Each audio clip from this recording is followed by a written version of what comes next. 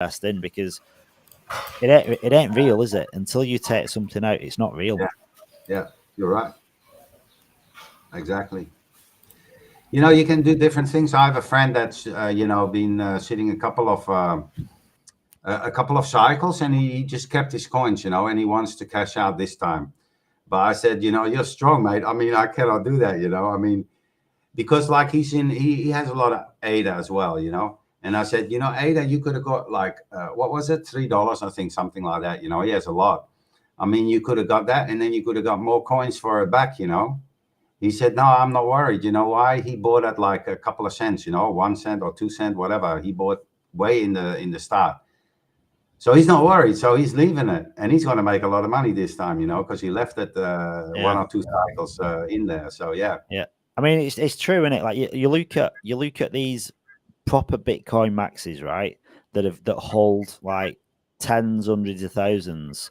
It's because they had conviction. A lot of them weren't trading it in the early days. They bought it when it was worth nothing, and they kept hold of it for a long time, because most people would have sold, wouldn't they? That's why there's so few whales, because the people that probably got it didn't necessarily need the money, and they just thought it was going to let it ride because they maybe believe in the tech or whatever. But that takes some conviction, doesn't it, to leave something in through the cycles? Exactly. Yeah. Let me see. Let me give an example. I'm looking here at Polygon Matic, and then we get the all-time low is like 1/3 of a cent. So the people that bought, when it first started, like 5 years ago, I see here Polygon Matic 5 years ago, it was 0.003. So it's let's say 1/3 of a cent. It's never going to go down to that again. It went down to, I think it went down to 33 cents or something like that. So it's like 100x from the bottom, right? So it's never going to go down. So if you get it at the bottom, you might as well keep it, because now Polygon Matic is going to make a lot of money. Last time they came, I think, also to around $3, and now it's going to hit probably $7-8, maybe even higher. I mean, it's all where you bought it. Yeah, and I mean, a lot of these, you look at them, like you look at like XRP and Cardano, and these launched at sub pennies. Yeah, like the gains what they're in now, like they're phenomenal, because they bought when they were worth absolutely nothing. Like, you couldn't even fractionalize the value for one ADA or one XRP. They were nothing. Yeah, exactly. Here, got a few questions as well about the nodes, and like for a newbie question, what's the question? Can people lose their nodes if they don't run it properly? That's a good question. I know you'll get penalized, but I don't know if you can really lose them. But you probably won't get your rewards, or maybe you get penalized something more. On other validator nodes, they can actually penalize you, and because you do have your coins staked inside. But with us, you don't. Yeah, actually. I mean, I mean, I don't think you can lose the node, because you've bought it and it's an NFT, isn't it? You've paid for it. You just might not be able to use it. Like if you misuse it, or if you don't stake tokens. Probably a question for Matthew to kind of deep dive into. You didn't pay for them, mate. You just have to, have so many coins in your thing, but you didn't pay for them. I mean, we all didn't pay for it, but I think they can't.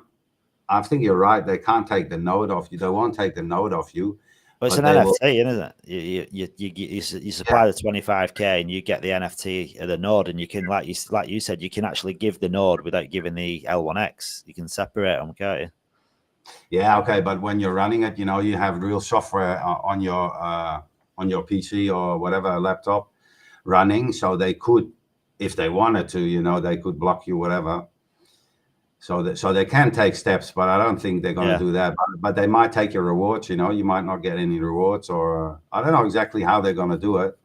But normally, when you stake like you stake into a node, whatever. When you have a node, and not the same with us. But they can actually penalize you and take like 20% of your tokens away from you. Yeah. Yeah, I have there will be the there link. will be penalties, definitely, because they don't want node operators up there that have got like 50% uptime. Like you want like really strong uptime, don't you? You want a choice of people that have got like, I don't know, 90%. Because I mean, I staked on nodes on Luna, and I remember looking at those, and they all range from like 85% upwards. And the thing is, no one uses the low ones anyway. Yeah. But it's not a good look, I suppose, is it? G Heaven is in the house. So this is G Heaven is the dude that changed AS Yield's pencil drawing into the meme coin that we see today. So hats off to you, dude.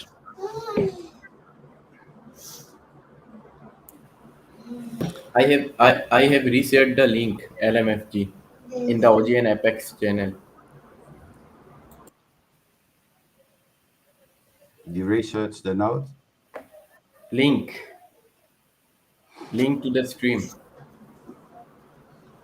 Yeah, I guess LMFG is asking for the link, to the stream. So Ronet's just saying that he sent the link in the OG channel. Oh, do you mean the conversation that we were talking about with Mathieu?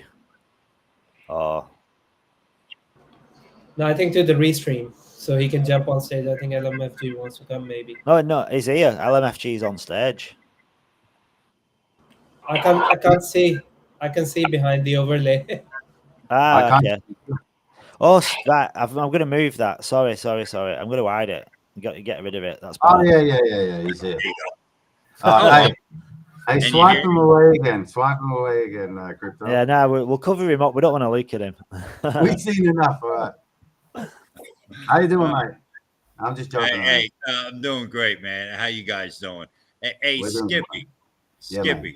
I friggin' I'm listening to you, brother. I'm telling you, you're a slick son of a bitch, man.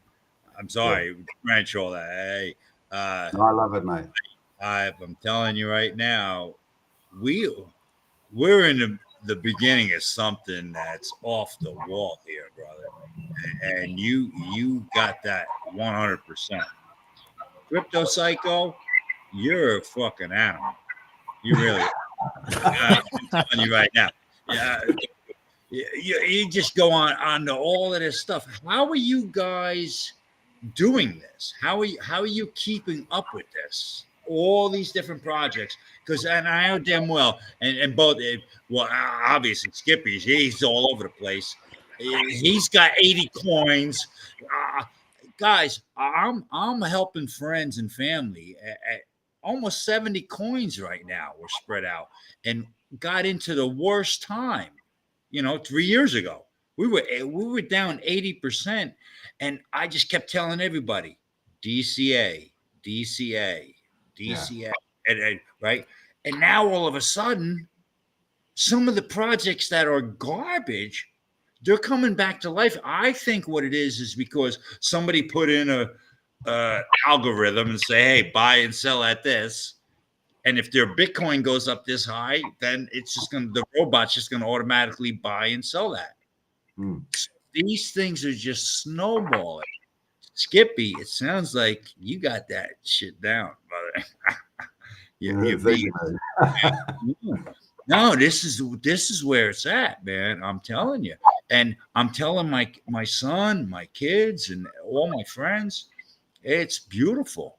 And my thing is, yeah, great. You know what? I'm not in there to make the big bucks.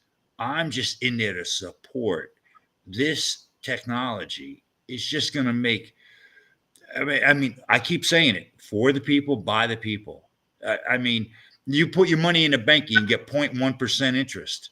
Now on blockchain, you're getting 8 to 12% interest. And that's without getting into a liquidity pool. Yeah. We're getting into a project like L1X. And now you got L1X, and they're going to have a launch pad under this. I don't Skippy, you know, launch pads cost you 10 grand just to get into one, right? 20 grand, whatever it costs. You get into the launch pad, then you put your gamble out there, right? Yeah. Now all of a sudden that's integrated into this, and it's all going to be done with the L1X coin. And that's why I brought that up last night with Matau. I said to him, I said, because he's saying where he's going. I said, so one contract address. And he fudged it a little bit because it's not going to be able to be, right? When you go to dot or something, you're going to have to come up with something, but that's going to roll up on that. To me, the layer 3, that top layer, that nobody else is doing, is going to take care of that. Your X talk. Did you get into the platinum tier? Yeah. Oh yeah. Yeah. Oh yeah. All 3 wallets there. And I got platinum and gold on the 3 wallets. Because the reason I'm asking, mate, because that's why I got into the platinum, is for that what you're talking about, you know, the launchpad, the guaranteed whitelist, which is the new project that we get first go, you know. Talk to me in about a year from now, and some of these projects come out. Right? Hey, Skippy. I'm telling you right now, it's crazy. It's crazy. And my kids are like, oh, what the heck? And I got my kids, my son, he put a couple, I don't know, maybe a couple grand into this stuff, and it's like floating at 10 grand. He's like, oh, should I take it off? No. You peel off. I had him peel off a little bit, right? A little bit. Same thing I did. Peel off a little bit. Leave it there. Now forget about it. Now house money. Ignore it. Yeah, exactly. Yeah. Take out your nickel and ride it to the moon. He's 30 years old, dude. You know, I'm 62. I don't know how old you are, whatever. You know what I mean? He's 30. I said, dude, if this thing rolls and away it goes, holy shit. When you're my age, you're gonna have 2 houses and an airport. I want to buy an airport, dude. Skippy. I'm telling all the kids. I said, we're gonna make an NFT. We'll get an airport. We'll buy an abandoned airport. We'll put houses up on the sides of it, and it'll be a running airport.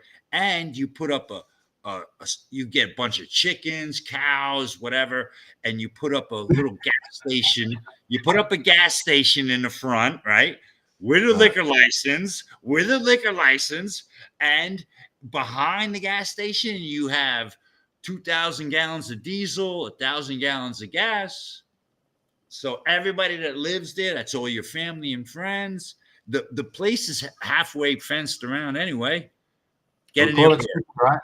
Call it Skippy's Airport. Yeah. I'm telling you right now, everybody, if you could think about it, you build a community center, built-in pool, garage. You build one of these things. Look at this thing, right? You build one of these twice the size, a lift in it. You could work on cars. You could get boats, whatever the fuck you want. Have a nice day, and you're covered. All your family and friends, and you're there, right? And this is the shit that L1X is going to be able to do for us. It should, mate. Because I compare it with the likes of like ICP and Solana, and when they first came out, they went to $200. You know, Avalanche too. You know, many project first timers, they go like that. So if we go to 100, that's 1,000x, mate. I mean. I really do see $250 to $500 in the next 5 years. By 2030. Here's the thing. If they do everything that they got on the roadmap, everything that's rolling, and this thing goes out, and there's going to be bumps, and that's what's really fucked up. I'm sorry, French. The FUD. You know, anything goes off because the FUD is only from the people that want to put the money in and take it out and run. Yeah. Yes. And all this vesting and locking this in like this, to me. But I put it like this, LMFG. I put it like this. This would be my strategy, you know, because I think they turned the wrong road somewhere along the line, because they wanted to inject everything, you know, every single inch of the crypto market they wanted to catch, you know, all at once, which has given too much problem. They shouldn't have done that. They should have just, what they're doing now is good, you know, launch your project. We already have good tech, like you said yourself, and all these things you want to bring out when you're running. You know why? Because that's the best marketing there is, mate. You got news. You got, hey, we got something new coming out. Boom. Everyone buys again. Hey, we got this coming out, you know, the healthcare, whatever, you know. Oh, they buy again.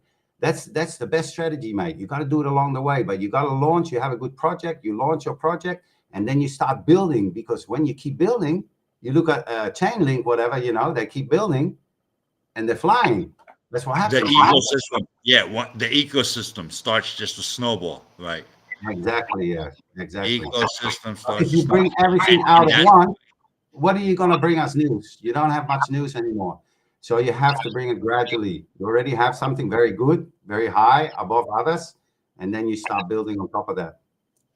Okay, and now this is where I got to tell you, and this is where I'm so heavily into, and I really do respect so much Cardano. Same exact thing. Where you go, oh, the price is not moving. The price is not moving, right? Look at that project. And now it's been building for 8 years, 9 years, right? Yeah. Same thing. And this is, everybody thinks you're just gonna turn it on and it's gonna go. No, it's gonna be a long road. It's slow and sure, where you're not screwing up. You gotta fix the screwing up shit. Boom, you're done. I mean, you're gonna be that first one. You know what I mean? Let me see what market cap they have now. Hey, the Cardano now has fully diluted market cap 28 billion already. Yeah. And the problem with that is a lot of it, because everything is liquid. So all their staking. So if you go into TVL ratings on CoinMarketCap even, right? And you'll see Cardano's way the hell down there. Cardano should be up above Tron, maybe. I don't know. Maybe not above Tron, but close to it. It'll be up in the top 4 because they won't count because it's liquid staking. Yeah. That TXO, I'm telling you, man, that's crazy. And that's what these guys are on. The L1X guys are. It's that EUTXO on steroids is what I'm seeing from what I've read. I'm only briefed through the white paper, you know, and that's it, man. UTXO, I'm telling you, goodbye to the banks. That's it. Back in 2009, that fucking paper was written. Goodbye to the banks. And in the last 3 to 4 years, I've told all my family and friends, I put on Facebook, get the fuck out of the banks. If you work for a bank, get another career. Get into Jason, or start being a programmer, do something. I don't know, become a teacher. I don't know what the hell to tell you. Get out of the bank, because you're going to get fired. You're done. Yeah. Wait till you see what happens this year, dude. Wait till you see what in the next 6 to 8 months in the United States, you're talking 200,000 people are going to lose their jobs. I ain't fucking with it. 100%. That's true. That's true. And if you look at Tron, or you're talking about Tron, and I think Crypto was talking about Tron 2 yesterday, they're nearly forgotten, you know. I mean, because they weren't building and everything, but now they are, right? They're updating and they're building. They're bringing out new stuff. That's why they're coming back. Tron is coming back. The same with Chainlink. Chainlink was almost dead, you know. I mean, Chainlink was old, is old already, but they weren't, you know, updating everything. But now they're coming back. Why they're coming back? Because they're building. They're making cross-chain, you know. They're making interoperability. They're doing things, they're making partnership, and now they're coming back. But if you don't do that, you die, you know? The partnerships, that's it. And they've been around now for 8 years. Yeah. 6 year, 8 years, right? Now and this is going to be the same thing. And everybody's like, oh, L1X. Oh yeah, I'm going to make money right tomorrow. No, L1X. Well, let's see what happens in 5 years from now. Because if L1X is still on the table, it's going to be a top 10. I think. I really do. And here's the thing: you'll be top 10. It'll be with Cardano. Maybe Dot will be there.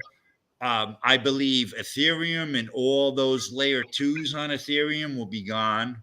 Solana might survive, and then there's going to be the version 5. And everybody's no way. Believe every time there's going to be something tomorrow or the next year. And when I seen Cardano, I was like, holy shit, this is it. I told my buddy, I says, this thing blows Bitcoin and Ethereum out of the fucking water. This is the next version. You won't see something like this for years. And then freaking like a year later, here comes L1X. I'm like, what the fuck? I go to my buddy, I said, hey, blockchain version 4. We got to get into this. I'm serious. I'm telling you right now, I guarantee you within a year or two, there's going to be something else that somebody's going to come up and say, boom, here it is. You know what I mean? Like what Kevin, this guy Kevin is, and that's his brain. These guys are fucking brainiacs. Hoskinson, Buterin. Let's go to name every one of them. Woods, Garlinghouse, all of these guys that started all these different projects. Holy shit. These guys are brainiacs, man. These guys are Einsteins. Yeah, I love listening to Charles too. He's a very smart person. Yeah, unbelievable. Yeah. When you put people like that together, here's my thing. I want to take Tal, Kevin, Porkishi, Hoskinson, Woods, Garlinghouse, Buterin. I want to fucking take all of these guys and put them on a fucking island. They can do anything they want to do. They got fucking 1 month, 4 weeks. Fix the world. What do you think would happen? What paper would come out of that 1 month for them guys hanging out together? You know what would happen? They'd blow up the island, mate.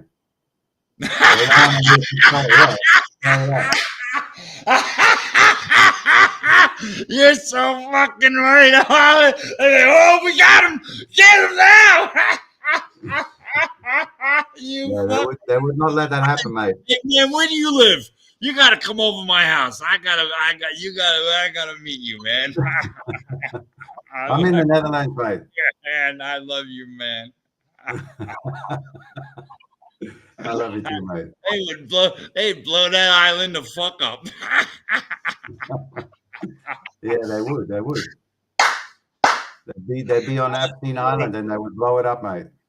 They would blow it the fuck up. Yeah. Governments do not like to give control away, mate. They want full control. They're in for a rude awakening, brother. Here comes blockchain. Here comes L1X. In for a rude awakening. Fuck these governments. Fuck these banks. All of these scumbags. For the people, by the people. And I'm telling you, I expected this almost 10 years from now. I'm telling you, maybe in 2, 3, 4 years, it's going to be rocking. Well, everything is moving very fast now, mate. Even they are, those globalists are moving very fast. Everything is coming out in the open. So, but we'll not lay down without a fight, mate. I mean, they're coming,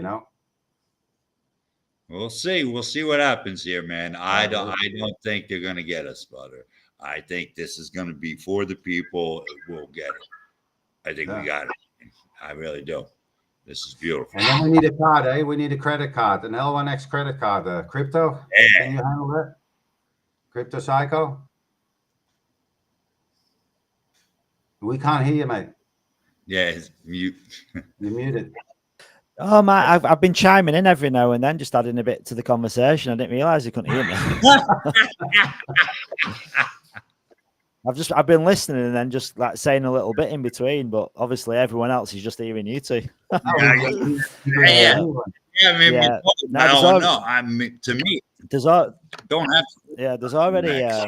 there's already there's already a product out there. I mean, there's probably, to be honest, I think there's probably loads of credit cards, isn't there? Crypto cards, but I mean, the Tangent wallet is a good one because that's like a hardware wallet and it acts as a credit card as well, which kind of sounds a bit serendipity, doesn't it? It sounds a bit what's the word? Sounds a bit oxymoron, doesn't it? An hardware wallet. Tangent And is it's not a credit card, yeah. mate. Yeah, it looks like a credit card, Yeah, but it's not. no, it is a credit. No, it is. It's a credit card as well. It's well, no, it's not a credit card. It's a debit card. Since when? They've got an official partnership direct with Visa, and it's not through a third party. It's a direct link. So you can basically you can have your wallet. So your wallet's a hardware. It's like a cold storage hardware wallet. I have a Tangent.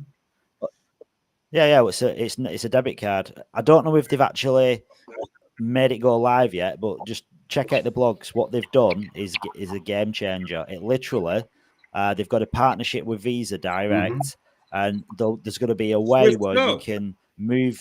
There's going to be a way where you can move your assets from inside your Tangent wallet to a Visa debit card wallet, where you can then transact and use it as a Visa card. It's insane what they're doing. Okay. That's running on Swift. Shit, what was that program? I mean, actually, what was it now? What a hardware wallet? No, the card. I mean, the card. But this is the best one I found so far. I haven't found a better one because this one. Oh yeah, Ultimo. It's called Ultimo, and it's connected to an offshore bank account in Laos in Southeast Asia.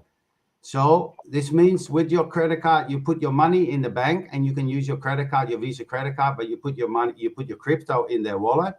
They change it over for 2.5%, change it over to US dollars in an offshore bank account, not registered to the globalists, nothing. They don't have to give any information. It's private bank, right? See?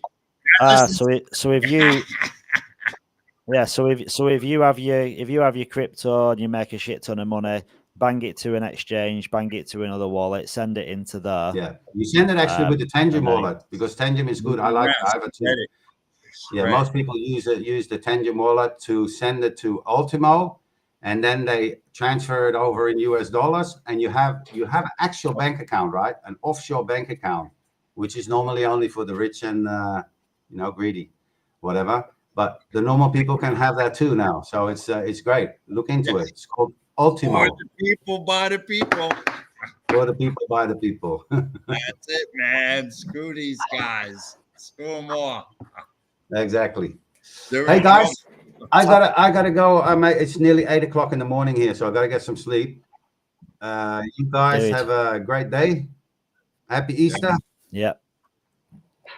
Happy Easter. Oh yeah, it's Easter, isn't it? I forget about that. Yeah. Happy Easter, all that. Hi, see you later, Skippy. Thanks for your time. Appreciate it. It's been good. Okay. You gotta love having Skippy on. Skippy's a good he has a good conversation, doesn't he? Yeah, he's slick, man. He really is. He's a sharp guy, man. Yeah, I'm gonna pick his brains about the Tangent wallet because I'm getting one. I've just not used it yet, so it'll be interesting to see what he thinks of it. Right. He likes it, I know that, but I'll pick his brain a bit more because I'm like Tangent. I'm trying to. If Layer 1X can work with Tangent, literally you can have your own branding on the card, so you can have a Tangent wallet, but it'll look like an L1X wallet because it's just got the L1X logo on it. Pretty cool, actually. Right. Sure. Yeah. I myself just use Trezor, so I didn't want to go into the L1X as I did, and then so everything that I went in with my MetaMask was behind my Trezor, but now it's all over on L1X right now without the Trezor lock. But I also have an Exodus wallet that I have a lot of coins that I don't have either. Do you know what, LMFG? So many people don't know about Exodus. It is the best platform ever. It is so clean. It's so clean. Most of the fund in Exodus wallet. Yeah, I mean, even when you receive funds and you get that little ching ching ching where you hear your funds Your coming in, I love it. coins? Yeah, ching ching ching. Tezos. Yeah, No, with your Tezos coins. When you receive the no, coins. yeah, when you receive. Yeah, every time. Ting, ting, ting. Hey, I do really love the Exodus, but what I don't like is that if I'm a minnow, so there's times like I may want to try to just move $50, and they say, "Oh no, minimum 120," and Yeah. I don't have it. Yeah. So now I have to go to my MetaMask, send BNB or Ethereum over there, and then Ethereum. Jesus Christ, you spend Yeah. $10 on Ethereum, you send $10 and it costs you 12. Yeah. It's, You can't yeah, you it's can't do it, can you? L1X can't come fast enough.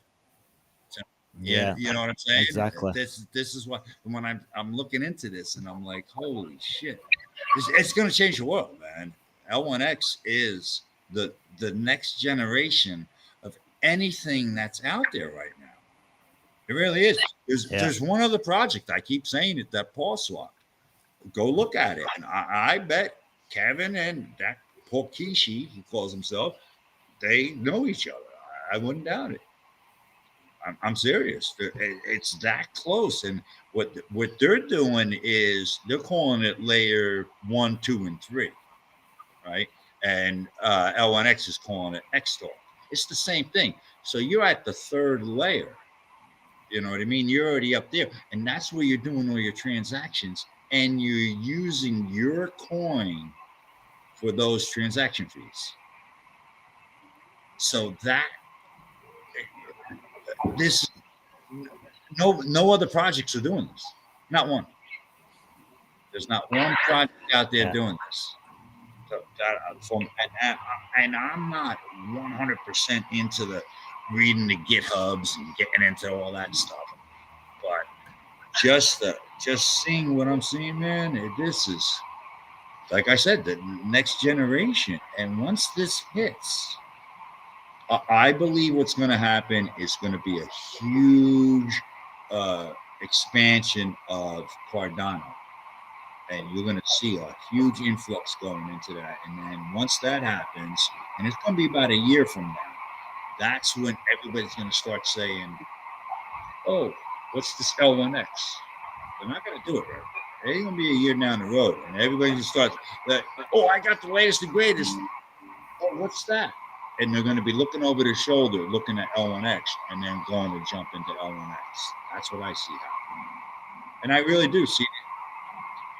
5 years from now, all the layer ones that are surviving, that are out there, I believe are going to be $250, $500. Yeah, they're certainly going to be different price brackets than what they are now, because I mean, a lot of coins, when you start looking on coin market cap, and you can kind of, people can, if you've been in the space but you've not really been degening, or you're not been kind of following much, if you look at coin market cap, a lot of coins have gone and they've done insane numbers. But if you start looking around, there's some coins what haven't done an awful lot. Like some chains haven't got the volume yet. Like if you look at Shibarium, for instance, which is Shiba Inu's chain, all the projects on that chain, none of them have seen an increase in market cap since it launched. They're all more or less floating around the same. So there'll be other chains like Shibarium as well that are the same, and it needs retail investors to come in. So there's certain chains where if you think you've come into the space and you've missed the boat, because a lot of stuff's already 10x'd. You just don't realize it because you've been in the space like a while and you don't keep track of everything. But there's certain things that haven't moved. So like there's opportunity still out there. Yeah. But even your big names, like you look at your big coins now, I reckon there's still like 3 to 5x in a lot of the top 20 projects. But you've got to be mindful of the market caps, because people throw numbers out there and you've got to look at the money. Like you look on coin market cap, if you're looking at something that's got an $100 billion market cap, like that for that to 5x, that's a lot of new money coming in. But like your smaller ones, they're the ones that are going to go the most. Yeah, I don't believe, and I've gone in here and there, like $50, $100 to like some of these stupid coins, and I keep missing them. It's like Peppy. I could have got Peppy, and I'm like, who's gonna buy a frog? And then I would have put $50 in there. I could have walked away with $5,000. You know, it's like what? Yeah. What the hell's with these memes? Hey, you guys, we were talking about the shorts, the bearded shorts. I said, or a Norman, make a Norman, do something. Gotta get a meme going. I don't know how to do any of that stuff at all.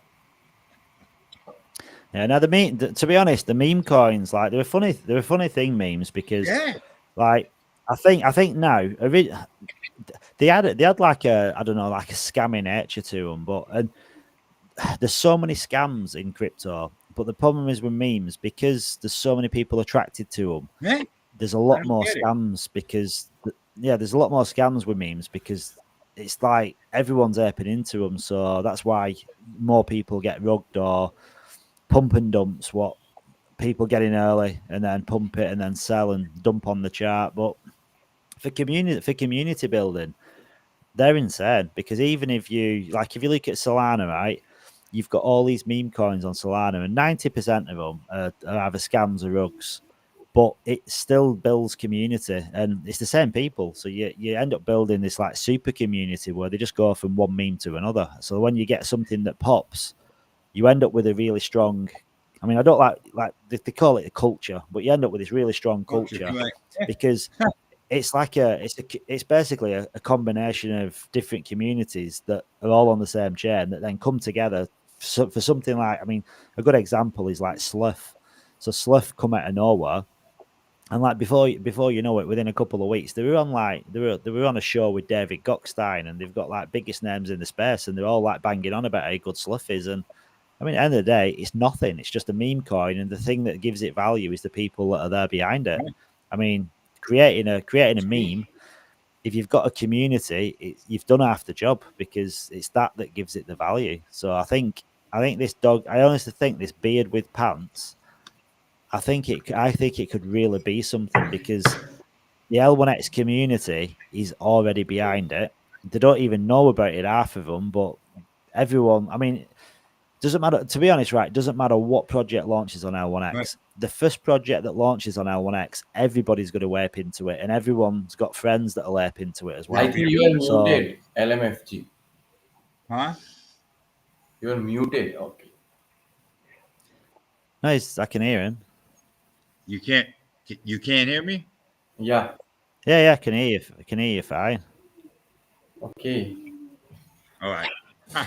No, I'm telling you, my buddy, he turns around, and I told you that he pays for these, VIP, I don't know, like not BlackRock, but all these different subscriptions. But the high dollar ones, the VIPs, he gets up, and they told him to buy bunk. So he calls me. He says, "I gotta get bunk," and I'm like, "What?" I seen that thing. It's some fucking frog or something. I don't know. I gotta get bunk. I gotta get bunk. He put like $1,000 at the bunk. It was on Coinbase. You could buy it direct, and you could buy this thing. And this thing explodes, and I see all these people buying on it, and I'm like, what the fuck? I call it. I said, this is fucking bonkers. It's fucking bonkers. That there's nothing there. There's absolutely nothing there, and there's all this money in there. What the hell? I don't get it. I don't get the memes at all. Nah, just community. I mean, and something. I don't. They're just communities. That's all they are. That's nothing. There's nothing Nothing special about them, just communities, and they just get that big, that strong, that they just go. They just go because people, they just make people smile. That's all it is. You make people smile, make people laugh, and there's enough people in the same room. It ends up. I think a good example of this for a meme coin, right? Showing like the power of community and how they grow. If you think about, you walk into a room and like you tell a joke and you have a laugh, and a lot of people, when people start laughing, it's like infectious. So you laugh and you end up laughing at you end up You don't even know what you're laughing at laughing somebody at, else. right? Yeah, you don't know what you're laughing at, and I think that's what meme coins bring. They bring that joy, that happiness to a community, and people end up getting infected by it. It's this energy, and when there's good energy in a room, it attracts more good energy, and it's infectious. You end up feeling like you're in euphoria, and that's all it is. That's all a meme coin is. It's creating this euphoric space where everyone feels the same. And I experienced it in a little meme coin a few days ago. The market cap had dropped right down, and I jumped in the chat and I turned my camera on and I went on the VC, and people loved it, and the buys that kept coming in because it's this meme coin. There's conversation happening. There's a buzzing, happy, really good state of energy floating around the space, and the buys just kept coming and coming and coming. And the second that space finished, people started selling. It's like you need this euphoric energy that's staying up here all the time, and and that's why all these meme coins, they're running these Twitter spaces 24/7. They're constantly in one space, then another space, then another space, because it's communities on different, like David Gockstein or Mario or I don't know, Fitty, some of these meme coin guys that have these spaces, and they're constantly going from space to space because they're tapping into all this different energy, and it just creates this euphoric state where people start You're aping watching into stuff. time And zones, the whole 9 yards, right? yeah, there's so much behind it. If it's being managed right, you've got community managers in all these different time zones, and you've just, all it is creating this energy and just keeping it going across different platforms. And it's all, you can see it as well. If you look at a space and you look at the chart, the buys on the chart coincide with the space. When the spaces die off, you get sells on charts. When the spaces are popping and more people are coming in, people get FOMO and buy into them. Right. Right. If you could have a 24-hour space and you could keep that energy up, like you could get meme coins popping off left, right, and center. It's just that people can't really sustain it. That's why, I mean, if we can do that, I mean, if we could have like spaces going, beard with pants, the first ever meme coin on L1X, I think it could do huge things. You've got to get in the LMFG. You've got to join the community in beard with pants. Yeah, I don't get into this stuff that much, dude. I really don't. I'm spread out in so many different projects. I run it, my buddy's wallet for him, and me and him talk. And I'm trying. I have about 20 of us, well, family and friends, that I have an email set up and we talk and all that. And everybody's afraid. And we're only just getting them in there. And right now, they only have Coinbase accounts, you know. And I want to actually get them to get the treasure, get the cold water, and I want to do ride this to the end of the year, and then all get an L1X. And so I only have to teach all of them the L1X wallet. You know what I'm saying? I don't want to have to go, because right now I have what I got: MetaMask, I got Binance, I got a Yuri, I got a Nami, I got a L1X, I got an Exodus, and I got a Trezor. Right? That's mine. And then underneath those, I have dozens of addresses. Right? Then I have the same for my son. I have the same for my buddy. And I'm responsible for those three. And I just started my daughter's last year, but at least hers, she got like one wallet and 3 coins. So but it's a nightmare. It's a friggin' nightmare. And Yeah, I couldn't be I couldn't be managing other people. It's too much stress. I mean, I know so you want to get friends and family in sometimes, but oh my God, I mean, you've literally babysitting people, aren't you? No, my buddy, he's pretty slick. He's a lawyer. He's my brother. You know what I mean? I've known him for 45 years, best friend like this. You know what I mean? Kill or die. You know, and I'm juggling. You know, he's got $100,000 sitting in that wallet that I'm dealing with for him. You know, and it's for me to try to get him into all of this stuff. He just started with coin market cap. So I built those portfolio of coin market cap. So I'm teaching him that. So he decides he's trying to get everybody else into this stuff. He adds sub accounts to the coin market cap, screwed that all up. Then he's like, oh, well, friggin' Albert, I just bought him all this stuff. And he's like, oh, yeah, I just bought him like $1,000 worth of coins. And I'm like, right, where? He goes, on Coinbase. I said, those aren't Apple coins. Those are your coins. He goes, well, no, I'll just transfer them. We'll get him a wallet down the road. I'm like, they're still your coins. So when you send them to him, what are you going to do? You got to send them to him as a gift, or you paid him for something because of tax-wise, you know. I'm here in America. Yeah. I'm here in America, so you got taxes. It's like, and if you don't, then what's going to happen with blockchain? What would happen? So let's say he sells this thing, it goes to $1 million. He sells it. You got to pay $100,000 in taxes. Does that automatically go back to the person who bought him? That's what I asked my buddy. I said, I don't know. You better be shields up with this shit. Yeah, taxes are a funny one, aren't they? Because you never really. I mean, in reality, when you sell a token and you've made a gain on that token, you really you're supposed to be paying taxes on that token.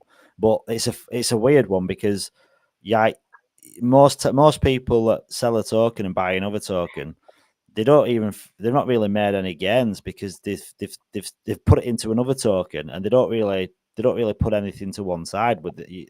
That's in reality, that's what you should be doing. We're talking about this last night with AS Yield. Like they had like say if you've made, I don't know, you have 10 L1X and you turn that into 15 L1X. Well, when you get them 15 L1X, you should be taking 25% of that L1X, what you've gained, putting it into another wallet, probably transferring it into a stable coin, and then moving the profits into other coins if you want to sell. But who does that? Who actually does that? Right. People literally sell stuff and chuck it all into the next, and half the time they lose it. Record keeping, I actually think 95% of people don't do any record keeping with crypto in any way, shape, or form. I mean, I must have 150 wallets, and I haven't got a clue what I've bought, when I bought it, what I've done with it. I've got no idea. You don't, and you don't do the taxes. I use Coinly. I've done it for a couple of years. But you got 150 wallets. You have to put each one. Yeah, but I don't even have a clue. I don't even have a clue what I've bought, what I've done with it, and then I don't even have a clue. I mean, I've been rugged and scammed. I've given my wallet away. I don't even know which wallet's there. What? I've no idea. So like stuff that I've been rugged with, not a clue. I've just moved on, forgot about it. I've half the time just chucked them wallets away and hidden them. No record keeping at all. And I think that's like a story which is too familiar with most people. Hey, Alba, how are you doing? Thank God you're up here. Hello. Save me. How are you guys? Hello. I'm Green is back. I'm good. I don't know where Fur is. Fur? He was Where here. are you, Fur? Yeah. Fair was around. Yep. Oh, Ronak's dropped out again. Ronak drops in and out so much. The internet connection's worse than mine. No. Actually, I was not unable to hear your voice. He's nervous. Okay. Are you having a good Easter, Albita? Yes. Actually, it's a long weekend on Friday. Yes. And I have been busy Yeah, with family and doing stuff. Yeah, I've not done anything. I've literally just been in this room for the entire. All I've done is been in this room, been in an illusion, gone to bed, passed out, woke up. The only other room I've been is the bathroom, so I can brush my teeth in that and have a wash. That's it. and then back in here. That's literally all I've done for like 3 days.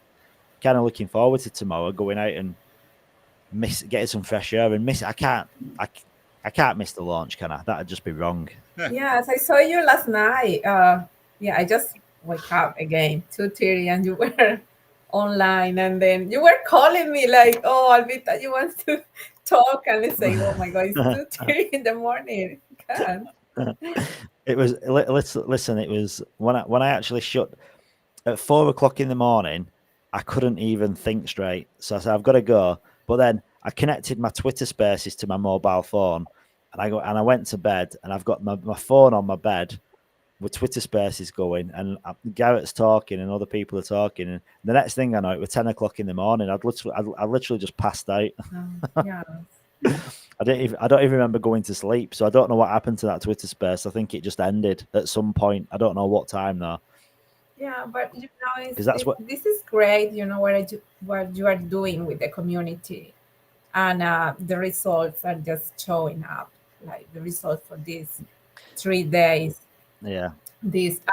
Yeah. Well, hopefully. Yes, and I have seen all the community really, excited about the launch and about this streaming that you have been doing, and they really excited about that, and they know jumping up just because they chime more than I, but they're listening to you, and it's great, yeah.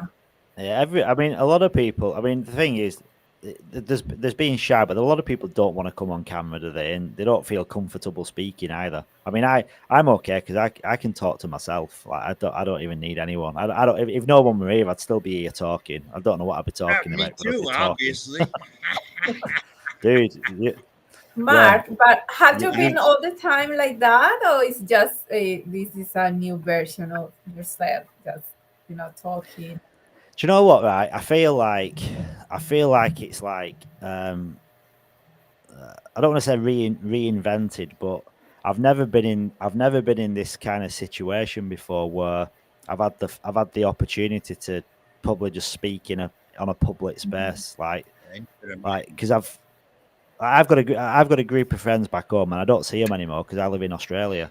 So, like, when you've got something to talk about, what you're passionate about, but you're talking to a community that's got the same passions and the same beliefs, it makes it exciting because everyone's on the same wavelength. Everyone's got the same interests. And in real life, that's really hard to find people like that, because when you're an adult, creating new friendships where you've got that connection, where you've got like one, even if you walk into a room and want, like, if you walk in, say if you went to a crypto conference, you don't know anybody, but that one thing you've got in common in the middle is crypto, and then you find similar interests around it, because you find that when people are into crypto, they've got also similar beliefs outside of crypto as well. And I think that's why there's such a strong connection when you find these communities, because you've got so much in common, and then friendships just grow around it.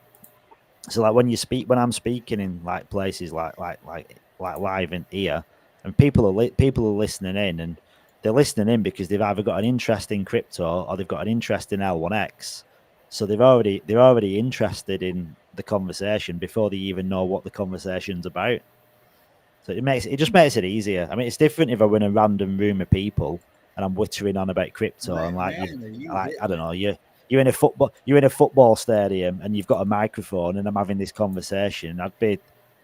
I'd feel out of place. But like when you're in here now, Albita, like you're here, and because we've all got this same connection, you can't, even though you might feel a little bit shy, you're still quite comfortable because we've all got the same kind of beliefs and interests. Yeah, yeah, because I have been, in touch with some of you before through the chat, or with you. I met you in person like twice.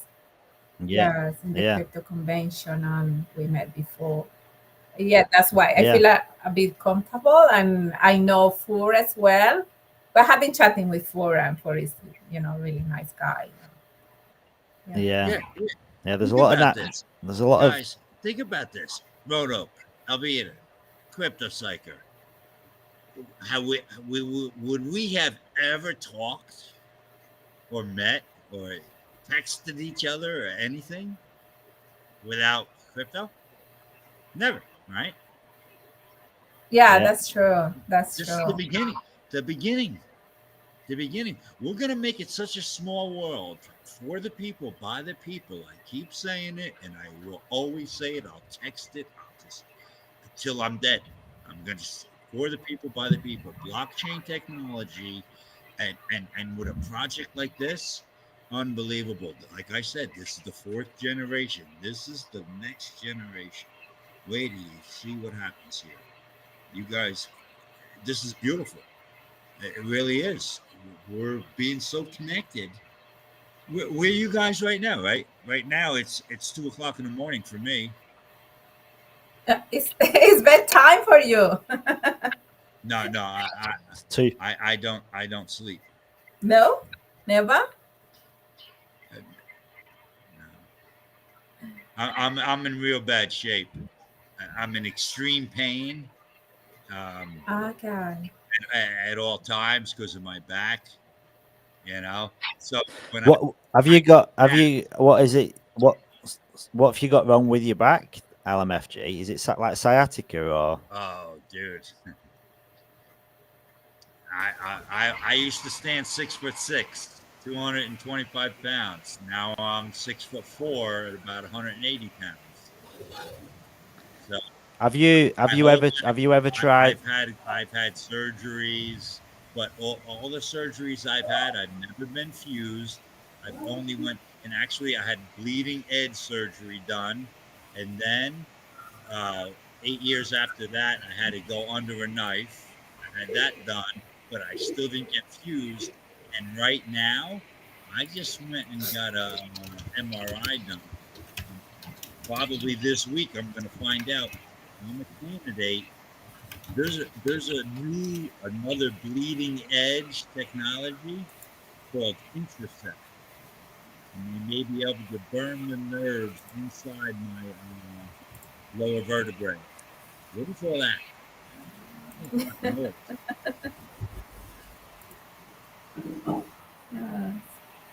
Have you ever tried an inversion table? Yes, sir.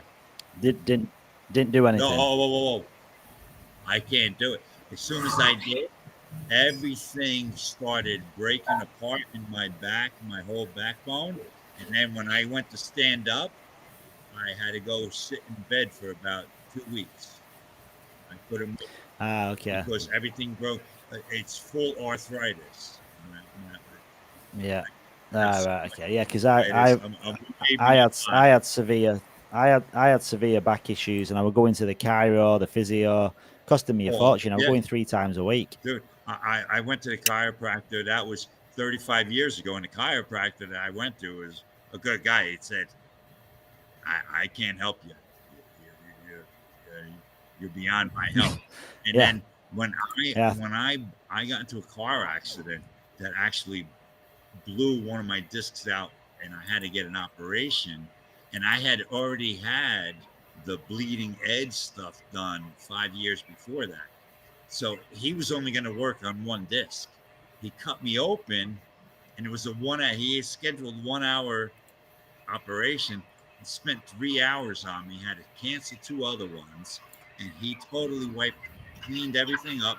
And he told me, he goes, you got about 5 to 6 years, and then you're going to be in a wheelchair. And this was in 6, right?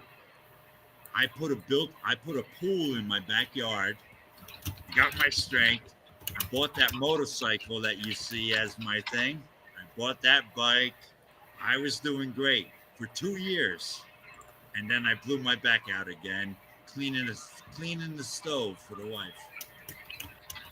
We moved to North Carolina. She was working. I still didn't have a job. And I'm like, oh, let me clean the stove. I'm leaning over, cleaning the stove.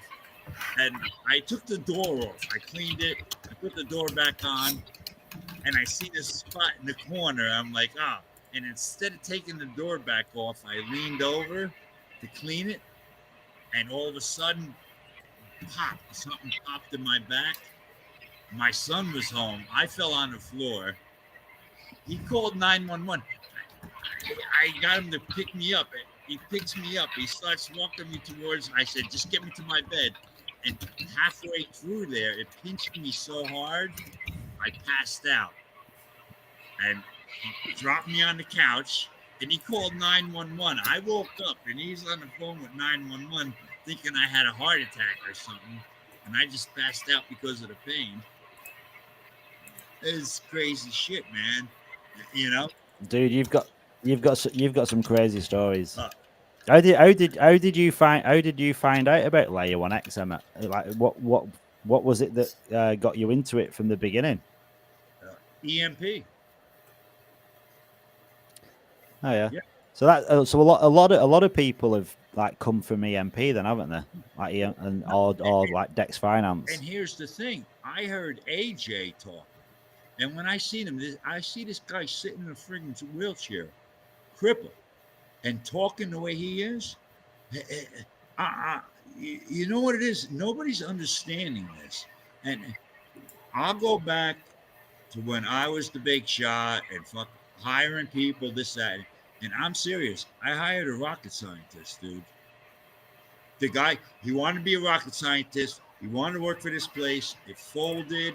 And then I was at NASA. Everything changed. And I'm going back 30 years ago. And he was like, oh, let me kill time and I'll go do computers. My buddy, I told him, I said, we need a guy for Philly. So he went and interviewed this guy. He hires him. He's a rocket scientist.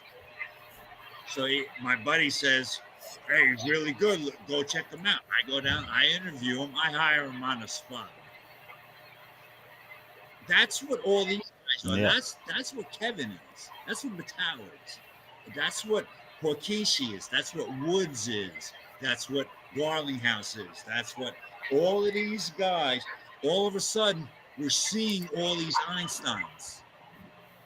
Yeah, I mean, some of them are very like, some of them can talk, some of them can't talk. Like you look at Gavin Wood, for instance, and then you look at Charles Hoskinson. Like those two can really draw like a crowd. I mean, if you look at Charles Hoskinson, he does YouTubes, and he just basically talks about random stuff, but he gets so many people in a space, and he just shuts them up as well. They just go quiet when he starts talking. Same with he's a genius.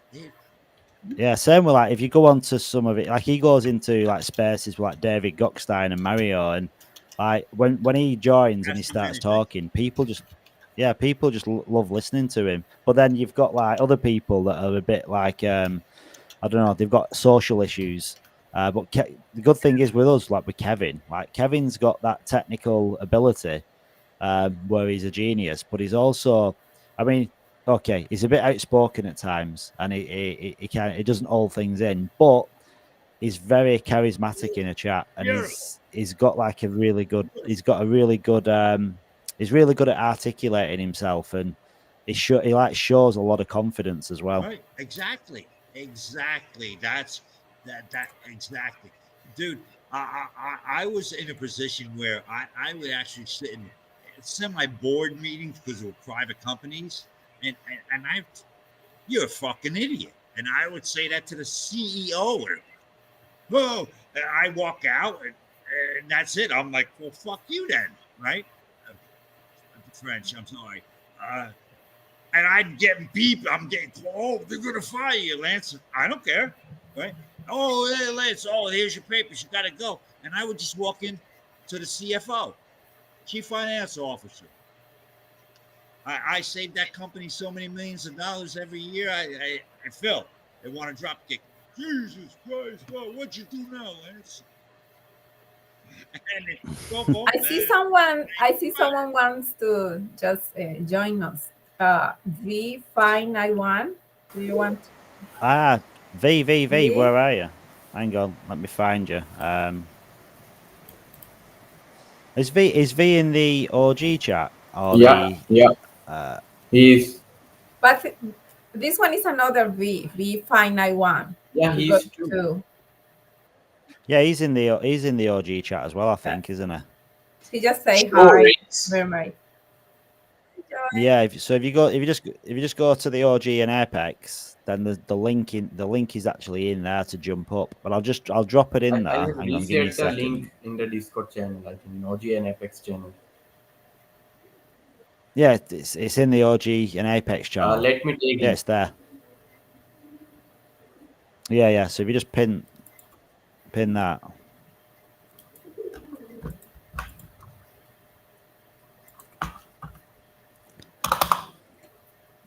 V5951591. Joe, are you still doing the gardening? I know you're multitasking. You're being here, there, and everywhere, and you're also no gardening this time. You're also managing your meme coin as well. It's a bit of a side hustle for you, this, isn't it? It's like a proper side hustle gig that benefits L1X as well. It's like killing two birds with one it's stone. the use case, right? It's the project use case. I've just received good news that it's all applicable to do right now. So I mean, that's there's advancements happening in the background as we speak. Joy, I asked a question before. Sorry, I asked a question before. Like, what is the plan with the meme coin? Do you want to share a little bit about That is a great question. And if I could directly quote the Joker from Batman, do I look like a guy with a plan? You do. Listen, you've got a meme coin that's made after you. You've got to have a plan. Don't just put it all on me there. The guys have done an amazing job of everything, really. I just provided the beard. They've provided the shorts and a variety of other things to give a massive shout out to everybody. It's sort of been a bit all day, really, back and forth of them putting things together. It's been just so good to see, with all of the community coming together, how much can be created in terms of just pure ingenuity. So, I can't wait for everything to launch. And I don't just mean specifically, obviously, beard with pants, L1X, etc., but more so the whole ecosystem. If we can put this much effort and energy into a meme that we want to see just go interoperable across chain as the first of its kind, imagine when we actually have projects that need community input, that need that interoperability and everything else that L1X offers. I mean, it's unbeatable. I think we got the logo too by G. Yeah, the logo is the beard. It's on the Twitter account and it's on the Telegram account. It's a killer logo. It's magnificent. Yeah. It's I don't know if anybody saw the original pictures, but the joke was before G had made the actual logo there. It's sort of like, could you put pants on a beard? And so my daughter has obviously Barbie pants here, and I was like, I can totally recreate this right now. So yes, short answer is yes, you can get a beard into Barbie pants. So there you go. I think you need wider ones in order to recreate the same level of epicness that beard has on the logo, though. So it's a work in progress. Yeah, I've just I shared it with Kevin earlier on, so I can't wait for his response. When we get that back, and he's like, "Oh my god, he could." I think he'll see the humor in it big time. The all wit meta. I mean, it's perfect, isn't it? Like, you look at where we are now, like with all this. How many meme coins are there now that have got these, like, I don't know, dog with, cat with, hat with, Beard with. What are we looking at here? What's that? Oh, we're looking. What's that? What's that? Paper. I don't know. I've no It idea. looks like customized van. SOS. Save us all. Save us all. Yeah, no, it's going to be good. I mean, the thing is, like, if it's time right, and depending on like how L1X is kind of geared up for maybe the launch pad or maybe launching a project. I mean, it could be perfect timing, couldn't it? Like, because there's different tokens that are launching on L1X, but Layer it might 1X not happen logo. immediately. Layer 1X. Layer 1X. Let's go. Do you know the Telegram chat for Beard with Pants has already got 37 members in it? Only 37 members. 37 is a lot of I see- members, considering this was only an idea. I see lots of yesterday. messages there. More volatile than What, our Beard Discord, with- I think. Beard with Pants. Yeah. Yeah, I can't see that. Is V591? Do you want to come up and speak? Or? I tagged you on the OG and Apex channel. I think Crypto Psycho too. Yeah, no, I'm on. Oh, I'm in the chat. I'm in there now. Yeah. Zach, it's a pleasure to have you here, brother. I've not actually seen your name in the chat before. So, are you actually new to L1X, or has he been here a while?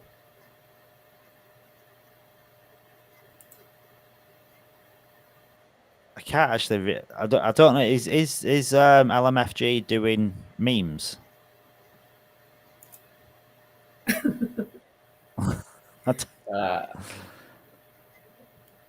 It's Oh, gone. was It's he gone.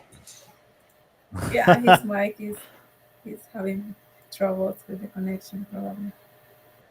Yeah. Alvita is calling Escobar. Yes, I'm calling you think- him in the chat. Escobar. Escobar. Yeah, Escobar. Come on, dude. Right. Don't be shy. You've got a good English accent. Get the hell up here and come have a natter. I know. Doxing Escobar like that, Yeah. letting people know he's English. Well, listen, you've got to be proud you're English, haven't you? You've got to lift the flag. You got to lift the flag. I actually thought he was like Mexican cartel. I genuinely thought he was some kind of assassin here to take us out one by one. You don't know that he's not. Maybe he's just very good at accents.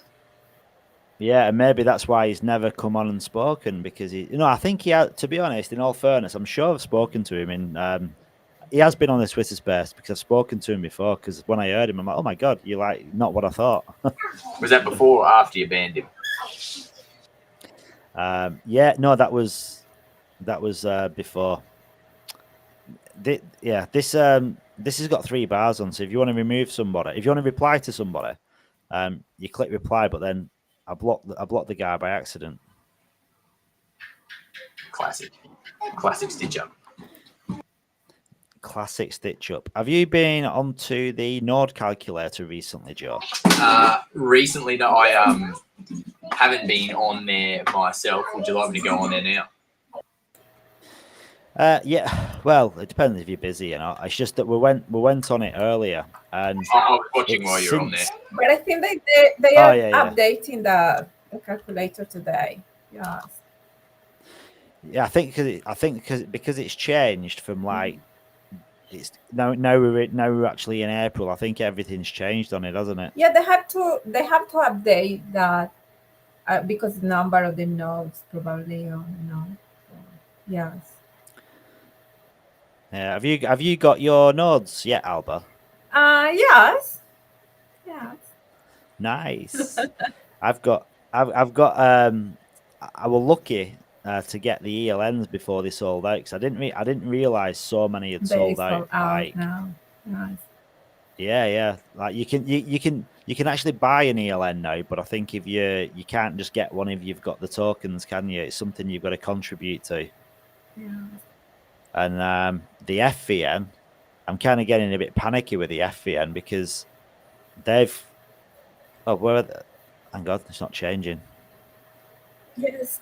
Talking about nodes, I see people. I know, they sold out really fast, but I saw people that they want to run the nodes by himself in a small computer or something. But I think it's now, what can I say, safe because the internet connection or I don't know, Yeah, electricity or something. But I hear Kevin. I'm not sure it was Kevin. Yeah, he was talking about that you can like lose you can lost the ability to run the node if you have you meet this kind of mistakes. yeah, And he recommend yeah, to just pay fees to tier provider, but some people say no, they don't want to pay the fees. yeah.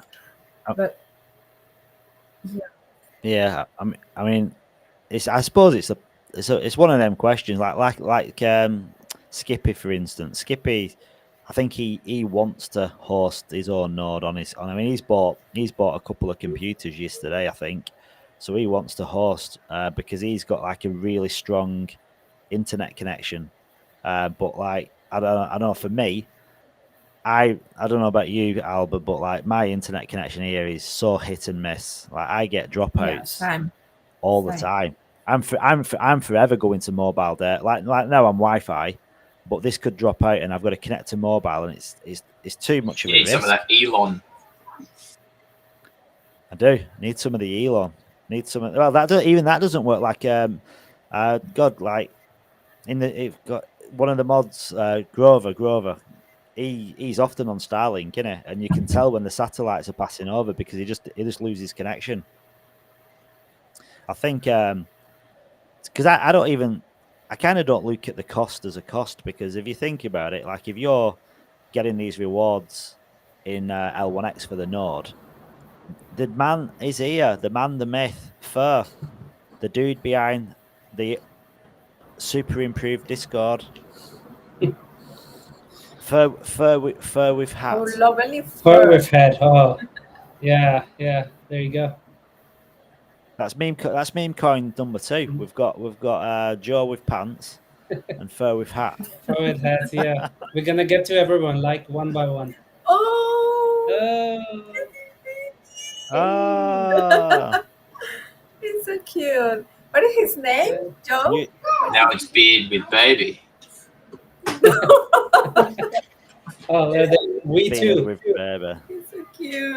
Oh, big screen. Hello. Look at this. Who's a cheeky monkey? Just showing off where you are. Yeah. How old? Very, Baby, very cute. You have to just baby, So big now. baby, it's baby 6 with months beard. old today. Wow. Crazy. I bet that's gone in a heartbeat, Pretty much, hasn't it? yeah. Yep. Yeah, I know. Like, good God, I mean, my daughter's like 18, and I'm like, where did that 18 years go? It's crazy. Yeah. Time is an illusion, It's like, yes, it's passing so fast. It's scary, isn't it? Because the longer you're here, the quicker it goes. I mean, I've been in Australia now for like in September. We've been here for 10 years, and it feels like yesterday. It's gone that quick. It's crazy. It's scary, isn't it? Very scary. Yeah. Look at that little bambino, the little L1X baby. See, he'll not. That little bambino We will should never know launch a the world without Weird coin in his first birthday. baby with beard. Too long. Oh yeah, 6 months. We haven't got 6 months. Yes, the Kraken. I remember we were making jokes about that. Like, The Kraken. the Kraken. Yeah, I mean, what is a Kraken? What was the number to be a Kraken? 500,000. 500,000. So was that the top? That's the top? Yeah, tier, that was is it? top. What about 500? That's top. What about 5 million? No. The Kraken. 5 Yeah, mil. 5 mils Well, a fair stack. I think used a bigger Kraken. yeah, Kraken on. Well, that'd be Kraken with a beard. Kraken with beard. Yeah. Because I think the smallest one was what, a Moby. Is that right? Immobile. I had to look it up. I had to find something smaller than krill. Oh yeah. I think that'll. I mean, I don't know how many. I don't know how many Krakens there actually are, but there's not going to be many Krakens about, is there? That's going to be a small amount. You guys aren't Kraken? Are you a Kraken? I'm nowhere I near am a a Kraken. mermaid. I'm just a beards with pants guy. Yeah. Are you a mermaid? Alba? Yes, I am. On my Specifically, way. On my nice. way. Have you been? Have you ever seen a mermaid yet? Like obviously I don't mean a real mermaid, but have you been down to like Hillary's and seen the mermaids? Where? Hillary's. Have you ever been to Hillary's and seen the mermaids? No, I haven't. No. No. Have you ever seen the mermaids? Do you have mermaids in Tasmania, Joe? I'm not in Tasmania. No, he's not in Tasmania. no. He's in Queensland. Dude, sorry. Have you got any?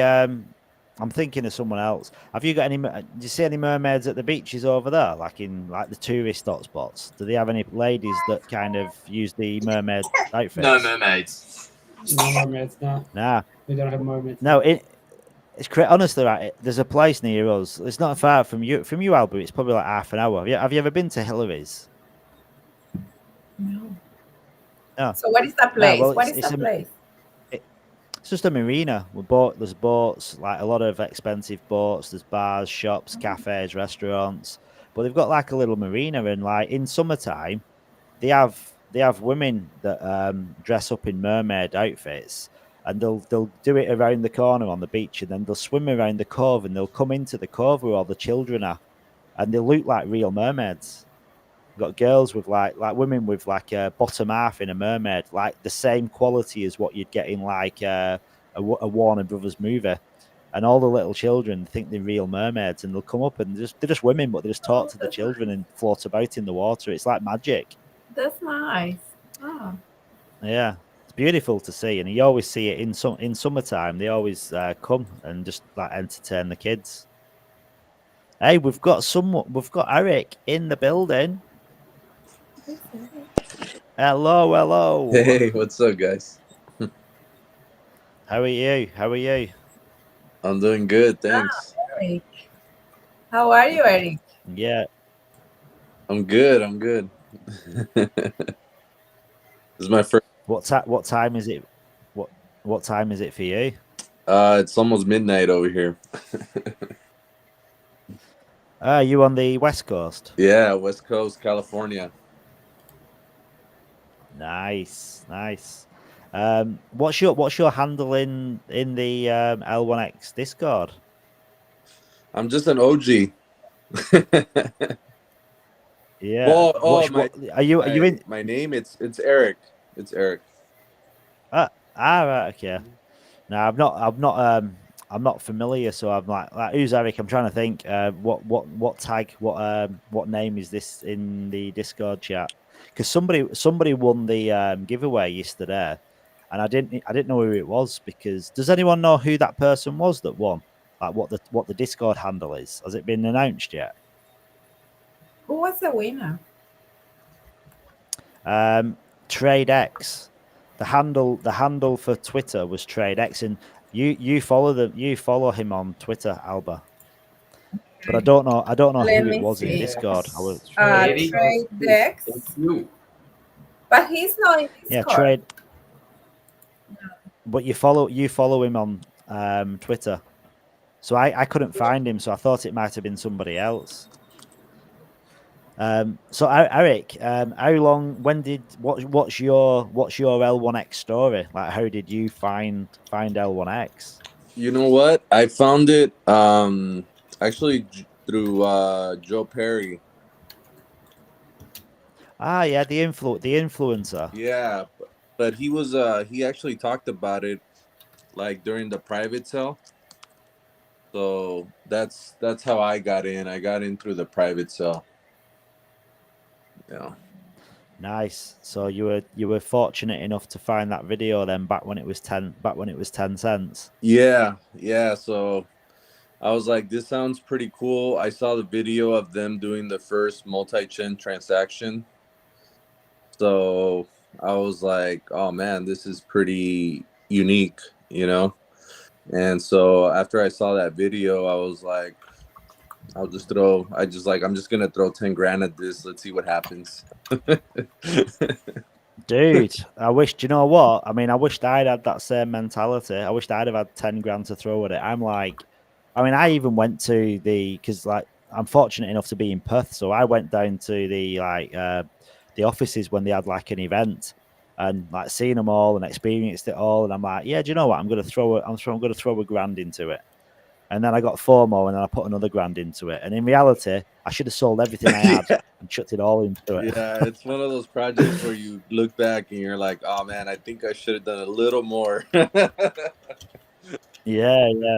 It's funny, isn't it? Because like the thing is, like when you first find out about it, even though like I mean, from the get go, you get that vibe, don't you, from Kevin and Matthew and Mike? It's this professional outfit. It's not just some dude in the bedroom. There's actually some substance behind it, but it takes time to like build up that kind of that confidence, doesn't it? And feeling like, oh yeah, this is something maybe I should have put more money into.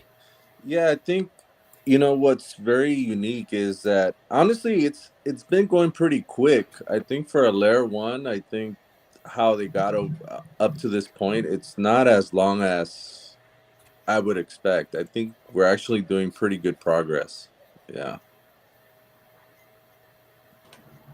Yeah, I think that's the thing. I think some people don't necessarily appreciate what it is Layer 1X is and what it is they're building. And there's plenty ghost chains out there that have been building for a long time that haven't really delivered much, but they've still got insane communities and they've still got like this belief system from the communities. So like for Layer 1X to be where it is now, like having the tech out there, the swap's already been done, like having on-chain on board, Deagle Labs on board. I mean, it's pretty insane considering they've not even launched the token yet. Well, if not to trade anyhow. Mhm. And we have the unique opportunity. I mean, we're almost getting these kind of nodes almost for free. I mean, to be honest with you. So that's pretty crazy. So yeah, I opted for it, full validator nodes. Yeah. I want more nodes. Did you get any? Have you got any usernames? Did you go down that rabbit hole as well? Starting getting aping into usernames. I'm like, right, I want this, and then I buy one, and then I get another name, and I got 3. Yeah. Like nice. I got like. Yeah, I got Twitter. You got Twitter. Nice. What in case X decides to go back to Twitter again, you've got them covered. Yeah. Well, they could buy it off. Trying to get BlackRock. Yeah. Well, the thing is though, stuff like that can be very lucrative, can't it? Because like even though they're like brand names, it's like in a degen world, people don't look at it the same. You're more than likely, if someone wanted it, they just buy it. I'm like, yeah, we'll get that. Yeah. We'll go for it. Yeah, but yeah. Did you get any usernames for? Yeah, I got 2. So one for my alias, which is block in the wall, and then the other one is just for. I was thinking of getting another one, which is for my name, like Furkan, but I'm not sure about that, but we'll see. Yeah, I do want to get on it. I wanted to get some of the ones which already got taken, like people just jumped on them, like especially the social media names. I know, Eric, you just said Twitter, but I was specifically looking for like X, and I think Insta is also taken, and all those things. I was thinking, it'd be cool to have them as well. like instead.l1x, x.1, l1x, and all those. Yeah, But- I have Layer 1X. Yeah, I bought that. You bought Layer 1X? Yeah. Oh, cool. That's super cool. Wow. Yeah, that could have an insane volume. That could have an insane price tag. That couldn't it? Yeah. Layer 1x with the numerical one. or just the one as in the word one? It's Layer 1 is spelled out with X. Yeah. Cool. Yeah. So you're the OG of the names, and you've only got 3, and you've probably got 2 of the most valuable ones that could possibly exist. Yeah, the third one is just my name. Yeah, I wanted my name. Like I can't believe I got front run to my own name. Like Mark, someone already bought Mark. I'm like, damn. So then I thought I'll buy my full name, and I'm thinking I don't even want my full name. Like, who gives a damn about my full name? I've got Mark Rogers as my name because that's what's on. My full name's on the L1X app anyhow. But I thought, why did I buy that? I just basically threw $180 away. I could have put that to good use on something else. Yeah. Should get Crypto Psycho. And then I got Crypto Psycho, and then I bought L1 Expert. Because I thought I'd better have that one. I've got one called, do you know Gary V, the influencer? He's quite big. Gary V's a massive gamer, American dude. He's got socials everywhere. He's active on all socials. I thought, well, if this is one of them socials that he joins, I've got his name. So I thought I'll grab his name because he's like a multi-millionaire. So I grabbed his name. I got Uber. So I thought Uber might be a good one. It's a good one. I also got I got a really good one. I got ID.L1X. So I thought that would be a pretty cool one because it's I kind of think sometimes the shorter the better as well. Yeah. Unless you get a really good one. I mean, like Twitter to me. I mean, that's going to have value. And Layer 1X. Come on, someone's. I can imagine Kevin buying that. Totally. Yeah. Oh, I hope Elon buys it off me. Yeah. I wonder who got Elon, because I bet that went pretty quick as well. Yeah, didn't it? Yeah. Elon. Because like Elon or S or X. I mean, I wonder who got X. That's pretty exclusive, isn't it? X. Yeah, I think it was snapped up pretty quickly, like within seconds. So yeah, I mean, I got 10 in total, but strangely, I can't actually remember all the ones that I've bought. Because I started off with like a few, and I just kept getting 4 more, and then I got to 10, and I'm like, I've got to stop now. But then I mean, I don't know about you, but I mean, I've got like a list what I want now because I want the free ones. So I've got lists of names that have not been taken yet, but I'm like getting anxious because I think, well, people can still buy them, so they gotta go, aren't they, at some point, unless you're really lucky. They said they're gonna give rewards too, right, for holding these, or... Yeah. Well, they've got like basically your profit sharing, if you will, like you're like a shareholder, because like the L1X app itself it's owned by the NFT holders. So the transaction fees what are generated within the L1X app are going to be like eventually the 1 million holders that hold all the NFTs. So I mean, it sounds like a massive number, 1 million, but then I think if you think about the volume that's going to go through the L1X app, it's going to be quite significant. So I think because Matthew did say, he said the actual NFTs themselves, they're going to be very lucrative too. So when he says that, you kind of like listen, because he said that about we're going to get the bonus NFTs too for vesting. Yeah, I don't know. Do you know anything more about the rewards on the NFT usernames for more than what I've just said, or? No. All I know is like exactly what you said. Like you have ownership, so that therefore you have governance rights. you get rewards as a share of obviously the L1X app, whatever revenue it's going to generate. And then I believe you also get like part of the activity fees as well. So they are, and I mean, if you look at the total picture, you have a lot of power with the NFTs too, like not the node NFTs, but also the username NFTs too.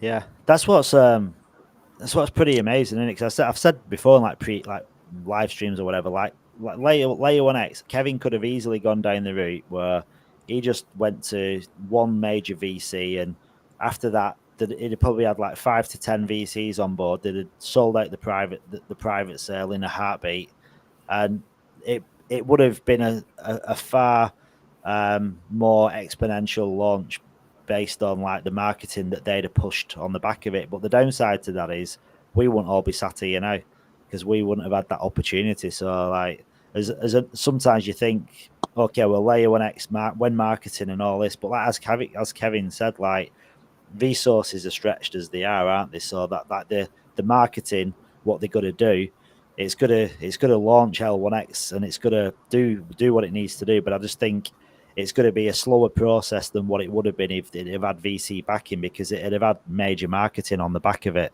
But again, it's like swings and roundabouts. You either go with VC backing and have a really successful launch, but then you're not invested in it to benefit from it. So at least doing it this way around, we've basically front run all the VCs. If they're what in, they've got to buy it at 50 cents. If they didn't buy into the public sale, or they've just got to buy it at launch. Yeah, and also a successful launch can be different to everyone, right? Like, I mean, you're talking about VCs, like they would have probably pushed for the launch to be a little quicker. So how far we like L1X has come in terms of technology, it wouldn't have been there. Like they would have just asked, oh yeah, you've got the swaps ready, just go for it now. So I guess, in that sense, to Eric's point as well, I guess that not having that VC funding has allowed it for the team to develop it a bit further at a quicker pace too. Because with VCs comes a lot of complexities and stuff. So I guess it's I was saying that on I guess day one as well, that I think longer term, like we'd obviously see it all playing out a little bit longer, but in long term, I guess it would benefit everyone, because it's more suited to be more decentralized than probably any other chains we've seen. Even with the the node NFTs and everything as well, like 0.12% ownership per node, that's a huge deal. And imagine you being one of the first node holders. That's phenomenal. Yeah, it's a pretty privileged position to be in, isn't it? I mean, even the nodes. I mean, there's only 800 FVNs. There's only 800 ELNs, and as Kevin said, the ELNs are unlikely to change, and the FVNs, if you get this expansion of growth, I think they said that's going to be a community decision through a DAO if they need to create more FVNs in the future anyhow. And if they did, I think that'd be like a doubling up to like 1,600. But like for now, it's a pretty exclusive club. But you start thinking L1X potentially is going to be up there with the top three.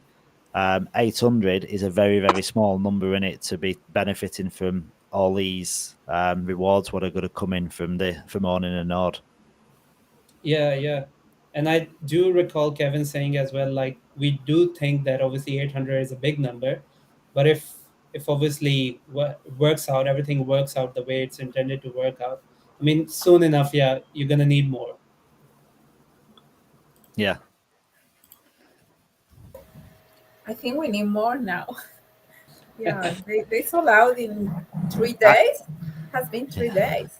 Yeah, I mean, I were kind of waiting. I'm like, what's going on? Like, because I'm like, I wanted an FVN, but then the way it all works, you've got to have the it's basically what you've purchased in the private sale and the public sale to get access to the nodes. And I'm like, well, I've only got X amount of tokens, so I better start getting some of them ready now. Otherwise, I'm going to miss out. And I'm glad I did, because like I think when I bought the ELNs, there were like 15 left. So I mean, I've not got the FVN. I didn't have enough for in the wallet at the time, so we'll see. I might get one of them at some point. Skippy did offer one, but I don't want to take him up on that offer. I just feel like it was under duress. He was probably a little bit, well, not under duress, but he was probably feeling a bit too generous. So I'm like, Skippy, I don't want the FVN. You keep it. Unless I send him some tokens for some coins for it when I've got access to the 25,000, and you can move them from wallet to wallet. Yeah. Well, Skippy might have to buy another laptop then. Adding to the 16th laptop he's gonna buy. Yeah. What do you think? What do you feel about hosting, Eric? Are you gonna think about like hosting your own on a laptop or a computer, or like maybe using one of these data centers? I am gonna use a data center because I have 4 FVNs, so I think I'd rather just give that responsibility to someone else. Yeah. Yeah. And I travel a lot, so if it comes down, then I'll be screwed. Yeah, it's a big responsibility though, isn't it? Because when you actually look at how the rewards are going to play out, and even if you put like really low numbers in and you say, right, okay, well, maybe it's only ever going to be $5, which I don't think anyone believes that for a minute, but like working on a $5 price range, that's still a big chunk of money for an FVN, and it's actually an income, isn't it? It's like a passive income that could replace your own income to a degree, especially as L1X starts going up. So you don't want to be losing out on people staking against your node because your PC died or your internet went down. Yeah, exactly. So sometimes you could have a shortage of power. Probably your internet provider is upgrading something and your internet goes down. So I think there's just too many things that could go wrong if you're hosting it at home. Yeah.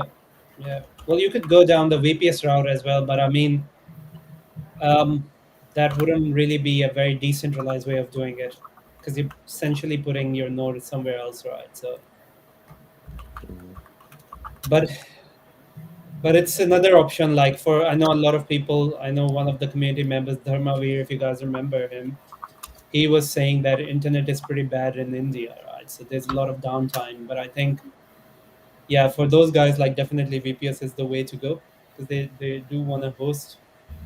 But I mean, the best way to do it is obviously on your personal machine that's running 24/7. Yeah, and yeah, it's quite tough. And I guess, Mark, you would agree with me, like you can't trust NBN with that. Honestly, nah, I wouldn't trust internet. I mean, honestly, right, in where I live, the electricity, we must have power cuts I'd say every 2 weeks to a month, and we could have a power cut for like 3 to 5 hours at a time. It's ridiculous. So that the internet, like, there's always outages. So I'd be more comfortable like having it on a mobile or something, and having my mobile phone connection doing it instead. Yeah, definitely not.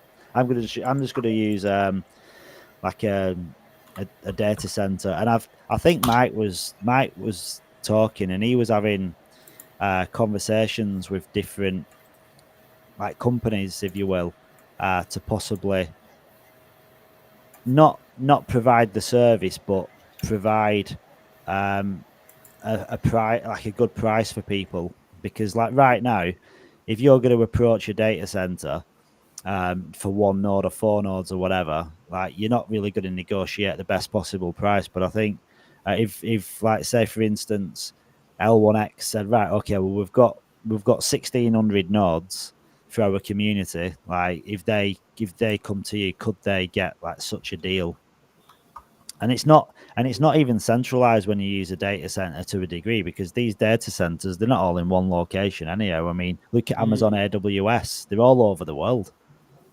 They're not Sure. You're not just going to one data center. They've got them in different countries for probably reasons for like power outages or major events. It's mainly that. Yeah, they obviously want to keep their uptime.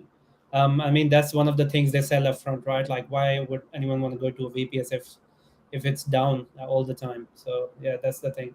There's one that I sent you in a DM as well. I guess one of the community members picked it up. L1X Emperor Contabo. It's called Contabo. So I saw they have pretty good deals as well. I don't know if we want to bring that up on screen too, but from looking, like, I was comparing prices of some VPS servers compared to them, like they're almost like 60%, and the reviews don't seem too bad. Yeah. Did you actually sent me that? I sent you yeah. a DM. I sent you a screenshot in a DM. Yeah. On Discord. Yeah. But I can type it here too in our chat.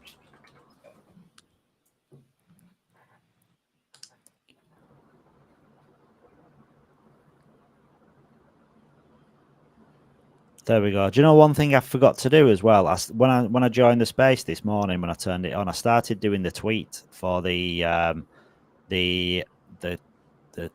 L1X giveaway, and I typed it, I never sent it. So I'm gonna send it now. What's the price today? It's today, right? Is 800 L1X. 800 L1X. So that's a considerable chunk of change. I'll post that in a minute. I'm just gonna replace my screen and pop that up, the Contabo screen. Yep. Yeah, so this is the one you're talking about, Far. Yeah. If you scroll down a bit, or just go to the VPS drop down. Yeah, that's the one. Yeah. So we'd need this. Was it this one? What we'd need? The Cloud VPS 4. Yeah, we need at least 16 GB RAM, right? So the storage, recommended storage is obviously 500 GB, but I mean, it was just recommended. Kevin did say that you could probably go lower. Yeah, I mean, the thing is, like, the GB for the storage, that's more, the longer the blockchain is live, and that you're kind of building up to that, aren't you? Like, the storage you need, like, when it went from the get-go, you wouldn't need that much initial storage. The storage thing is probably something you can kind of upgrade upon as you grow, couldn't it? Yeah. Hey, Mark. Hey, Ronak. I could see LMFG typing in the private chat, but I can't see him here. I think he's in the backstage. Okay. 800 L1X. Oh, coming to me. Cody's back today. Cody's here too. Cody. Let's get Cody up. Yeah. Cody. Hey guys, how are you? All the better now. Oh, geez. Oh, you guys are still kicking it. I can't believe it. So that's awesome. Yeah, we've just been waiting for you. We've been sat here saying, yeah, Cody's got to come. He's got to grace us with his presence at some point. He's got to have a new hat on. Today you got a different hat. What was that? Today you got a different hat. What do I have? My X hat? Yeah. Yes. Cody's how many of them do you have? Oh, how many do I have? Yeah. Dude, you don't want to know. I've got a few of them. I'm a hat and a shoe guy, that's for sure. So you got a collection of hats. Yep. I got a collection. So the infamous L1X hat that's traveled the world with me, and then I've got this one, and then I've got another black one as well. So yeah.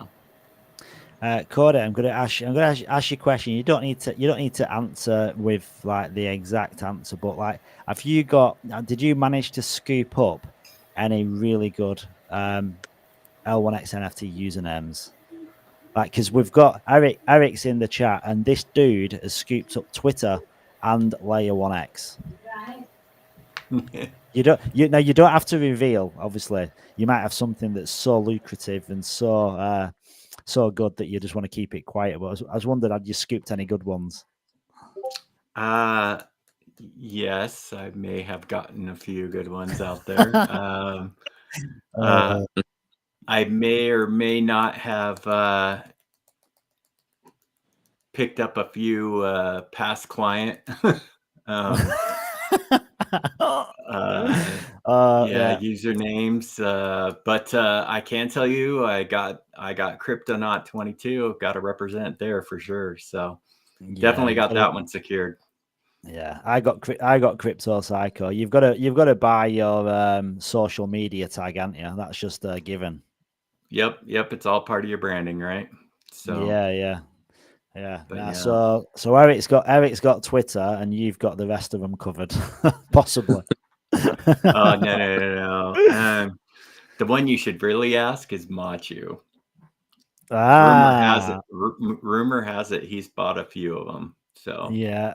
I'm trying to think. I was looking and I'm thinking, when this switch went live, when it all went on and went live, I'm thinking there's some names out there, and because I know, I mean, for me, the first thing I looked at was X, because obviously it's one single letter, and I'm thinking X.L1X. That is probably the single most valuable. I mean, I can't think of any other, but I reckon that's probably the single most valuable one. And then you've got Eric's Twitter as well. So if X doesn't work out and they want to go back to Twitter, X has got that side covered too. Nice.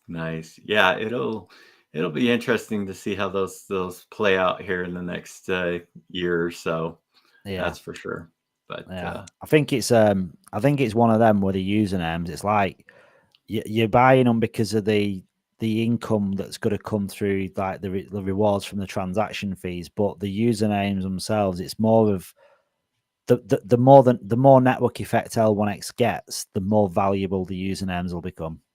Yeah, exactly. Especially as we start building out those digital identity platforms and things like that builders can tap into 100%. Yeah. So, how's your Easter weekend going, Cody? Is it family time or is it L1X? Is it L1X grind time?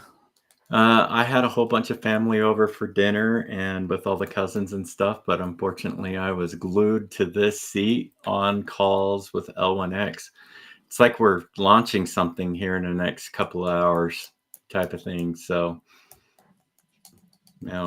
so it was all spent on that.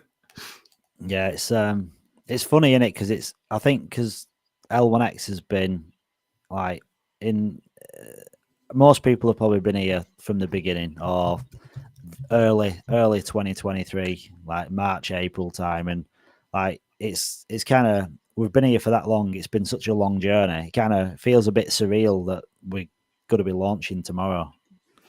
Yeah, it's kind of crazy, isn't it? But definitely exciting. It's like Christmas morning. Yeah, it is. This is my Christmas morning. I'm like, yeah. I'm supposed to be working tomorrow, but that's going to be, I've got to cancel that. But I've got a dental appointment at 4, so I hope to God it doesn't coincide with the same time. That'd just be devastating, wouldn't it? Yeah. All you need is just a pair of pliers. You can just yank out your tooth, But, yeah, if only it was that simple. Yeah, exactly. So yeah, we were just looking at this on we were talking about the VPS, like stuff having on a cloud. Like, what's your thoughts on like hosting nodes, like doing it individually on the computer or like using some kind of like data center cloud VPS? it really just depends on your kind of level of technical know-how, I guess you could say. Boiling it down to also like how much you're really wanting to pay. Because these cloud-based service things can run 24/7 if you want them to. And that does add up after a while. But running your guys' on your own computer really boils down to the type of internet you've got. And so it just boils down to kind of tech and skill sets of this and how much you're willing to pay, in my opinion. But just so that you're aware, like if I was to do it, I would definitely be running off the cloud.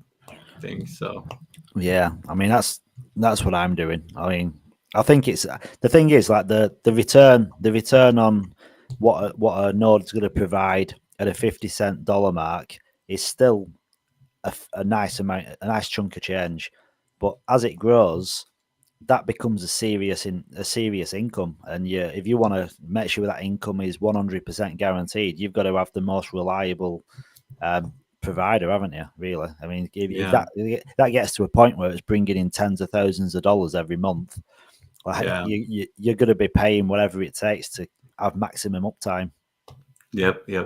I was just listening to a podcast earlier today, and they were talking about how they had bought a full node on Solana, and it cost them like 265 grand, and they bought it during the bull run, and shortly after that we went into the bear market, and it just went downhill for them, and so they were definitely sweating. And then all of a sudden, with this, over the last couple of weeks, it's been a really good uptick for them. They're really excited that they bought it, that's for sure, especially with all these meme coins that are launching on Sol right now. So yeah, pretty lucrative, huh? I mean, I think on Ethereum you need 32 Ethereum for a node, I think. Yeah, that's pretty expensive. So you think about the opportunity that every contributor that got into L1X now has to be able to kind of secure one of those. That's definitely going to be a good little investment down the road. Yeah, I've been looking at we're looking at the nodes yesterday as well, and like comparing EVNs to FVNs, and I mean right now the numbers have changed a little bit because I think they're tweaking them or upgrading the system maybe. But like they're very lucrative. I mean, even the ELNs, because they're gonna be really going to work, aren't they? I mean, you think about the ELNs, the more, I mean, unless I'm wrong, but for me, the more chains that come on board, the more transactions that they're going to be doing. Yep. Agreed. Yeah. So I mean, there's definitely some strategy of which one you want to buy. I mean, cost is one thing, but if you didn't have to worry about the cost, there's definitely strategies in one or the other. So yeah, how are your energy levels, Corda? Are you at the point where you're burnt out yet, or? I'm getting there. I'm pretty tired. It's been a long week, and then working through the weekend, it's just been a little bit tired. It's about 1:30 here right in the morning for me right now, so I'm about ready to tap out. I've got an AMA in about 5.5 hours. So last night we kind of mixed it up a little bit. We finished a live video space. I had some dinner, and then I come back on and I started a Twitter space. We're going down giving opportunity for regular folk to jump up and put their hand up and speak. And then Ina came in, and we were talking about you, Corey. And Ina was like, Corey just keeps adding Twitter Spaces to his calendar. Just keeps adding them and adding them and adding them. And Ina said, I had to take charge, and because he's like a C-suite, she could access your calendar, and she's literally removing space after space after space to give you some time to yourself. Like she said, she removed 8 spaces what you'd booked in and okayed. Yeah. She's kind of acting as my work wife right now. Just tell me what I can and cannot do. It's it's awesome. Yeah, she's definitely keeping a good eye on my health. That's for sure. But I don't know. These AMAs have been great to get out there and really showcase what we can do.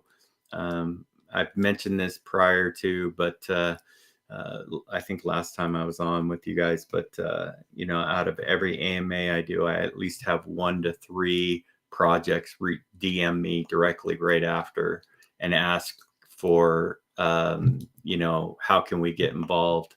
I've talked to probably like 5 or 6 meme coins that are ready to jump ship from Solana and a few other chains and basically merge over to L1X, because they love the idea of being a cross-chain meme. So it'll be interesting to see who officially becomes the first meme coin on L1X, which, by the way, anybody can do if they know how to code and develop. It's as simple as tapping into, the whole wallet SDK. Here it is in the Coda, working.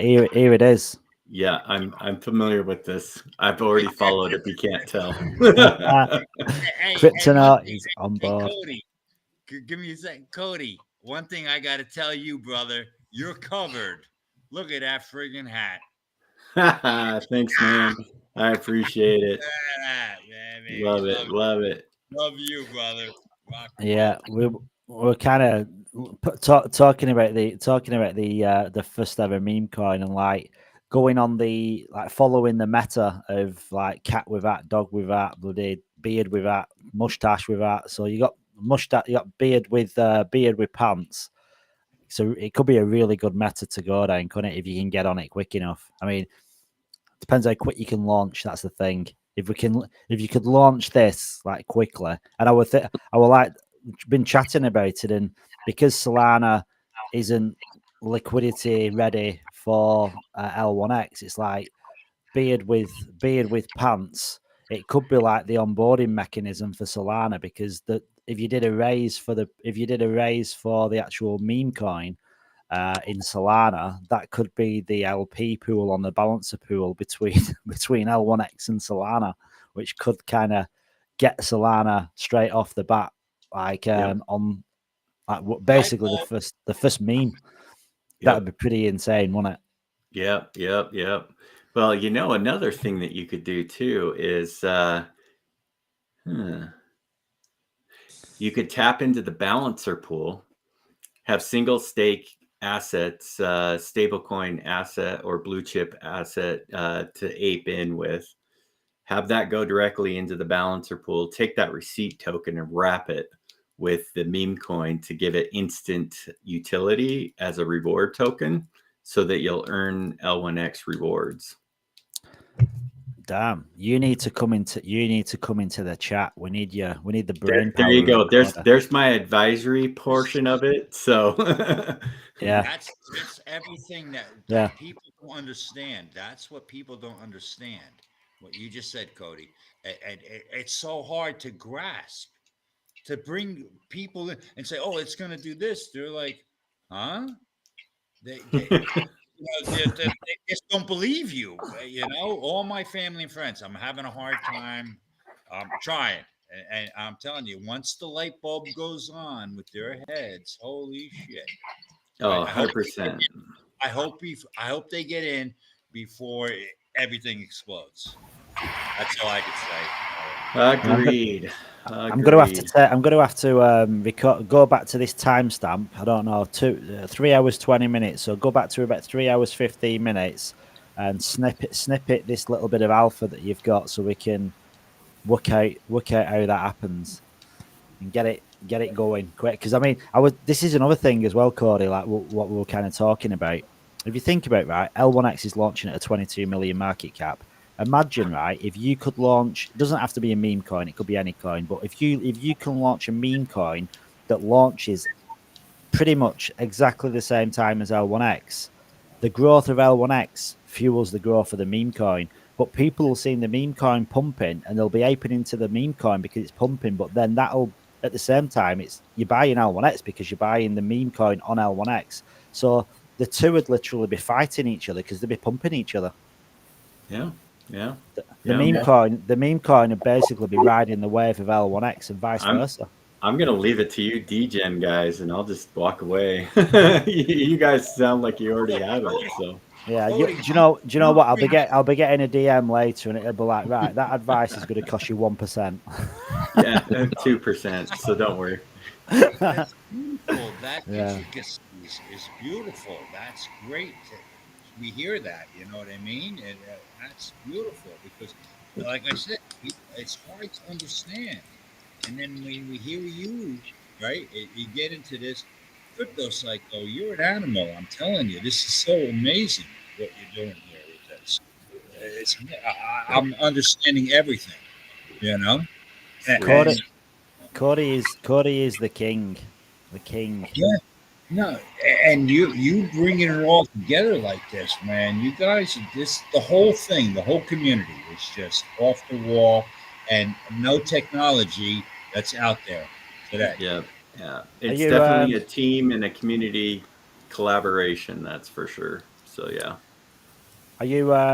Is everybody ready for tomorrow? Like, is it like all in the works or? Yeah, I mean that's why I was on the phone all day today. Just a lot of last minute little things here and there that need to be taken care of and addressed and planned for and everything. But yeah, we're still going. So Yeah. Now Matthew said he's going to pop in at some point. Well, I think, to be honest, I think he was going to jump in this. I think it was good jump. I think it was going to jump in this morning. But like I run the Twitter space, and it was like 4:00. I think I had to go to bed at 4:00 in the morning, and then I took my phone with me, and I ended up passing out and woke up at like 10. And then Matthew, I think, would have jumped in earlier, but it hadn't even started then. So it literally started after that. So yeah, I'm expecting probably Matthew to jump in at some point. yeah, him and Mike are still going strong on a call that I told him I had to leave. I was supposed to tap out and go to bed about 30 minutes ago.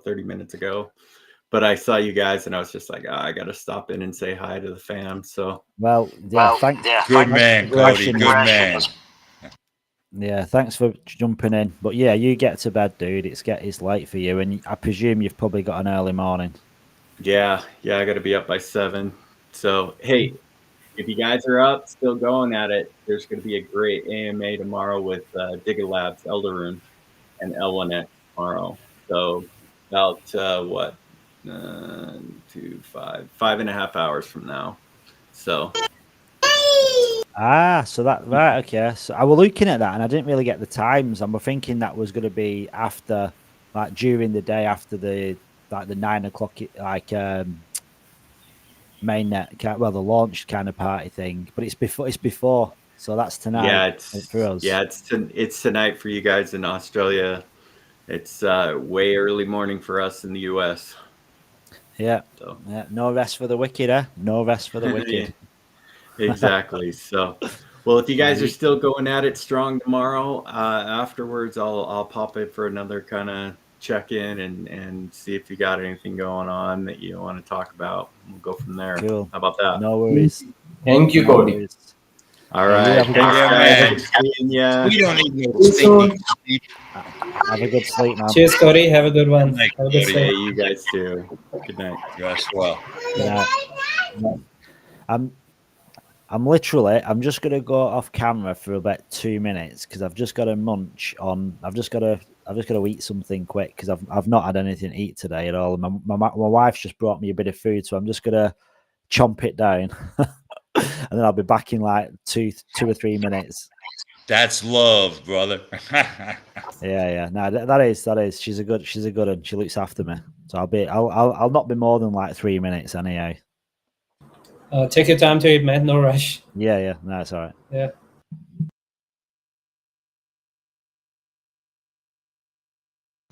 That's a beautiful thing, right?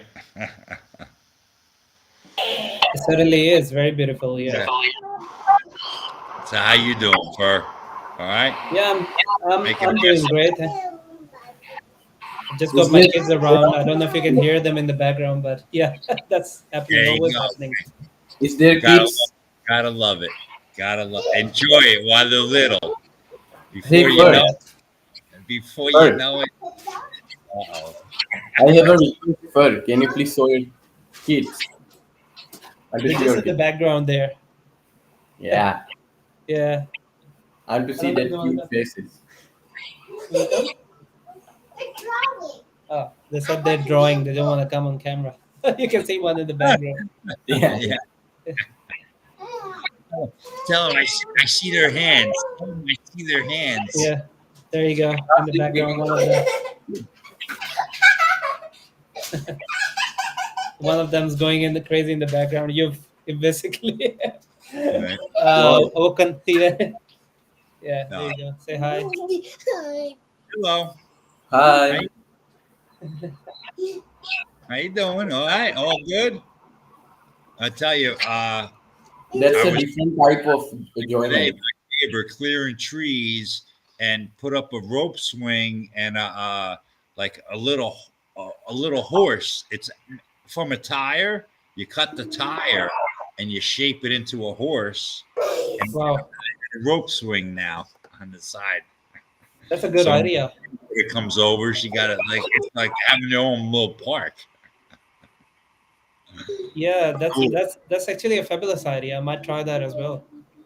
Yeah, and you just clear out a couple of trees. What you got to do is look for a tree that's like an oak, like a strong tree. You're looking if you got woods around you, you look for a couple of trees. A lot of them are garbage. You got to get one that's like a hardwood tree, and then this way it'll last for 20 years. Yeah, that's Good. awesome. Yeah. So everybody all excited about L1XDG, huh? Oh, it's almost yeah, less than 24 hours, right? It's happening. Yeah. Many of them are waiting for the boss. They're more excited to see boss and get some alphas. Yeah, we need Kevin to jump in on the stream. Hasn't happened in 3 days, but hopefully.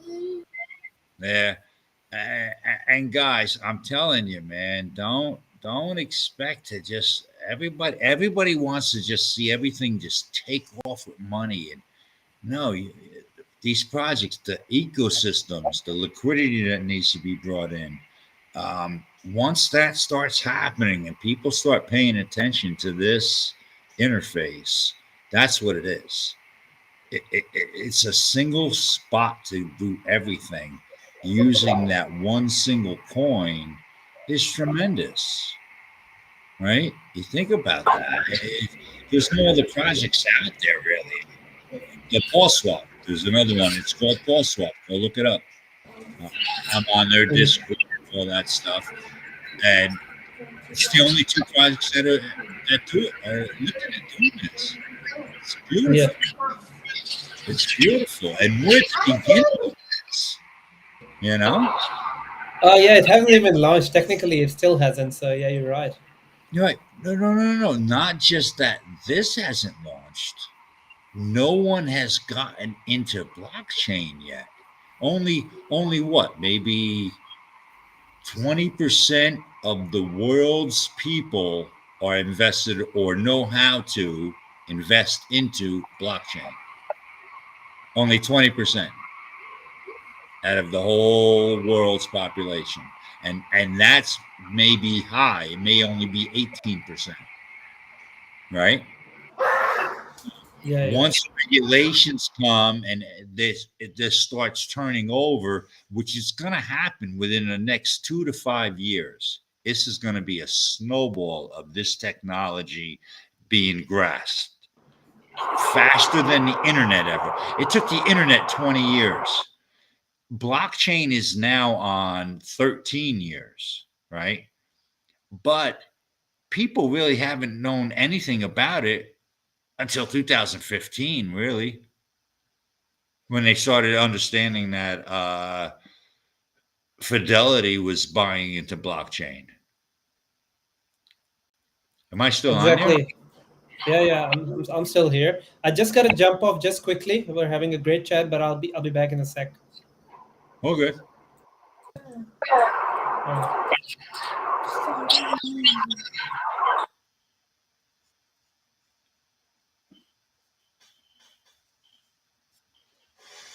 I'll do this.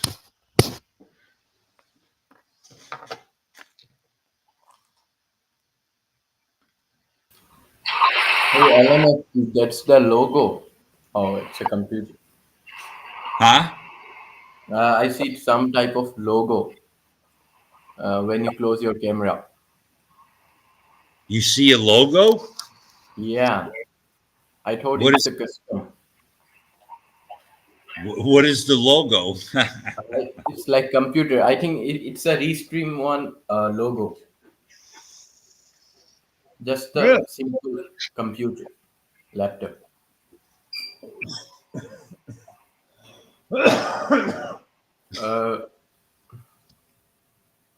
Cryptonaut is saying for to check your L1X messages. Some alphas for the listeners.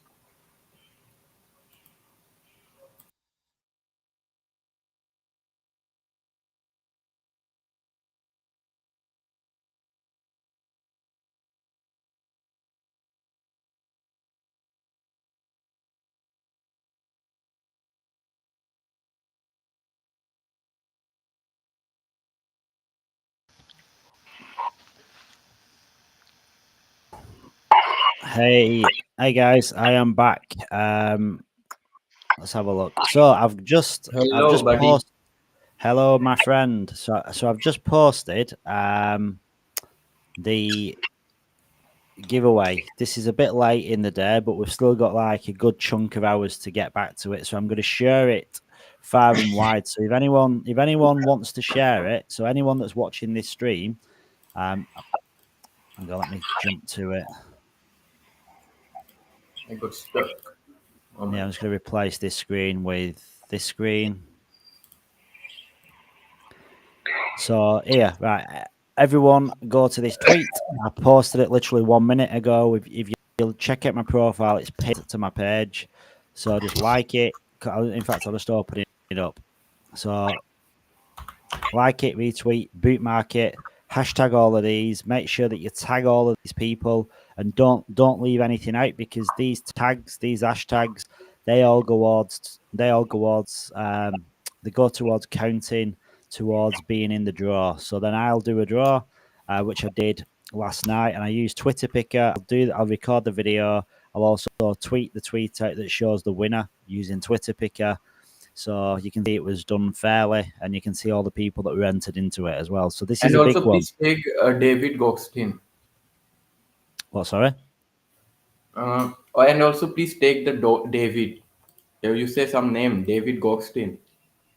David. Yeah. So I'll put I'll tag him. Do you know what? I'm going to jump back into my Twitter right now, and I'm going to change it. Thank you, Ronak. You're a legend. Thanks for. A pleasure. Yeah. Can I edit? Let's have a look. Yeah, you have the subscription. You can. Yeah, I've literally only just done this tweet, and it's not letting me edit for some reason. So let's unpin it. It might be because it's pinned, maybe. Let's go back. Let's unpin. Pin, edit, add, remove.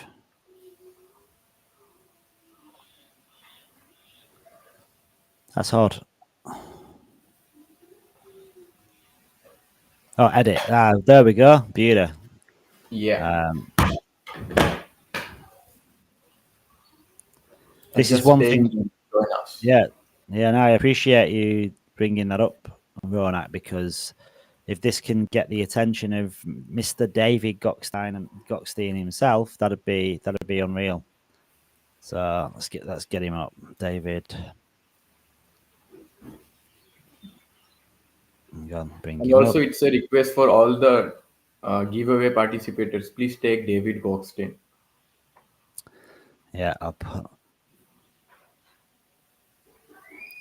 Well, I'll just hang on. Let me put this in. How to enter.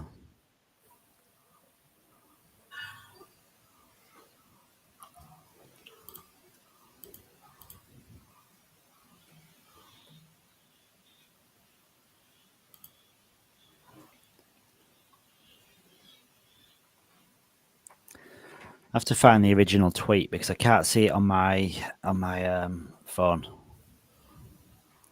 So anyone that's here that doesn't know about, hang on,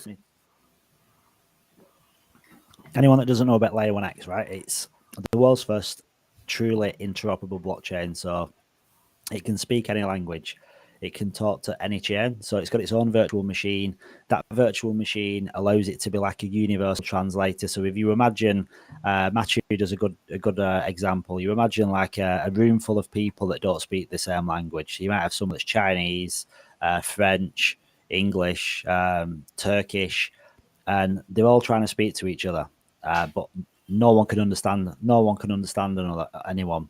Well, if you put layer 1x in the middle, rather than currently, you've got bridges what act as like an unsafe kind of transportation system that gets you from one chain to another, which there's potential risks involved through hacks. Costs are very high, and the speed is very slow. Layer 1x has got its virtual machine, which sits in the middle of all these people that don't speak the same language, and it translates. So data logic can send from one chain to another, but it goes through this universal translator that once it goes through it, then it's understood by all the connected chains. So this is something that's never been done before. Nothing like this exists. There's similar things out there, like you got Chainlink CCIP, Polygon have just brought out something similar, Cosmos, they've got something similar as well, but none of them are bridgeless, and none of them have got their own virtual machine, and none of them are EVM and non-EVM. So layer 1x is EVM, non-EVM, connect to public, private, hybrid, like all these different like different states. It can connect to any of them and use any of them. It does. There's no limitations at all.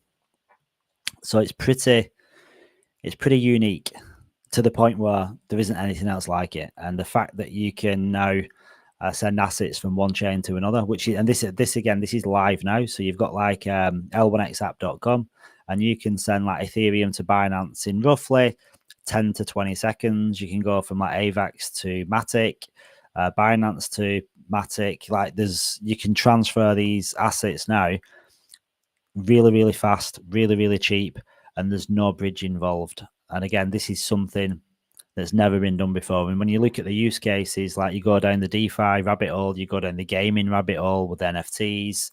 There's so much to unpack, but too much information just to like monotone it and go through it now. But like if you check out l1x.foundation or l1xapp.com, or you go to our Discord, I'm going to put a link in the comment section in the live stream, and also this day 3 L1X giveaway. So if you're not familiar with the giveaway that we've got, simply engage with this tweet. So just follow all the people on this list, like, retweet, boot market, and that's it. Just do that. And if you're providing you've done all the hashtags, you've done all the you've tagged all the people, then I'll do a Twitter picker, and then I'll pull a random name out and I'll record it. And so then people can see if they've got entered into it or not.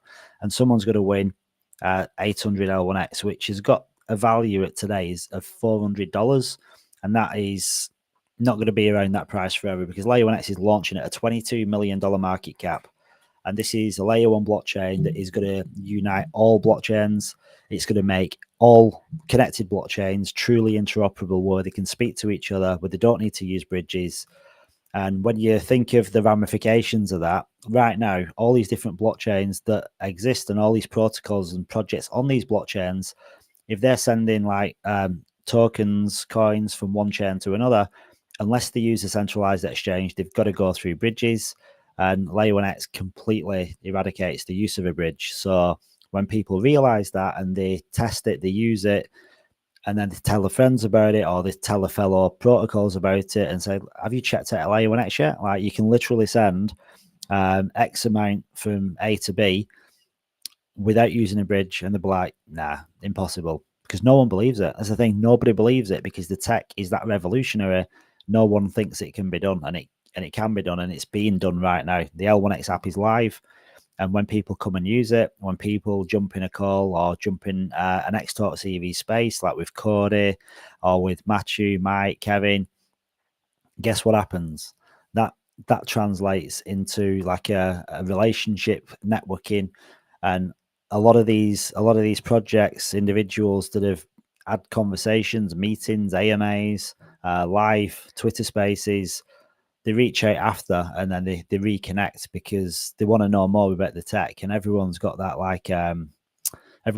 pull, because what Layer 1X offers is something that no other chain offers, and it allows for true connectivity. It unites all chains. Like it's not Layer 1X is coming in and we're being like L1X maxes and you've got to come to L1X. That's not what Layer 1X is. Layer 1X is the internet, and it's allowing everything to come on top of it and build on it and connect and allow other people to come in and build and connect. And it's just going to create this huge interoperable network, which allows anybody on any chain to speak to any other to speak to anybody else on any other chain.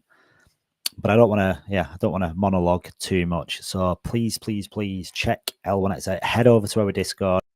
It's a fantastic Discord. And the full mainnet goes live. Token generation event is on 2nd of April 2024. Hashtag L1X2424. That is going to be an hashtag that's synonymous with the launch, the birth of the new L1X Web3. And L1X is going to be the new internet. That's just my opinion. But yeah, I'm going to go with it. But yeah, please tap into this tweet, and yeah, we want you to win. Like you watching this now, you might not know anything about Layer 1X, you might not have a clue, but then you get airdropped 800 L1X tokens just for engaging with the tweet. It's that simple. The winner is going to be, I'm going to do the Twitter picker at midnight my time. So in what we are now, yes, 6 hours 15 minutes. I'll be running the usernames, the Twitter handles through the L1X Twitter picker. And then someone's going to win. I'll send you a tweet. Well, I'll tag you in a tweet if you've won. Also, I'll put it in the Discord. But yeah, it doesn't matter. You don't have to be in the Discord. If you win, you win. But yeah, it's going to be good. So I'm just going to finish gibbering this tweet. I see Gary here. Gary, join us, please. Gary, you've got to come up. Is Gary actually here in the list? Where is Gary? Hey. More people got to come up here and talk, right? You know, because yeah, Gary. I get up there, I won't shut the hell up. So I want to see more people. I really do. You know, even if they don't, just shut the video off and just talk. Gary's a good talker. So Gary, you've got to get up. Right, okay, Gary, you've got to get up, or you get booted. Yeah, and you learn something new from everybody. Look, what you just said, and I lost because I picked up a couple of things. I was going to ask you something, and then because you went so into detail with a whole bunch of different things that you just said, Crypto. And then I was like, all right, but there's just so much. You learn something new from everybody, no matter what you got to say. If you got a question, believe me, there is no question that is stupid, ever. Ask the question. Yeah, Gary, then more people learn more. Right? Gary's like an OG. Gary's been here like for a long time. He actually went to when we had the Australia Crypto Convention. So me, Albita, and Gary, we flew into Melbourne, and we kind of hung out for a few days. So yeah, Gary's a really good guy. In fact, Gary, I've not spoken to you for ages. I've not spoken to you for ages. So it'd be awesome to get you up. But if you don't want to come up, that's fine as well, man. But yeah, he's a really nice guy, and he helped us. He helped big time. Like me, Gary, and Alba, we were crushing it at that event. We brought that many people, telling them about L1X. Do you know, like, I ate too fast then. Like, I literally went off camera and wolf down some food and come back on, and I've got indigestion now. I see a guy asking, Ronak gaming hard or not? I'm not sure. Yeah, what are you doing over there, Ronak? Yeah, look at he's something. Yeah, Ronak's just hardcore gaming. Ronak's acting as like a moderator. He's literally scouring the socials to see if anyone's asking any questions. I know what you're doing, Ronak. He's on point. Thank you. Yeah, that's all good. Dude, you're an animal. He's another animal. I tell you right now, I think everybody that's in the blockchain right now, we're all animals. We're just so into this shit. It just is it addictive? Is this addictive? I reckon. I think it. I think it is. I think it's. I don't know if it's like, addictive, but I think it. I think it's because everyone's part of something they're passionate about and believe in, and I think because it creates. I mean, it sounds like ridiculous. It sounds cheesy to some people, but it creates like an energy, doesn't it? Like people talk about frequencies and energy, and like, and I think it just attracts the same out of people. So if you've got the same mindset, you create this like environment where you kind of live in a bubble, but everyone in that bubble is feeling the same as you are. So I think that's how these little ecosystems and communities thrive, because everyone's got that same kind of mindset and belief, and they swept up in this like weird bubble of euphoric state. And I experienced it firsthand in Singapore when I went to Token 2049, because in September 2022, no, October 2022, it was the bottom of the bear market. And I went to this event and there was over 15,000 people there. You couldn't move. It was like being at a bus terminal and everyone's waiting to get on a bus, and it was just foot traffic constantly. You couldn't even move for people. And the energy that was there, it felt like you was in the middle of a bull market. And it was the bottom. Like October 2022 was like the bottom of the bear market. But you'd think that like everyone were millionaires and like it was the best time of your life, and it was. But it's that's what happens. It's this energy. It's infectious. Yeah, exactly, man.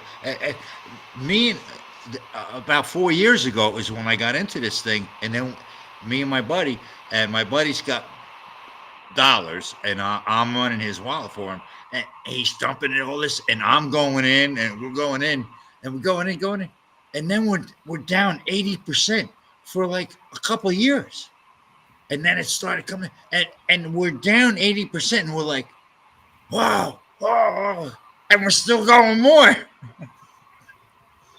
Yeah. DCA, smart. You started getting smarter, so you get away from the bullshit and go with the smart DCA.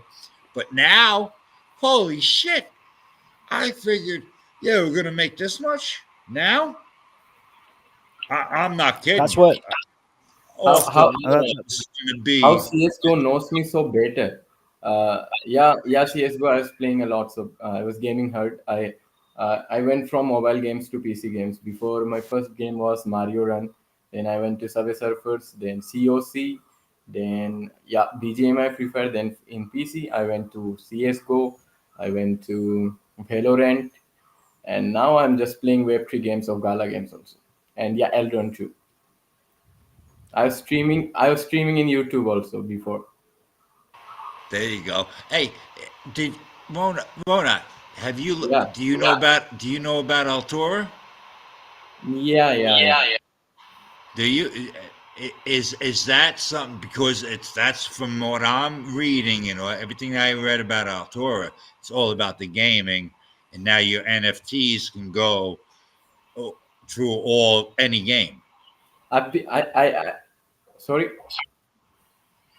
With Altura, if your NFTs on your games, you can use now on any game, even to the PlayStation. They're going back to Web 2 on anything as long. That's quite huge, right? Yeah, it's very, very huge. And I used to keep updating myself. As I told, I was firstly in mobile games. Then I went to PC games. Now I'm in Web3 games. Right. And what I'm seeing is, so now that on the L1X app, there's going to be an Altura card, right? And then underneath that, now any game that I want, now I don't care if I have a sword from Fortnite, I can take that same sword and go over to this one, right? Yeah. And that's what Altura is doing. And I just can't believe what L1X is going to bring, and then have all that stuff underneath it. My question was to you just about Altura and about the gaming. And that's you're into all these games, and that's where the money's going to come from. The games and the banks. It is. Yeah. Sorry. No thought there, crypto. The games. Sorry, dude. I've been trying to get this tweet out for God knows for like 4 hours and finally got it out. Yeah, you mean gaming, bringing like all these games would have been out on different platforms, different kind of all the different chains. Yes. Yeah, that's the thing, isn't it? That's what's going to kind of unite everything. And I think I sometimes I think about like L1X, and I think about the space cards, and at the minute they kind of they're going down the social route where you're bringing in different social platforms into your space cards. But like if you think about all these games that people own, what they've bought on different platforms over the years, like maybe like there's going to be a time where you can bring these games into Web3 because you've bought the game, you own the game. Like you can bring the game into Web3, and you can then kind of use your like L1X space card to import all these games the same way as you import your socials and play the games within the L1X app. Have you guys ever played the Rockstar games? My first Rockstar games was GTA Vice City. Yeah, I used to play Grand Theft Auto like back in the day. I wasn't like an hardcore maxi, but I used to play like Grand Theft Auto. Yeah, I loved it. I did actually enjoy it. And I also like I used to play that, and then Need for Speed as well. Need for Speed Hot Pursuit. So did I. I had a steering wheel. That's the only way I can't do the controllers. I bought like $175 steering wheel. It had force feedback, and I was using that because I had a neck operation. I broke my neck, and that's by exercise. Yeah. It was cool as hell. It was pretty sharp. And it was so funny. There would be some game I couldn't get through it, and I'd have to get my son to get me to the next level. I cheated. Yeah, I never went down the deep. I was always boring. Like I play these games, but I'd only ever use a joypad. So I never went like that all immersive experience where you can I mean some of them you could get the seats, couldn't you? And you could feel the vibration and stuff if you wanted to go to town. Oh, I bought this. I'm going back 20 years ago, and it had a Ferrari name on it. So Ferrari, actually the company, got involved with the force feedback of the wheel, the whole 9 yards. It was pretty sharp, dude. It literally moved the desk. What, and you felt it. And I bought the other one, the NASCAR one, and it was literally, and it had foot pedals and everything. And you hit it, and it was just like me driving the old 71 Chevelle. You know what I mean? 500. The wheel would turn sideways on you and the whole 9 yards like you're doing a burnout. It's just amazing. Yeah, I'm just feel this Rockstar games in Web3 world. There's going to be a point like Hot Knife Studios, right? The games that they're doing together. These are going to be like proper AAA, proper AAA games. What match all these major games that are out there, and that's what's happening right now. There's a lot of innovation. There's a lot of game studios, especially like indie game studios, so small studios what are bringing the tech, what they're capable of in Web 2, but bringing it across to Web 3 and creating these games. And by all accountants and purposes, they're just regular games, but you can own real world assets. But the game experience itself will just be for Web 2 gamers. It's just the fact that it's going to be built on blockchain and you own the assets and there's real value. Like the thing is you buy a game, an asset in a game, in Web 2, you're not actually buying it. You're renting it because you don't own it. Right. You So don't own you it. buy some skin. Right. Yeah, you buy a skin in a game for bragging rights or for it look like an OG, or maybe it'll give you some extra strength or whatever. But you can't do anything with it. You literally, if that game switches off, that skin is gone forever, and you've not got any value. Like if you think about it, you buy it, you give that money to the game studio, and they've got that money. If you buy an asset in Web3, you might buy it originate from the game studio, but when you buy it, the transfer of ownership is now with you. So then if that increases in value over time, because it might be one of 100 or one of one, or it might have something attached to it because you've got some like Web3 gaming influencer or some big gaming influencer that's at it, and then they want to sell it, and then it's got this attached to it as well. There's so much value. There's so much value that can come from in-game assets and NFTs, and it's the game studio only benefits for the first time it's been sold, and then the rest of it is passed on to different people. People, I can people by the people. I can see Definitely. Gala Games bringing the old games back, Web 2 games in the Web 3. Like they have the copy of COC, which is known as Townstar, and then like PUBG and Free Fire Battleground games, they have a Grid game newly launched. So that's awesome. I played some of the games. Hmm. And what? Yeah. Yeah, what type of games do you like, guys? Battleground, Underworld, or others? I'm pretty boring. I'm into like things like Need for Speed. Not Right. the thing is for me, right? When I play games, I get motion sick. So I My can't. wife, I can't. if I put a game on there, or my son will come over and play a game, she'll almost get sick. She has to get away. She can't look at the TV watching that stuff. I see CS:GO writing. What are your thoughts on a NFT series trading card game? I mean, how cool would it to be have a Panini football cards, Pokemon cards on chain? Well, like Alpha Drop, right? Hot Knife Studios, like, is basically creating a series of 3 games. One's called Bastion, it's called Bastion Gauntlet of the Chosen, and that's going to be like an arena gladiatorial style PvE PvP.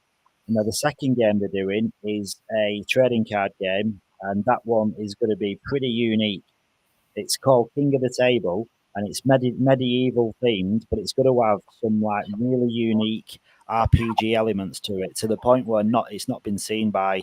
There's not really anything to compare it to. Like the closest thing is probably. Trying to think. There's a game in Magic in what's it called now? There's one game which is like a medieval kind of card game, and it's not even that much of a comparison because it's not got this RPG element to it. So, and this is going to be like a really, really high end, like it's going to be competing with some of the biggest card games what are out there, because they're massive. Like, I mean, if you're playing these trading card games, you know how big they are. There's tournaments in the there's tournaments in the US, and thousands of people come together to take part in these. Yeah, Magic the Gathering. That's it. Do you know when you just had a mind blank? Yeah, Magic the Gathering. Why IIN is not jumping with us? Come on, man. You are the Yeah. champion of designs of L1X. Yeah. Hey, have you guys ever heard about Sinverse? And they're trying to build this thing. It's like GTA on steroids, with a metaverse, the whole 9 yards. Yeah, I've not It's seen. been working for quite a couple years now. What's the name? Sinverse, Sinverse. I'm not sure if I heard about. I can't remember. To me, it looks pretty wild. I mean, they haven't gone nuts with the graphics. They're doing a lot of things. They made some changes, and who knows? But it's pretty much Grand Theft Auto on steroids. And then, well, to be honest, I was a fan of Grand Theft Auto, so yeah. right. So it may be something you want. That's the only reason why I brought it up. All right. Yeah. I got this. And then one thing that I'm really interested in, and it's called Meta Hero. They came out with this thing, and it's a scanner. So they got in with Sony, and literally, if you walked into this thing, that it's a dome, and it has 116K cameras, and you walk in there naked and go like this, and this thing scans you as you're naked. For one, if you have any type of skin cancer or any skin problems, it tells you. And then at the same time, it has your exact measurements. So now you can go take your avatar and say, go to, I don't know, Gitano. I don't know, different clothes you know what I mean? Especially the women, right? So here they are. They got their whole thing, and they could put their dress on and look at it and see how it looks exactly like on them. That sounds pretty cool. That's like when you, yeah, that's the technology, isn't it? You don't realize what tech is actually out there already. Some of it, sometimes it seems like futuristic. This crypto, this goes into my L1X medical card. Sorry? Right? I'm gonna have my cards, and the medical card, I get myself scanned. If I can get into one of these, they only have a few of them, and they're running into a problem. So they're building an app right now, so you'll be able to scan with your cell phone, and you'll be able to make your avatar with your cell phone that will be you. So you'll be able to go like this and say, sure. And so now my avatar is exactly how I look. Now you want to put a beard on, long hair, get rid of the baldness. You know what I mean? You can, but it'll be exactly you to your measurements. And this beautiful. Yeah, it's probably using Unreal Engine 5, because that is so advanced. Yeah, that is so advanced now. For Hot Knife, for the game studio, we've put ourselves in the game, and we've got metahumans of ourselves, which is basically a replica of yourself, and you can do it. You can actually do it yourself. Like, you can literally, if you've got a camera, you can take like 40 to 50 pictures basically just around your head, and you keep taking all these pictures around your head, and it kind of stitches it all together and creates a metahuman of yourself. And it's honestly, I've got a metahuman of myself. I'll have to find it. I can't remember where it is, but I've got it somewhere. It's crazy. Into this shit, dude. This is beautiful. You're an animal. Gaming, I think gaming's going to be one of them. Yeah. Is a natural onboarder for Web 2 users. Like, there's certain catalysts what are just going to bring in regular people, and it's not through being degenerate gamblers. It's not through wanting to get into the next Pepe. It's just through people wanting to play games, or people to have a conversation online in a social aspect. And it's all this normal stuff, like music as well, and film, and art and crafts, anything that you can kind of do in Web 2 that people have got interests in. It's when the world can go to shit, but they're still going to go to the movies. Right? Yeah. The world can go to shit, but everybody's still going to go see the movie. It's crazy. It's just crazy. Yeah, I Well, mean you'll be doing that soon. That'll be in like that'll be like in metaverses soon as well. Like you'll go into these I mean I think this is a little bit off yet. So I think it's going to take a while before metaverse is what we imagine, where you're walking around these virtual worlds. I think that's quite a way off, because I think you can't just reinvent the wheel, can you? Like if you want to bring adoption and it's completely different than what we used to, it's got to happen like slowly. You can't just go from browsing a website on Windows on your computer, or going to a movie theater and then transitioning from that to putting a VR headset on, walking into a virtual world and browsing a shop instead of a website, and then going into a virtual cinema. Like all that is a long way away, because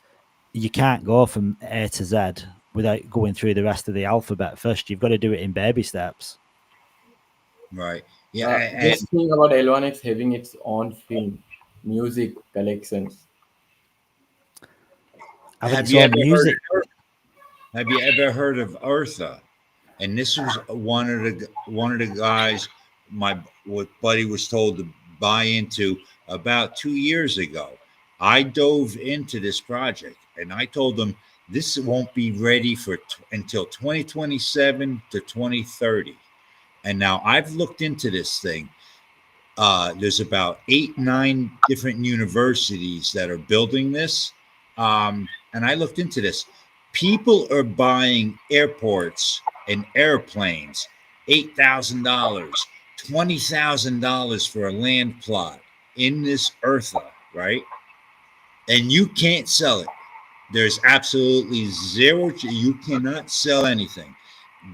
And the monies that are flowing into this thing is off the wall. And I'm like, it's a metaverse, right? So and now McDonald's is buying into it. Burger King's buying into it. Fidelity's buying into it. Capital One's buying into it. And I'm looking, and it's like, you can't get no money out of it. So you can buy the Eartha coin. You can go, and right now there's no lands for sale. My buddy bought land in Greenland, and I'm like, well, why would you want to buy that? So he bought like 3 pieces of land in Greenland. Only 10 people bought pieces of land in Greenland, and it's closed down, and you can't buy anything in Greenland, and everything's getting bought up, and it's going to buy every section of the world up with this thing. And I'm like, how? And so be careful with that, with the metaverse. I think the metaverse stuff is, I don't know. Yeah, the metaverse, really, I think it kind of, it's a funny one, because like back in 2019, 2020, like Decentraland Sandbox popped up, and they were the meta at the time. And then all of a sudden you've got like an influx of meme coins and shit coins that say, oh well, yeah, we're gonna do a play to earn game, we're gonna do an NFT collection, we're gonna do a metaverse. It were basically on everybody's roadmap.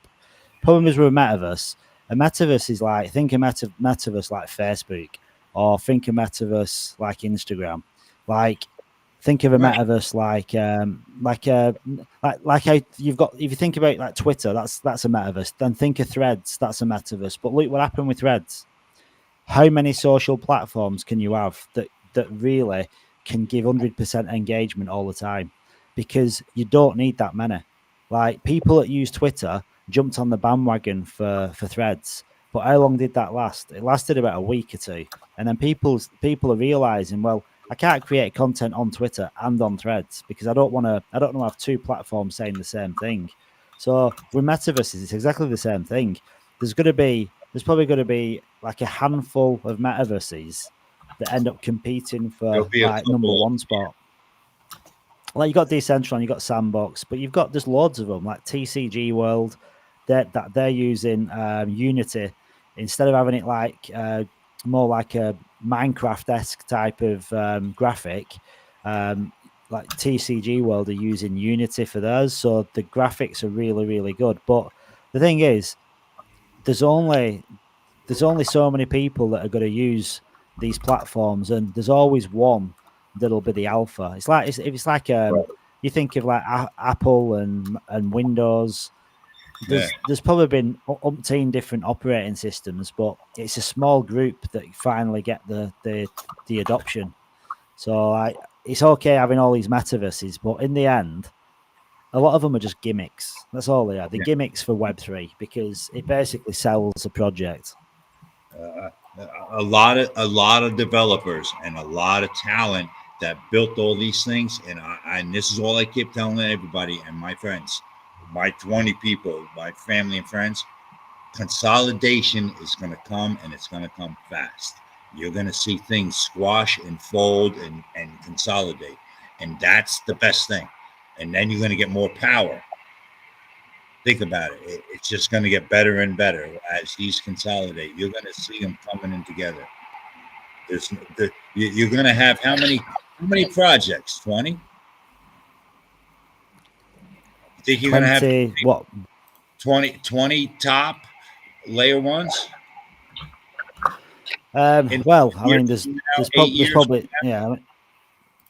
I mean, I think there'll always be a lot of layer ones, but it's the ones that get adoption are the ones that get used, aren't they? So then ecosystem, and then that's where that ecosystem comes behind that, right?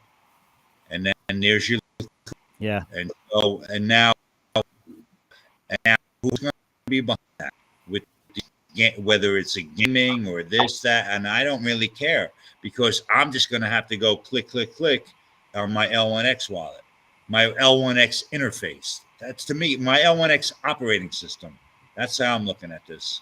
I'm only going to have one page. That's all I'm going to give a shit about, and I'll be able to do any game, any metaverse, any banking, medical. Hey, Mark. Yeah. It's not Mark Lord Kevin. No. I know who Mert Lord is. It's not Kevin. Kevin's Discord username. It's Mark Lord or something like that. No, that's Kevin. Kevin's Merkleroot. So. Oh yeah. Kevin's Merkleroot, and Merklord is a degenerate NFT meme coin mad man. Jed. Yeah, you could look up Majed, Majed. He's from Altura. Yeah. What? Why do you say that, Crypto? Why do you say that? You don't like him? Jed. Majed. Majed. He's the kid that started Altura. Ah, right, okay. Right. Yeah, I didn't know. He was like 16 years old, and he wrote the APIs and the SDKs. I'm going back like 8 years ago. His best friend right now, Tanner, is the one that's speaking for him because he's very shy. He doesn't want to talk to people. But he's now, 22 years old? Altura, check it out. It's crazy. Yeah. So any NFT from any game, and it's from Web 2 or Web 3 games. So they're working with PlayStation and the other one. What's the other one? The Microsoft, the Xbox. Yeah, Xbox. Be able to take their swords and put them into Web 3 games because you're going to own it. Yeah, it's wild. And this is a kid. I think he's 22, 23 years old. He's like Kevin, you know. Oh my God, guys! Don't forget. There's an 800 L1X giveaway, right? So $400 in the pocket. Yeah, so Mert Lord, like I think some people think you're Merkleroot. Some people think you are the founder of Layer 1X. And I think the Merkleroot, the Mert Lord. I think people are thinking. Kevin has thought, right, I am Merkleroot, I am Lord. Let's go with that. So I don't know if that was intentional. No, Roanoke, pure coincidence. Roanoke started this. Yeah. So if Grown-ups, you've not done man. this, I got please, confused yeah, about Discord name and this Twitter handle. yeah. Now, so engage. So like follow me, follow Kevin, follow Layer1X, follow the L1X app, L1X Talks, and David Gockstein, because there's 20 retweets in here. I just want to flood this and get it smashed out. So there's so many people what tag David Gockstein. And to be honest, if he actually come onto the space, I probably feel a little bit inferior, and I probably a little bit have like that what do they call it? But I said yesterday, well, it's gone from me again. Inferiority, like the complex. Yeah, it's gone. It's gone. Thank God I can talk to myself and not embarrass myself at the same time. But yeah, tag all these, like, retweet, bookmark, reply. This hashtag here is gonna be synonymous with L1X, because L1X 2424 is the launch date, 2nd of April 2024. So yeah, and you're gonna win a lot of these L1X coins. And 800 is nothing shabby at all. If you think about, don't want to do price predictions at all, but it's a $22 million market cap. It's a layer 1 blockchain that's going to revolutionize Web3. All it needs is adoption. That comes from people using it, people finding out about it. Now, 800 L1X, $22 million market cap, that's $400. 220 million, that's a 10x. At 2.2 billion, that's 100x. At 22 billion, that's 1000x. So because I'm actually running on fumes and the sleep I'm getting is nowhere near enough, I can't even do 1,000 times 400, and I don't want to embarrass myself. So that's these L1X coins. When L1X is $22 billion market cap, these coins what are being given away now are going to have a value of 400,000 US MF in dollars. And I'll say it again, 400,000 MF in dollars. That's a lot of dollars, and that's only at a 22 billion. And if you listen to Kevin, he's not going to stop until Layer 1X is up there in the top 3. He's actually said it himself: Bitcoin, Ethereum, Layer 1X. Well, if that's the case, Layer 1X isn't 1,000x, it's a 10,000x, because that'll put it at $220 billion market cap. And that isn't that far off either. So that'd give you literally these 800 coins. If L1X gets to a $220 billion market cap, it'd have a value of $4 million, which is kind of beggars belief if you think about it like that. So yeah, make sure to engage. There's only 24 people that have done it so far. 24. But I did make a mistake, because I didn't actually I didn't post it early enough. I think my brain was fried this morning. I didn't really know what day it was when I woke up. I didn't actually post it until probably about 2 o'clock this afternoon. So, but there's still plenty of time, because it's going to be done at 12 o'clock tonight. So Merc Lord, aka Mercury, aka Kevin, or maybe aka nobody at all. You've got a vast reach. You've got a vast network. Please share this, and I want you to be personally responsible for getting this to get at least 200 likes, retweets, and comments. So no pressure. And I know you're busy. But All done, he says. All done, Mert Lord. It's not all done. Did you not hear just the last bit? You're responsible for getting 200 likes, comments, and retweets, and I'm going to keep my eye on that. You can't rest until that happens. And if that happens, I'll be like, damn, this guy's good. Got a responsibility. Yeah. So your power, Merc Lord. Mert Lord is a lord. It's very Mert Lord is very, very well connected. Very well connected, and everyone loves him. I'll give one clue about Mert Lord. He could be Australian. So that narrows it down to 20. That narrows it down to 22 million people. Yeah. Mert Lord, just a story, right? I'm following this meme coin. I'll not say the name of the meme coin, but I'm following this meme coin, and I did a Son of Doge revival.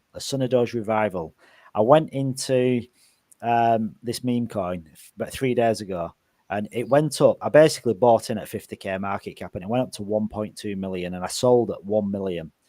And the chart the day after, it went really low, but a lot of people were holding the floor, and it went down to like 100k market cap. And I went in, I did Sunadoj OG video chat, and I were in there half an hour, and I took it from 100k market cap to 170k market cap in half an hour, because I was on camera.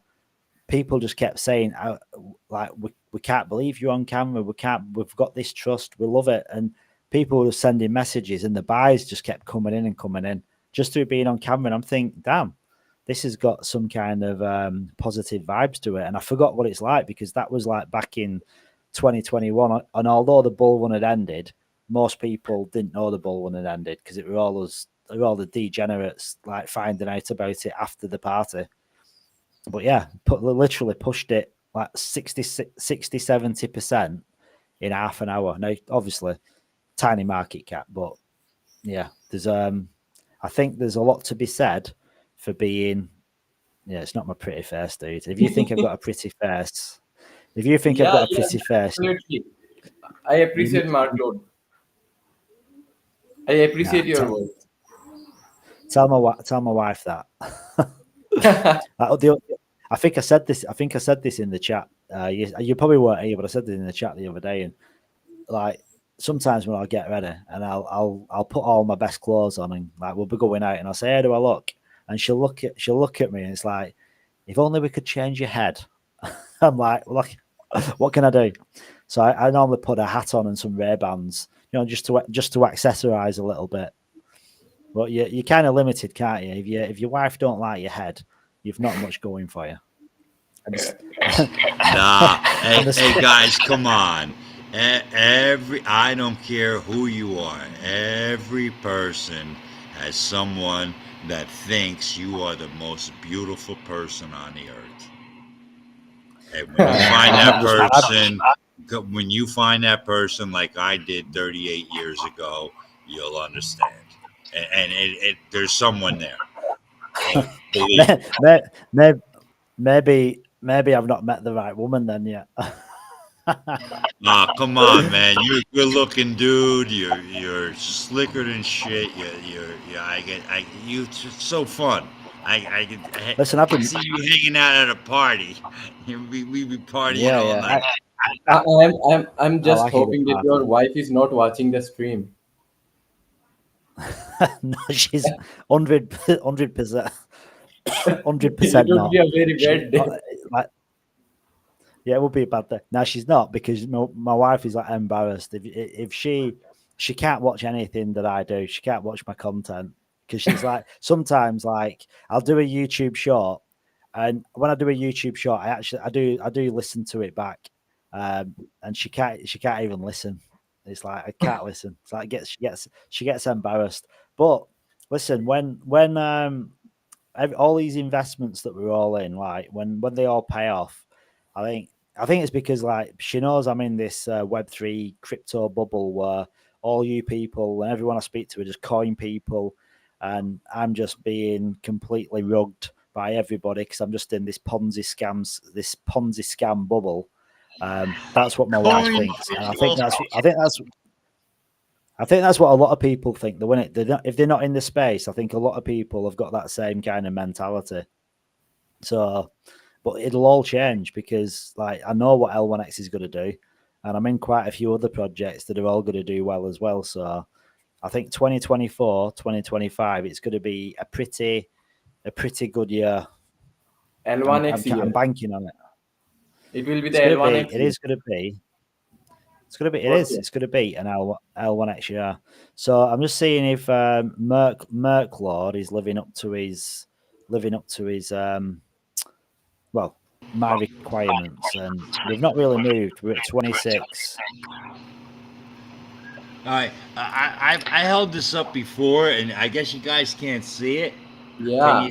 Can you see that? Layer 1x, but you wrote 1x layer. Right. Well, no. What that would be the back of my pickup truck. So Okay. well, I don't know, Crypto, any of you guys, you get up the design, right? And I'll send the measurements. I'll put them on Discord, right? I'll put the exact measurements so you can get that. Put the design up, and I'll put that up. I'll take care of getting it printed up. I can get it.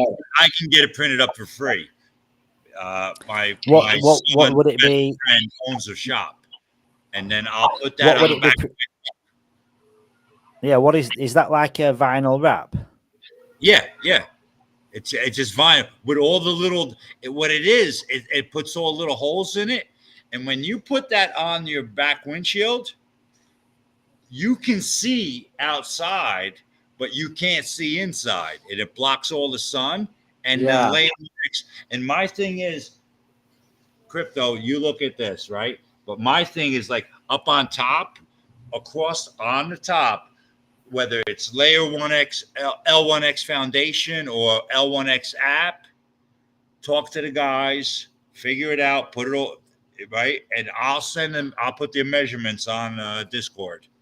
Right. And and then send that graphic to me and I'll get it printed up and put it on my truck. I said this about 6 months ago, and I talked to the kid. He's like, "Yeah, okay. What do you want?" And I'm like, and I went to you guys, and I was going to do the gold label. Remember? Yeah, I remember that. I have an L1X, the gold NFT, the original, right? So I was thinking putting that on there, and then you're like, "Oh no, we're going to change it," and then they changed it to the pink thing, going all the stars. So I'm like, "Come up." I'll put it on a truck. All right. I'll put the measurements in, and you get somebody to do graphics. All the guys in here, I see all the stuff they're doing. It's like I'll be riding your truck. I'll be riding your truck for sure. Huh? I will be riding your truck. Riding the truck. You get it? You'll be riding the truck. Oh, yeah, it's my truck. I'm providing the truck. Yeah, you give your measurements, you get the truck as well. Yeah, I think LMFG it'd need a lot of L1X to make that happen. Provide the measurements, you actually get a truck with it, a big Ford F-250. No. I'm just saying, I'll put the measurements in. Somebody send me the image of it, and then I'll get it printed and put it on there. Yeah, maybe. I've got a big truck in mind. Like I don't know. Ideally, I'm looking at registration plates, like license plates, and like there's a few layer 1X ones available over here. So I want to get myself one of them as well, to be synonymous with L1X. Get it on a Regio. It should be pretty cool. I probably could do that too. I have a handicap plate, so I probably HD L1X, heavy duty L1X.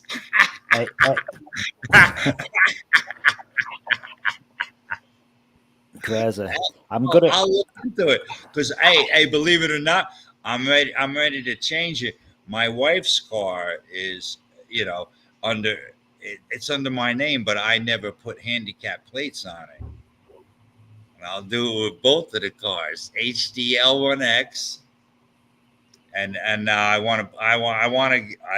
need somebody to do a nice graphic, but it's got to be the one that we're gonna do now or the future. You know what I mean? Yeah.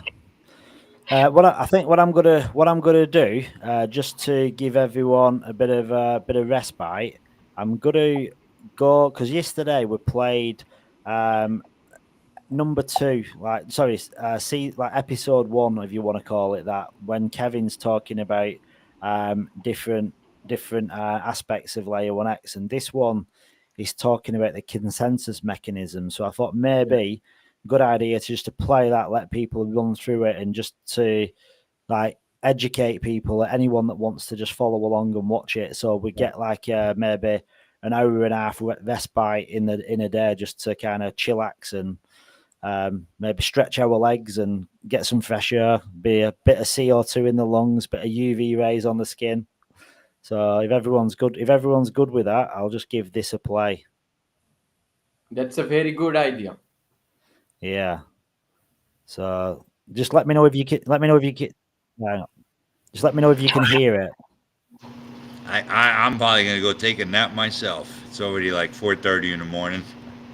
I got to get the wife's coffee ready in a couple hours. No, we can't hear anything. Yeah. Could you hear that? I can't see the screen. It's showing the X Twitter handle. Oh, blooming yeah, you're not going to hear it. I'm not even sharing the right screen. Right, okay, guys, I'm just going to drop this on. So let me know if you can. Let me know if you can hear this when I play it. The Layer 1X community and from everywhere else around the world as well. Good morning. Could you hear that? Yeah. Well, you paused Good morning, good afternoon, good night, good evening. Yeah. I've got to come up with a few more good things because I'm starting to exhaust all the ups and downs of those. But we have a really awesome presentation and, of course, a classic Kevin Miro board prepared for this evening or this morning, wherever you are. It's a deep dive into the consensus mechanism. And, of course, we've got the Layer 1X founder, Kevin, with us, and also a very special guest, our research manager, Niraj.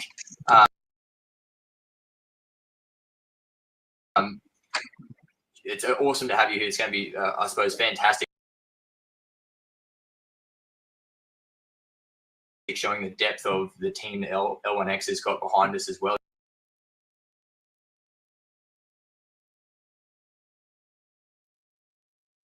In all aspects of things that we're building. It's just going to be a fantastic show to show how everything kind of works in the background, as it has been this ongoing series. I won't natter on too much because otherwise we'll end up like we did in this morning's space with Layer 1X meme coin launching about beard token and all sorts of stuff. So I'll pass it straight over before we get out of hand. Kevin, would you like to kick us off? Yeah. Thanks for that. Good morning, good afternoon, good evening to wherever you are. Welcome to the second episode of L1X Tech Tour. Today we'll probably dive into L1X consensus. But before I begin, maybe Dr. Neeraj, if you want to introduce yourself and give us a little bit, give the community a little bit of background about yourself. Sure, Kevin. Thank you so much. Hello, everyone. My name is Neeraj Khairwal, and I have got an IT industry experience of more than 13 years in academic as well as of the industry as such. So I have been working on the blockchain technology since last more than 5 years, where I have been into research. I am happy and glad to share that we have also received Australian innovation patent on the blockchain interoperability patent that we had filed. Similarly, we are also looking for an Indian patent to get granted soon. So apart from that, we have many research papers published in the public domain as such. So that is about myself. Back to you, Kevin. Yeah, thanks for that. And, Neeraj is a pretty humble person, just like me, Joe. She's a PhD in blockchain interoperability. And, having her on board kind of helped me out because when I, drafted the version 1 of the white paper, we were at like 60 pages. And then Dr. Neeraj and Dr. Pony Clark, the head of blockchain at UWA, stepped in. And they are responsible for the version 2. They extended it from 60 pages to 120 pages. So it has been fun working with, Neeraj, because a lot of discussions, when you start in interoperability, it's hard to find people that can carry the discussions at the same level.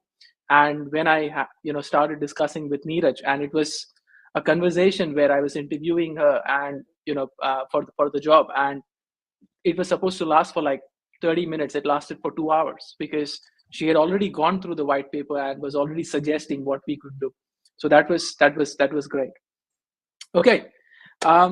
Without any further delay, let's jump into the whiteboard and let's look at what we have today. Yeah. Fantastic. Classic Kevin Miro board. Yeah. I think it's 100% needed.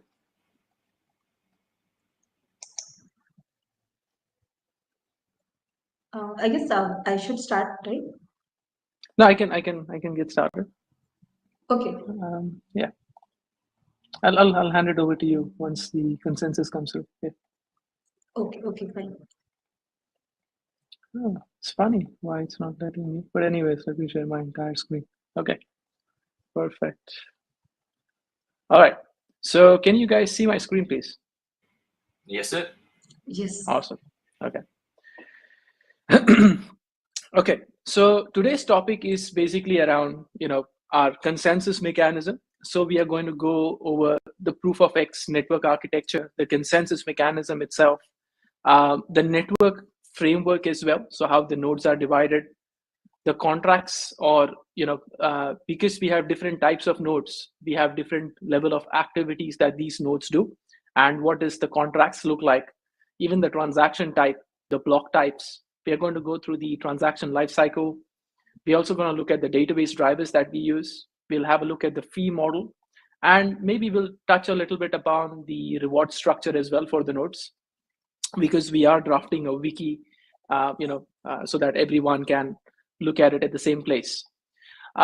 So for those of you who are new over here and want to know what Layer 1x is, basically Layer 1x provides three different features. The first is it allows you to go multi-chain, so you can have your assets across different chains, and it lets you manage that as well.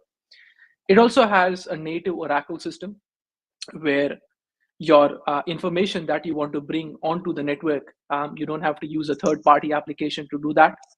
And the third one is, it's built in a way to solve the blockchain quartet, including, the scalability, security, decentralization, and interoperability. And to do that, it has a feature shard strategy. So many blockchains have shard the database, but we shard according to the features that we offer. So yeah, these are the three key pointers that define Layer 1x. Let's jump into the proof of X network architecture. All right. So I understand a lot of you have already, gone through this, and I like to reiterate it so you get used to this architecture as well, because for those who will be hosting nodes, it's pretty important to understand this.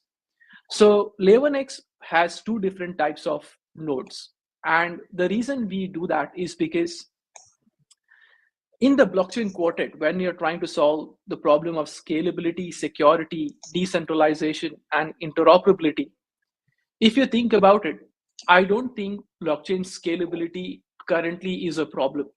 And the reason I say that is there are a lot of blocks on a lot of Layer 1 chains which are empty, right? There are not a lot of transactions in them. Now, of course, you have Bitcoin and Ethereum that get clogged up.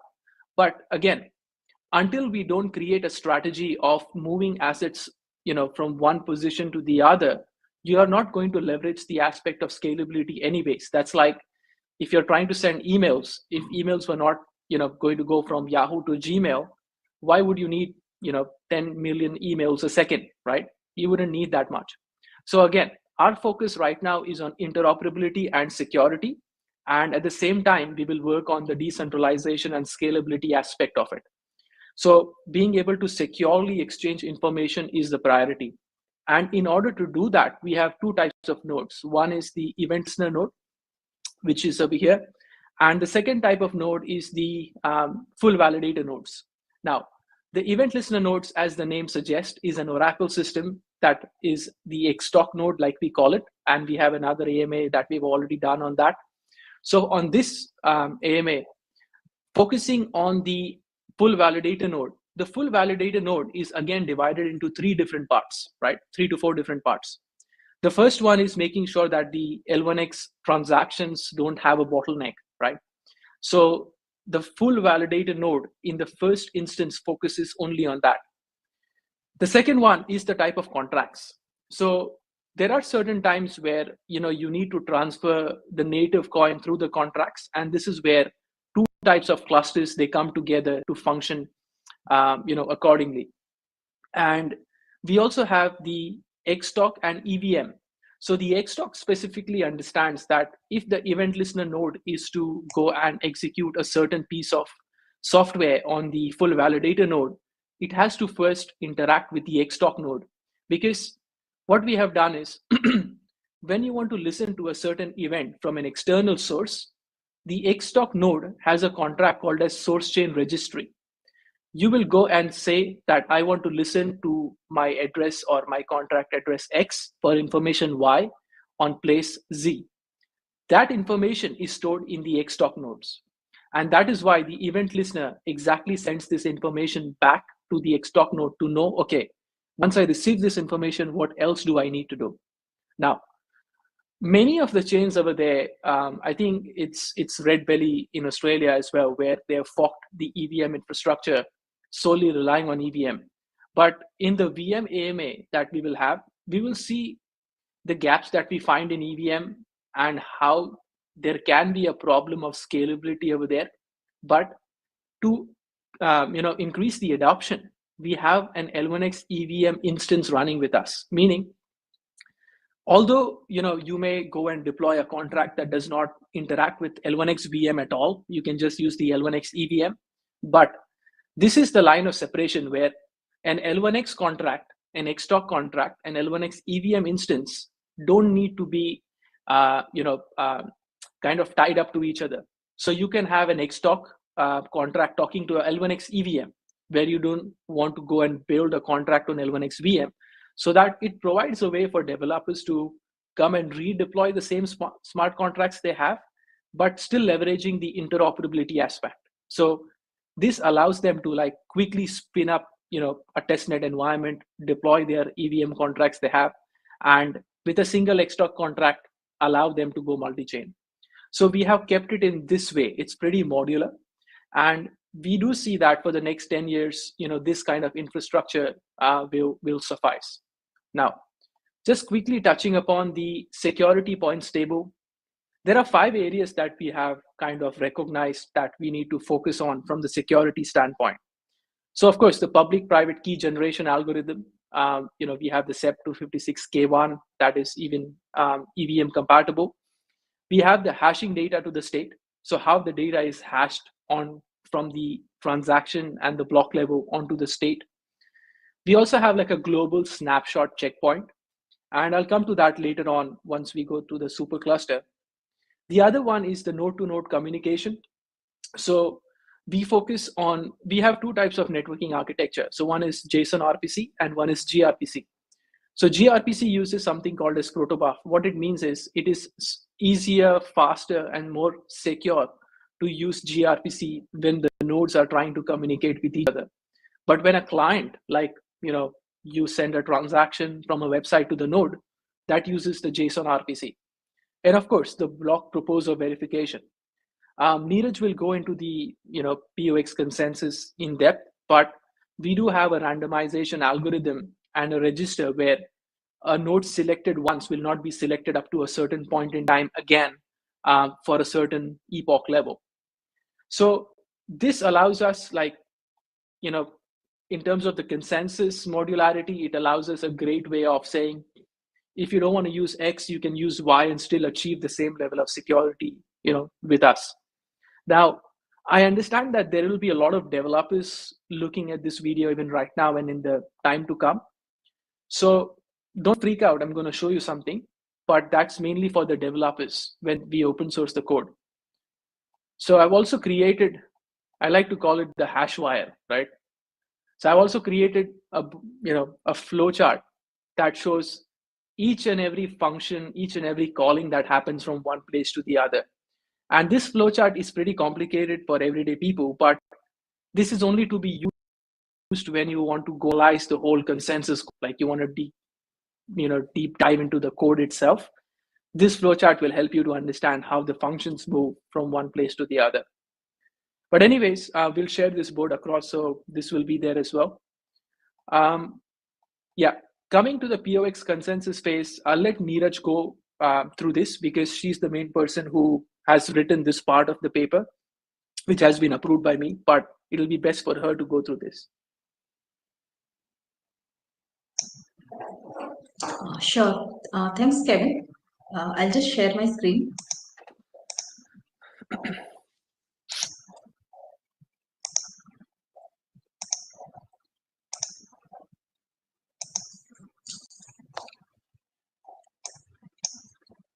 Hello everyone. So we'll start with the L1X consensus process.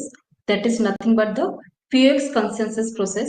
So to make it easier to understand, what we are going to do is we are just simply going to have a quick look how PX consensus is going to work. So to start with, what is the purpose?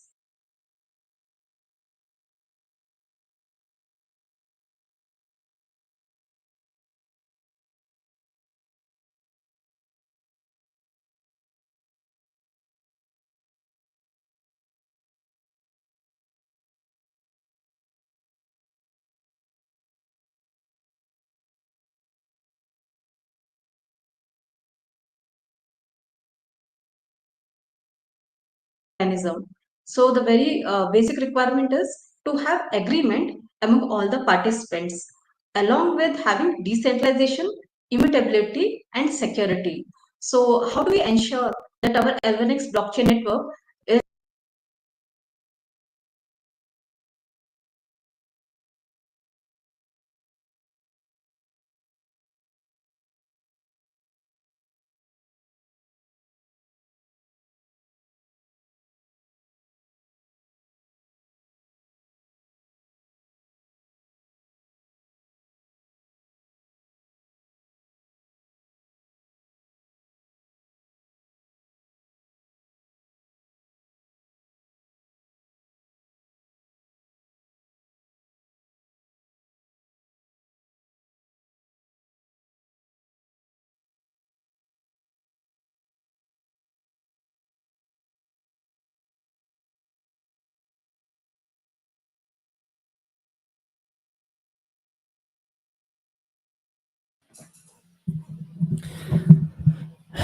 Hey fam, so the actual browser just crashed. So just give us 1 minute. I'm going to get the browser back up.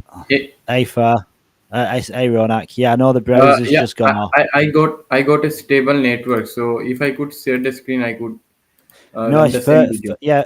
Nah, Fur's got to stream the video. It's just his browser crashed, so he's going to be back on in like 1 minute. Okay. Just pick up where it was, because it was like, I think we were about 15 minutes into the stream. So yeah, that'll be back online in the next minute or two. Just kind of opening up the browser, because I actually, it was weird because I literally closed my browser down because I didn't want to have it open for no reason, because it was playing as well. And then I closed it down, and then within a second, it had closed down again. So, but yeah, Fur's back online now, so we're all good. Cheers, Ronak. You're a legend, man. You are a legend, bro. No, don't be silly. Right, catch you later, guys. I'm just gonna catch this video. Is you after lunch. Yeah. Bye.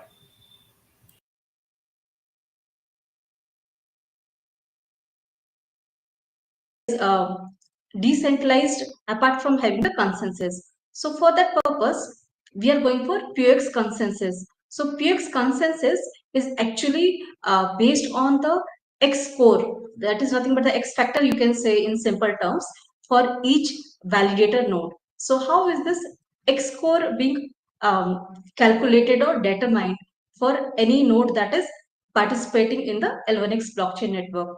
So as you can see from this diagram, we have two things. First one is the stake score on the left hand side and kin score on the right hand side. So these are the two, you can say, major parameters which are contributing to the X score of the full validator node. So this stake score consists of stake balance, stake age, and locking period. So as we all know that a node is required to have a node NFT so that it can participate as a validator in the L1X blockchain network. But that is not the only factor which will contribute for the selection of the node as a block proposer. Apart from that, stake age and locking period would also get counted. So what does it mean? That apart from the stake, your commitment to the network would also be getting counted. It's not purely based on the like amount that has been staked. Similarly, when it comes to kin score, now by the word kin, we mean like how connected we are to this L1X blockchain network. So kin score, that is the term, that is the reason we have coined this term. So kin score will actually constitute of uptime. Uptime is nothing but like how much operational a node is. Next comes is participation history. So participation history is like it is more related to the your participation in the network. Say based on the time you were based on the time you were available in the network, how actively you participated in validating the blocks or validating the transactions or proposing the blocks when you got an opportunity. Next comes is response time. So as we know, response time is indirectly related to the throughput of the system. So when a node is having a quicker response time or say a lower response time, then we'll be able to handle the transactions more efficiently and in a like smaller block finalization time. So that is the reason response time is another factor that is getting counted. And the last one that we have is security measures. So this security measures is more related to like ensuring the identity and integrity of the participants so that we mitigate the financial risk as such. So these are the like metrics that are being considered to evaluate the uh, eligibility of the of a node to get selected as a what we say, to get selected as a block proposer. So you might ask like we have in all this seven parameters as such, right? 3 plus 4, 7 parameters as such. So would they all be equal? So the answer is no. We are actually providing flexibility to this. So first of all, why is that required?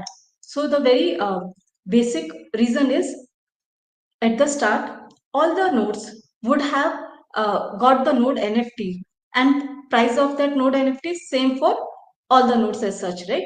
At this stage. So next, what comes is stake age. So since all the nodes are will be joining the L1X network now, like since ours is a new blockchain network, so stake age also becomes not that significant factor. So which factor will be contributing more as of now? So that would be locking period, for how much time the node is willing to commit to the L1X network and want to actively participate in the network.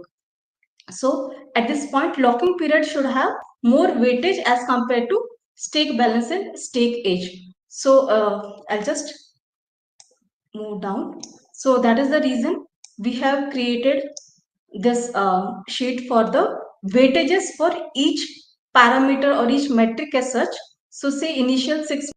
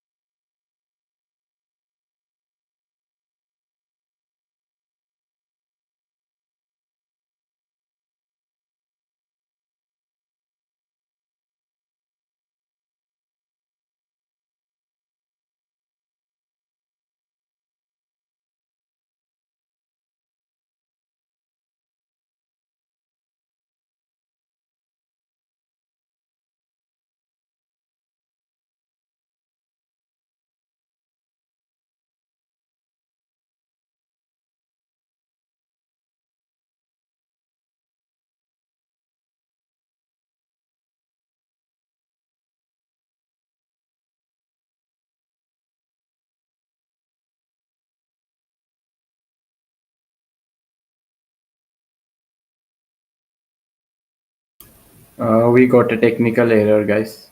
Wait for a second. Wait for a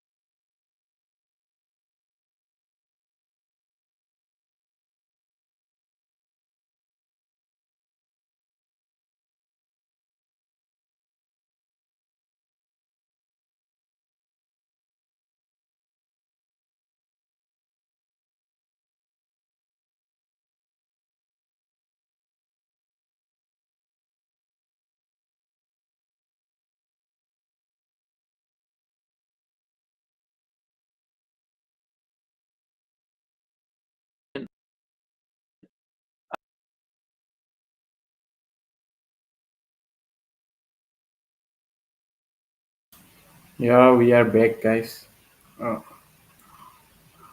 Allows you to get started. For example, when you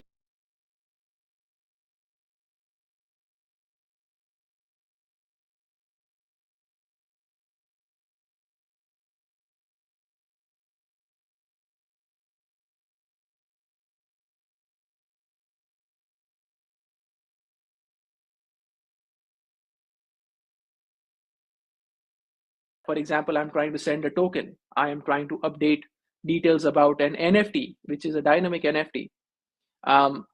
Such type of state changing calls. Now, even the state changing calls are divided into three different types. We have the L1x VM, according to that, we have the L1x EVM, and then we have the Xtalk over here. So different types of transaction has different transaction structures, and the state changing function calls have to adhere to those transaction structures. And in the end, we have read only call. I just want to read the balance. And my theory over here is storing data on the blockchain for the long run should be cheaper. Because if you think about it, when you go to Amazon, host a server and a database, and even if you do not use it, you are still going to pay a base fee every month. Versus on the blockchain, you only pay when you update the state. So if I just want to read information from the chain, that should itself be, in a way that it's cheaper. So until and unless we don't make storing information on the blockchain cheaper, the read only mechanism to benefit that it's going to be free to read for your entire life, that can't be activated. We also have multiple different block types. So we have the transaction block, we have the contract block, we have an EVM block, we have an Xtalk block, and we have the super block. Super block is the collection of the block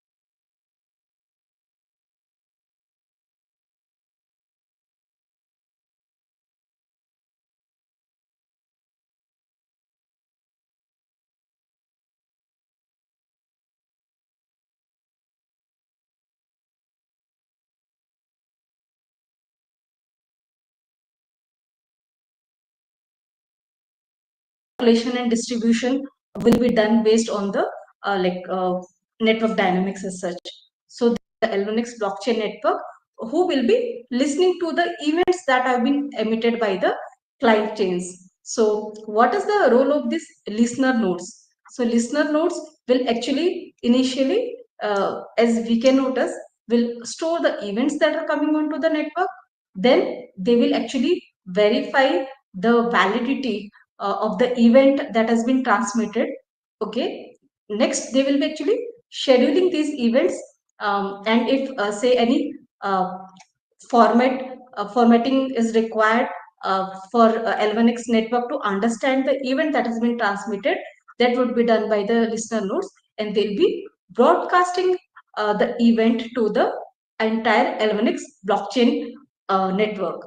So once the event has been transmitted to the L1X blockchain network, then in that case, what it will result is nothing but a transaction as such, where L1X VM comes into picture. So here what will happen is, initially the details will be registered along with the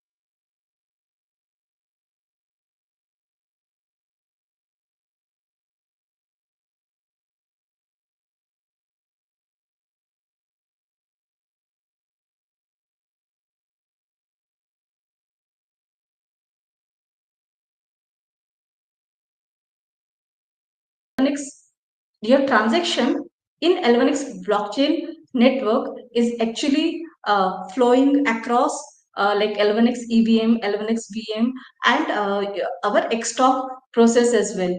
Since a different like blockchain network is involved, say in our case, we were considering the scenario client chain being the Ethereum blockchain network as well. So this is how like a transaction flow would be there conceptually as such.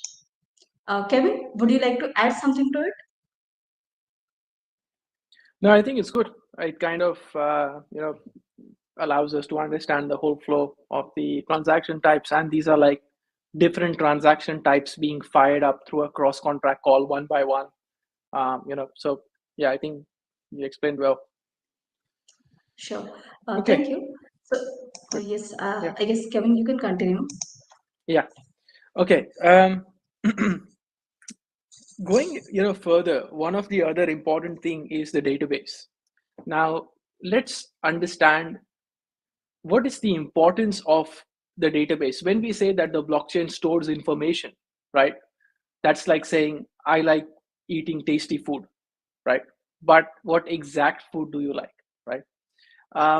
So what exact food do you like is basically that term. If you use it in blockchain analogy, it's called database drivers, meaning how does your data get stored? Like what is the way your data is stored in there and it is retrieved, right? What is the strategy behind that? Now, continuing on the same analogy, if you went to the supermarket, a family of 3 versus a family of 7 versus a family of 15 I don't know if there is, versus a family of 25, right? They will all have different requirements when they go to the grocery store, right? So if you're buying, let's say, I don't know, a bottle of cold drinks, right? You're not going to buy one bottle if there's like, family of 10. You'll have to buy 10 of them. Now, how do you position this? Do you prioritize a family of 10 first versus a family of 2, right? Or a family of 3 versus a family of 20? This is a question where, there is no definite answer to this, right?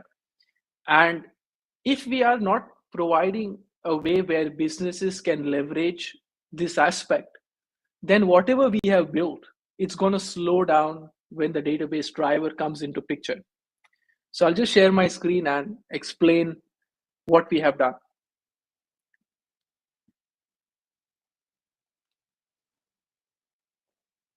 Yeah. So, and I think these kind of conversations help us understand how much work has gone into the technology, right? If you look at, let's say, Polygon, right? Polygon is using RocksDB. I think majority of them use RocksDB. Now, the requirements of storing information on the blockchain is changing, right? And to understand what these different database drivers provide, let's go through them one by one. If you have a list like a dictionary saying that wallet address, balance, wallet address, NFT associated. If you have this dictionary, that is where RocksDB does very well. It's great, right? It's fast because it's built on this key pair relationship. Cassandra, if on the other hand, allows you to decentralize your database in a way where you have sharding strategies. So for example,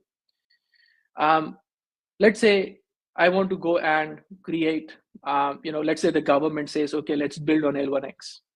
And now the government says, okay, there are various departments, like there is health department, there is the taxation office, and all this information about this one single person has to be stored. So how do we store this? That is where Cassandra can help, saying that one person, ATO records over there, one person, health records over here, right? So Cassandra helps you to divide this information into various types, like what type of information you have. Because you can have patient name, health record, all these types of different column-based information there.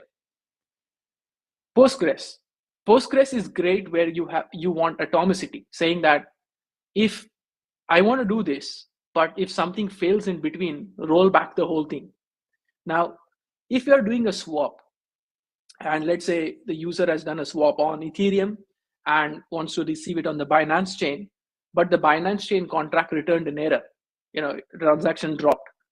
That level of reversing back the information, right? Postgres has something called as a diesel ORM that is natively allowing us to roll back a certain transaction. So which one have we implemented? All three. So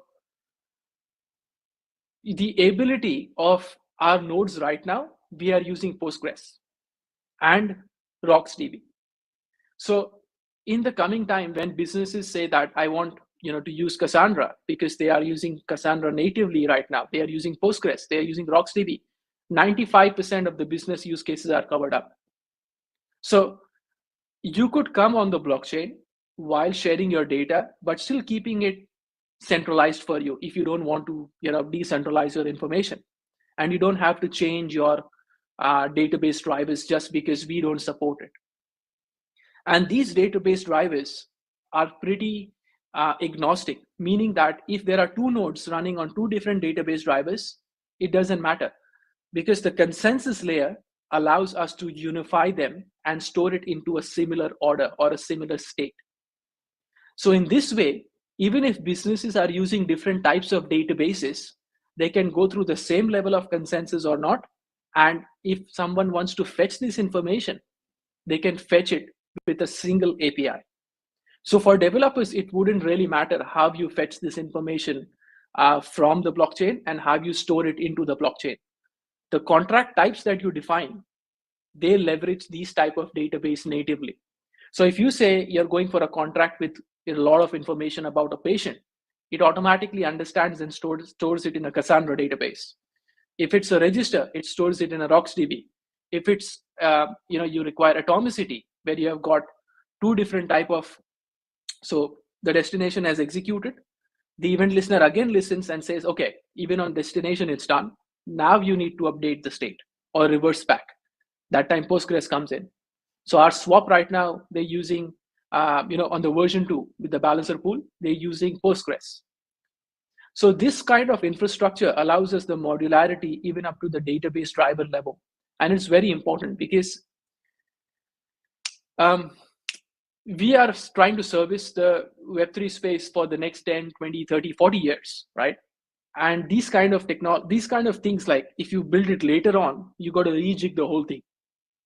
And that's why it's prepared to take on any kind of multi-chain project we get, right? It's not trying to fit it in somehow. How do you build this on Web3? It directly makes sense. Now, going at the fee structure, right? So this is the fee structure in terms of the blockchain in itself. The more important thing to understand over here is we have unified the fee structure regardless of the contract types. So if you're doing an L1X VM, Xtalk, or EVM, you pay a single fee, right? So in this way, if you're transferring, deploying a contract, initializing a contract, creating some kind of a staking pool, or staking or unstaking, it is considered as a single transaction. After that, we verify the signature and the transaction, right? It takes the processing time. Now, this is where the fee limit is mentioned. Like you can query the chain and say, okay, what is the fee I require for this? And at this point in time, your fee limit is checked. Do you even have that much? If you do not have, the transaction will drop. It will not even go ahead. If you have it, it will charge that fee from your account. So once this fee is charged from your account, it depends, again, what are you trying to do? But let's say you go ahead and initialize a contract, right? And now you need to know how much fee is being used. Like how much did I exactly end up paying? At that point in time, when a certain contract is getting executed, we have different ways of calculating these fees, right? So if you're doing a cross-contract call, your fee is taken out of your account. If you are trying to store it into the resources, the fee is taken into the account. If you're trying to write into a contract state, the fee is taken into the account. So each and every cross-contract call, the fee is reduced out. And we have the EVM gasometer integrated, but the fees that we have for EVM, I think the last time I did was like 0.000 or 402 L1X. That's like 2 cent. I mean, 100 of a cent or something like that, right? For an EVM based transaction. So this allows the developer to not worry about the fee structure. So if it's an Xtalk contract, if it's a VM contract, because how do you pay for your Oracle services, like the information coming in, right? All that fees is taken up at one single source. So you don't have to, you can create an application in such a way that you have like event listener coming in, you have VM contract executed, EVM contract executed, and one fee for that's all the transaction club together. So it provides us a lot of flexibility in calculating these fees as well.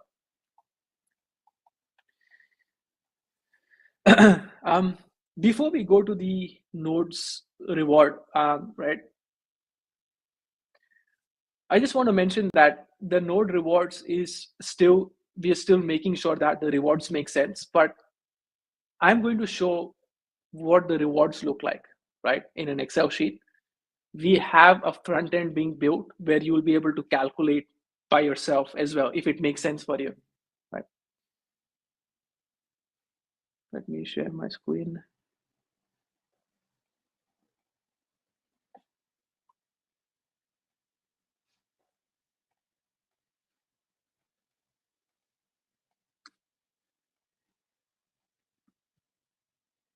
Okay.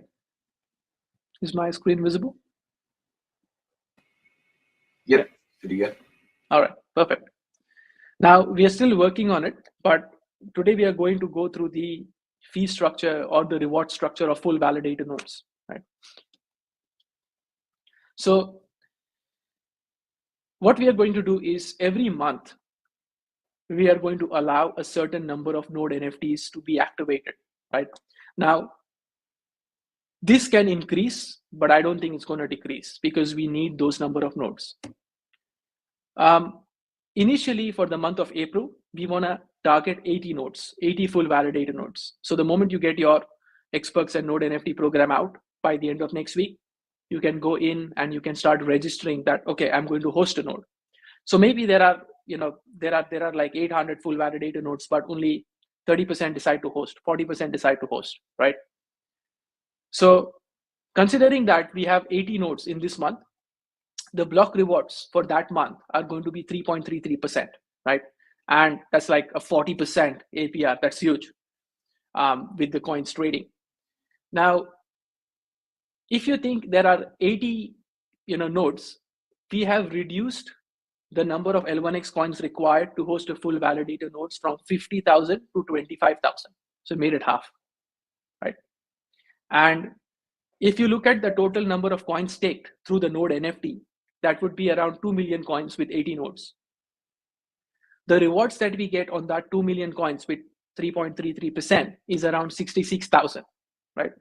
Now, if all the nodes are taken up, then that single node in that point in that month is going to get around 833 L1X coins as rewards. But let's say, not a lot of nodes are taken up. Not a lot of nodes are hosted. If I reduce this down to, let's say, 50, the rewards are still going to be higher because there are set number of rewards allocated for that block. So the faster you host, the better it is for you to get these rewards. Now, the other angle to this is the number of coins that people are going to stake into the nodes, right? And what we have done over here is we have taken a simple probability. So let's say there is a probability of 60% of the people go and host into the nodes, right? It's always higher. At that point in time, in this month, there will be 10 million coins in circulation. 60% of the people wanting to host, stake into the nodes, that's 6 million coins. Even they will be eligible for 3.33%. So that gets the number to 200,000. Now, each and every person holding a node NFT gets the right to decide what the validator commission is going to be. So when you open up and say that I am going to allow other people to stake with us or with my node, you can set the percentage you want as to what your commission is going to be out of it. So if on a blanket basis, the commission is 20%, right? And 200,000 coins are given to the people, out of that 20% is 40,000. This 40,000 divided by 50 people results into 800 L1X coins per node per month as commissions from the people. Now, that takes the total to 1,633.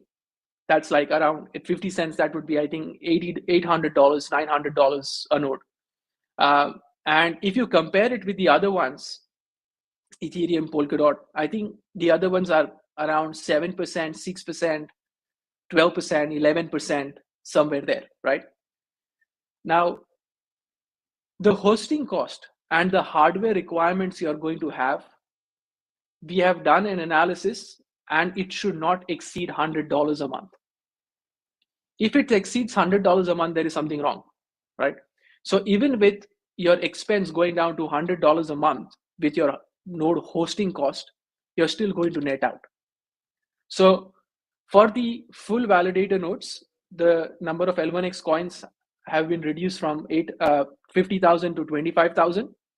For event listener node, it has been reduced from 10,000 to 5,000, right? And I kind of think that with the ability of the coins reduced down, the number of nodes will increase. So thanks to one of the community member who recommended this, and it put me into thinking, like the goal is more number of nodes here. Like, what are we doing? So it's great. Now, the calculator that you're going to get is going to look something like this, right?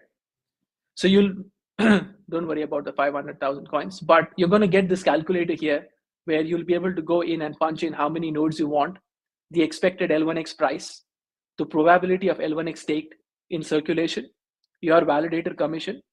Hosting fees are $100, but you'll be able to calculate your rewards based on that and understand that, okay, if the coin price were to reduce, am I still going to make some money or not? Or if it's going to increase, will I still make money or not, right?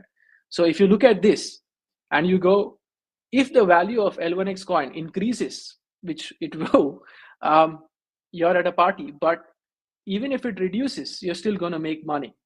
Now, let's say it increases, I don't know. Let's say based on the average things that have happened in the past, let's say it goes down to like $7 with what we currently have going on. And only 20% people decide to stake, right? You're still going to net out quite a bit of money based on the price of the coin. So this makes the node NFT very lucrative because there are only that many NFTs in the whole year, right? But the demand of them is still going to be there. So we will create this into the calculator, and you'll also be able to opt in, whether saying that, okay, do you want to accept coins from the other people? And based on that, your node health score will be given out. So as Neeraj went through it, your validator node score will be taken in consideration. And in the portal, everyday people who have L1x coins, let's say 500,000, whatever it is, who don't want a node or who can't get a node NFT, they can come and stake it with you directly. So you'll have an option to accept it or not from the others.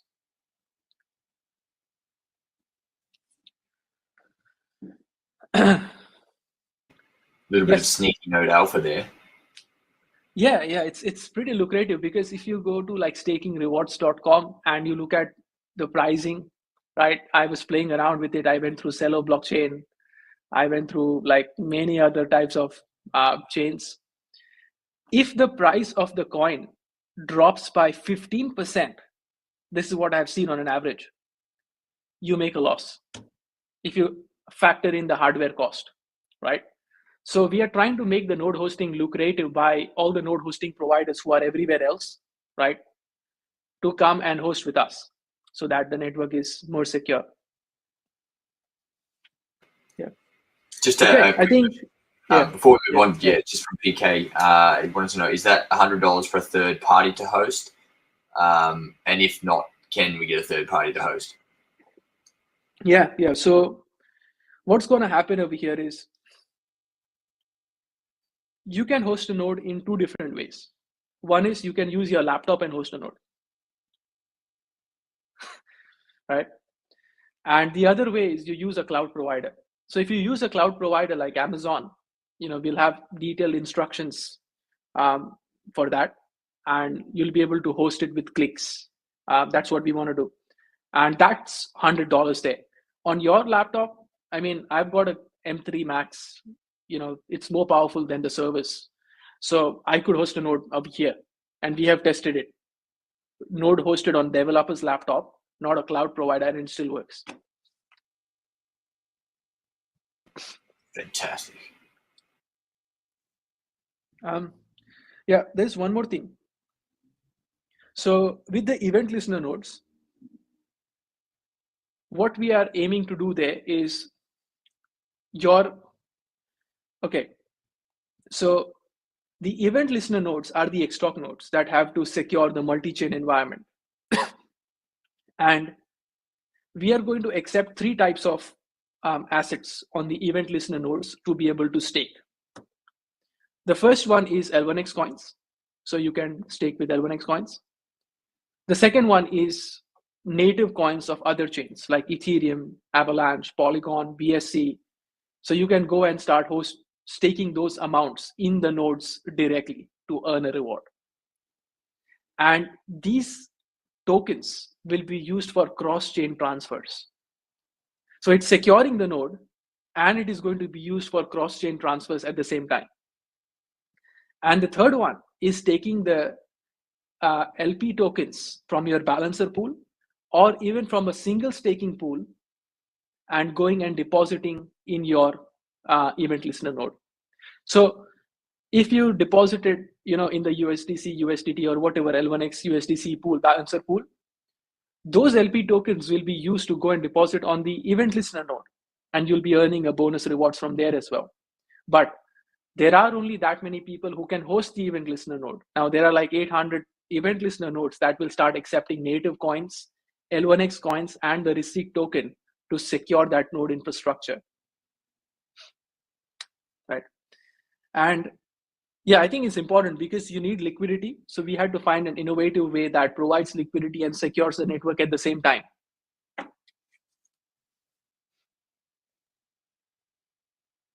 Yeah. Any questions? A few from the community. I think you just answered that one. Can we use the LBP for the node? That's a short answer, yes.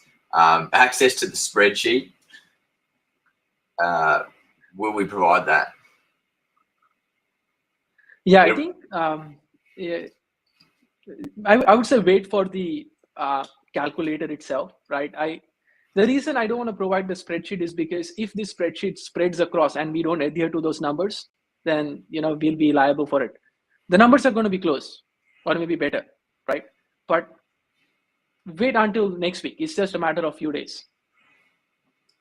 Perfect. I'll just scroll on down as we go. Will the emission for the node decrease over time? It seems, based on the Excel tab, it seems to be increasing, or is DD getting something wrong? Yeah, I think if you're thinking about this, right, okay, two angles to this.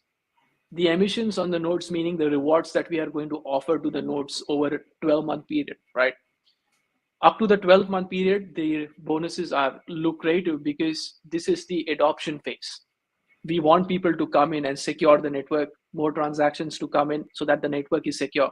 But after 12 months, it may drop. I don't know how much it's going to drop, but we at least expect that the fees that the network is going to earn is going to be, in terms of the quality of fees, it's going to be much higher than the other protocols, because you're trying to act as like the Google over here, right? So like a plug and play solution for multi-chain ability. So you'll be making a transaction fee every time this transaction happens. So we kind of think that it should be in a place where certain part of the fees are paid for itself. Excellent. And this question around hosting node, and I'll just confirm this. Obviously, you need the node NFT to be able to host a node. And that's first in, best dress on the X perks, basically, to receive that node. So the question being as well, I think, once you have that NFT for a node, that node is then reserved for you, correct? So as I mentioned previously, the guys who opted in for the event listener nodes, they are going to get that. And the ones who opted for the full wallet validator nodes, they're going to get that. So that place of theirs is not taken away, right?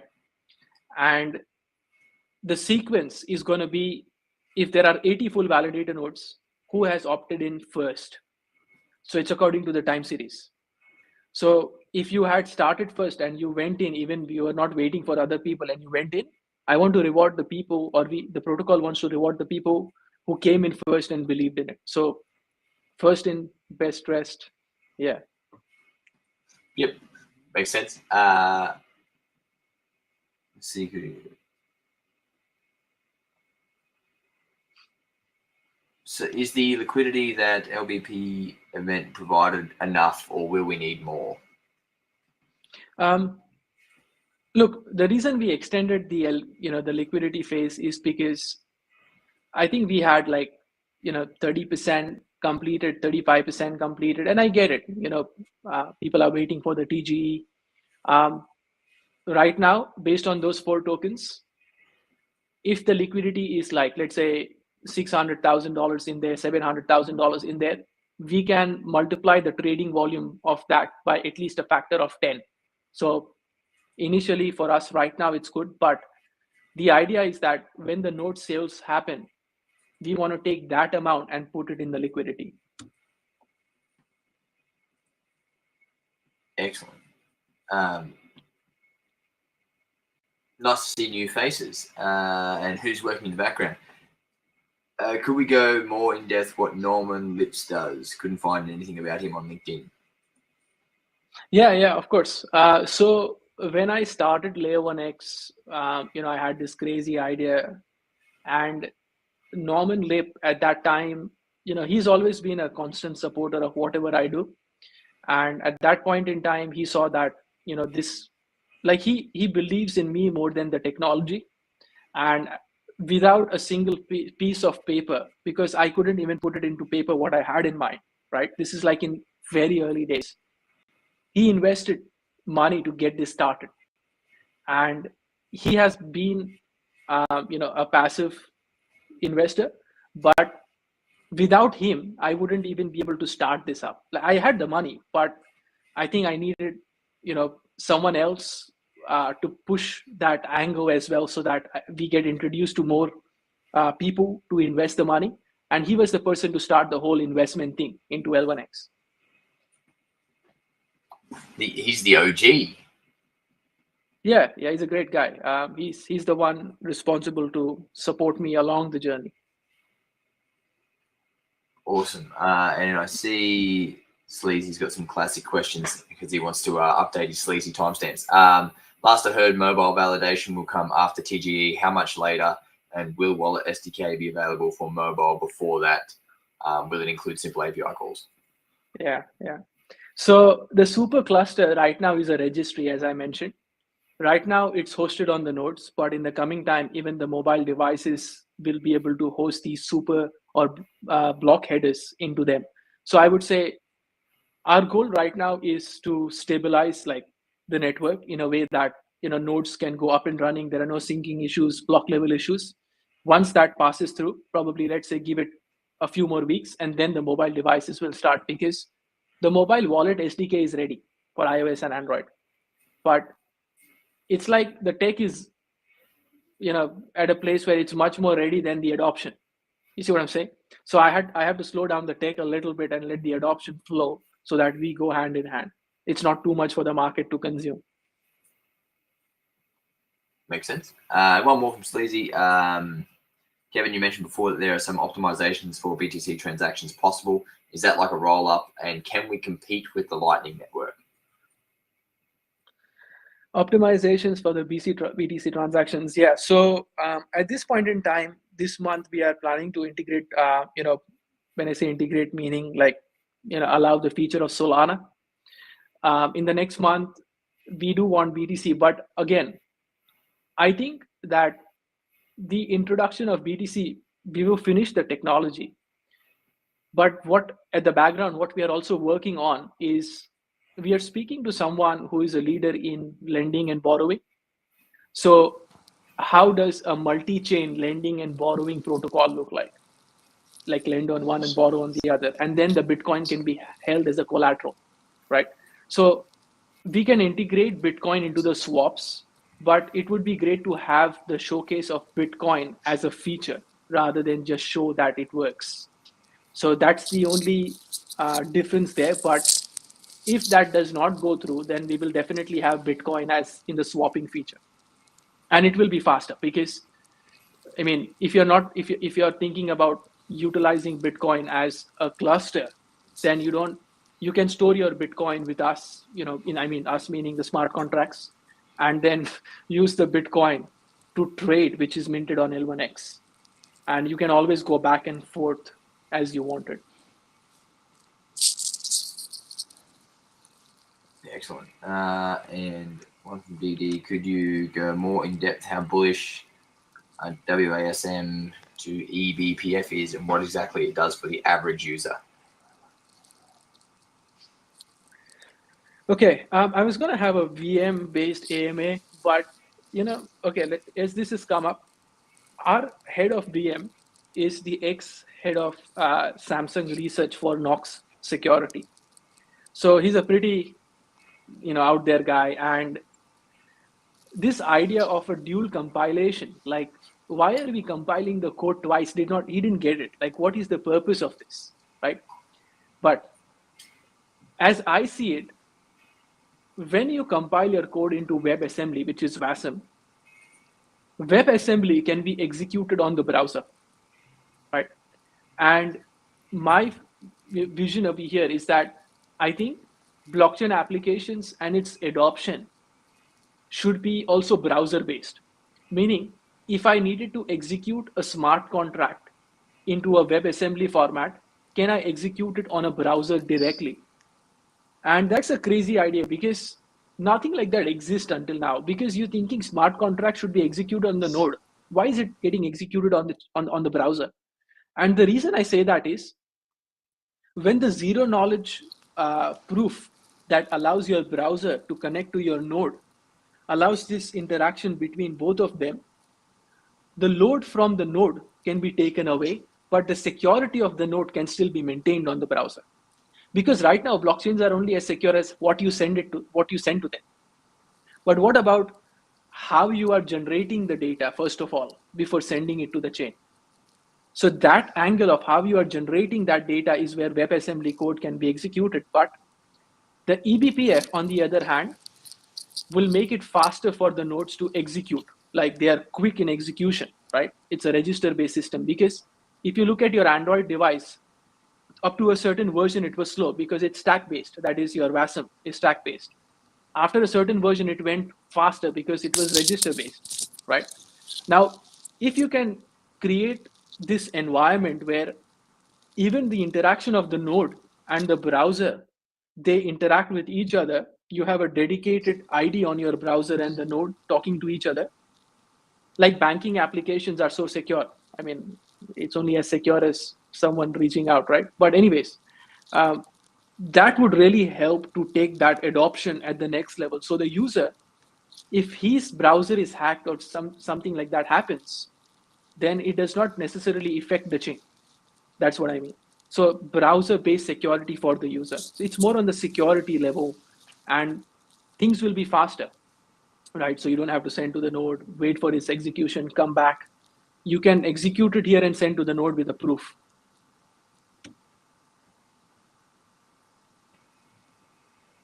Excellent. Yeah, I think that can be a whole nother, like you said, a whole nother AMA, really. We will be doing an AMA on the VM exclusively because that's my area. Like, that's where yeah. Fantastic. Imagine the Kevin boards. There'll be Kevin boards everywhere. Will the adjusted emissions for nodes, will it change the tokenomics / emissions? No, I don't think so. I think it's the same tokenomics model because it's based on the same circulating supply that we had. Excellent. I think that is mostly questions, unless anybody can sneak a couple in the last little bit. Yeah, so that's most community questions there. Anything I think to cap us off from either yourself, Kevin, or from you, Dr. Niraj, anything you want to close out on? Maybe Neeraj, if you want to go first and say anything. Like, I guess from this AMA, the concept of PX consensus will be very clear to like the participants and the community as such. So they will have a better idea how we are ensuring decentralization as well as fairness in this process of selection for the block proposer. Yep. Yes. Yep. Okay. No, thanks for that. I just wanted to address one thing over here, which is the adoption thing, right? Like, it keeps me awake at times, because I am firing up on borrowed cylinders. Like, I am doing everything I can in my capacity to push this forward, everything, right? And one thing that I have a lot of belief in now is the multi-chain asset issuance and management strategy, which is the narrative over there is take your token multi-chain. That's it. Because previously what mistake I think I made was making it too complex for the applications to understand what they can build, right? So now I feel that looking at various documentation. Like today I was listening to the Avalanche walk messaging, they call it teleport. It's no different than the Polkadot's XCM, like inter-chain transfer. And I was like, that is so complicated. And it got me like, okay, I get it, right? And what we are doing right now is we are creating a funnel where this single feature is so powerful because all these projects that we are building, they're all using this feature.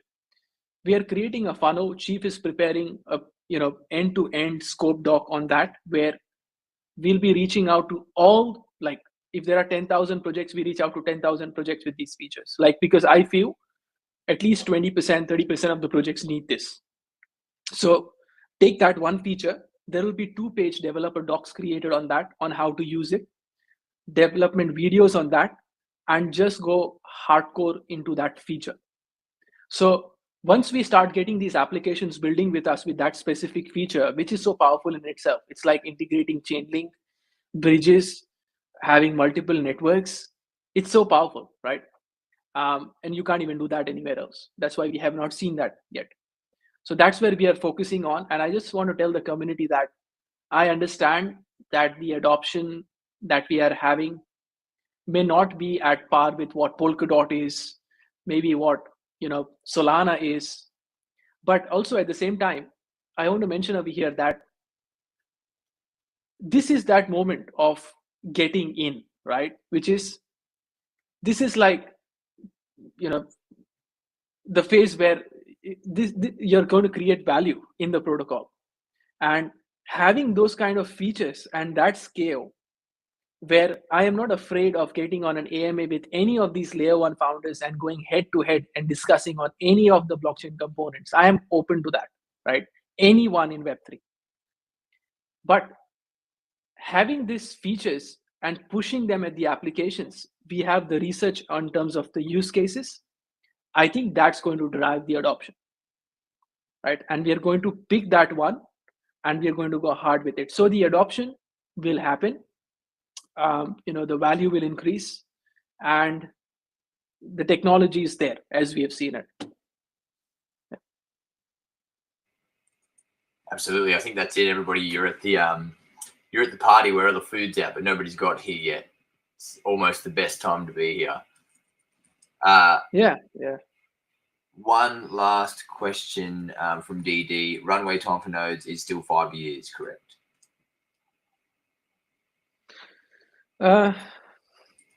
Look, I mean, we want the 800 nodes by 12 months, but then again, that's a very far-fetched perspective. Like, I want to focus right now because we have built the tech for the future, but let's focus at this stage to get in the nodes. Like, let's reach 80 first, right? Then we'll talk about the other ones.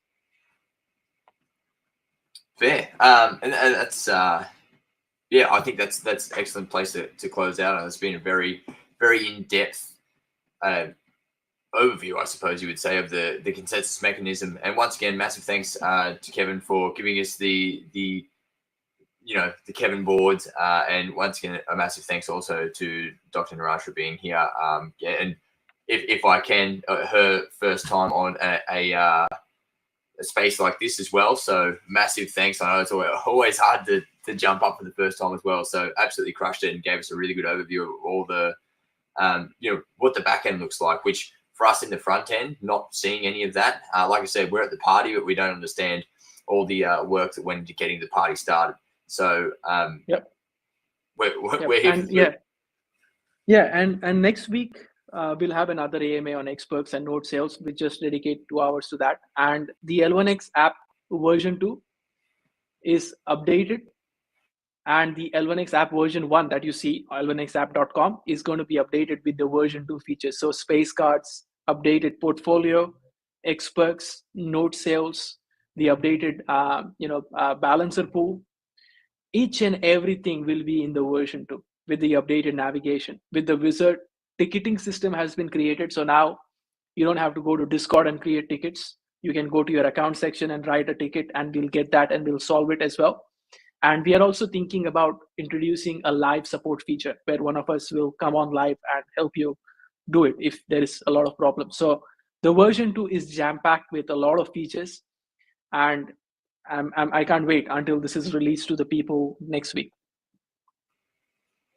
There you go. This is the alpha, the dates, all sorts of stuff flying out. If we drag this space a little more, imagine the amount of things that we could get to. No, that's probably enough.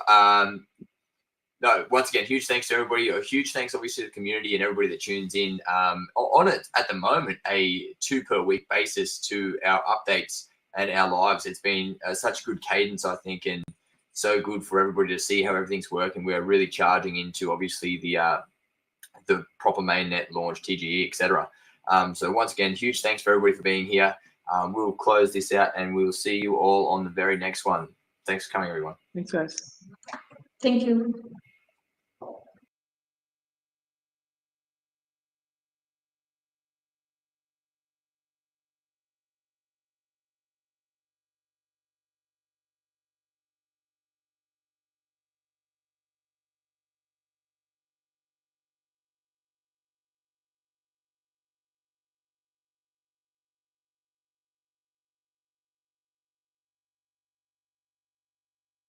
And I'm really looking forward to how this plays out, the questions that are coming through. Obviously, we've got a really good community engagement, and I'm sure they've got questions to push through as well for you, Casper, and also for the team with massive amount of information lined up for everybody. So I won't take too much time of everybody with my intros, but I'll pass straight over. Who wants to kick us off? Yeah, I think I'm going to kick off and just yeah, we're going to cover a few different things tonight.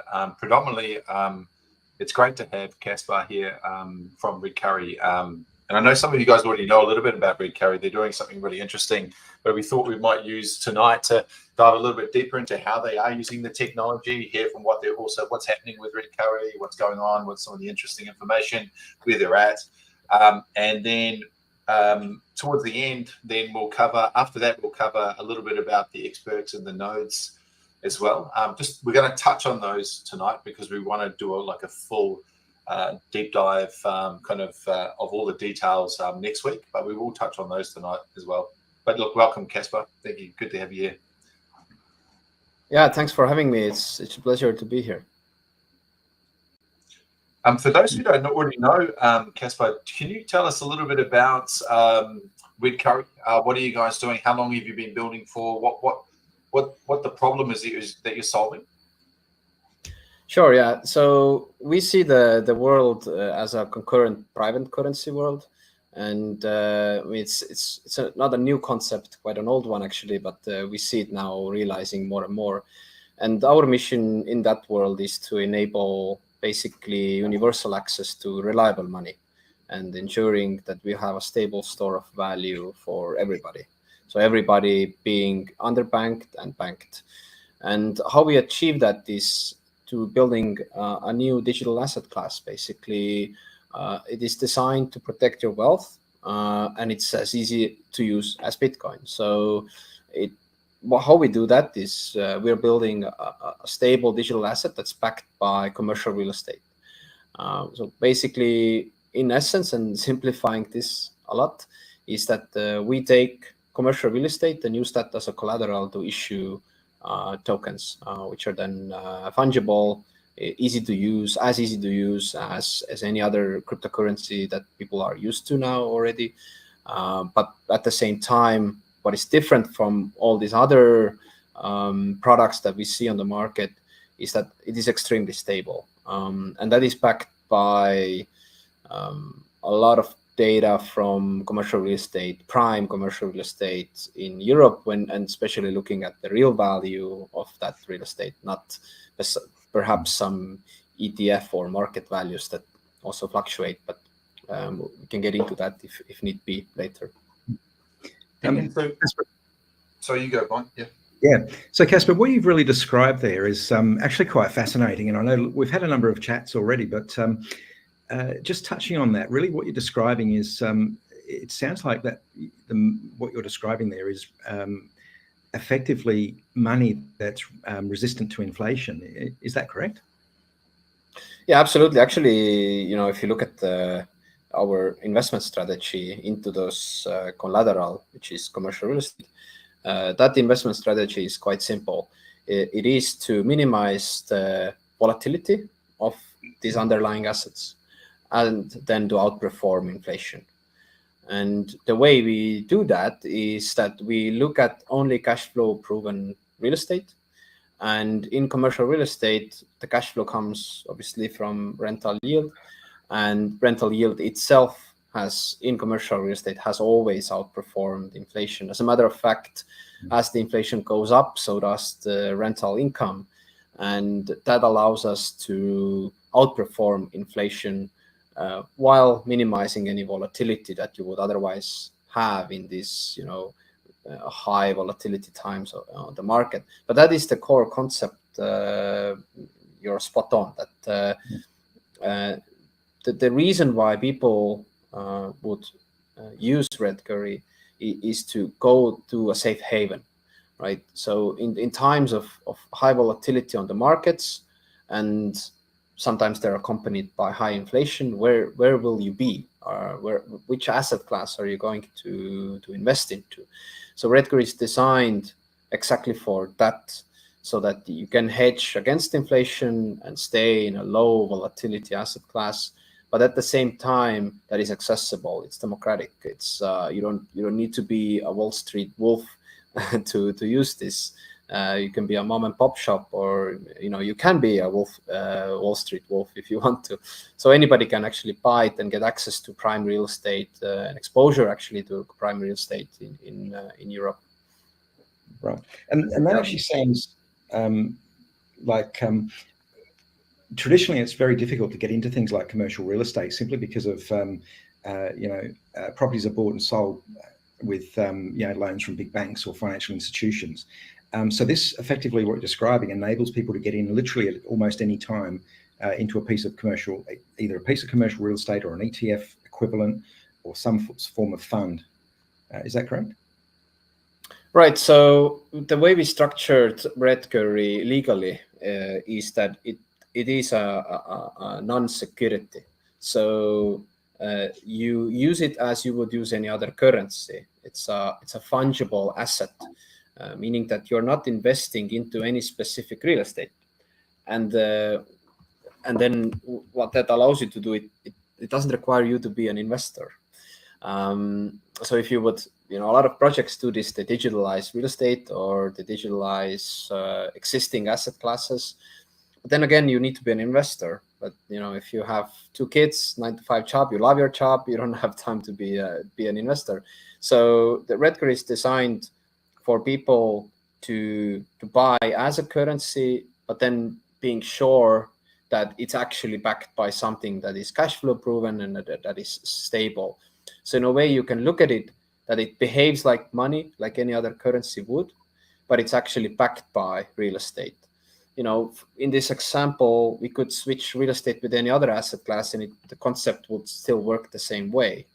And how we achieve this is that so basically what I'm saying is that you transfer the value, but not the ownership of the real estate.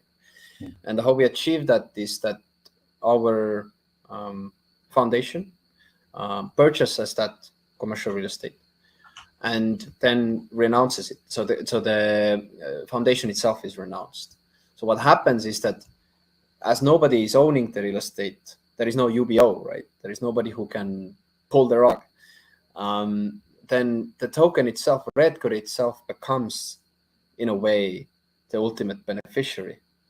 But as I said, it's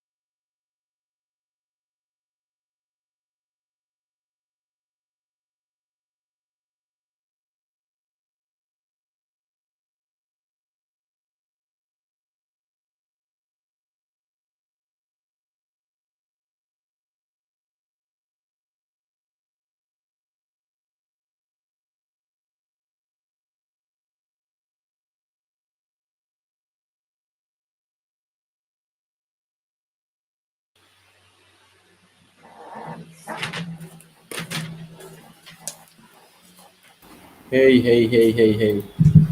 Hello, hello, hello, hello. Hello, Ronak. I didn't realize I've been out of the house, and I come back and the video I don't think the video would have paused. I think the video would have ended. Oh, okay. The video would have ended, hadn't it? The video was on that I just finished, I think. Okay. Let's go. So where is I'm going to tune in via Twitter. Bronx, dude, you're tuning in via Twitter. You're not coming up onto stage. You're not gonna give us your presents. Paused. Yeah, well, it wasn't paused actually. I think it had ended. We are back. Something crashed. Paul V, appreciate you tuning in, dude. I have been thinking that my computer has frozen. No. Yeah, nah. So I think the live stream had been put on. Not the live stream. The video from previous recording with Kevin. What we're playing. I think it had actually finished. So it had not frozen. I think it was at the point where they'd stopped the recording, and obviously it had just frozen on the screen. So Paul V, watching on YouTube. Hey Bobby Crypto, how you doing? Don't forget, guys, to enter the competition, because today we're going to be giving away. In fact, where is it? We're going to be giving away 800 L1X. So day one, luscious, suspicious won it, and then yesterday someone called TradeX on Twitter won it, but I don't know what his handle is on Discord. So if anyone knows who TradeX is on Twitter, I think you should take him. I should what? You should take him on the Twitter to give his Discord ID. No. I already have. He's been tagged on Twitter already. So, but I'm gonna bring it up. So, so this was, where is the guy? Where is the Twitter? Let me find the Twitter picker. So this was it. So winner is this guy here. So this is the winner. So if anyone knows who this is, loves money, don't we all? He's obviously supporting. I can't see your Twitter. Oh damn! I'm not even sharing the right screen. Sorry. Glad you're here. Glad you're here, Ronak. I'm showing you nothing. So this is the person who won.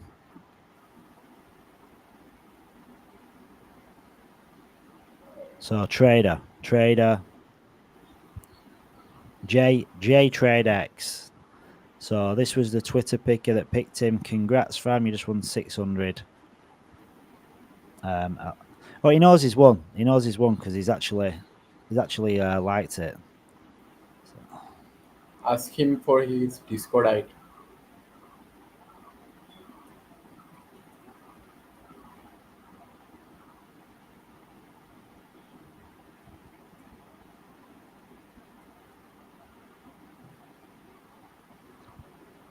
Yeah, so that's that. So that was yesterday. That's 600 L1X.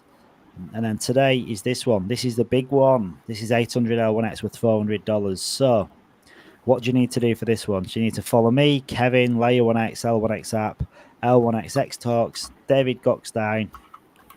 Like, retweet, bootmark, reply, and basically just copy all the tags, all the hashtags, and like, retweet it, and bootmark it. And if you're feeling extra bullish and you want to go above and beyond, repost it as well, so you can then let other people see it via your tweet, and capitalize from using more hashtags, cash tags, whatever you want to use.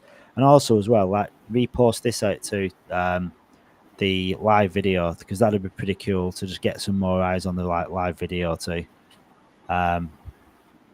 Yeah, well, that's pretty much it. So I'm just going to add someone else up on stage. So we've got the one, the only, the legend. That is the Bronx. The Bronx. Oh, that's a big, big entrance call there. Bronx. Yeah. You Yeah, see me? Can you see me? Yo, Nomad, how are you?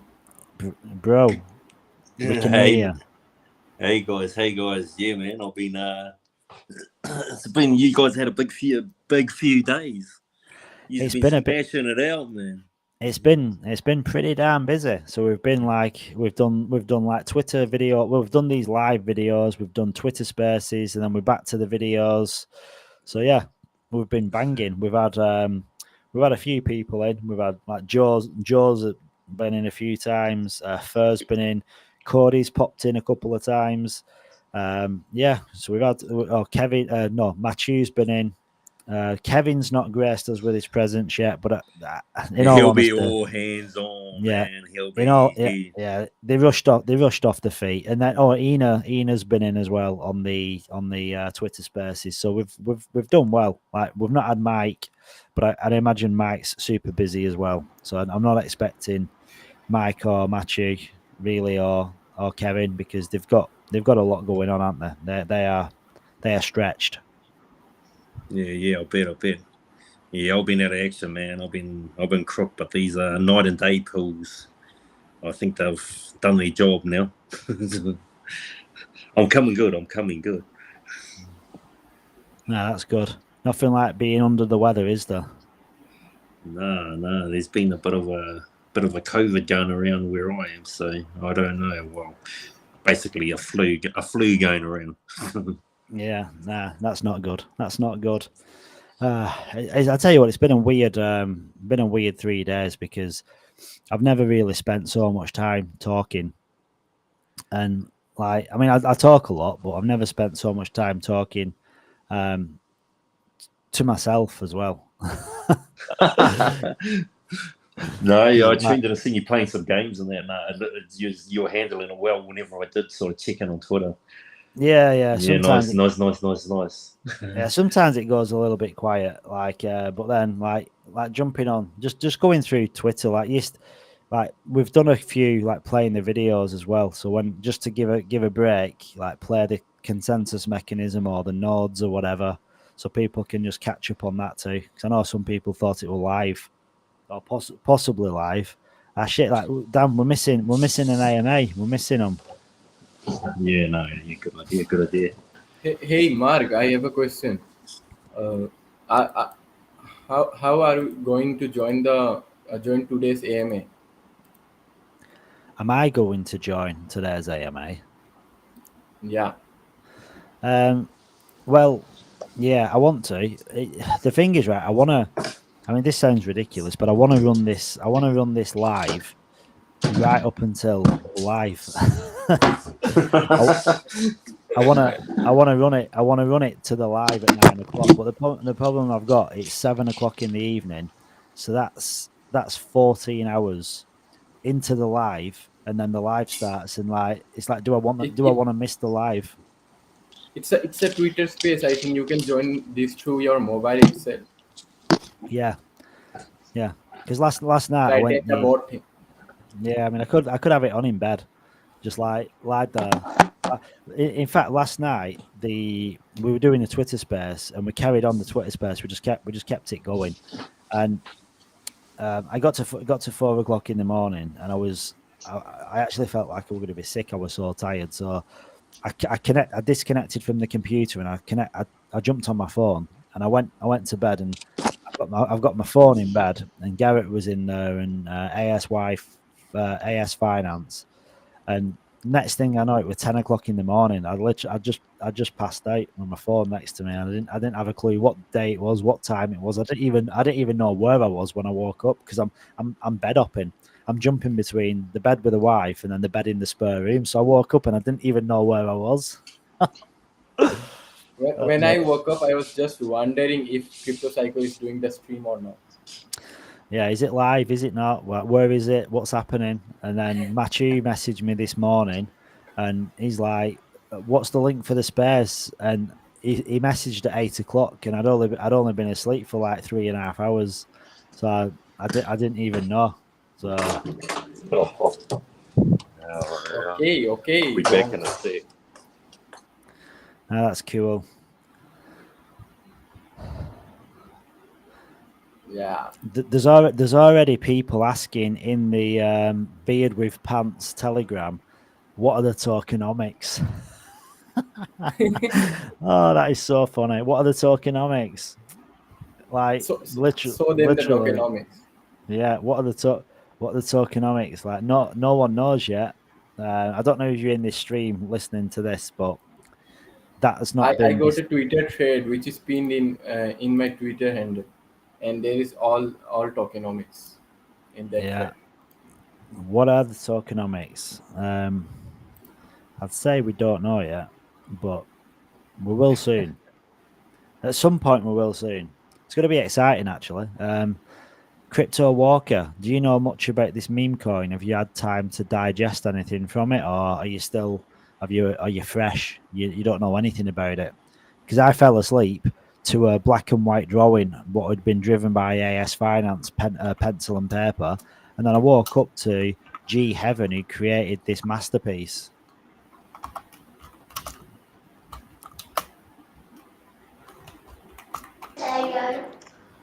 Yeah, I saw the picture, and yeah, I'll be awaiting when it goes on the launch pad. Do you think you'll be degenning? Do you think you're going to degen into it? Anything on Layer 1X, I'll be on board. you Walker, you sort out what you're doing with the kiddies. Just catch you after when you're ready. Yeah, no worries, bud. See you in a bit. Yeah. This has actually been. Do you know what? Right, I've really enjoyed this because although there's probably been, I don't know, a rotation of 10. What do you reckon? How many people do you reckon we've actually had on? You know, like different people. Probably like 10 to 15 people. After its end, I'll be missing this one. Yeah, it's good fun, isn't it? How old are you, Rodak? Yes. How old are you? 23. All right. So have you got any do you live with your parents, or have you got like family, and have you got any kids, or? I'm living with my parents. I'm bachelor. Bachelor, dude. Bachelor. You're living the good life. So you're gonna be a bachelor and you're gonna be a millionaire. Like, don't get any better than that. Ronak, the L1X stud. Oh my god. Yeah. No, that's cool. So your life is going to change. You've got such a big advantage as well, because like you're 23, dude. Like all those guys, like, well, I'm referring to myself. I mean, you look at LMFG and like Skippy and even Bronx and Walker. We're all like older. Like you're going to become a millionaire in your 20s, dude. You're going to be living the MFing life. Oh my god. Are you gonna do your mum and dad know, like, what do your mum and dad understand what it is that you're in? Do they realise how big of an opportunity you've got? No. Did they know anything? My parents, right? Yeah. No, they don't know about that. Too much. Oh they my know god! That I'm in crypto. They know that. So they don't know anything, and then all of a sudden you're going to be turning up in Rolls Royce. When I got the Layer 1X T-shirt, they were shocked. Why have you been ordering this T-shirt? I told it was a gift from Australia. They wouldn't believe. They thought you'd bought it. Oh man, it's gonna be good. Oh, sorry, I just muted. It's gonna be so fun. It's gonna be so fun for you, Ronak. Then, so when your parents find out, I just talking to Ronak for, and his parents don't really know anything about Layer 1X. They just know that he does crypto. So can you imagine, like, Ronak in India and his mum and dad, and all of a sudden he rocks up in like a Rolls Royce or something, or hey mum, picking him up in a limo.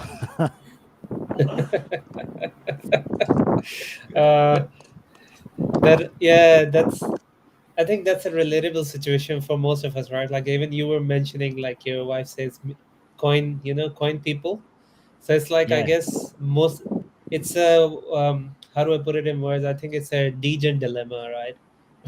where, Yeah. where you're doing something in your room on your computer all day, and everyone thinks, I don't know, you're just dealing with some sort of cryptic things. Yeah. And Yeah. all it is, we're just on live stream, talking about stuff that even we don't probably understand fully, but we're trying to make sense of it. Yeah, and you're like wondering, sitting down, thinking, how has this got any value at all? But because that it doesn't appear like anything does have any value, does it? I mean, to like my missus, it just looks like I'm in these chats just talking to weirdos. That's what she just thinks. I'm just talking to weirdos all the time, and she's just like, Yeah. how is it got? And how's there any value to it? Where's this money coming from? And it's not, the problem is when someone's, without obviously sounding horrible, when somebody's so ignorant on a subject, it's hard to explain because they're not educated to a degree where they know what they don't understand what you're talking about, but then they don't even want to know what you're talking about. So it's hard to explain something to someone when they don't really care in the first place. It's just Yeah, good. my wife. It's just Right. like, show me the money. Again, I'll just say it. She's like Jerry Maguire. Yeah. Show me the money. Show the money. Yeah. One of the best films ever. That I love that film. Show me the money when he's going crazy. And I think, I mean, I look at like 20 like this year. I mean, even this year, like I think there's going to be ridiculous gains made this year. Never mind next year. And I'm not even just talking about Layer 1X, because the thing is, everyone that's here, we're not just in Layer 1X, are we? Layer 1X is like something that we're lucky enough to find, but we've got a lot of, well, I'm presuming a lot of us have got a hell of a lot of investments in other cryptos as well. This is just one aspect of it. Yeah. And I mean, you say that, okay, this is probably my, my limit, but then you see another project and you're like, oh, I can't miss it, Yeah. Like suddenly the old memories start coming and no, I missed that opportunity. I'm not going to miss this one. So I'll ape Yeah. in. Yeah. I got into a project yesterday and it was 80k market cap, and somebody told me about it from another project because I was doing a video, live streaming a video. And I put 4 Solana into it, and it's a $500,000 market cap in a day. Well, And there you go. I took out my 4 Solana, and I've got 20 Solana that's free, that's not cost me anything. And I've also in this other project, and I got these 2021 vibes because I started off doing voice chats in meme coin on Binance Smart Chain, and I've just found this other meme coin where it's got a really good community, but a lot of people sold on it, and I brought the project, give an injection into the market cap because I did a video stream. So I've committed myself now. I'm going to be doing it from Tuesday in the video chat every night for the foreseeable future to see if my presence on camera on a project influences the price of the chart, because it's like a test. Because I want to know if that initial 100k to 170k pump that happened within half an hour of me being in a video chat was correlated to me being in a video chat, or it was just coincidence. So on Tuesday, I'm going to spend 5 or 6 hours on camera in this meme coin and see what happens. And if it affects the price of the chart, I'm going to do it repeatedly, day on day on day. So I could be the utility of the project until the community kind of grows to the point where it starts doing something major. Yeah. And that's the thing about meme coins, right? Like utility is actually the community behind it, right? Like, and it could be anything, like any one person or a group of people. Like you can never really, I guess, trace it back to the original source of where it became really viral. It's never fully understandable. You can probably deduce like there were certain events that probably led to it, but you can't really single out one specific reason why it like took off. Yeah, exactly. Yeah. And they're different as well as now, aren't they? Because if you think about like I said BSC times back in 2021, but there were probably meme coins on other chains. But back then, 2021, it was all about Binance Smart Chain, and like the meme coins then, they all pretended to have utility, didn't they? They all said like you didn't get a meme coin that just said we're just a meme, we're going to launch, we're going to build this community. That weren't an option back then. They had to say they've got a utility, and it was always the same thing. We're going to build a play to earn game. We're going to release NFTs, and we're going to create a metaverse. And it was the same across all of them, and none of it ever materialized. And like now, it's like, yeah, we're going to create a meme, but there's no expectations of a utility. The meme is the meme is that it's just a meme, and there isn't anything else. No one expects anything else, and I like that because it's just about community vibes, isn't it?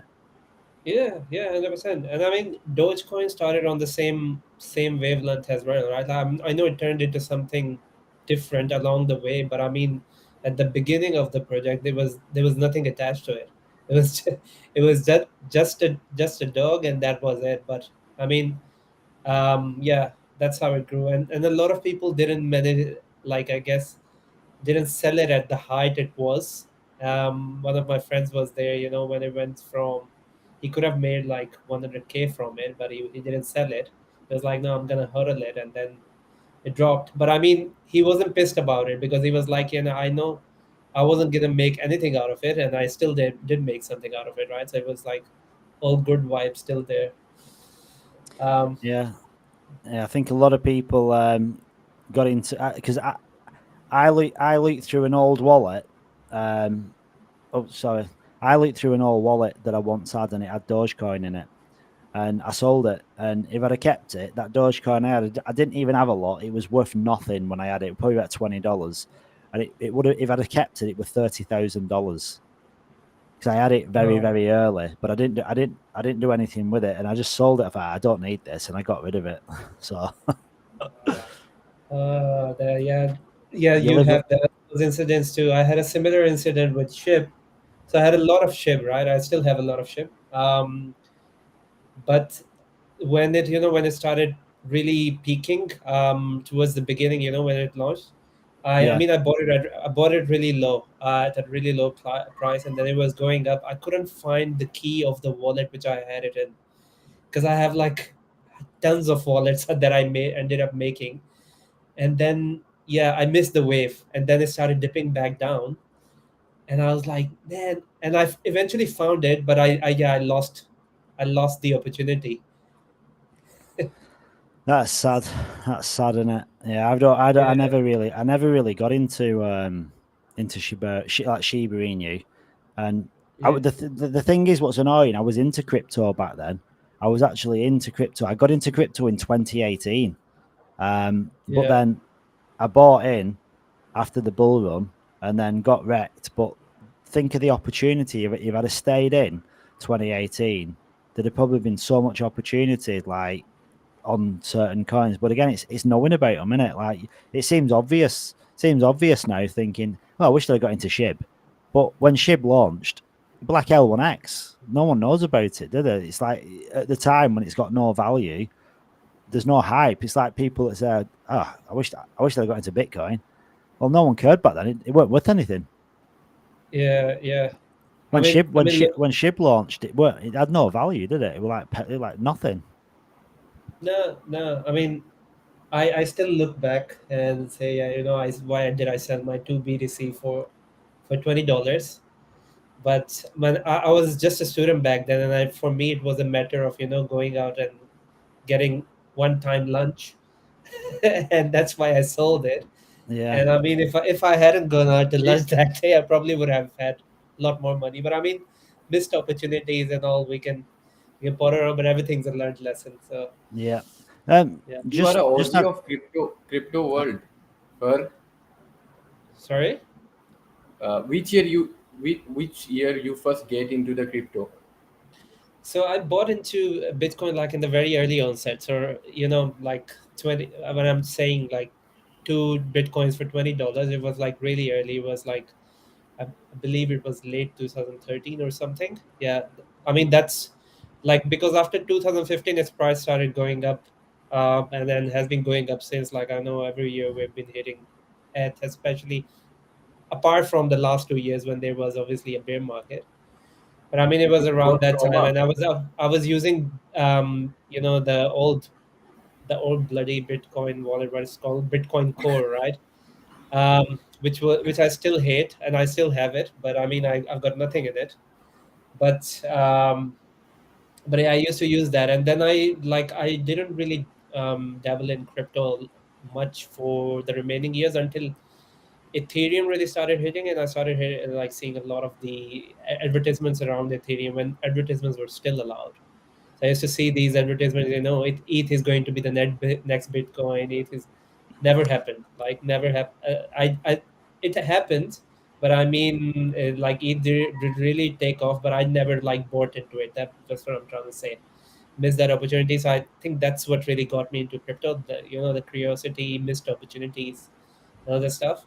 But yeah, I've made a lot of, I guess, mistakes. But that's where you learn lessons.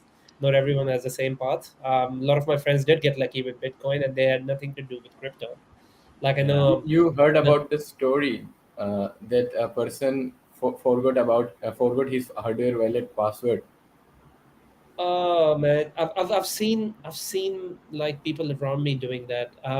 Like Crypto Psycho mentioned about his Dogecoin, right? Like one of my coworkers had over 150K worth of Dogecoin, forgot their key. They didn't like they just lost it. So Yeah, I mean, but a millions, guy having definitely not something about millions. Sorry. yeah a guy was having in that wallet about thousands of Bitcoin. Yeah. I mean, it's you have a better chance of winning a lottery than you have of guessing your mnemonic keys. That's the that's the Yeah. whole thing. So yeah, I mean, he'd never guess that. That's for sure. But Yeah, you're not gonna guess. You're not gonna guess that. It's like, I mean, it's literally impossible, isn't it? You're never gonna. I mean, unless you had an idea what it was, your seed phrase. There's no way of recovering that. You may as well just say goodbye to it. yeah, yeah, it's. Well, I I mean, got 3 diaries for the backup of my seed phrases. yeah. I mean, that's a clever way. Another way is like a lot of people are concerned about paper. What if there's a fire or something? So they're buying these fireproofs. Where you can punch in your seed phrases. You can buy them online. So there are lots of ways Yeah. you can record your keys. But I mean, at the end of the day, there's still a possibility to lose them, right? So, and if you keep them on the cloud, there's possibility. I mean, if you're keeping it somewhere, it's as secure as that platform where you're keeping it. If you lose your Some password, some you get hacked. some people are storing their phrases in the bank itself, bank Yeah, locker. yeah. I mean, that's another way of doing it, right? So it's yeah, it's great, but I mean, you have to pay for the locker. I mean, I don't know obviously about India, but I mean, here you have to pay a decent amount of money just to have a locker, and you every time you need to open it, you have to pay for it. So there's an extra cost of just keeping something in the locker in Australia, or I believe would be the same in other Western countries too. So yeah, there. I mean, multiple ways people do it, but I mean, the whole point is, yeah, at least to have one one point of failure. So if, for instance, you have it in a diary and that diary gets burned or gets destroyed or damaged in any way or form, you should at least have your set of keys somewhere else too. So when you buy a ledger, you get these 3 papers where you can record the same keys in 3 different places, and you can keep them in 3 different places. That's exactly the reason why they give you three papers to record it. Yeah, I yeah, love the yeah. Fantom wallet. I got them. three separate papers. I've got a ledger, and I've not got anything on it. I used to keep my Cardano on it, but I've not got anything on it now. I've got I'm getting one of them Tangent wallets. Basically Tangent. Yeah. I want a hoodie. Yes, I want a hoodie on the Tangent website for creating a meme coin, creating a meme, like a meme. And I told them, I DM'd them, and because I know them from another project, and I mentioned that I do content. So they said, well, if you do us a video wearing the Tangent hoodie, they'll give me a free Tangent wallet. So yeah, definitely. So I'm just waiting now. So I've got the hoodie. So I'm waiting for the Tangent wallet. And it's a free one apparently that I'm going to get. So I'll do like a video on the wallet. But apparently, like I've had a lot of people have got good things to say about them because they're weird. But you don't have there's no seed phrase. So I don't know if you're familiar with them, but when you buy it, you get like three credit cards, and each of them credit cards has got the seed phrase built into it. But to access the credit card, you've got to tap it on your phone, and it's got an NFC chip in it. So that like it's like a payment. So you tap it, and then it opens a wallet, like it's got its own wallet built in, and then you put in a PIN code. So without that PIN code, nobody can access. Well, without your phone, like 2FA, if you will, and the PIN code, no one can access it. But they've also like collaborated with Visa, where you can now send funds from your wallet into a Visa section, and you can use it as a payment card as well. Oh, I see. I think SafeFall has done something similar. Maybe they've borrowed the idea of Tangent. Because SafeFall released the same card thing 3 weeks ago. So I think they may have borrowed that idea of Tangent. I don't know. So they don't have seed phrases either. The wallet is the wallet. Like this, there is no seed phrase. You get wallets that replace seed phrases. Yeah, and I think that's the future, right? Like, it's very hard to keep your seed phrases safe.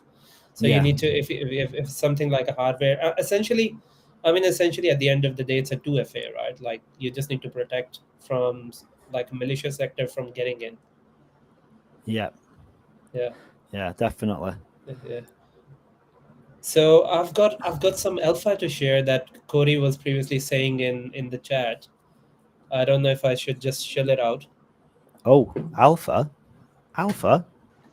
Yeah, rip out the alpha. Shano's here for the alpha too. Shano. This isn't fair. This is Shano's first time in this stream, and he's getting alpha. I've been here 72 hours slogging, and alpha's only coming because Shano's in the chat. Yeah. He might not know how it works. Yeah, I'm not really sure if it really qualifies as alpha, but it's like really good news. So Kevin shared it, and it's a screenshot of Kevin's social, but it says like the results are out, 120 million staked in less than 72 hours. So we've smashed it, L1X fam. Like those are really good numbers, right? 120 million. That's really, really good. Less than 72 hours. So do we know if we're actually launching tomorrow? We are going ahead with the launch, yes. And the thing is, obviously, I don't know how we will carry it. Like, that's a good question, Crypto Walker, because what was, I guess, the plan is just before the launch, because, I mean, we're going to, the end of this 72 hours is going to coincide with the commencement of the AMA. That's, the launch day AMA.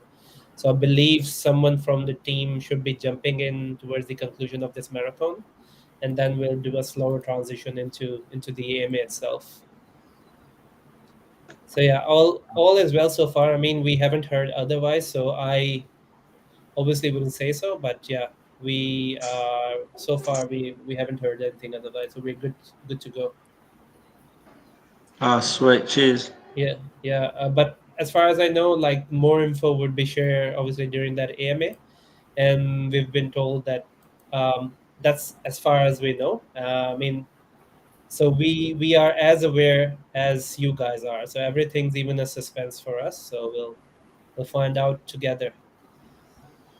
Pretty excited. Yeah. Pretty excited, dude. We've been waiting a year for this. Like, well, some people longer. I mean, I found out about it in March, but I think some people. I think the private sale opened in January. So, like, patience is virtue. Eh? I don't think I've ever waited for anything Yeah, as you long in should my have. You should have life. tried to do the whole year as a community chat live. Community live space non-stop. This is going to carry on. I'm not even going to. I reckon easily another 9 hours. 10. What is it? 10 and a half hours. Will take us right to the live. Hey, we're Yeah, getting you're just going to talk. Are we going to talk all the way up to the 9 o'clock AMA basically and morph into it? Yeah, and you've got a book You might as time well off. just see if the AMA can just morph into your space. Yeah, and yeah. Let's do that. And we have an AMA in 1 hour. Yeah, there's an AMA in 1 hour. I don't know how that works because that's the elder rune AMA. I'll tell you what I'm going to do. I'll put their AMA inside our AMA so we can watch it from here. We can all watch it together. That's a very good idea. I like it. Yeah, we'll just we'd never have to leave. Never Hey, have that's to pretty leave for cool, anything. actually. You could have community AMAs where we're all in it together. 10 of us commenting, Yeah. talking about. Yeah, that's pretty cool. like commenting like we're at the races. Yeah. Sleazy Slime is in the house. Sleazy Shano, Slime. you've got to give us a hello, dude. You've got to say hi. Hi. Shano's gone all camera shy. I don't know if he knows how to unmute himself and things. Yeah. I don't know because visually I can't see what you're looking at because I don't think it looks the same for you as it does for me. Because I see different. I'm just trying to see if we can get someone in from the team maybe. You never know. Yeah, have a look. Yeah. Someone might jump in.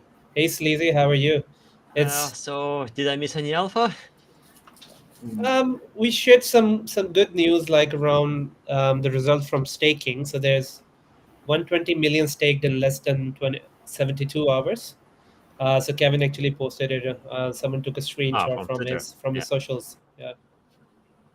Yeah, that was all my money. You're a whale then. Oh, what? No, not a whale. Kraken, right? Kraken is the term we're going with. Yeah, crypto walking all over the numbers. Yeah. Yeah, it's like the usual. I put the whole 72 mil straight into platinum. All of it, just like that. Yeah, I wish I'd like to be a Kraken, but I think unless I win the lottery, do you know the crazy thing is, if I won the lottery, I'd ape into L1X. But did you know just by being with Layer 1X you have won the lottery?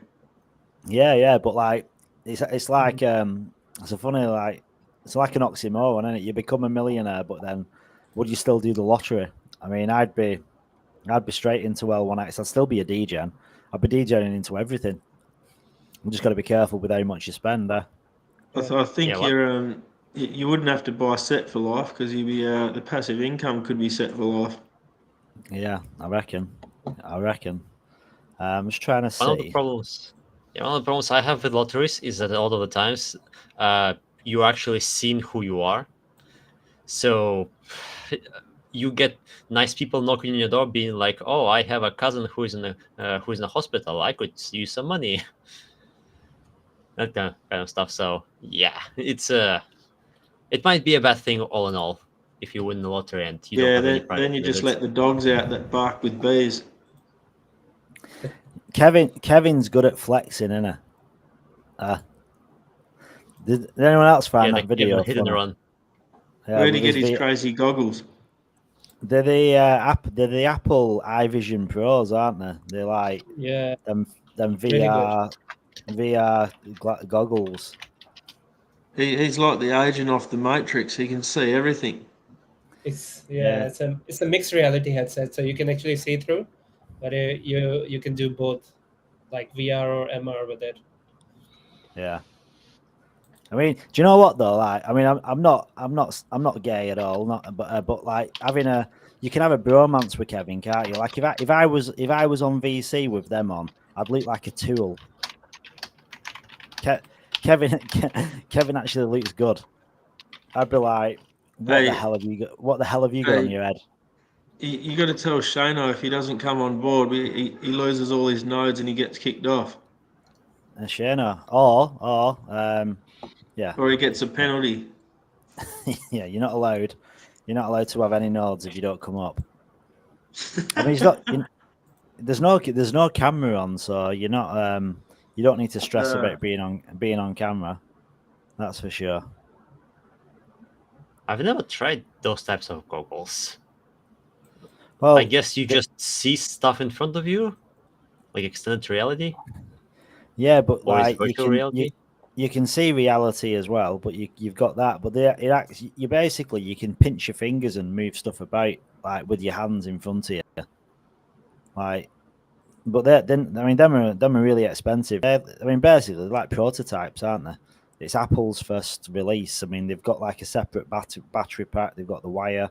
I mean, it's like the first iPad.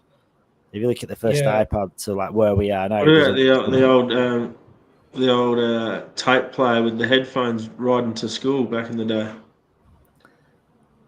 It's like, when I was learning how to use some development environments, I was learning how to use just the keyboard while avoiding using the mouse as much as possible. This way, I wouldn't have to move my hands. It would just be fingers, maybe a very slight wrist movement.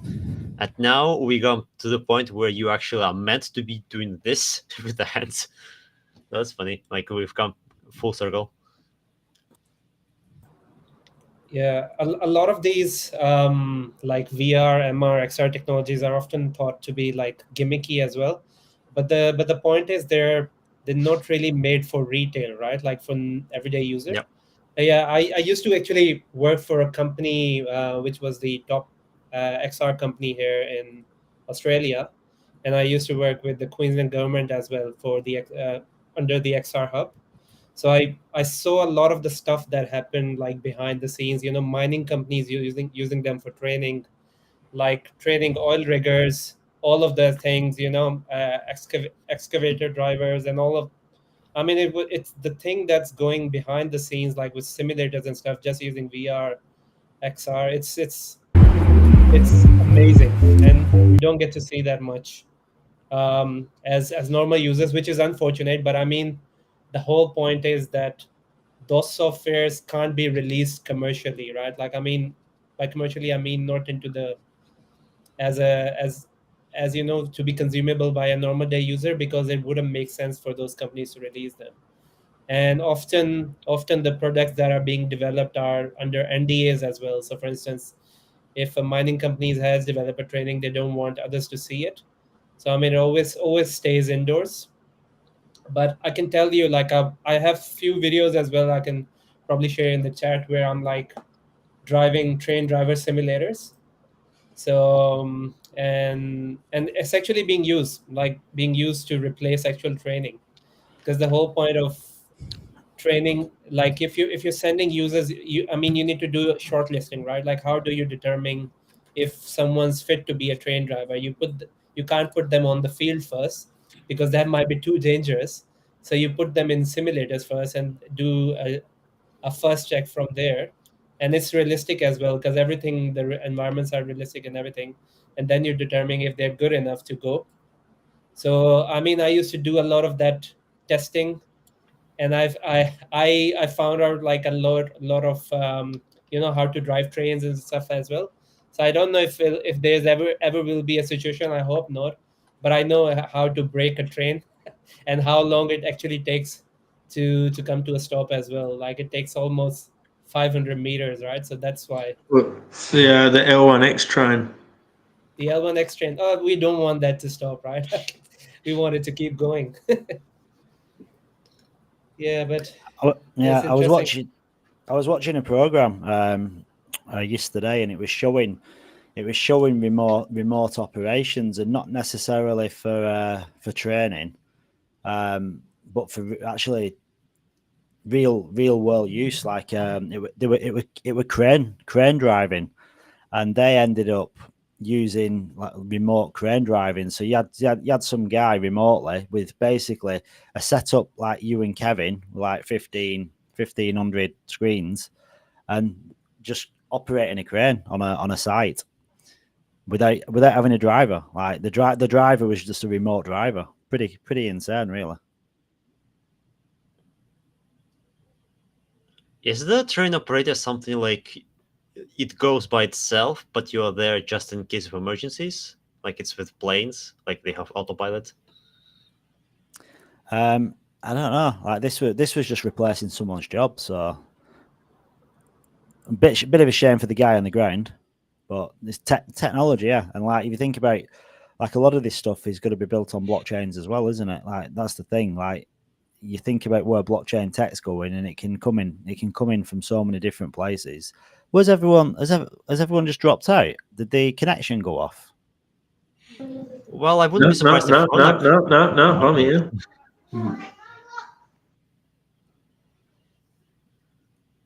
Shano's here, coming back. Is he going to say a big hello? Shano. Is that him coughing? Always coughing. No, it's me. I've got this tickle. I've got this tickle where I've got a lot of cough. Oh, not the COVID tickle. Yeah, I think that's what it is. I've got this tickle, and it's not going away. So I'm just trying to get someone from the team, and I don't want to say who it is, because we've got quite a few people in the chat. I'm hoping we've got like one of the OGs, the original gangsters, the original, like one of the potential Power Rangers. Yeah, I'm here. Yeah, you're here. You ready? You ready to rock? Crypto Walker. So, would his name start with K? Oh, we have Shona. We've got Shona. So, who do you think is going to be the right Power Ranger in the middle? Probably Kevin, right? I don't know. I'm kind of. I think 100% they're going to wear them, but it's going to be a good PR stunt, isn't it? Like you've got Kevin, Mike, and Matthew stood outside the Layer 1X building, and Kevin said it. Like he said it on an AMA. He said it with conviction, and he said it at a $10 billion market cap. That's what they're going to do. And we've got somebody up now. We've got one of the Power Rangers ready to come up. So are you ready? Are you ready for it? Does anyone have a ready or not? drum beat? Oh, here he is. Oh my Chief. God. Chief. Hey, how's everyone? Chief It's is in the the Chief house. himself, the Power Ranger of the hour. He may be an unwilling Power Ranger, but still a Power Ranger. Yeah. You can't even get away with it because they were hand delivered to the office as well. So it's not like you can say, well, they got lost in the mail. Mike's already been. Mike's said you're gonna do it. Yeah, Mike's already been trying them all on, see which colour matches his skin tones. I think he's got his suit on. That's why the camera's off. Yeah, damn right. Yeah, Mike, how's it going, Mike? I believe I can imagine you being pretty full on there right now. Yeah, I think I measure my time at the moment, number of minutes a day that I'm not on calls. Yeah, well, I know, like you've not got long in here because you'll be jumping in a call not long after as well. Yeah, 8 o'clock. Well, this is also a call, you know. Yeah. Oh, better go straight to Alpha. Alpha? Why do you guys always just want Alpha? It's So many obsession. Alpha. Come on. Hey, you are the What one pulling us to it. No, I don't think No, I haven't got any Alpha to share. No, I think I've shared it all. No, I've got another project coming on that I'm talking to in about 15 minutes, which should be pretty interesting. It's a bit of a discussion about wallets this time, something slightly different. But I think we've also got our AMA coming up with Diga Labs in about an hour and a quarter as well. So it's going to be another full-on evening. Yeah, well, what we're going to do, we're going to keep this live stream running, but we're going to bring it into this live stream. Yeah, I heard you say that earlier. Yeah, I was listening. In the background there a little bit while I had some time. So yeah, hey, airdrops. What do you guys know about airdrops? Anything? I know I've had a few of them over the years. Yeah. But you normally focus on just one, don't you? Yeah, I don't think I've ever had. I don't think I've had multiple, but I mean, that's just me.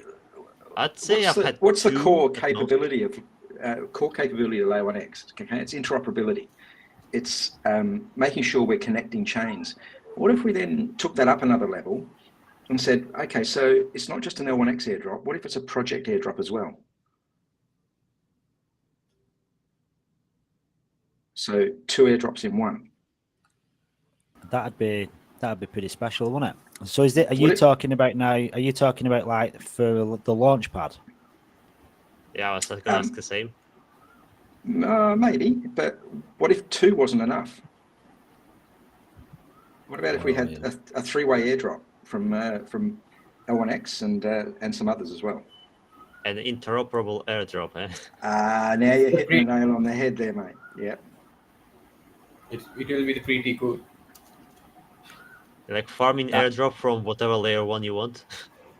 Well, yeah, across projects. So you got airdrops for maybe for gaming, maybe for digital identity or stuff like that. There's all sorts of ideas there. Yeah, that'd be interesting. Well, I was looking at the tournament for Diga Labs, and you've got like, I mean, just for instance, you got the giveaway, what they're combining, where you got the L1X tokens, you got the Elderine tokens, then you've got that other token as well. So, are you thinking along the lines of that particular game? No, come on, that would be giving away alpha. Yeah. How could we be eligible for that? Sorry, how could we? Eligible for that airdrop. Well, look, the reality is just working through an idea at the moment, and so far everybody's agreed that we could do a combined airdrop. So we're going to work through the mechanics of it, but yeah, it's on the cards.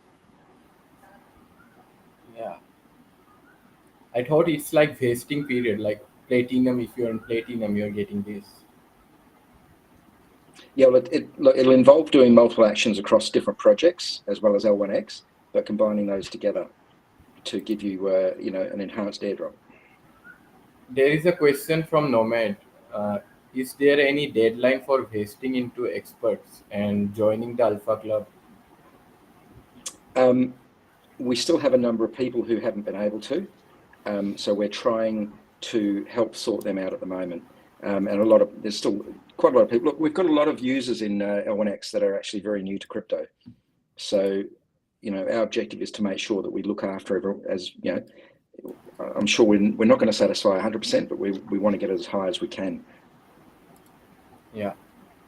Thank you. So that's imperative for us. We want the people to be able to get in there and stake and do all that. Yeah, because not everyone's going to get in. There's going to be some people that get left behind, presumably. Because the problem is as well, like a lot of people. Well, not a lot of people, but there's like a small group of people what are bought into L1X.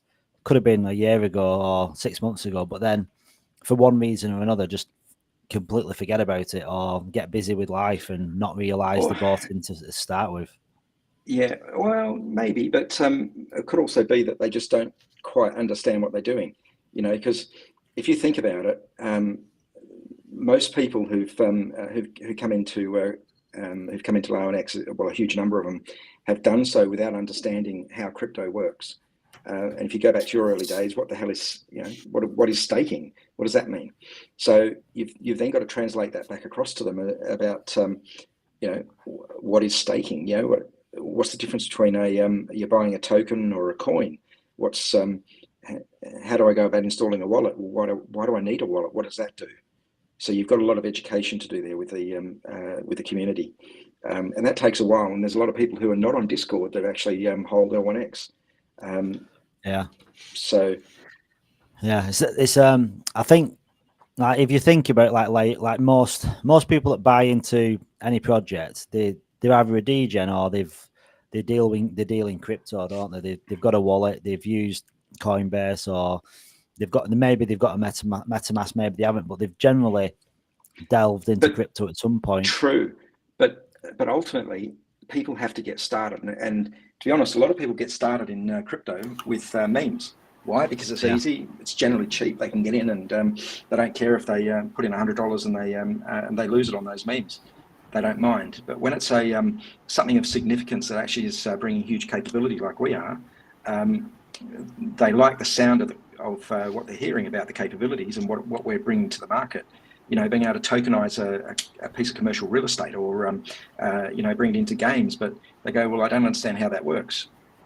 Okay, so you've then got to explain it to them, but that's just giving them an overview. You've then got to teach them how to operate, how to install a wallet, how to actually claim their coins, what the heck the L1X ID, you know, the NFTs mean. What is an NFT? Go back to your early days of when you guys were first touching into crypto. I know, you know, for me that was a very long time ago. That was, you know, I think Noah was still a carpenter back then, but yeah. Yeah, it's like, it's not normally something you'd expect as well that to do, is it? Educate, and that's what makes kind of layer 1X different, because it's not just one of these blockchains that you have to get used to and adapt to Web3 and learn yourself, because that's, let's be honest, that's how all current models work. At the minute, you learn yourself. You've got to figure it out. There isn't really anyone holding your hand, assisting you on the way. And Layer 1X has come along and brought all this tech and capability out, but they're also making it Web 2 friendly for newbies that haven't got a clue. And that says a lot about Layer 1X, because it's like it's behaving like a real business, isn't it? With a real customer service behind it. Totally right. And you know, how do you explain to somebody that they've got to be able to that they've got a stake, or they've got to vest what a cliff is? You know, they've got a basic understanding, but most of that is based on stock markets. So you've got to equate it across to that, or to traditional banking. You know, that you might have purchased your coins, but they're probably sitting in the banking equivalent of your, you know, savings account. Like a what do you call it, an everyday account. Yeah. But you've then got to teach them that actually to do the equivalent of earning interest, they've got to stake it, and that's the equivalent in traditional banking of going across to a savings account and then earning interest on it. Yeah. So that's effectively something that you're describing. And that's what I try and use with people, something that they can relate to. Yeah. And we've got a lot of people, you're quite right, a lot of people do get in who are degens, but what about all those that are not? And we've got thousands of them. Yeah. Yeah, that's good, because we've got real believers. Like they're not the degenerate gamblers. So in reality, a lot of people that haven't got a clue, it's kind of good, because generally speaking, they'll be the diamond handers. They'll be the one that'll hold, because they've not got that degenerate behavior behind them. Yeah, well, yeah, and a lot of degens, you know, all they're interested in is buying in and then dumping, you know, when moon and all that, you know, Christ, you know, you said that, you say when moon to you know, somebody who's not been involved in crypto before, and they're going to go, okay, well, why are you talking about full moons? And we go, oh, shit, here we go. I said to my wife before I went down and seen her, and I said, I've got to go, I've got to tap into a space. And she said, what? I said, tap in. I said, it's a web. I said, it's a Web3 term. She's like, you sound like an idiot.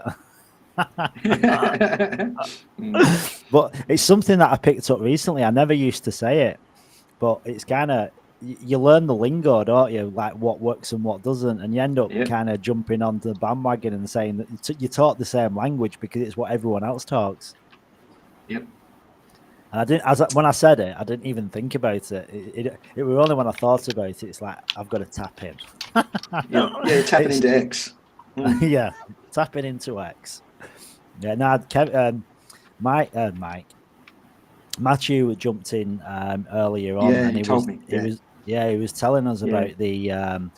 about the potential what Layer 1X is going to have now with connecting via. He didn't name names, but like the ability to have like a wrapped L1X in different on different dexes on different chains like that. I mean, the more I think about that, it just blows my mind because that just opens the door up to like onboarding, doesn't it? For regular degens on regular chains, they can now just buy L1X on like within whatever dex they want, like now or whenever that happens. I don't know, but yeah, it sounded pretty amazing. Oh yeah, I think some of the things that we're introducing there is stuff that people have never seen. So you get so many of the degens out there, all they're interested in is the particular project or chain that they're on. Why? Because they can't do anything more. You know, they work out by following somebody, some instructions on how to move their, their crypto across to buy that particular project. But then they're sort of stuck on there and they can't do anything more, and they're not quite sure what to do. So they sort of pigeonhole themselves into one area and focus on it with a lot of hope. But why can't what's stopping people being able to just go cross chain? Well, until today, it's been pretty much impossible unless you really know what you're doing or you can follow instructions on how to go through all the various bridges. But why do we don't need to do that anymore. The future is here.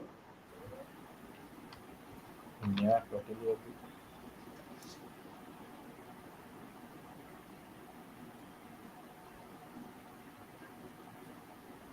So what have you got up on the screen there, mate? I'm only looking at this on my phone. So Crypto Psycho, I think I muted. I think you're muted. Yeah, I think it's muted.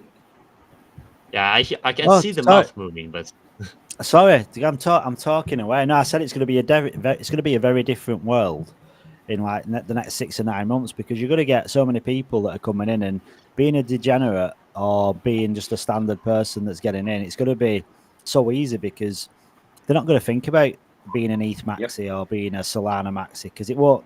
None of that will make sense. It'll just be we just do crypto and it'll be everything will be inclusive, won't it? There'll be no boundaries.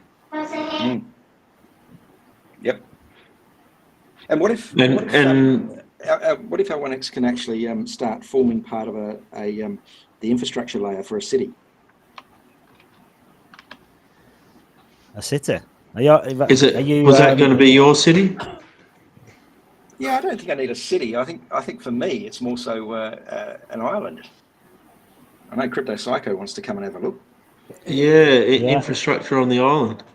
Yeah. Well, maybe we'll need a little bit of infrastructure on the island, but I think more so being able to use L1X as the backbone, as the infrastructure layer for a city to run it, and that could be pretty big.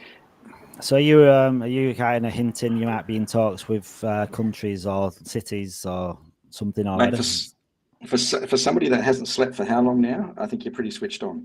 I've got to give you your dues, mate. Yeah, you're quite correct, actually. Yes, we are working through some stuff there on that. Can't say where, what, but I did also have a particular project reach out, and they've got 1, 2, 3. Well, actually, it's not a project; it's a conglomerate.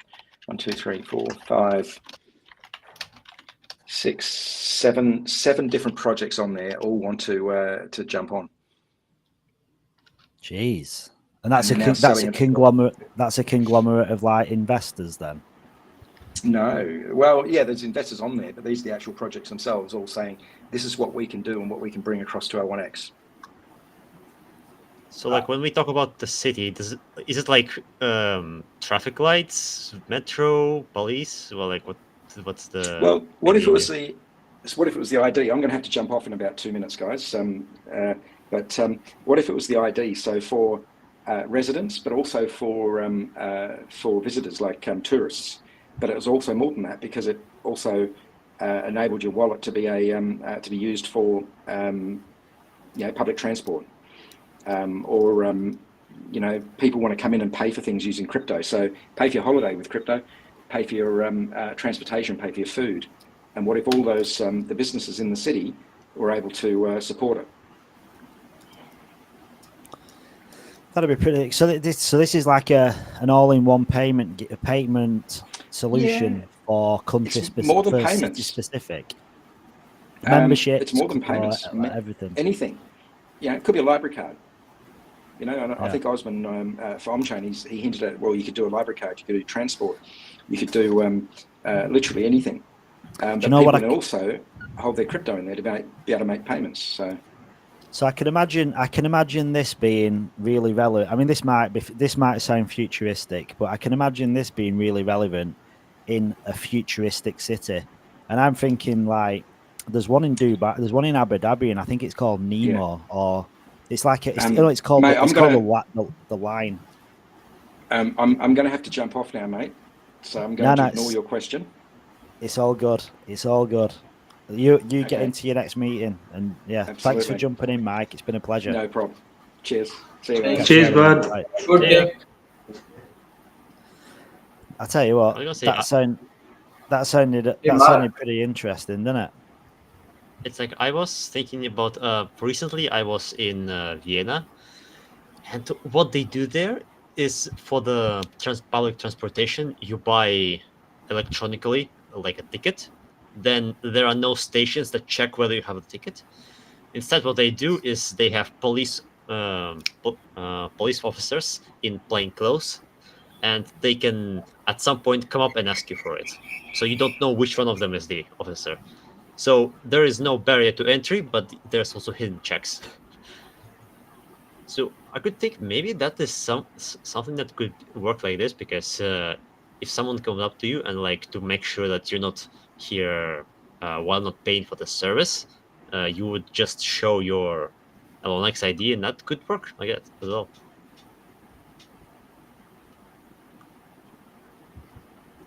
Let's see. The bus could also do something similar. I don't know. Hey, Mark. Yeah? Have you heard about the Cosmos airdrop campaign? Like, stake their tokens and you will get the airdrop. I've not took part in it. I think Sam is the airdrop king. I think Sleazer, do you do airdrops, Sleazer? No, but I should. It would be a great way to actually get acquainted with the project. Yeah, a lot so of the times I'm just too lazy to go to another chain. You know, I would have to go to the exchange, get the coins, set up a wallet. That's yeah. Sleazy, I saw you joined many of the Discord channels. Yeah. Well, I'll just gotta be 1 minute. I'll be 1 minute, guys. Yeah. Yeah. So I join. I ask them to share info. If I'm interested, I stay. Although not many. I'm like in 2 projects. The other ones I kind of give it a read and then abandon it. Yeah. Like I there thought was you were one. airdrop. Sorry, I thought you were hunting the airdrop too. I should. I was looking at one on Ethereum, but I was like, I really don't want to touch Ethereum, and the airdrop is on Ethereum. I was like, the amount of airdrop I'm gonna get is pretty much equivalent to how much I'm gonna pay in fees. So, but I mean, if it's Cosmos, I'm gonna look at it, I guess. There are a few projects there that are interesting. Yeah. Have you ever bought a meme coin? Any of the meme coin? One. Like I'm in a metaverse project that, well, I own some assets, but I'm not really as much in it. One of the active members started a meme coin. I decided to throw like a couple $100 in it. It didn't go anywhere, so yeah, it's just sitting there. I'm just hoping that at some point it's gonna go up again. Like I don't want to waste my time selling for like. Is this a Dogecoin? Sorry, what? Is this a Dogecoin? Is it a Dogecoin? Yeah. No, it's Cardano meme coin. Cardano has quite a few meme coins as well.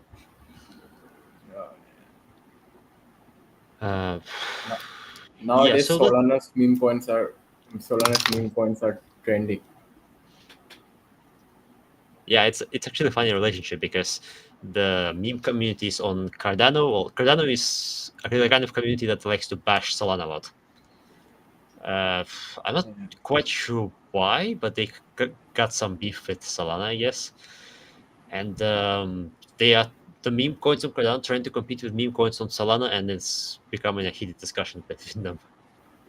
So that's fun.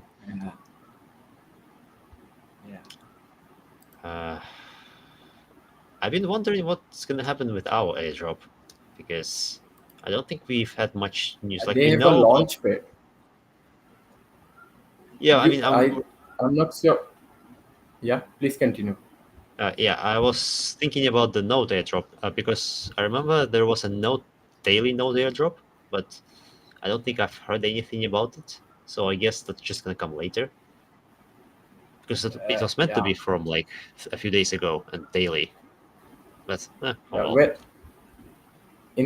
there was something in the airdrop section, in the vesting section, I think, like they give something like if you vest in gold, you get airdrop tier 3, and in platinum there is airdrop tier 4. So I thought it's for launch pad.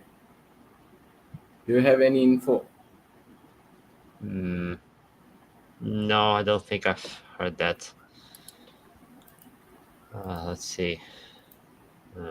I don't remember anything about tier 3 or anything. That is mostly for whitelist allocations. That's the only thing I remember. Yeah, platinum have the whitelisted A+.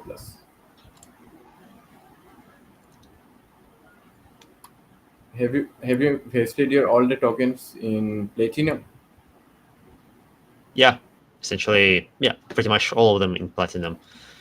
It was like initially I thought about going for gold because of bull run timing. I'm pretty confident that in two years from now it is already gonna end. Well, 2 years and 3 months, because we have a cliff as well. But it doesn't matter because I'm going to keep operating my node, so I'm not going to sell all of it. So it doesn't matter that my coins are gonna go into bear market. So yeah, I'm gonna have enough to sell. Yeah. I don't know what the whole launchpad is gonna be, because we haven't had any details about the whitelisting stuff. But I thought yeah, there would be a Cosmos system. Like they said, if you stake, or Celestia, if you stake their token, you will get airdrop on. Yeah. Then sorry. No, I didn't say anything. 1 minute. Yeah. All right. It's it's his job. Let's see. Thinking about it.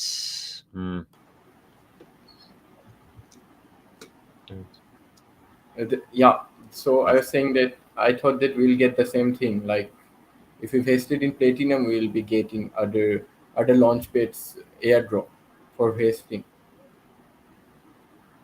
That could be a thing to make a video about, because I actually don't know how this works. Like, I get the idea, but I don't know the details. Okay, so I'm gonna write it down and make a video about it later. Yeah. Like, making a video is also a good way for you yourself to learn, because if you try to understand it the way to tell someone else, that makes a difference. Yeah. Airdrop. I used to make videos too, but nowadays, I'm in Vegas. Yeah, it takes quite a bit of preparation. It's actually quite a comfortable system for me. I set up. I make a paint picture that gives me all the hints of what I'm supposed to talk about. It also gives the viewer something to look at, and then I just read the picture. Yeah. Honestly, I was a gamer before. Yeah. It's actually quite funny, because you can sometimes tell who's a gamer or not by how people behave in front of a camera. Really Yeah. comfortable with talking, because we do it all the time when we are in groups. You are a gamer. Yeah, I spend a few. I don't know, maybe some 10 hours per week gaming. It's mostly in groups. Like I don't do single player. It's I don't know. If I can choose between playing with someone else and playing by myself, I would rather play with someone else. Well, it's like a community thing, isn't it? You've probably got like really good friendships online with the people you play with. Depends on how you define friendship. Some people just like to talk, but not help anyone else with anything. Other people prefer more helping and less talking. Other people prefer doing both. So it's like really depends on people. it's like crypto. Then you've got people that are willing to help. You've got complete scammers, and then you've got people that just like talking and like hanging out in chats. You got a plethora of different type of people. I've been in a few games. I've been in a few gaming environments. I've been in Grand Theft Auto, like in like That's an amazing game. I played GTA 1, GTA Vice City, San Andreas 3. I didn't play GTA 4, but yeah, GTA 5 too. And in Battleground, my favorite games are Battleground games. I like them, but I don't know what it is. I get proper motion sick. So if you're in them games where you're like behind first person, especially like first person shooters, I can't handle it. Like the movement what goes on, I just feel so bad. I get like I feel like I'm seasick. You like to play third person? No, it makes me feel seasick. Oh. No, Okay. sorry, third person. Yeah, I can't really. I'm like behind the wheel kind of guy. If I'm in a I mean even something like lame like Tony Hawk skateboarding, I used to love that back in the day. That's fine, but like these first person shooters, no, they're not for me. One of my when I joined Hot Knife, like the founder said, you've got to play this certain game, and it was what's the game called now? But anyway, I had to download this game, and I downloaded it, and it only cost me $10. It's like it's like a really popular game, and I started playing it, and after about half an hour, I had to just send it back. I went back where I bought it and just got a refund on it. It was a digital download, but they just gave me a refund on it. I couldn't play it. It was shocking. Not my forte. And I'm not really a gamer anymore. I mean, I prefer. I'm too much of a degen. I'm too deep in crypto and projects. I don't have time for anything. It's all about being in stuff like this, being in Twitter Spaces, degenning into projects, representing projects.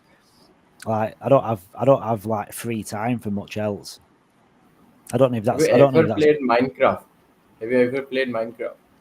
My daughter plays it. In fact, right. I'm going to share a link. My nephew, he's got a massive following on YouTube for Minecraft. He's got like thousands of people that follow him on Minecraft.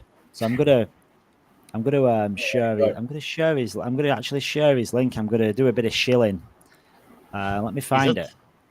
Is that a live stream in your videos? No, he live streams. Live stream. Minecraft players used to live stream.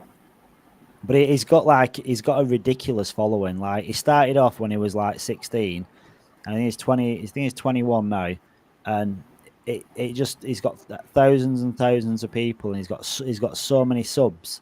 And I keep telling him, I keep telling him, you've got to go on to Kick, because on Kick you get paid 95% of all royalties from your subs, but he's too much into YouTube because he's built up like quite a reputation on there, and he's got like a really good following. But I said, like, all you need to do is use like something like Restream, where you can then broadcast it across multiple platforms at the same time, so you don't need to. So I'm going to. Do you know what? I've never done this before, but I'm going to shill this, and this is my nephew. In fact, do I want to shill my nephew? Because I don't want to. Oh no, it's all right. He's got anonymity. He's not really him. So what's the YouTube channel name? It's on here. I'm just sharing my screen now. Nitroach. Let me check. So like he's got 65,000 subscribers.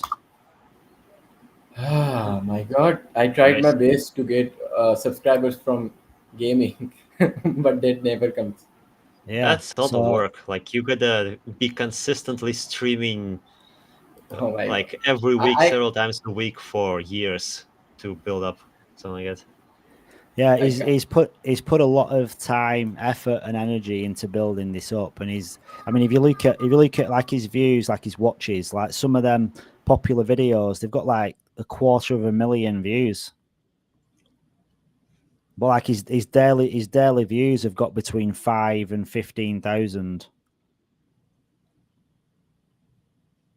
Yes, he got 859 videos.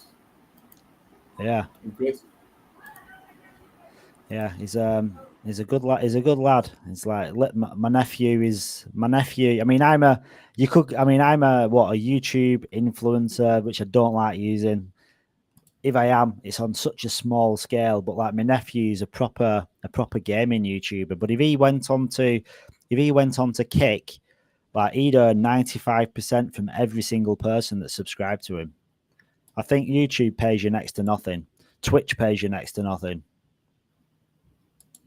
So, but yeah, and that has gone exponential. If you're the biggest player in the market, you can afford to be tyrannical about it. Yeah, but like he's got like that. I mean, probably only a year ago he had like 30,000. So the thing is, when you grow, same with L1X. When L1X grows, it'll be slow and steady, and then there'll be a catalyst, and it'll go parabolic. And like with this, with streaming, you build up Once and you start growing. you double up, but then like when you're doubling from 15 to 30 and then 30 to 60, it happens really fast. Yeah, once you start growing, it goes faster. Yeah. So anyone watching, go head over to his YouTube channel and give him a follow. I'm sure he'd appreciate the extra follows.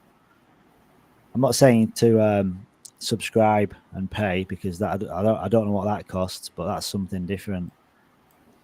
But yeah, that's pretty cool. Yeah. Let's get to the L1X YouTube. Yeah, I never understood why Minecraft is so popular. Like it's the same building with blocks, the same enemies. Like the content doesn't change, but yet people like it so much. So I don't know, not my cup of tea, but apparently people love it a lot.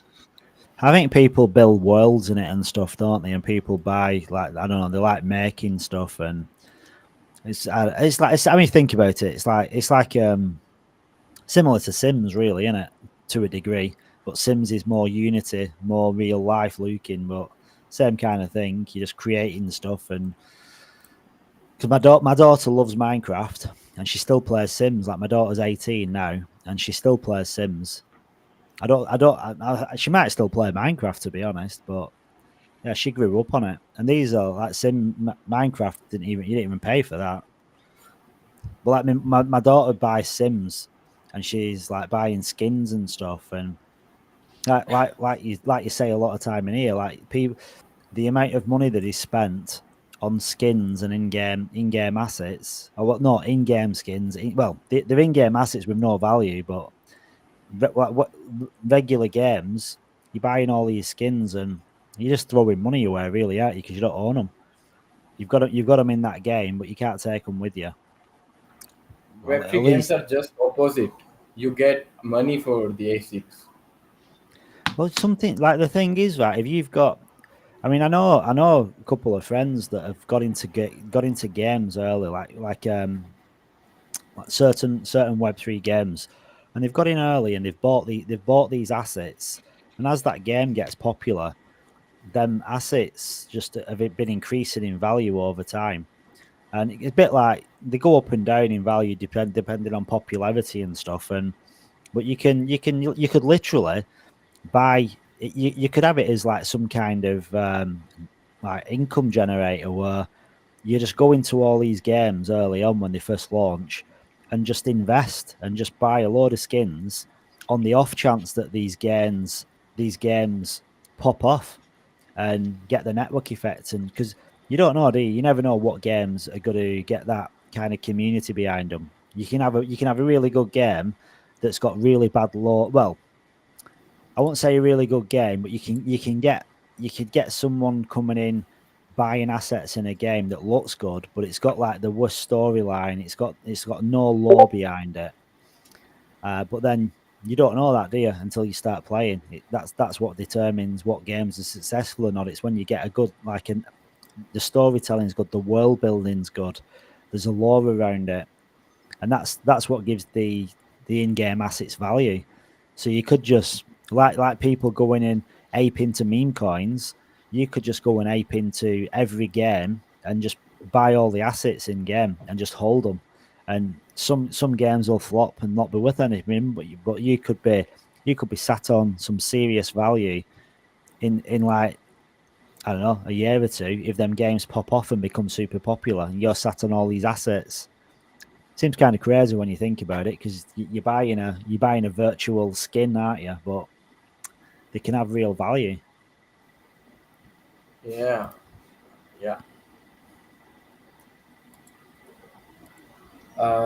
Somebody PK is saying, have a look at Reds meme coin, the BRC20. Have you heard about that, Mario? Rats. Yeah. BRC20. No, I've not. I've never heard of it. Yeah. Bats. Where is BRC from? Is that Bitcoin? BRC20. BRC network. Binance chain. All right. BRC20.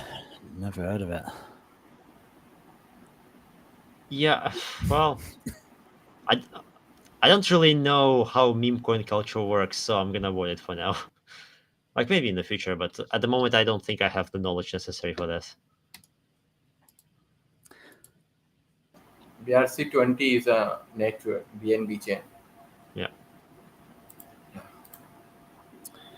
I'll check it out. I shall check it out. I'll not check it out on here because I don't want to. Obviously, I don't mind shilling my nephew's game on YouTube, but I don't want to start tapping into different. But I will check it out. Are you PK? Are you into that? Have you bought into that? Oh, first meme coin, it's going to boom. Right, dude, DM. I'm a DGen. I'm a DGen all day long. DM me the. Can you DM? It's not launched yet, has it? What? Send me the I don't know, the Telegram or the website or something. Because I ape into anything. I aped into Roost. Is Reds meme coin already launched, PK? No, I said it's going to. Oh, it might have launched. Yeah, send me the link. Let's see. PK, you a DGen? Kimmy and as well, PK, Kimmy still wanting in on this. There's no more of a DGen than Kimmist. Even though she says she's not a Kimmist because she's like all L1X now, but you give her a DGen play and she'll be all over it. Yeah, I just sent a message in Discord. It looks like Ronak has 2 right arms. Yeah, it does. Yeah, look at how it's positioned. Like it's like 2 of them. You know? Ronak is. Yeah. Do you know what as well? I went to comment every time Cody comes in chat, but Cody's like decoration on the wall, whatever it is, it looks like he's lied down sideways. He's got like this weird like angle on the wall behind him, and it kind of puts me off balance. It's like as if he's lied down in bed or something, and I know he's not. That's a quite funny picture. Yeah. Oh my god.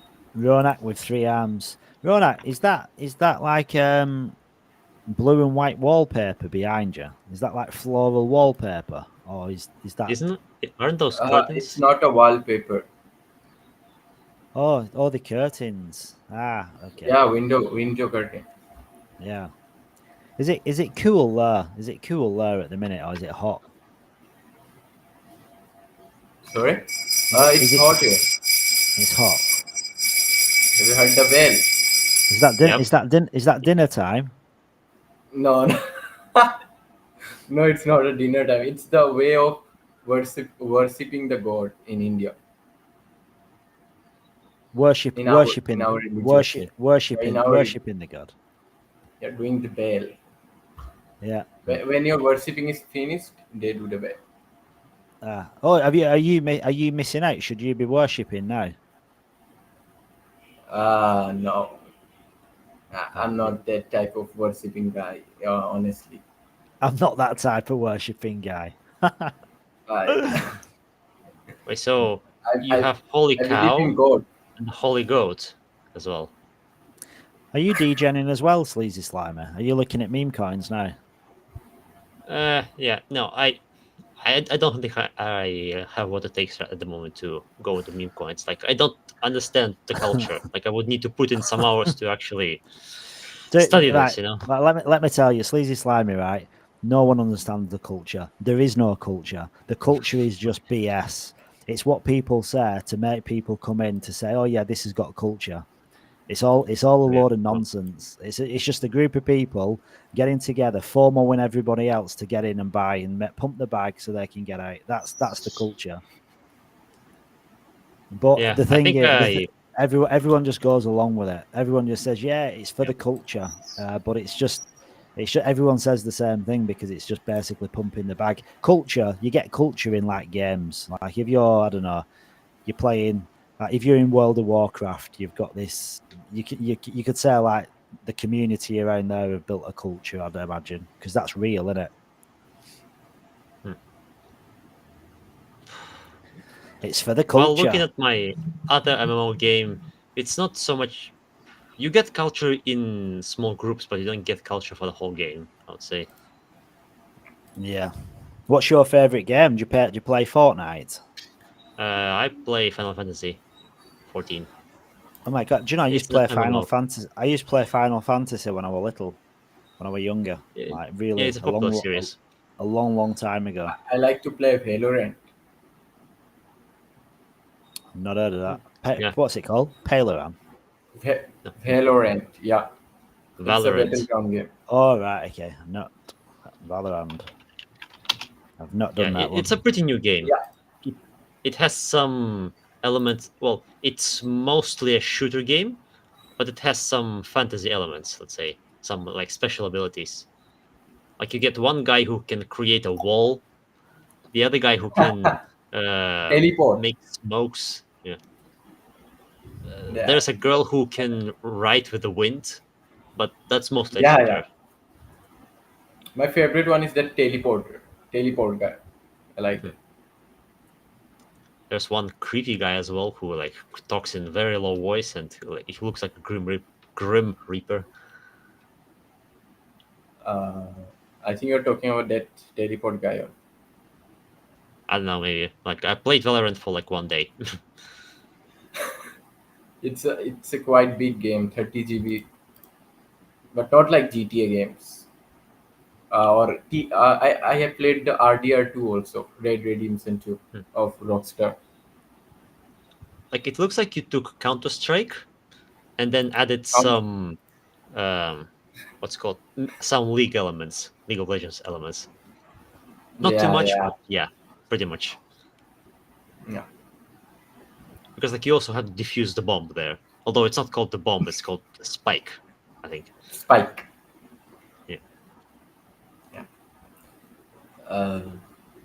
Get transferred. Yes. Crypto Psycho, have you ever played Counter-Strike? It was pretty popular. Well, it's still popular, I guess. I've not played Counter-Strike. I'm very limited on the games that I've played. I'm really boring. Like literally, like I don't know, like Grand Theft Auto, Need for Speed, Tony Hawk's. The skating ones, and there's a few different shooter games as well, like first person. Call of Duty. Like this is showing how old I am, right? One of my favorite games, and I've not played any after this game, was Call of Duty Black Ops. I loved it. I love Call of Duty Black Ops. But we have a Twitter space in 3 minutes. Yeah. Is So it we'll. the It's it the the Elder Elder Room? the Elder Room one. So I said what we'll do is bring it in here and stream it in here, so we can watch it together if you want.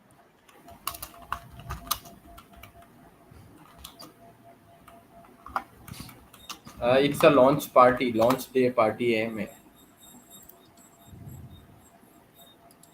Elder, huh? Sorry. No. My PC time is not in Indian Standard Time. Oh my god. Lol. I have to check my phone. In my PC, it's been 5:28 a.m. Lol. Sorry, guys. Oh, so it's not yet then. Oh, Yeah. Yeah, I was thinking like it's supposed to be in like half hour, not now. Yeah, Elden is in half an hour. In my PC, it's showing 6 p.m. and currently in my PC it's 6 a.m. But it's not true. Lol. I was thinking that we have a launch party AMA now. It is today, though, isn't it? I know it is today. Yeah, I was. Yeah, I've been neglecting looking at Elderun updates. Yeah, no, I mean I've been participating in it a few months ago, but now it's, I don't know, not my thing, I guess. Yeah, I mean it's one of them. I don't know, like I don't know how much of a Web 2 game Elderun is. Is it? Are they going after the Web 2 gamers, or is it going to be a Web 3 gamer type of game? Because, in all honesty, right, if you're gonna build a Web 3 game, you shouldn't be building it for Web 3. You should be building it for Web 2, because you're not going to get adoption building a game for Web 3. Because at the end of the day, if you've got a game and you're building it for regular gamers, that's how you get them across. The tech, the blockchain underneath it, the tech, that's not important. You shouldn't even talk about it. Like when we're pushing Hot Knife and pushing like Bastion, our Twitter page for Bastion and for Hot Knife, we don't mention blockchain gaming, we don't mention Web3 gaming, we don't mention crypto, we don't mention play to earn, we don't mention anything to do with crypto at all. We talk about like indie games, like dev gaming, and like if you want to start getting probably close to crypto, then you might mention you've got in-game assets, and at some point like it's built on the blockchain, but you start shilling Web3 gaming and blockchain gaming. It all that is going to do is put a gamer off, because a gamer's playing a game because it's fun. They're not playing a game for any other reason. And if you can own in-game assets as well, that's a bonus. But there's nowhere Sleazy Slimy is playing a game because he doesn't enjoy it. If you don't enjoy it, you're not playing it. Yeah. Yeah, I mean, I was trying their game with the AI thingy. Like, I put it on, and I'm essentially bug hunting. Because like, so far the dungeon farming, it's not been the grind itself. It's been, can you find the bug that will let you abuse finding more NFTs? And yeah, I really didn't want to do that. Like they had a story, like a campaign mode, but it hasn't been operational since like last September for some reason. So maybe in the future, but at the moment I don't really find it fun. I saw Mark is on Block Games 2, right? Yeah. Yeah. Oh, block. Yeah, Block Games, Yeah, the new one. Yeah, Which is running the social game. Yeah, you see me on Block Games. Yeah. Yeah, well, I started posting about Block Games because you can get airdrops, can't you? Yeah, how much you got the social points there? I got the 46k. Do you know what? I've never even checked. Huh. I've never checked. I signed up, and I've never checked how many points I've got. I've no idea. Today it was refreshed. Every week they are doing refreshing. On Monday. Have you got a lot? Is that what you've got? Is that a lot? I think so because I've engaged with many of the social platforms. I'm sorry, many of the social accounts. Yeah, I've never actually played. I've engaged on the socials, but I've not really done much else. I've not really done anything else with it. I see some of the Twitter handles getting 100k, 200k, as because of their followers, views. Yeah, I mean, I need to step up the game. Really, I should be pushing it more, but I don't want to shill too much. But I should be doing more on it, definitely. Yeah, I mean, block games in Gemini IO. It's the largest GPU deep in. I thought that's deep in. Oh, you're in, what is it? What do you say? You're in gaming. I'm in gaming. Yeah, Gemini is also the largest GPU. Yeah. Yeah, the biggest deep in the world, isn't it? That I think gaming. Yeah. Yeah. I love gaming projects here. Yeah, I'm not even familiar with it.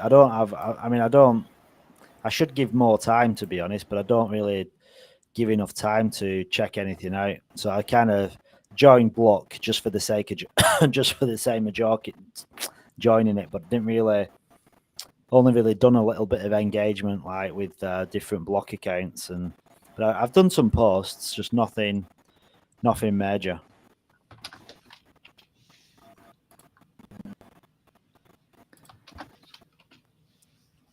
Hey, Leo1X has got a decent amount of subscribers actually on YouTube. I didn't realize it had so many, 2,700, which isn't a bad amount, to be honest, considering, because they're not really pushing.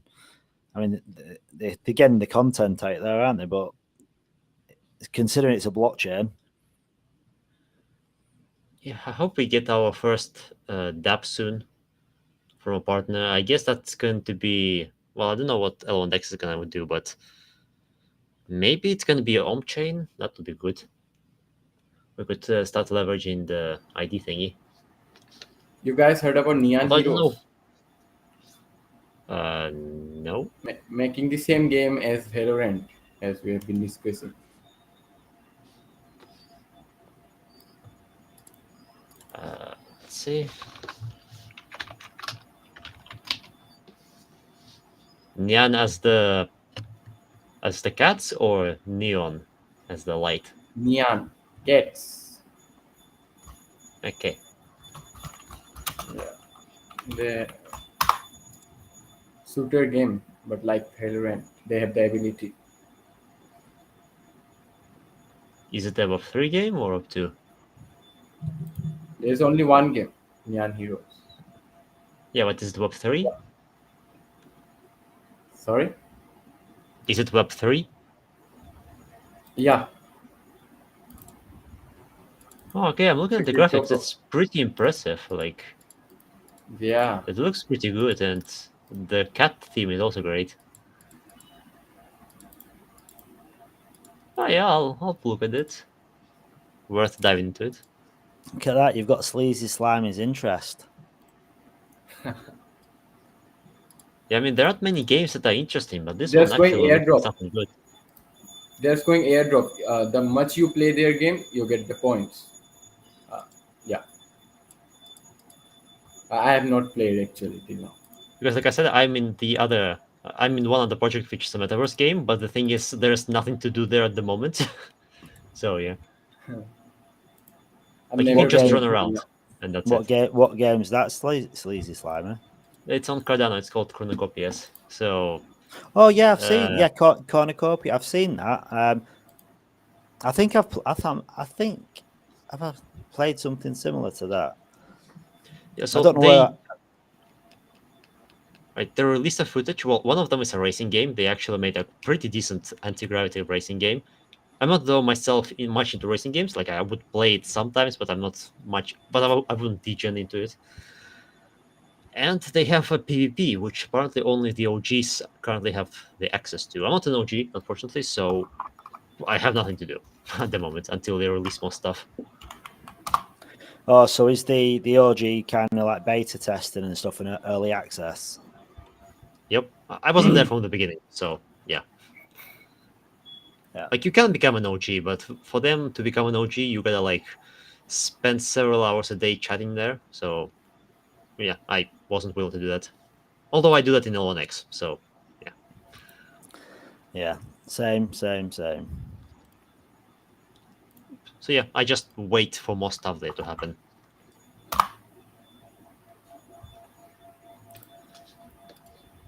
But yeah, a fun thing, this Nyan Heroes. I should go and look into it.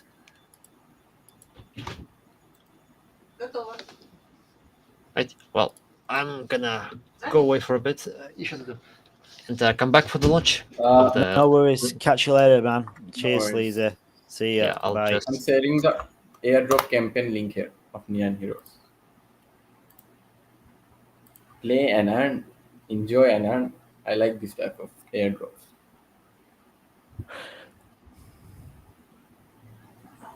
But I have not participated. If anyone actually wants to jump up, feel free to click on the link in the chat, in the OG chat. Well, to be honest, right, if anyone wants to jump up at all, so anyone that's in the community, like it doesn't matter like where you are, what you're doing, either send a message in the comments, or send a message in the general chat in the Discord, and then I'll DM you a link if you want to come up. So I don't mind if anyone, whoever wants to chat, feel free.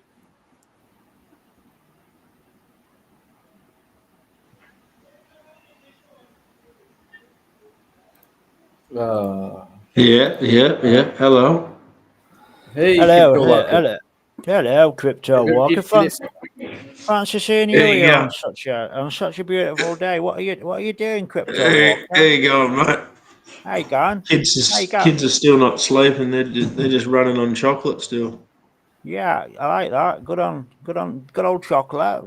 Makes you a bit giddy, don't it? Who is You get a making bit- that sound? you Who get a is bit making giddy, that don't- little set? You get a bit giddy, Yeah. don't you, when you're on the chocolate? Like too much sugar. It's Mark. Really Yeah, they're gets running to you. through That. the. Yeah. They're running through the cornfield. Yeah, I had Easter egg earlier on, and like, I'm really off my head now. It's really got onto me. The sugar in there. Oh, bloody hell! Bit of glucose syrup. You're talking like someone guy. I'm not sure what was his name. In An idiot. He's a L1X core member. Oh, I don't know who was speaking then. Yeah, who was that? It wasn't me. It wasn't me. That was Crypto No. Walker putting on his like crazy Who was accent. There you go. I can do accents, but like in short bursts, and I can't really pick an accent. I do an accent, but I can't. There you go. I can, mate. I can. Could you do my one? Could I do Hello. your one? Hello. Yeah. Yeah. Could I do? Yeah, good attempt, Walker. Hello. Yeah. Yeah. I watch these YouTube shorts. I watch these. I watch these one YouTube. samosas. I'll get one samosas. What are you trying to say? I don't know. Ronak likes a good samosa. Do you like a good samosa, Ronak? He might do. What? Do you like a good samosa? It's my favorite for breakfast. Oh, how did I know? During evening. Yeah, do you know what? That's what I find weird, because because I've been to, I've not been to India, but I've been to like Egypt, and the breakfasts, some of the Egyptian breakfasts, they're strange because they're savoury. It's like an afternoon. It's like a lunch, like dal. Like I've had dal for breakfast and samosas, and it's like Dal sounds like a piece of wood. I think you went to Indian restaurant. Have you been to India? I've not. My father-in-law. Oh, get that into you. He's Indian. I've never been to India, but I've been to Egypt restaurants, Egyptian hotels, because I think they do a lot of the savoury for breakfast as well. Have you been to India? Get that India. Do you never have like some crunchy nut cornflakes, Ronak? No, I'm not eating cornflakes. Cornflakes. So you're really eating healthy, because Western people, right? Breakfast is just shit. Let's be honest. We shove all this sugar down our chops, or we get a bit of bread and put like a ton of jam on that's got like 15 spoonfuls of sugar in it. And then you're eating. Every Indian like tea. They don't start their day without tea. What about a bit of green tea with a bit of Australian jar of honey? No one is drinking the green tea. No. Oh, there might be someone. What tea? What tea do you drink? What kind of tea? No, green tea with a jar of honey. Where I'm living. It's Assam in northeast. It's the you can say it's the king of tea. Dude, you've got to send me some tea. I like my tea. Yeah, sure. After lunch. Can I have some tea as well? After lunch. Yeah. Did you say after lunch? Yeah. After lunch. Yeah. After lunch. Launch. After TGE. Well, Shano's on board again, but he doesn't know how to operate the mic. Yeah. I will come to meet him. I'll tell you what, Ronak. Come to meet him. Yeah, I'll tell you what, Ronak. You can hand deliver the tea, so you can fly over with the tea, but make sure to declare it. Yeah. So when you come to Australia, you have to write down that you're declaring tea. Otherwise, they'll drag you through customs. That you bring in, Mark, 10 kilos of tea. Yeah, and like, are you what is it's it's tea? Like, nah, no, it's not. And then there's only 2% of India's land, but it produces 80% of India's tea. Nice. I like a good cup of tea. In fact, I've got a cup of tea here, but it's cold. But I'm gonna drink it. It's nothing special though. I like the smell too much. Do you have milk and sugar? Milk. Yeah, in your tea. Goat's milk. Sorry? Milk. Goat's milk. It's cow milk. Dad. And Walker, I'm still waiting. I'm still waiting for my jar of honey. Yeah, I've got a hand deliver that as well across the border. Yeah. So Ronak, you can deliver tea, and Walker has got the finest jar of honey that you could go to some of the what did you say? You could go some of the shopping mall. You can get there like Taja tea or something. There might be some of the Indian malls. Do you know what? Right. The taste of the tea, which is produced directly here, it's different from the packaging. Yeah, I can imagine. I went to Spudshed the other day. You won't know what Spudshed is, Ronak. It's a shop over here that's got a guy behind it that's got the biggest set of eyebrows you've ever seen in your life. Like you could actually loves mop potatoes. You could mop the floor if you shaved his eyebrows off. You could mop the floor with them. They're that big. And yeah, he loves potatoes. And I went in and we're looking at some jam, and I picked up this jam, and it was made in India, and it is delicious. It's the nicest jam I've ever had. It's still full of sugar, and it's probably going to give me diabetes at some point, but really enjoyed it. Have you ever been to Indian restaurant? Yeah, I love Indian restaurant. Do they put jam all over their food? They have sugar in everything. Indians, they have sugar in everything. Our favorite is sweets. Yeah, I love it. A bit of an Aussie. And that's the reason we have most of the diabetes patients.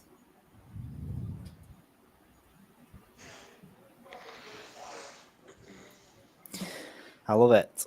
So, Joe, Walker, when do I get me honor? Do I have to come to you? No, we could probably meet halfway again. Varsity Bar, burgers. Yeah, that's a little bit 3/4, but that's all good. Is that 3/4 for you? You mean? It's like a quarter for me. 3/4 me. Where's halfway for you? Like how far? Like yeah, like what about like Midland? Oh, we don't want to swear around here. Do you not like Midland? No, I don't like taking me honey into Midland. Might get robbed. You got to keep it out away. Keep it away from there. Yeah, might have to go around Midland. Yeah, we might have to. So I'm gonna. When's this? Yeah, sorry, soon. I'm gonna find when's this AMA start. I wanna know when the Eldarine AMA is. In 13 minutes. You haven't actually tried that honey, have you? Nah, I'm really looking forward to it. I like a bit of honey. Crypto Walker, have you done You the guys- daily competition? No, I might have missed the whole time. What are you gonna do? I did share. I did share and do all the stuff that like before. Make sure you take part because you could win it. And Ronak, have you taken part? What am I going to do again? Where is it? Sorry, You gotta go here. So, what race is it now? Sorry, I can't understand it. So you gotta go here. There's 800 L1X. You don't have to just do what it says here. Where? We can't see. Oh, what are you looking at? Oh, I've done it again. I'm not even sharing the right screen. Because right, there's something wrong. There's something wrong with my restream, right? And when I share the screen, all I see is a black screen. So I don't actually see what you're seeing, but I know you do. So Lee, get. Yeah, so just go to my pinned messages, and we're giving away 800 L1X. So just do all this stuff and tag Mr. David Gockstein. We can get David Gockstein up on stage. It'd be a special one. If he wants to join, all he needs to do is put his hand up. In fact, do you know what I might do? Do you reckon he's actually seen it? I reckon there's a chance because he's been tagged. If you look here, he's been retweeted 42 times, and it's been commented as well. So they've tagged in the comments. Should I give him a call? I got his number. I'll give him a call. Yeah, give him a call. So David, like L1X, do you want to come on board? Like, yeah, come on. Get him in. Do you know what, right? If you come on, I don't mind talking to anybody, but sometimes, like, when you're talking to somebody that's on a completely other level, you kind of feel a bit intimidated. You get that, I forgot what the word is again, but that complex. Do you know where you don't feel adequate? Like you've not got the imposter syndrome. That's it. You feel like you've got imposter syndrome because I know enough about Layer 1X, but I don't know enough to explain anything too deep. So I can basically scratch the surface. But if you're speaking to someone on a really high level, it'd be like, yeah, I'm just going to step down. I've got to go and get a drink. Leave Shano in charge, or leave Ronak, or you. Yeah, Crypto Walker, you've got the stage. Take it. Guys, if anyone wants to jump up, anyone's right. So anyone that's listening, right? I would directing this at Walker and Ronak. I see Fur adding Gili Quest. Oh my god. You see what? I see Fur have added the Gili Quest. Ah, okay. Yeah, so anyone that's not done this yet, make sure you do it, because if you don't do it... I've just done it, I think, so hopefully. So start. Yeah, if you've not done it, make sure you do it, because you literally... Yeah, giving 800, yeah, we're giving you like 800 L1X. Someone's going to win it, and I did a Twitter picker yesterday. And I'm going to show you. I'm actually going to show the video because I didn't post it. I posted it in Discord. But Twitter picker is quite good actually because it just picks name at random. In Crypto Walker, you come out about 6th place just for funs and giggles. Yeah, just for funs and giggles. I kept doing it until number 8 to see who come out. and you were in the top. Albita was in the top, and I think Ronak was in the top as well. But it was only one. It was whoever came out on top won it. J Trade X won it, but he's acknowledged the tweet, but I don't know if he's messaged in Discord or anything yet. And just for I want to shill something as well. Nothing for me, but Ran tweeted this out. What Ran tweeted this out. Looks like you got fast internet. I don't know about that, but Ran tweeted this out yesterday. This guy is a genius. He likes talking. He's called Anton Antonopoulos, but I recommend giving him a follow. Yeah. He's Solana or something, isn't he? No, he's Bitcoin. He's a Bitcoin maxi. So he knows. He's called hang on, where are we? Jumit. And it's called Andreas Antonopoulos. That's his name. Mark, please zoom the name. Jumid. Jumid? Yeah. Who's Jumid? I'm saying zoom. Zoom it. Zoom in. Zoom Yeah. in. Oh, sorry. Sorry, it's your Zoom. Your Zoom is not like because it's hard. I know some pronunciations are hard because my father-in-law, some letters like W, he couldn't say that word at all. Anton, this guy, right? He does public speaking all over the world. He gets I need up to get a better mic, I think.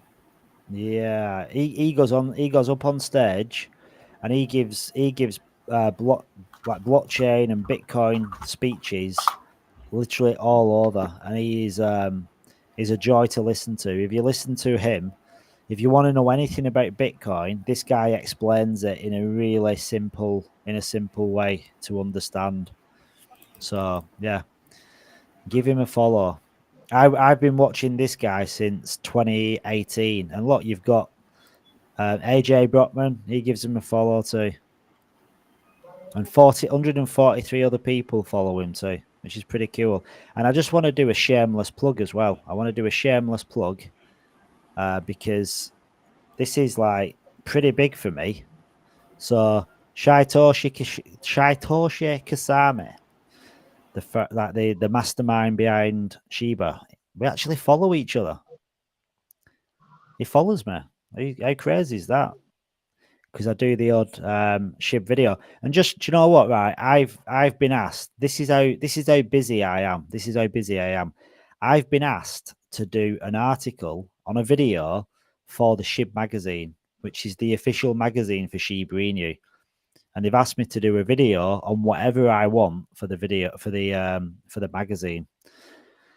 And you're the master. Yeah, but I've not done it. I haven't done it because I don't have time. Honestly, doing a video on something, time. I don't have time. And then I'm doing this for like 3 hours. Shano hasn't seen the calculator when we've moved on to. We can show him the calculator. Shano, mate. I don't think his laptop's. I don't think he's got a new enough laptop with a microphone in it. He's still running an Atari.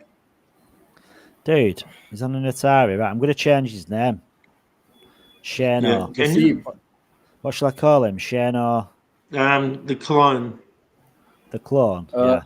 Who is that? Yeah, Who is the clone. that? Sano. Yeah, Sano.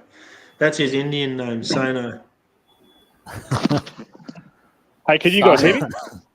Yeah, here he is. Shano the clone. Look at that. Oh, Shano it's the clone. There we go. It's clone. It's only took it's the clone. It's only took you 2 hours. On your camera. What actually happened is like Damo sent me the actual link, and then I pressed on it, and then I was trying to put the chooks away at the same time, and it said allow access to the actual microphone. So I denied it, and because you do that, then you have to go through all the settings again to try and actually turn it back on. So trying to put the chooks away, and I didn't want to. I was trying to get the stupid rooster in the actual pen. So Yeah, so that was a bit of a fault there. Those damn roosters. So Who else has got that famous rooster? Grover or something? Grover's Yeah, got I'm not chickens, sure. hasn't He did talk about Yeah, Grover's so. got roosters. He's got everything. And Grover is like what did he call that program where they were self-sufficient in the garden? I think So Grover. Shano's just been practicing how to go on holidays. And he's just came back. Practicing how to go on just holidays. came back. So where did you practice? Where did you practice for a holiday? The back garden. I wasn't really at practice. I'll tell you what, we went up to Lehman. It takes me like 3 days to get ready for 3 days and then 3 days to unpack. Sometimes it doesn't feel like it's worth it. Lehman. I've never been there. Where's Lehman? I've heard of it. I've never been there. Have you north? Have you heard Jurien Bay? North. Have you heard Jurien Bay? Well, I've been to Jurien Bay. Beautiful. Yeah, so from Jurien Bay, it's 50 k's on from Jurien Bay. Up north. Yeah. No, like so I've been past it. I've been past it then because when we went gold prospecting, we drove up to Geraldton and then about 3 hours inland to a place called Yalgi. Yeah, and we did a bit of the old prospecting. So we must have gone past Lehman, going north up towards Geraldton. Oh, you would have done. Yeah, but you'd be on the Brand Highway, and you would have turned off from there, inwards. Yeah. Yep. Did you enjoy it? Was it good fun? Actually, yeah, that was good. So Got a couple of cobbler and stuff like that. So that was good. Nice.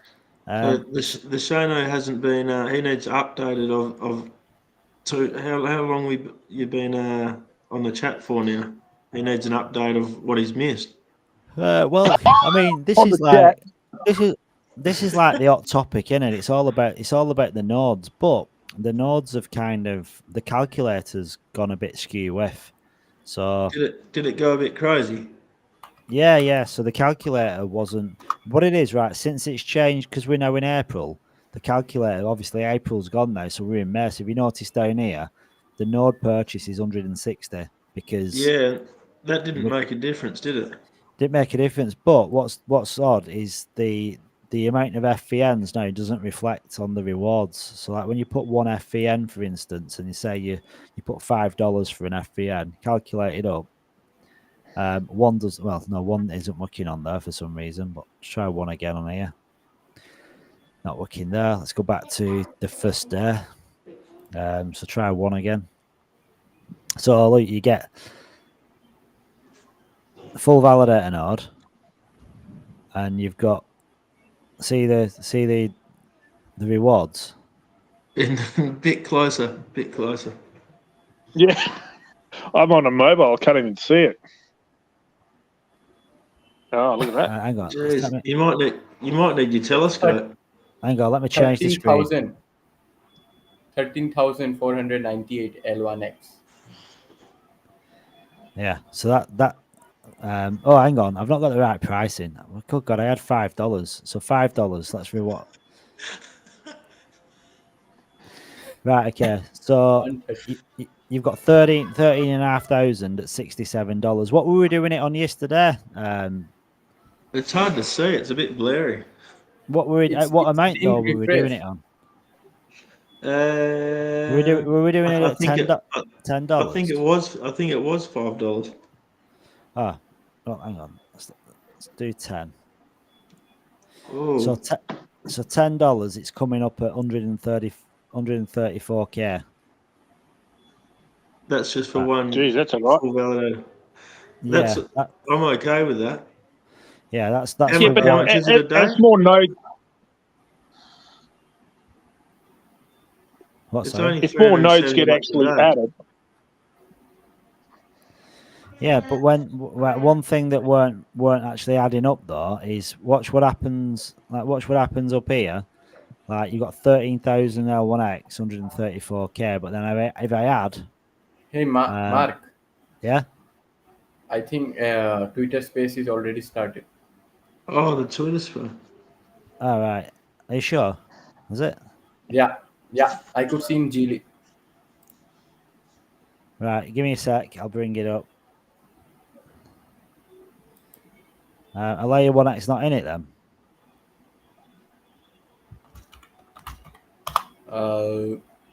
No. Go in Discord. You could get the link. Yeah. No, it's rugged. It's rugged. It's already ended. They've started it and finished it. So it only lasted for 2 minutes, and then it rugged. 17 people tuned in. It shows Twitter. pending now. It shows You what? happening now. Play recording. What was the No, they'd have started it. They'd have started it 2 minutes ago, but Twitter's rugged, so it's ended it. So they'll probably be starting another one. I hope they give the link. They can't have just done a Twitter space for 2 minutes. They wouldn't have got anybody in. It probably didn't work. So they started and stopped it. Maybe going to reload it. Yeah, because I'm just playing it now, and it's only 35 seconds long. So they're probably gonna. Oh, that's a good one. Yeah, It's nearly as long as yours. Yeah, some of mine where they've gone off. It's like, damn, what's happened? And then Layer 1X, where are they? What was Shano's question on the node? Yeah, what were your questions, Shane? Oh, what I was going to say is the more nodes that gets added to it, does that figure become less? I was speaking to Domo today about that, but no, it doesn't. It doesn't change.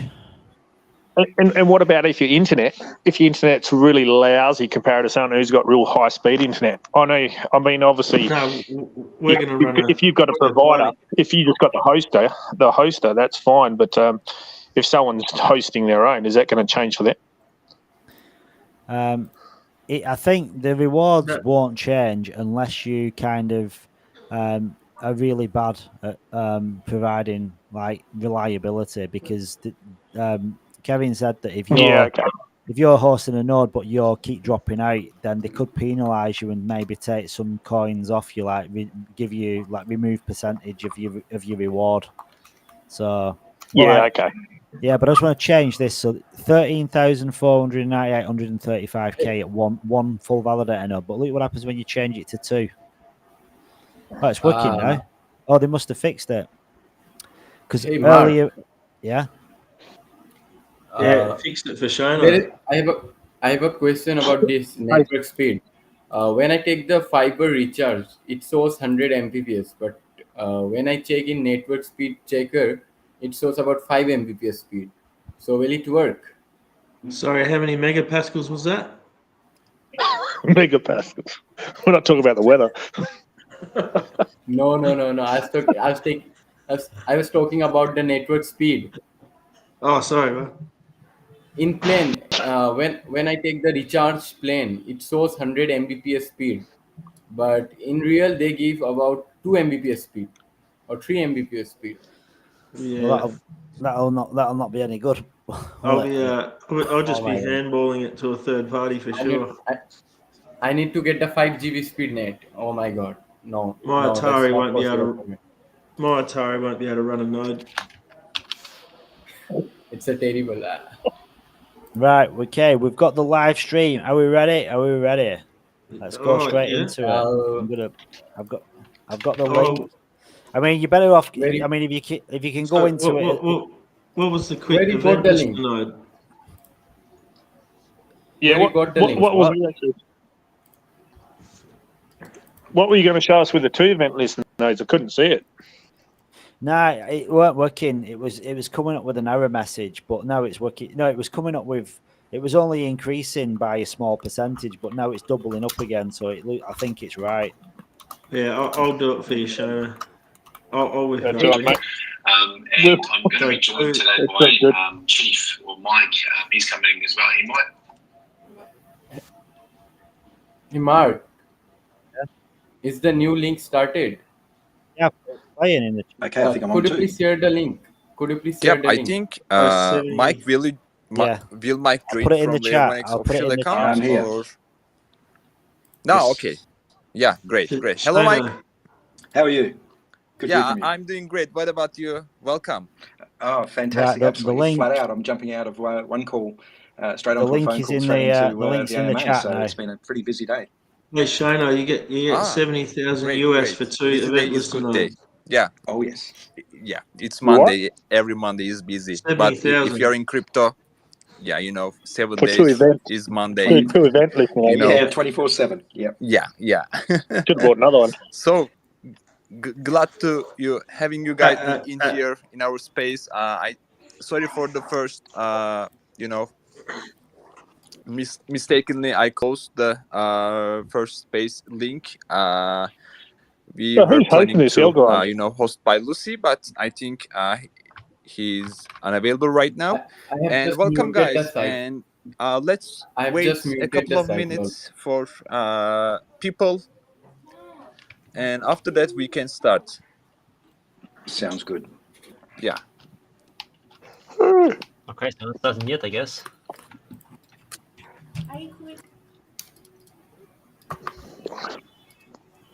Man, I'll fall asleep through this. Is Eldoran hosting this? Yeah, it's on Yeah.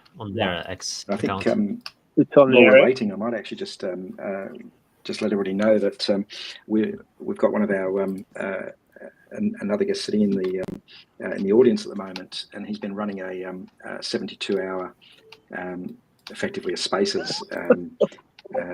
So you're a so celebrity, man. fantastic. We've all been jumping in Crazy and out of Mark. that to have a bit of a chat and talk.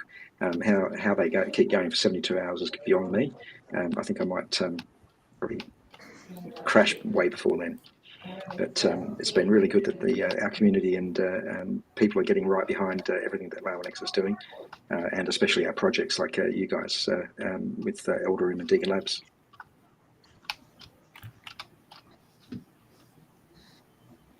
Yeah. And let's start. I think people will start to participate.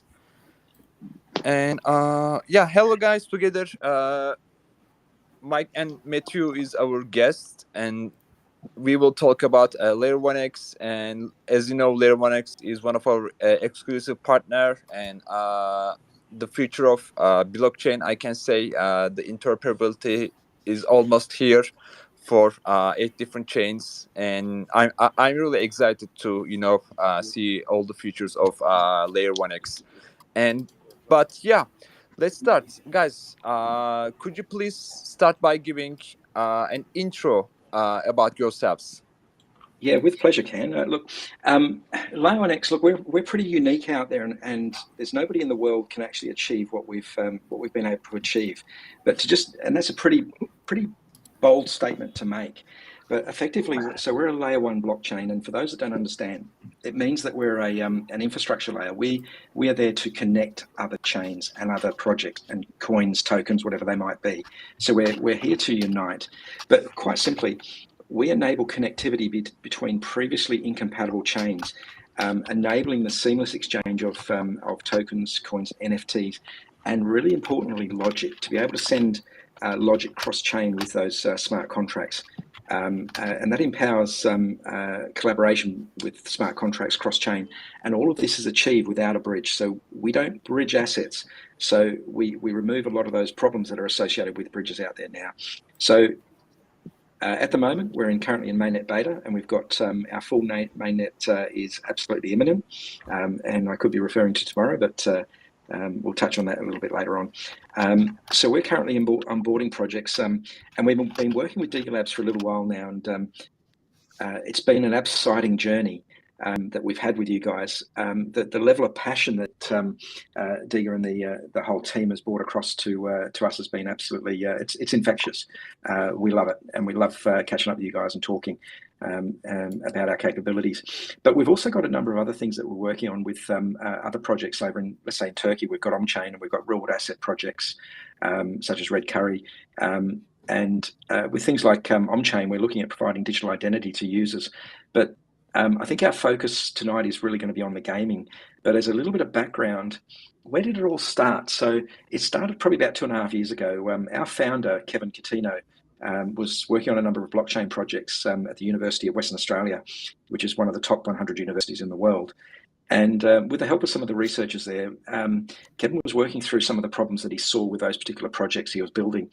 And the problems that he came up with was really around what people commonly call the blockchain trilemma around true decentralization, the scalability, and the security. But he also saw another element in there that brought that fourth element into play, and that was interoperability. And that's probably one of the key items that enables the rest of those items in the trilemma. So being able to go cross-chain between previously incompatible chains without using a bridge. So that, what it means is that we're a further kind. Broken down the barriers for mass adoption by providing that, what we now call the quartet of that interoperability, the true decentralization, the ability to scale, and most importantly, security, and we don't compromise on integrity. We enable seamless transactions between different chains that employ different or disparate consensus mechanisms and standards, and that's both across EVM and non-EVM chains.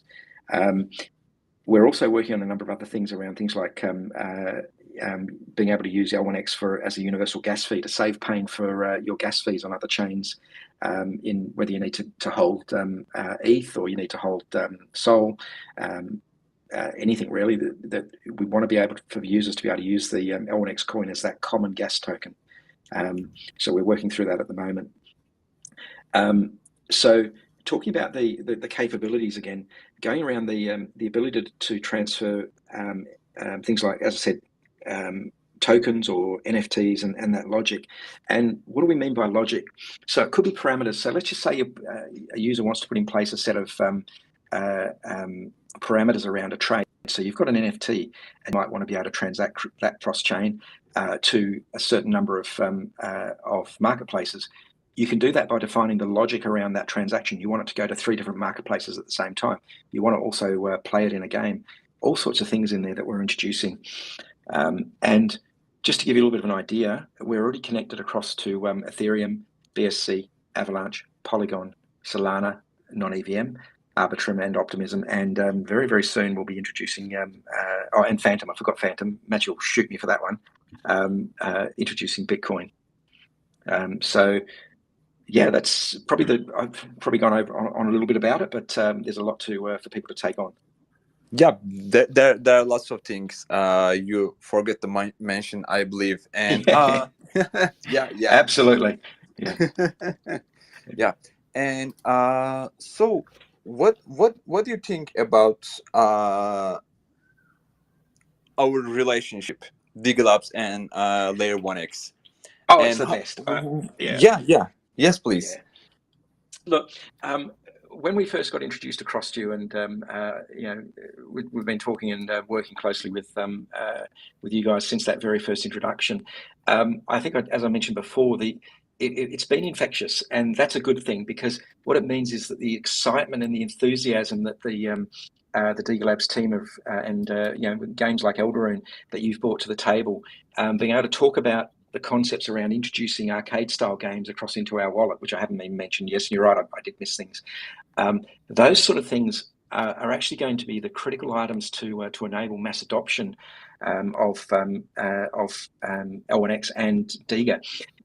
So you guys are actually building a bunch of games for use within the L1X app, as well as integrating across the Eldaroon series of games. And the idea there is for you to take advantage of all the various crosstalk capabilities. Whether it's crypto payments for users might want to make that for a skin or a weapon in a game. But I'll probably touch on a little bit more of that shortly, or maybe Matthew will. But it's been so enjoyable to work with you guys. I think it's been the best. Yeah, I'll add to that as well. Yeah. Yep. So, sorry, Matthew. Thank you so much for kind words, Mike. Yeah, Matthew, please continue.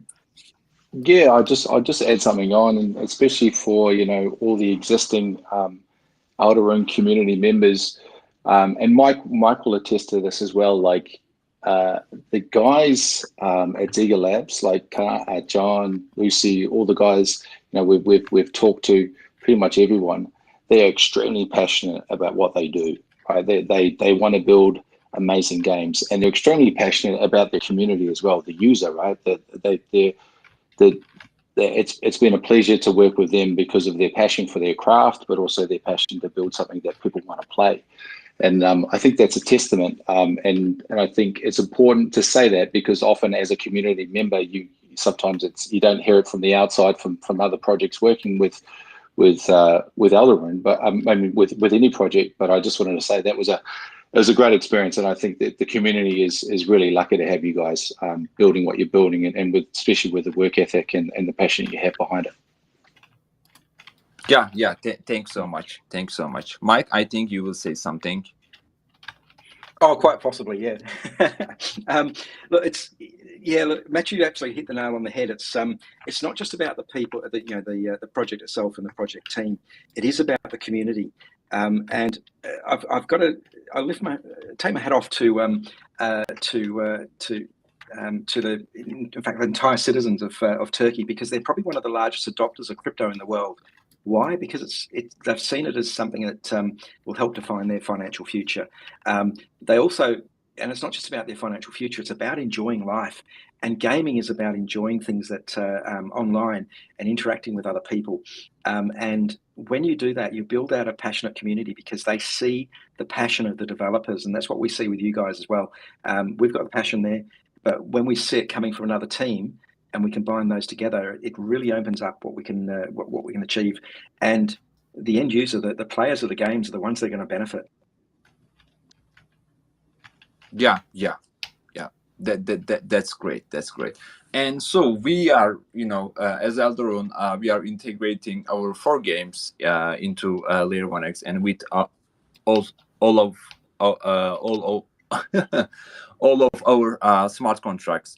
And so we have a chance to experience the Layer 1x technology. But what do you think about other games? How will Layer 1x Layer 1x X-Talk will benefit Digalabs and games like Elderun? So we know, but would you like to guys share with this our community? Oh, for sure, yeah. I'll touch on a little bit of it, and then maybe Matthew will jump in as well. Look, I think it does things like you've got the ability to improve liquidity. So what does that mean for a game? Okay, so it means that users can actually bring across crypto from other chains to be able to pay for things like if they want to buy a particular skin or a weapon or whatever it might be in a game. It's introducing liquidity across through things like NFTs as well. So being able to put items out for sale on different marketplaces at the same time. So you produce a skin in a game, and you go, well, actually, I want to put that out for sale, but the people that I'm on the chain that particular game might be connected to at the moment, they're restricted just to that particular NFT marketplaces on that particular chain. But what if they weren't restricted? They could go out to any game. What if those skins that are developed in Elderun, in your series, actually will work and be playable or usable in another game on another chain? Being able to put it for sale out there on multiple marketplaces is absolutely fantastic. I think it's a big capability that can enhance not just the usability, but also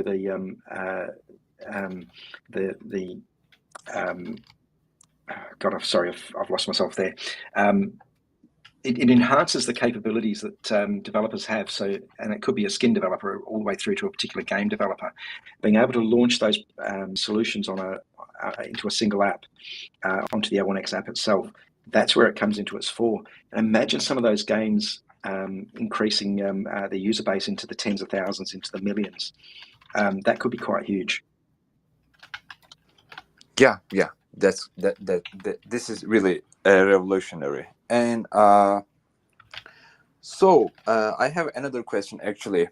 When we have a chance to, when our community will have a chance to experience this awesomeness, I'd like to say this. I would like to ask this. I'll pass that one over. Matthew, are you? Yeah. Well, basically, we are right now on the verge of our TGE. So basically, we'll be launching our blockchain, and then you'll be able to basically interact with the blockchain with Alderun and Diga. Your integration is happening currently as well, and so you guys will be coming on board, and that all starts from. And probably it's a good point to make now is that we've got our launch day AMA tomorrow, which is at 9 a.m. Our time, which is 1 a.m. UTC.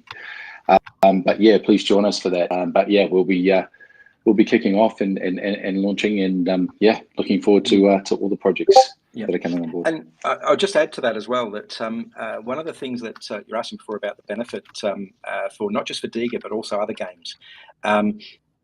One of the big things it does is actually increase the access to users. And that's really, really important in that those other games out there, it shouldn't be about competing and taking over and being the only one running on L1X, but it's also increasing access to users of other games and encouraging, that interoperability of those users between them to introduce new games, to introduce new capabilities. One of the big things that I've found about crypto is that the willingness of projects to work together. We've seen that working with the Diga guys and all the devs and Can and Lucy and the entire team. So that's probably one of the key things is just increasing the number of users out there. Yeah, definitely. And so, Matthew, you mentioned that tomorrow it will be at 1 p.m. UTC.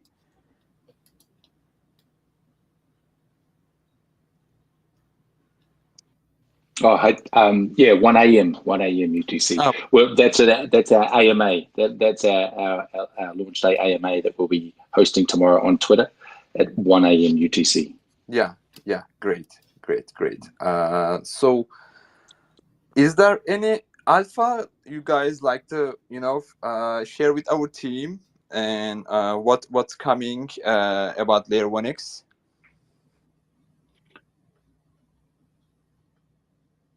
Ooh, we have to. Yeah, go for it, Matthew. I'm sitting there going, "Oh, which alpha should we share?" Go for it. I would look. I think just to be a party pooper, but I think we'll save all the alpha for tomorrow's AMA.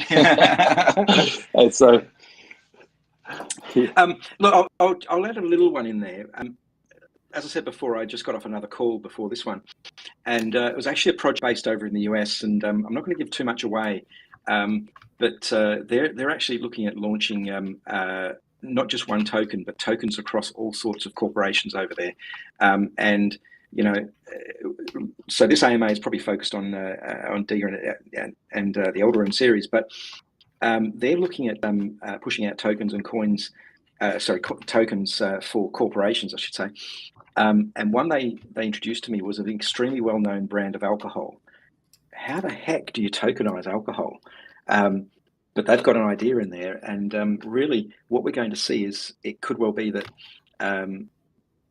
launching on Layer 1X through whether it's a DEX or whatever it might be, that it really starts taking the place of some of the stock exchanges out there and making things more accessible internationally. So that's one concept, but it's also around how we introduce the wallet with other capabilities. So I think there's a lot coming. To say that after the end of a 50-minute call, those guys said, we need the NDA in place. We want to put in place a header agreement. When can we start? That was the response, and there were 7 people on the call, and I'm sitting there answering those questions. So they're pretty excited about moving forward. Again, you'll probably find out the name of that one coming soonish. Oh, that's crazy! Tokenizing alcohol. I think it must be interoperable without bridges. And I think the only interoperable I have is with the glass sitting in front of me with a little bit of scotch on the bottom. So yeah. My next question was something about like this. What's the real life scenarios that Layer 1X can support? Real life scenarios. Well, aside from encouraging, or shouldn't be encouraging too much drinking, the real life scenarios could be around solutions that actually provide that integration across, so not just for gaming, but across for your identity. Imagine in the game that you actually have your decentralized or digital identity in there, and it authenticates who you are. So you're able to introduce a capability in there where you've got these people who try and cheat in the games. Okay, that's not real life, but it's making the players in the game real, that nobody's able to cheat in there, and introducing those capabilities across. But also that same identity is used to identify yourself in real life. It could be for public transport. It could be around booking a holiday. And you could want to meet up with a friend that you've met online in the game. So you go and arrange a holiday. Who knows what the possibilities are there for real life? Yeah, healthcare. actually, this is a real life scenario, I can say. Yep, as a gamer, this is my life, and yeah, my life is real, I believe, and this really utilized my life. And in addition to this, other use cases. What about in addition to gaming? What other sorts of use cases can use the Layer 1x infrastructure opening to other doors? Yeah. How much time have you got?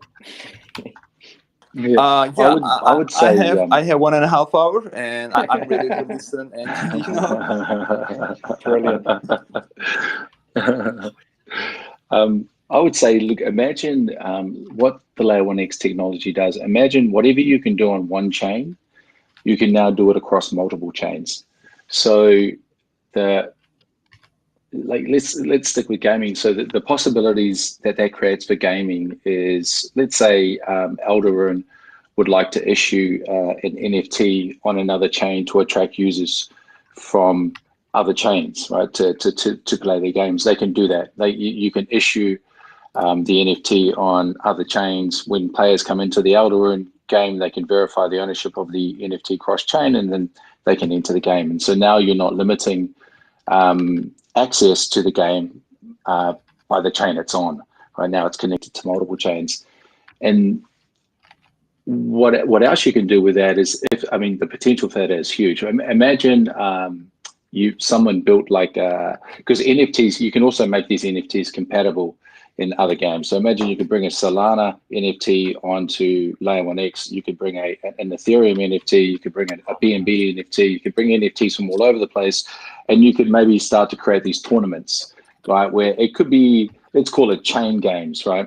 And you have all these teams from these different chains playing each other with their own NFTs from their native chains in this sort of stadium setup. I know that's taking it to a bit further down the track, but you could create that scenario there.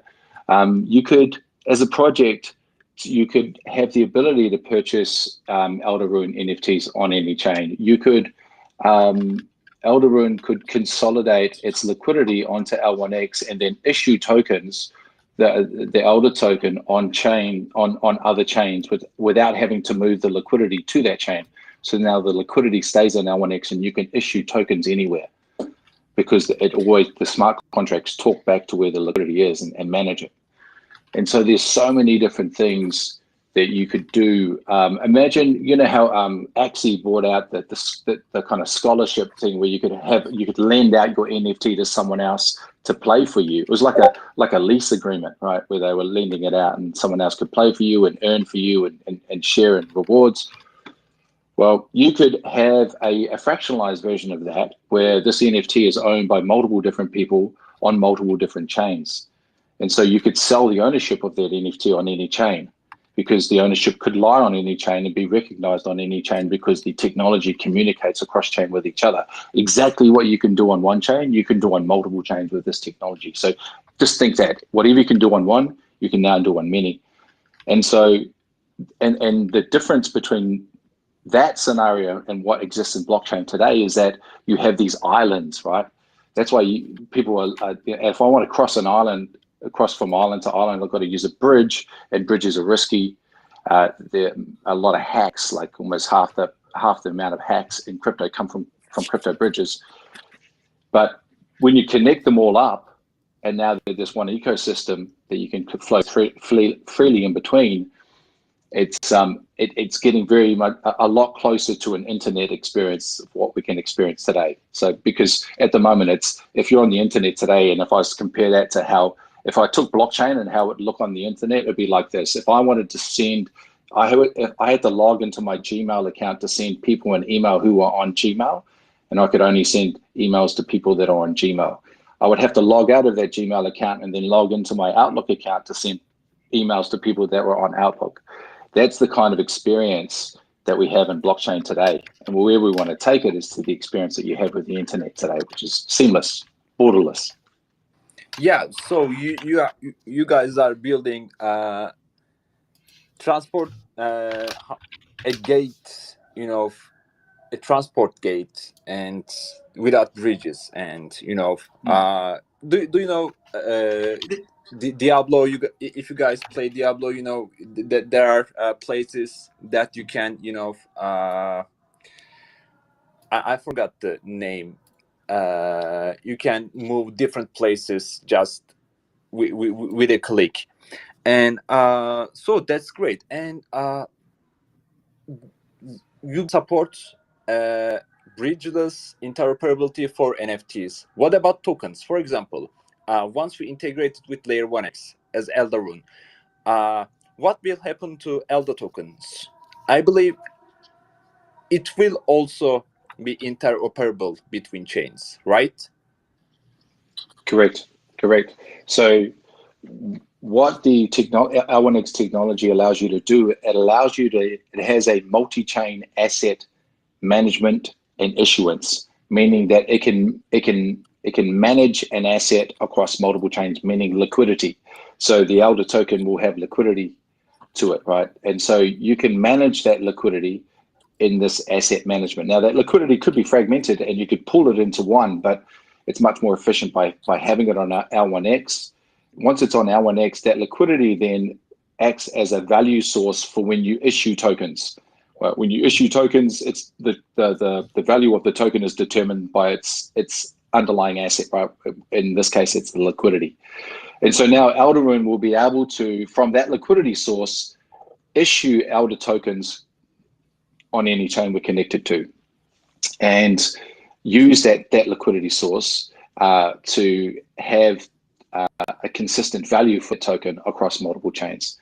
And so now I can own Elder on, I'll be able to own Elder on Ethereum, on Binance, on Solana, on Avax, so with this management system that we have, you can do that. And I think, this is what's, it's a really important milestone for the chain, because this technology is so new. When projects like Eldarune come onto the chain and start to build out and these features and functionalities and start to integrate that into their technology and into the user experience, that's great for us, because it now starts to show this real life use case of what the technology can do and how it can improve multiple different things. And so with Elder coming on and launching and showcasing this technology, it then shows other projects what is possible. And through that kind of that showcase of the technology, then we build an ecosystem. Yeah, actually, this is really, really crazy. And currently we are on BNB chain. Once we integrate it with Layer 1x, Elder token will be tradable on different minimum 8 chains, and you guys planning to integrate with different chains.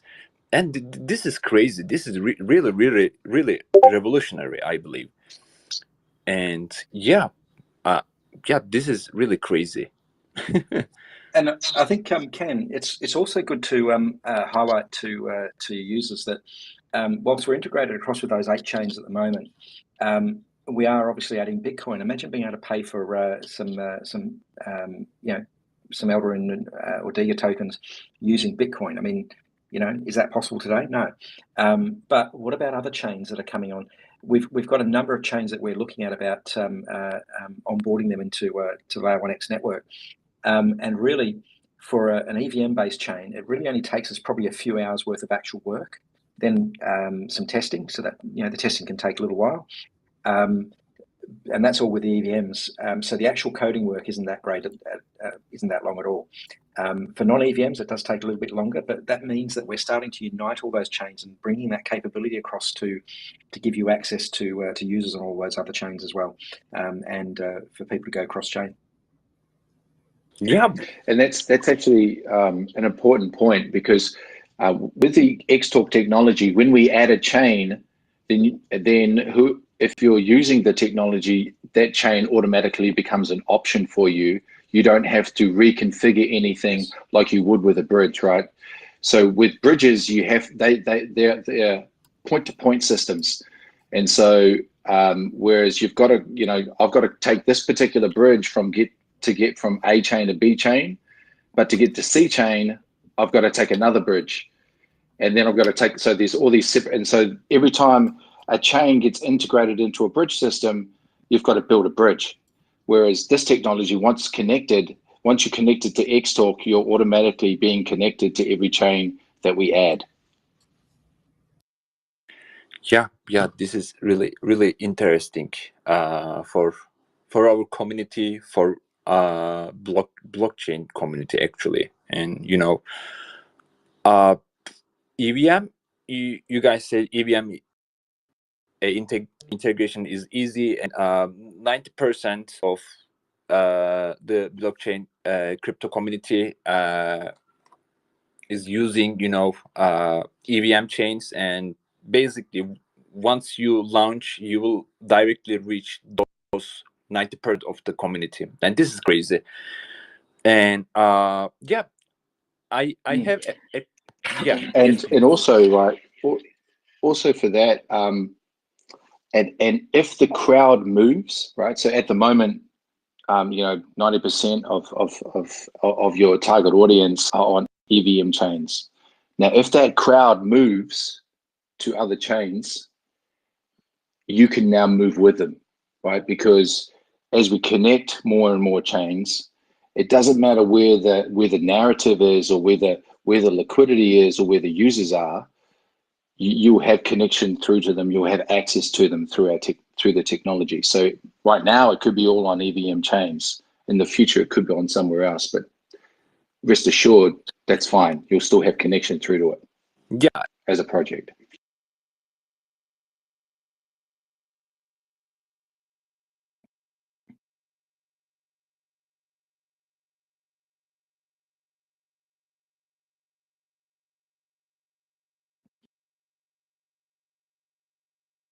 Ken, I'm not sure if you're on mute.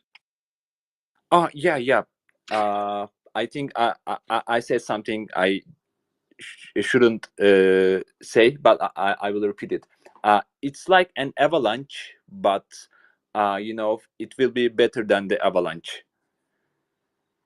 Yeah, well, you're absolutely right.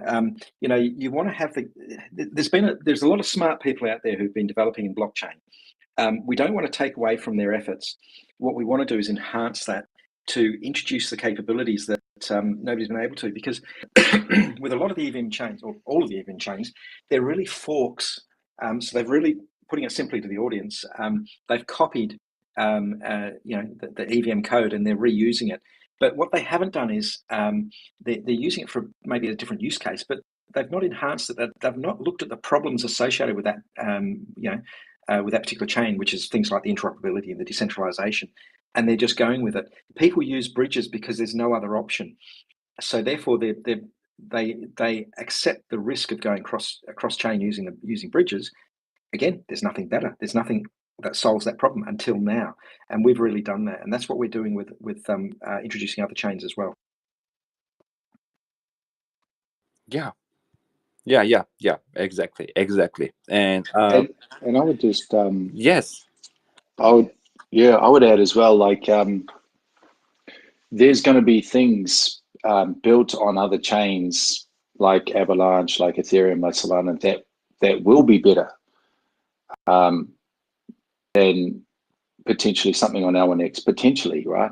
Even if it is better, you'll still have access to it. Users will still have access to it because it's on a connected chain. So, but the benefit of actually building on L1X is that you get to tap into all the technology from the source. And when I mean from the source is that if you're crossing, if your communication point, your main communication point or your source is AVAX, for example, you're communicating. So when you communicate, you go AVAX, L1X, BNB. If you want to communicate to BNB, if I want to communicate back, BNB, L1X, AVAX. So L1X is verifying the source and destination chain. But when you're built on L1X, you're either the source or you're either the destination chain. So you're taking out an extra piece in the transaction and the communication. So now L1X is not the middle, L1X is either the beginning or the end. And so now you're just having that one-way communication between L1X and every other chain. And that makes it, not only does it make it faster, but also it makes it much more cost efficient for the user and the project as well. Yeah, that's really good. Yeah, there is no word I'd like to use, but it will be the best, I believe. I think it's pretty exciting. Yeah. Yeah, definitely. It's like the solution that everyone is waiting for, and without bridging. And it's really hard to make bridges, and it's really risky. And yeah, we have a question from Sleazy Slimy. Will we have this decentralized ID gamer profile for Dig Arcade? There's a question. So our ID gamer profiles will be decentralized, or yeah? Yeah, I would say, look, to maybe that answer the question in a broader point is that what you'll see with the development, kind of how it evolves on L1X is that you'll have great projects like Alderune and Digger Labs building on L1X, and then what will happen there is that they'll have this access to this technology and these features and functions, and some of them will already be built in. But as they continue to evolve and as they continue to wanting to use additional parts of the technology to improve, then they can develop out things like a decentralized ID gamer profile and all these different things that they have access to. And even things that we probably can't even think of now, right? That will come because someone will work out that I can use this piece of the technology and this piece to create something that no one else has thought of. But with Alderune, it's absolutely possible. Is that something that you guys are planning on doing, Karen? Yep. Sorry. Would you guys ever think of doing a decentralized ID, like a gamer profile? Yeah. Actually, the question was for both of us, and you are better tech guys than me. Because of this, I asked the question to you. I think, Ken, I can probably add a little bit to that. In the work that we're doing with on-chain around decentralized identity for the citizens of Istanbul, what we've the other benefit that's coming into it is to be able to take that ID and move it across, or to merge it across with your L1X ID within the L1X app itself. So things like space cards, and within there to be able to create specific cards that could be a simple contact card that you share with a friend. A second one could be a health card. The third one could be a game specific one. So one, let's just say you could even have multiple potentially in there as well. One that you use for RPG games or massive multiplayer online games, whatever they might be. And you can build out your identity and then link across your NFTs within that game through that card as well. So they're the sort of things that we're looking at introducing, and that is something that games like that you guys are developing here in the Alderune series and others. I think that's where it comes into its fore, that you should be able to leverage that base capability within the games. So yes. Yeah, that's great. Another question. Will it be possible to monitor the activity of your master contracts, something the same as Etherscan, SolScan functionality? So there will be a Xscan or layer 1 Xscan. Simple answer on that one is yes. a lot of that out there is that we don't necessarily have to reinvent the wheel because of how Layer 1X is built with that interoperability. It's a matter of being able to provide that. So we've got a base explorer within the L1X app at the moment. We'll be enhancing that and building out the capability. We've already been asked to do that. So we will be adding to that and making it, people should be able to have it so that it looks familiar to them, but easy to understand. Our first version of it was to try and make it nice and easy, very easy for people to understand, but others come back and said, but we want more information. We want it to look like this. So maybe the option there is that we make it changeable so that it almost like flick a switch and it looks like, say, eScan or BSC scan. That's an option. Or a simple view that only provides information that users understand. Because it's pretty complex. When you look at eScan, there's a lot to take in on those pages. Yeah, thank you so much. And Albita asked, we all know that partnership is in place, but according to schedule, when will we see the integration of the games into our Layer 1X app? Yep. So I know that you guys are Ken and your team. You're actually working really, really hard on doing that integration at the moment. We are I know that. And I know sometimes when you go a little quiet, you guys are obviously working through that. To give you an idea that as we're onboarding the first few projects, those major projects into L1X, we do spend quite a bit of time, our core developers and your team as well, Ken, to work on that. But our objective is to get it to a point where we have that full software development environment available. So it's really a self-onboarding process. Now, you can't just develop that out up front and then all of a sudden it's out there working perfectly. You've got to work that through with the first few major projects. And the work that we're doing with Diga Labs will reinforce some of the work with other projects. Not necessarily games. It could be across DeFi.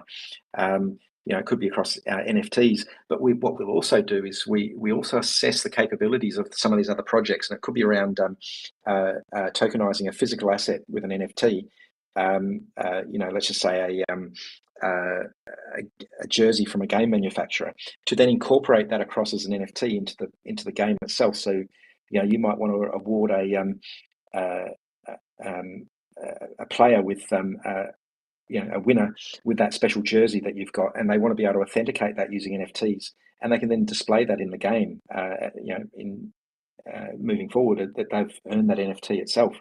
So it gives people some fairly specific things, and not just virtual NFTs. NFTs on within a game. It could also be linked across to physical products.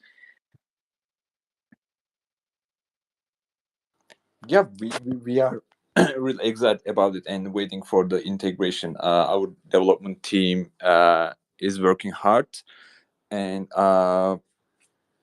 it will be happen soon, I believe. I believe so.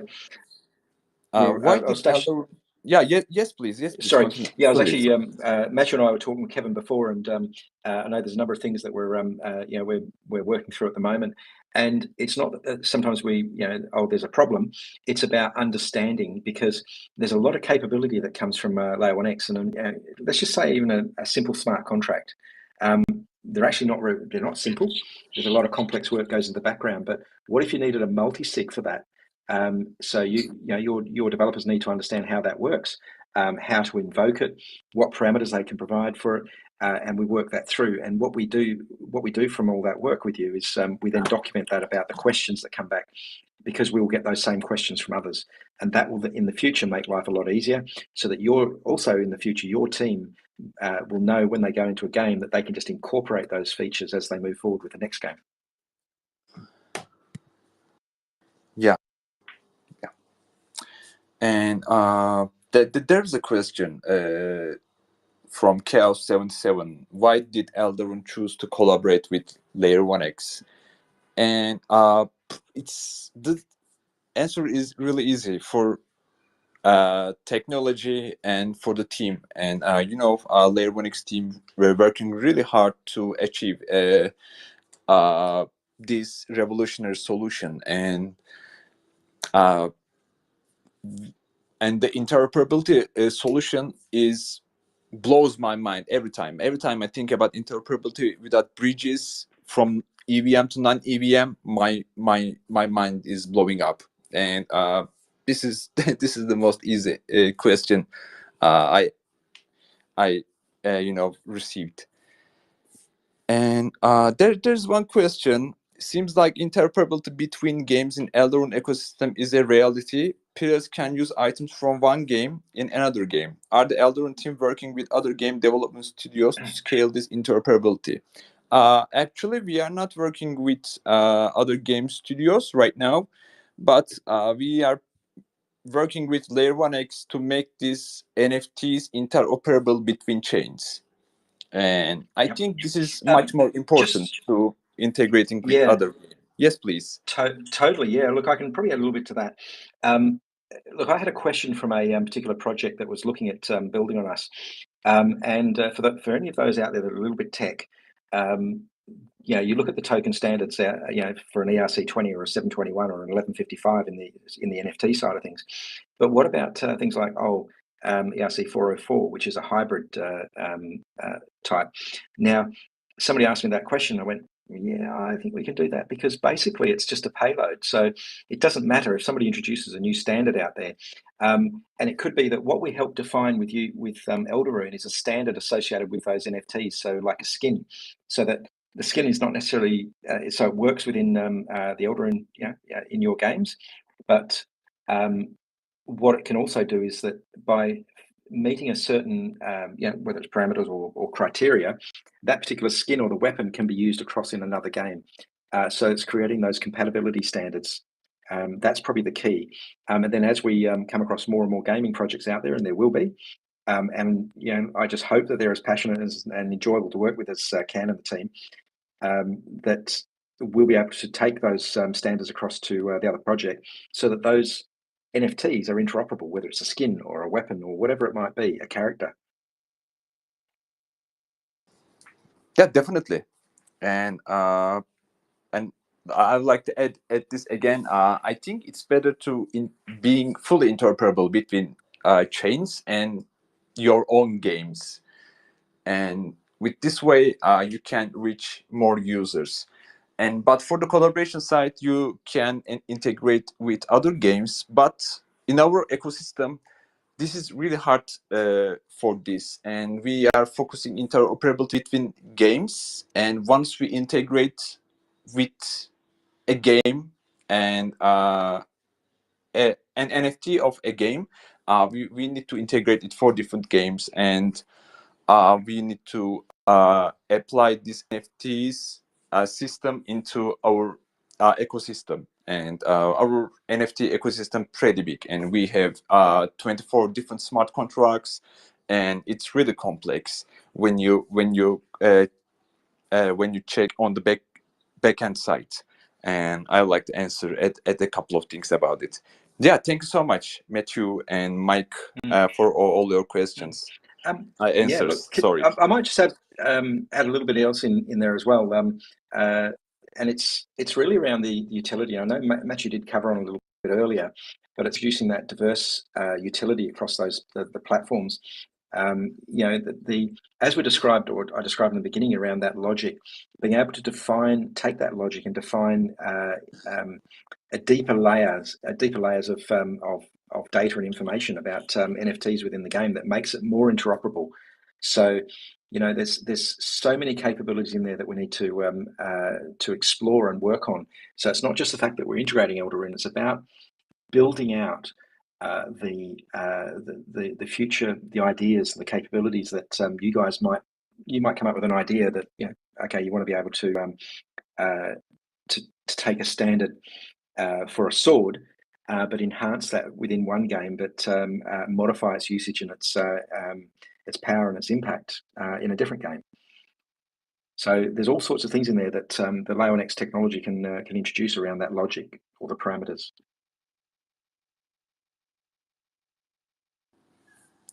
Yeah, this should be the last words of this AMA. And yeah, excellent. Yeah. There is one other little capability I haven't touched on, and that's really around the capabilities within a game to introduce advertising. Now, whilst we can well, look, we can talk about the games and being able to sell the games out there, but what about alternative sources of revenue? And that could be around advertising. So it could be a product placement in the game. So you're working through, and the character's getting tired, or running out of energy, or has been injured. They might want to be able to, I don't know. Let's just say a soft drink company wants to introduce, a product placement in there, but the player itself gets, by choosing that particular product, they're receiving a health bonus.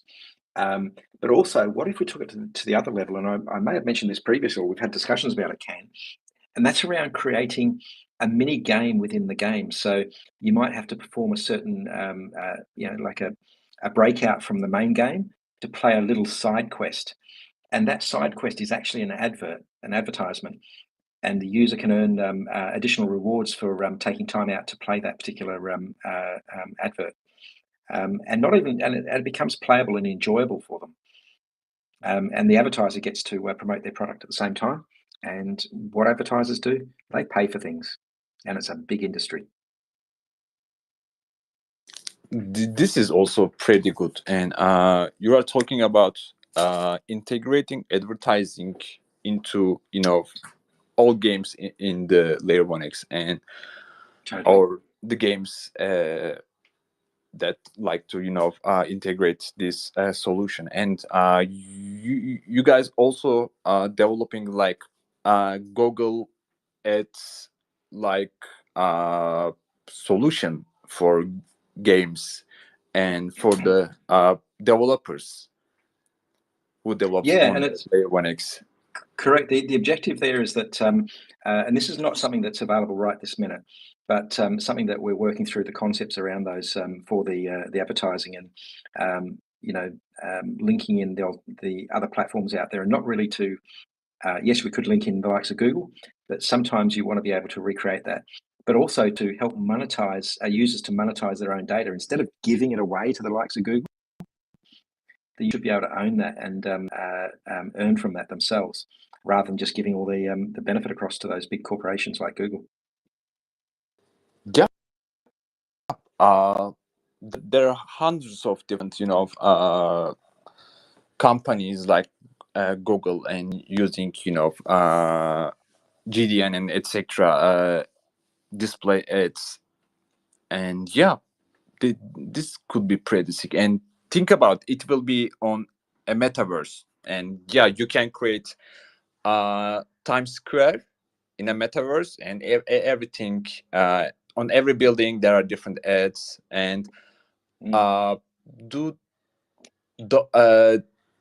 does the ads will be clickable, or just ads, display ads for brand awareness?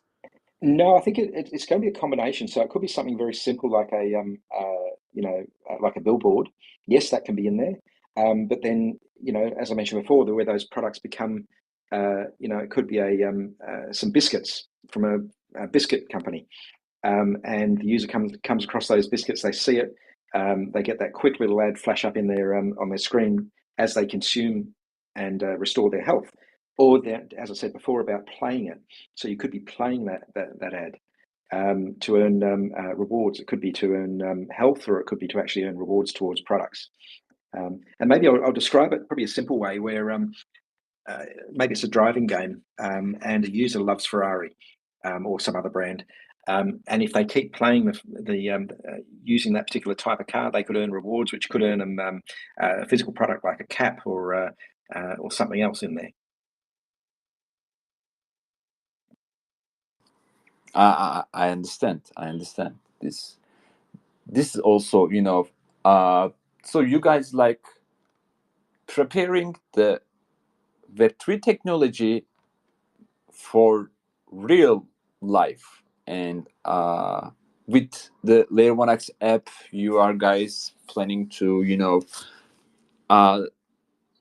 create one gate to access whole blockchain, and to games, to chains, and everything. And on the other hand, you guys integrating the advertising system. This is also pretty sick.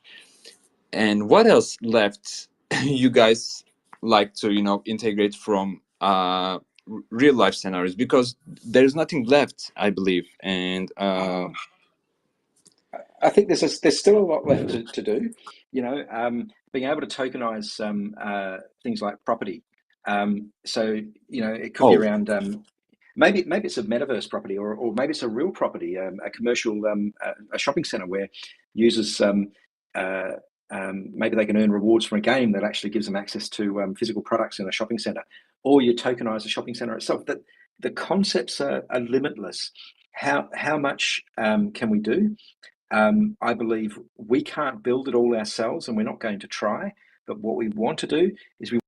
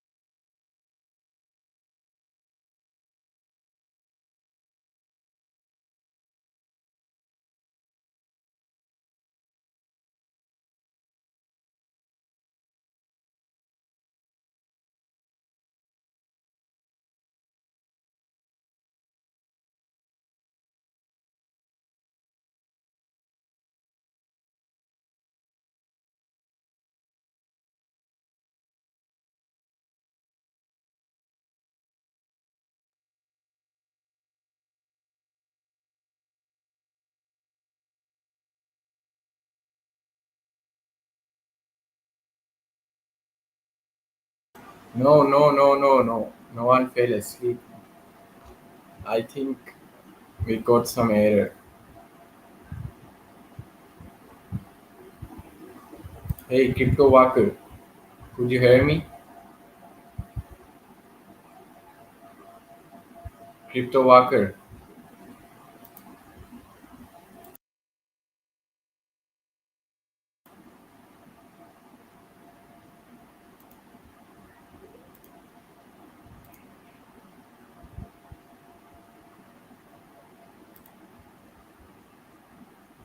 Yeah. Uh,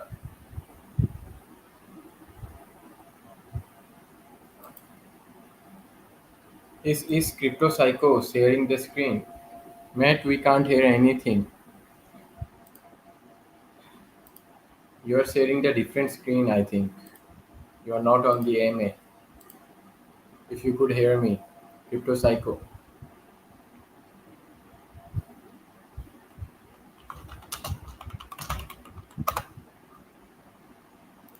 Hello. Hola, hola, hola. Hello. Yeah, was unable to Mr. hear. Ronak, how are So you? That was I'm a good fine. AMA, wasn't it? So some people are telling that maybe everyone fell asleep. Lol. Nah, well, no. Were you not watching the AMA? Mm, yeah, yeah. No, they was unable to hear sound, so they are spamming in chat. Hang on, let me get the chat up. Did everyone watch that AMA or no? Not. Hey, Chemist, how are you? Yeah, so at some point the sound stopped coming, so I just switched to the space itself. All right, okay. Yeah. I will listen. That was weird because I listened to that from start to finish. I don't know what It might happened have there. changed the screen because you went into some kind of screen with something, a board or something. Oh yeah. Ah, right. Okay. Yeah. I know what you mean now. Because man, you saying that? I didn't leave. Yeah, God knows. I didn't leave the. I kept the stream. I kept the stream going. The video. I was watching Twitter, but I must have changed screen sharing somehow. I don't recall, but never mind. Interstellar can now hear. Maybe everyone fell asleep. Do you know what? Right. It's 10:15, and I'm thinking.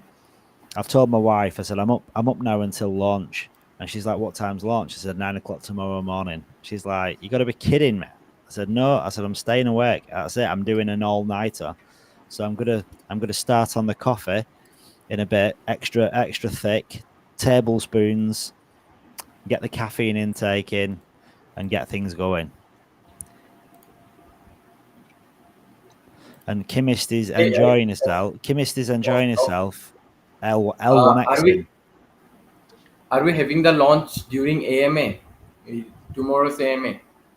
Well, it's not. Yeah, but it'll transition. So like I'll go live. I'll go till 9 o'clock, but then I'll cut off. So I'll just, like I said, everyone go to the official AMA because obviously we want the numbers Yeah. in there, don't we?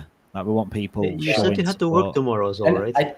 I think we had completed 72 hours tomorrow Yeah, I night. mean, there's been a bit of time off in between. Listen, I'm not gonna lie. I mean, when I stayed up till 4:30 in the morning, I couldn't stay awake for any longer. So we've had like 5-6 hour intervals here and there. But yeah, that's Yeah. I think till tomorrow's AMA will already achieved our 72 hours. at 9 o'clock. If it gets to 9 o'clock, that'll be 72 Yeah. hours. Yeah. Yeah. So Sleazy Slimy, I am Till working. 6:30 AM. I am supposed to be working tomorrow, but I think I've got a dentist appointment. Well, no, I've got to pick up my daughter. What we're going to do? I've got to pick up my daughter from work at 4 o'clock. Then I've got to bring her home. Then I've got to take her out. and then I've got a dentist appointment at 4:45, and then back home. So I'm hoping like whatever happens before like 4 o'clock, and I think it should do, because like the launch AMA is starting at 9 o'clock in the morning. So yeah. But I don't know what time. What did Walker say? No sound on live stream. Cryptopreneur. Sorry, I think. Do you know what I was doing? We'll launch in live. Yeah. I hope so. Was the AMA like on the same hour it launches, or is it a bit later? I don't reckon it'll. No, I can't imagine the launch being at 9 o'clock. I reckon that'll just be when all the team kind of jump in and start doing whatever they're doing. I don't reckon it'll launch at 9. But I could be wrong. I got a DM off someone today. Well, my daughter and a boyfriend haven't even vested. They've not vested the tokens yet. They've not sanitized. And I said, you have to sanitize your tokens. I said, I'm not here for hold your hand. You've bought them. You've got to do your own thing. So they've got to do the sanitization yet. But then I got a message off a lady today that I've known for a long time, and she bought Layer 1X, and she's never joined the Discord. She's never even joined the Discord, and she's bought L1X, so she doesn't even know anything about data sanitization. So I've just sent her a link now and said, listen, you need to go in there and then open a ticket, and they'll show you how to get your tokens, because she doesn't even know where her tokens are. She bought them, and she doesn't have a clue where her tokens are, or coins, I should say. So yeah, there's a lot of people. I mean, I only did mine. When did you do yours, Sleazy Slimer? When did you do your sanitization? I'm not sure if I was in the end included in the first 100, because it's essentially about the time when after first 100 was opened. I went there, opened my ticket. After about a day, it got sorted. So yeah, pretty much that. Yeah, when we'll be able to waste our rest of the tokens, Mark? Invest what? Sorry. Rest of the tokens. Well, we don't know. Like all we can do so for all the data sanitization is private sale and public sale that we've bought. So any tokens that you've got through like referrals, or any tokens that you've won, or like, we literally don't know anything yet, because like most people haven't even received the tokens yet. I think some people have, but some haven't. So I think it's get all this out of the way first. We get people by like using, getting their ELNs, FVNs, and then obviously there's people that are buying them as well through the top up. I mean, I'm hoping soon, but I mean, because I want to use them for eventually. I want to be able to get some more EVNs, or maybe an FVN. I've kind of got like about I don't know when all the hype, when the NFT usernames launched, I was FOMO went into them big time, like, because obviously the ELNs weren't available, so I started FOMO went in, getting excited about getting the usernames. But like now I kind of know what the reward structure is, or kind of what it's going to be. I've got serious FOMO now. I want like 50 ELNs and 50 FVNs. And obviously that's not, I'm never going to get them, because you can't, for one, and I don't have the funds. But I want at least, I'd love to have two FVNs, but I'll probably never get two. I reckon I'll probably get one if I'm lucky, and maybe get 2 more ELNs. I'd like to have another 2 ELNs as well, because like that vesting, sorry, the node, like the rewards on the nodes, it looks really good. So that's my plan. So you're saying you're going to have 4 of them? like you would like to have? I'd like to have, because I can't afford two full validator nodes. I don't have the. I mean, plus as well, we need to know if we can use them for the validator nodes or the event listener nodes too, because we don't really know yet, do we? Like with the rewards, like the referrals and stuff, what we can do with them. But I do want to get EVNs with them if I can. But I also want to keep some. I want to keep some L1X free as well, because I want to take part of the launchpad, and you're gonna need L1X for the launchpad too, because like the launchpad will be so like lucrative, because like when a project launches, but think about it, right? If L1X, if layer 1X becomes this like really successful blockchain, and it might not happen straight away, but I mean, I don't know, 6 months, 9 months from now, and layer 1X is doing really, really well, there's going to be so many projects coming onto the launchpad, and the only people that can get into the whitelists are silver, gold, and platinum. So the only people that can get into the whitelist are private sale and public sale, because it's not available to anybody else.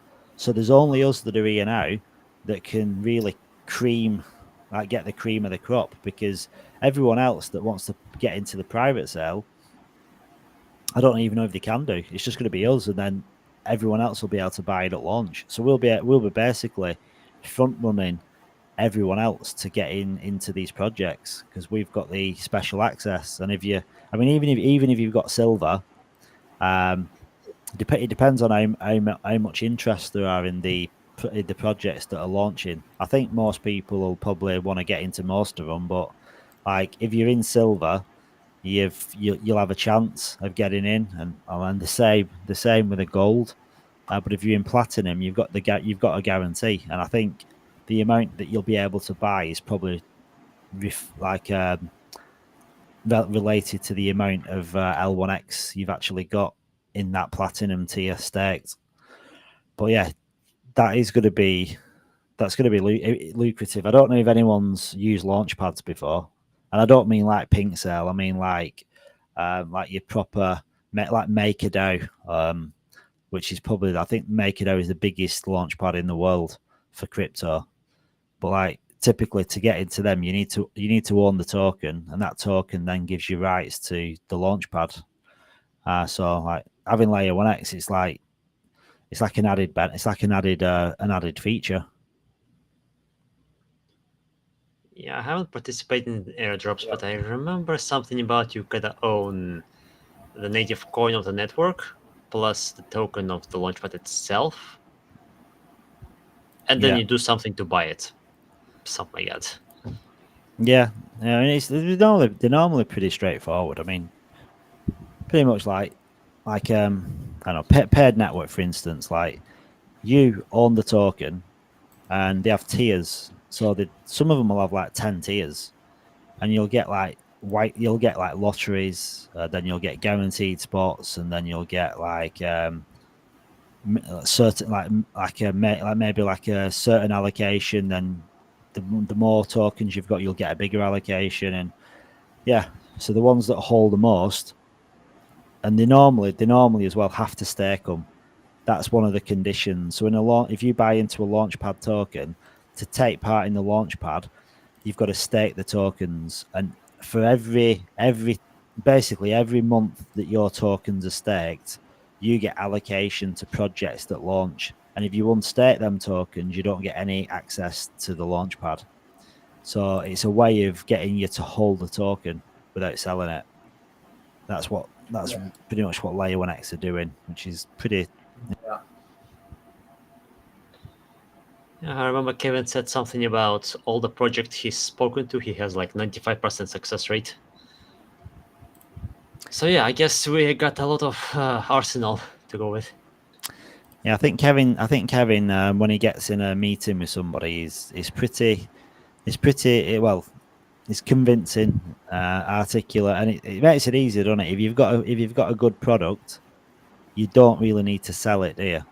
Like it sells itself. So I think that's one of the benefits to having like having layer 1x. Kevin can walk in a room and show them the tech, and I mean basically show them the swap, and then just go through and like articulate himself about what it can do. And I think that's why the success rate is so high, I reckon. Hey Dean, how you doing? Hope everything's good. I don't think we've spoke before. I don't recognise your name anyway, but then could be different than Discord. You could be called bloody. I mean, I'm called Crypto Psycho in well, I am in here, but real names don't always get used.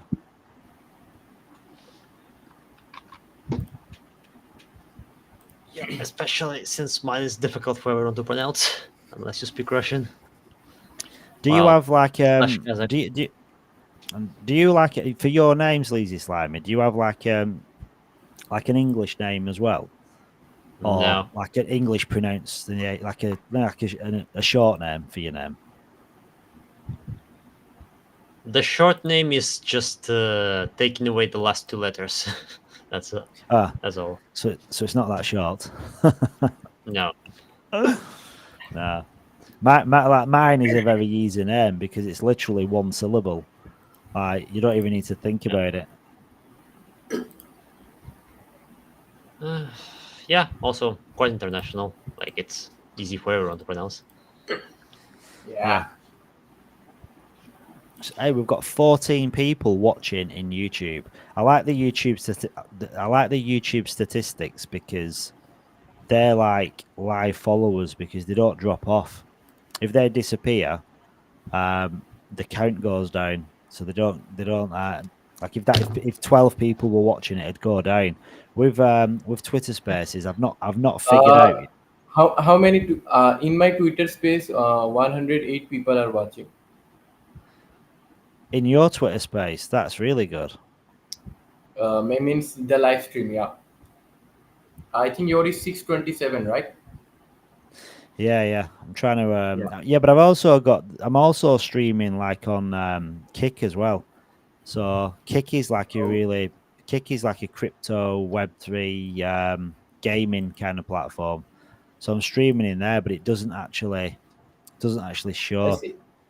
I see 30 people watching from the Facebook, 28 people watching from the Facebook too. Yeah, it's pretty good. Like how this works, because the thing is, like when you do a Twitter space,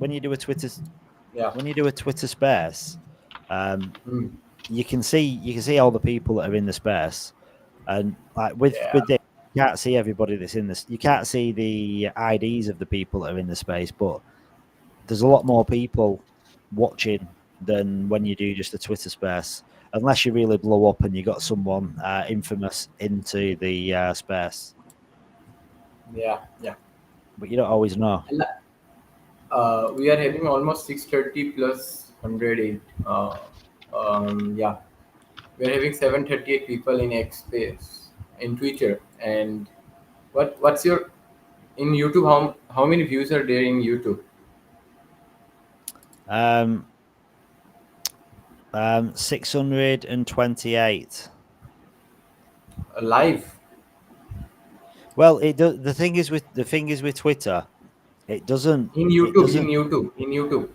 Oh no, 14. I have been getting 4 views. Lol. Yeah, well, I don't like YouTube. Well, the thing about with YouTube, you only get people that follow you watching it. Like nobody else, unless they're following you, they don't see it. They're not. I don't think the YouTube really pushes. I mean, it does push live content, but unless you've got a load of followers, I don't think you're gonna get much traction. Whereas Twitter, you just get shown everywhere. Yeah. Yeah.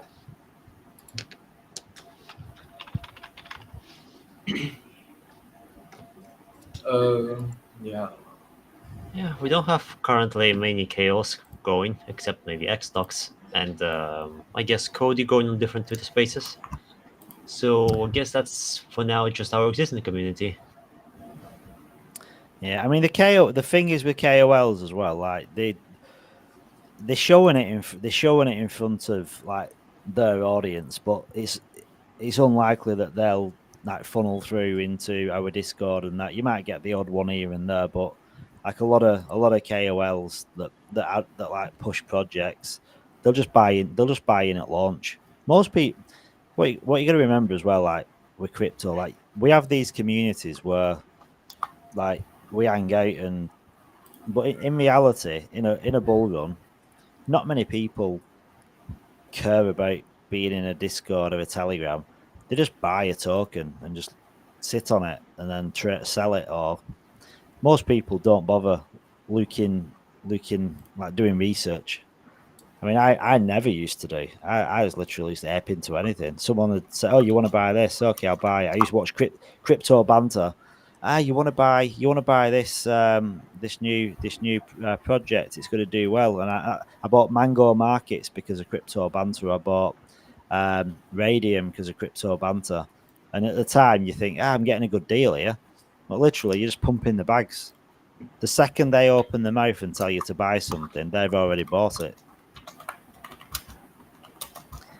You're one step behind. But that's the name of the game, isn't it? The idea is to get in before anybody else. So if you're an influencer, you're not going to share something before you've bought it yourself if you're going to buy it, because potentially you can pump the chart yourself just by kind of pushing the price, pushing the product. Yeah, if you're a big one, you would want to use that. Yeah, that's also why some influencers have a bad reputation, because they would buy it, they would shill it to the audience, and then sell it. I think. I mean, in all honesty, if you look deep at all influencers, and it doesn't matter who they are. I mean, you can look at like Ran Newer, you can look at Guy from Coin Bureau, them two brothers from Altcoin Daily, George, like every single influencer, if they're talking about a product in a positive light, they've already bought it. Guaranteed. There's no way on earth they're opening the mouth talking positive about a project without buying it first. So they're all pumping their own bags, every single one of them. But that's the name of the game, isn't it? It's the nature of the beast. It's why wouldn't you do that? You're not gonna shill a project, are you, that you believe in, that you think is going to do well, and then not buy it yourself. And you know what? I'm gonna wait until I'm like 5x down. It's not gonna happen. It's an easy way to make money, I tell you that. I mean, I follow an influencer, right? And I'm not going to name his name, but he's got 200,000 followers, and he calls Solana and Ethereum projects. And every project I've bought, I've made money. I've never lost every single one. Some of them I've made 50%, 100% gains. I've never made less than 20% gains. But I know he's making money because he's bought it and then he's called it. But I mean, does it matter really if you've made money? Does anyone care? I mean, I guess the people start having problems when the influencer that does it doesn't actually believe in the project and only does it just to pump and dump it. Even if he himself thinks that the project is actually going to go down. Yeah, there's plenty of them about. I mean, most of them they'll say, won't they? I'm talking about this project. Just full disclosure, I've bought into it. It's not financial advice. Do your own research. Blah blah blah blah. They've covered themselves, and then they can sell it. I mean, 'cause at the end of the day, we're all adults, aren't we? We're not talking to babies or kids. Like everyone's old enough to make their own mind up. So when you listen to someone talking about a project, you're the one that's buying it. It's up to you. If you buy it and you get wrecked, it's your own fault. Like you're an adult. You're not a sheep following people blind. You've just got to kind of do your due diligence, haven't you? And like look at like I got told about a project today, and my mate said he's an influencer, and he said, "Listen, you've got to get in this. It's going to pump hard." And I'm looking at it, and it's $3.3 million market cap on Solana, and it's a meme coin, and I'm like, you know what? I don't even think I'm going to bother, because despite what he's a good friend, and he believes it's going to do what it's going to do, and it might do what it does, but it's $3 million market cap. I mean, that needs $3 million just to double it. Yeah. Your voice is cut out. Yeah, you're frozen. Mark, I think you're frozen. Yeah. Yeah, I was gonna say something about this. Network error.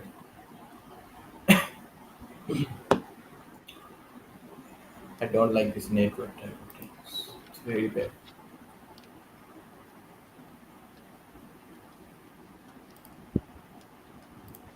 Yeah, I was going to say, I guess Is he in web. streaming? Yeah.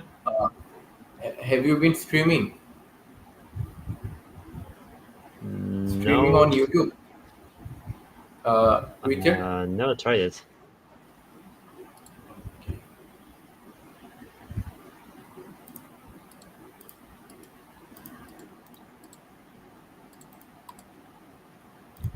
I see many of the Twitter handle, many of the person's Twitter handle, they are booming.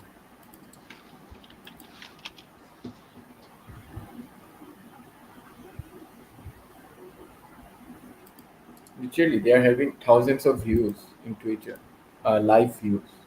In Twitter, is it really a live view or just a one-time view?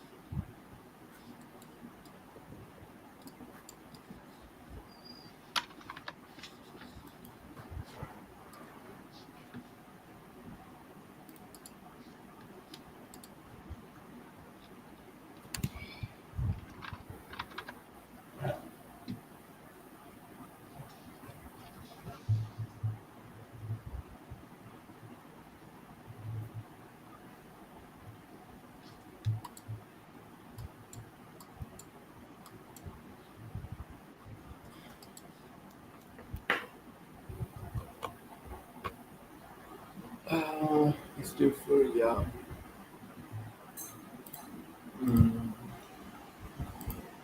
Oh my God.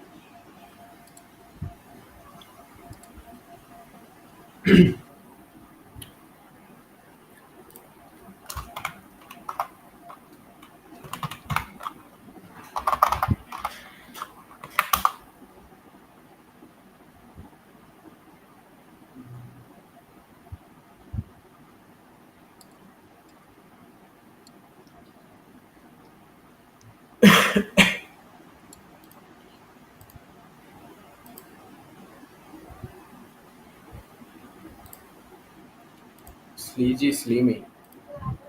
Yeah.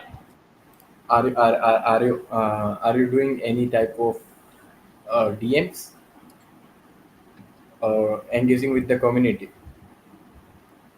What? DMs? Yeah.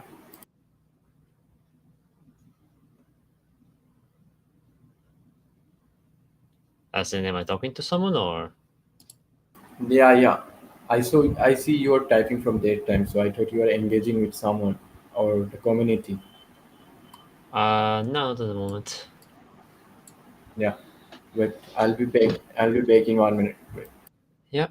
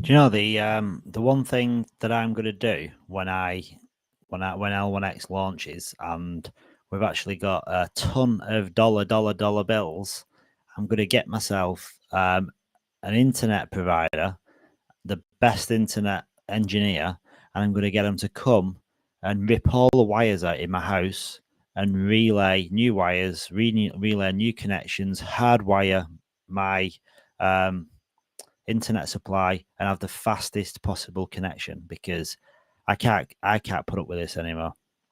Like having no internet or having really poor internet is just like ridiculous. I've got a mobile router in my room, which is hardwired to the fiber to the home. So I've literally got fiber to the home, and the internet connection is shocking. I don't know what. It's a bad router. I have no idea, but it's not good. I don't even. Can anyone actually hear me? I'm not too sure. Yeah, Chemist, I wish you could get some referral awards,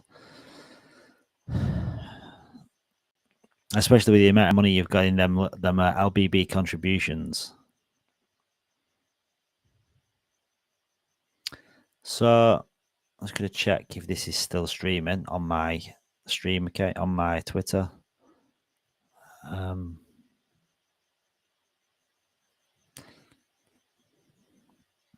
So guys, I want to encourage everyone as well. I want to encourage everyone to go to this post. Like, really, I want you to have a chance of winning some L1X coins. Like, literally, you can win 800 coins. Like, this is not something to be sniffed at. Like, even it's, I mean, this is a blockchain that's not launched yet at a $22 million market cap, and you can win 800 L1X.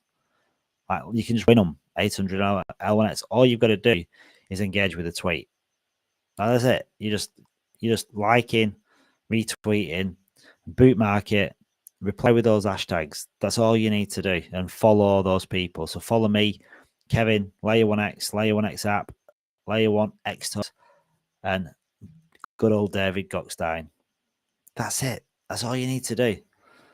And hopefully get some eyes ready for tomorrow, ready for the AMA tomorrow, full mainnet launch. So I hope everyone's good. I hope everyone's had a fantastic Easter weekend. And do you know what's weird, right? I didn't know this until today.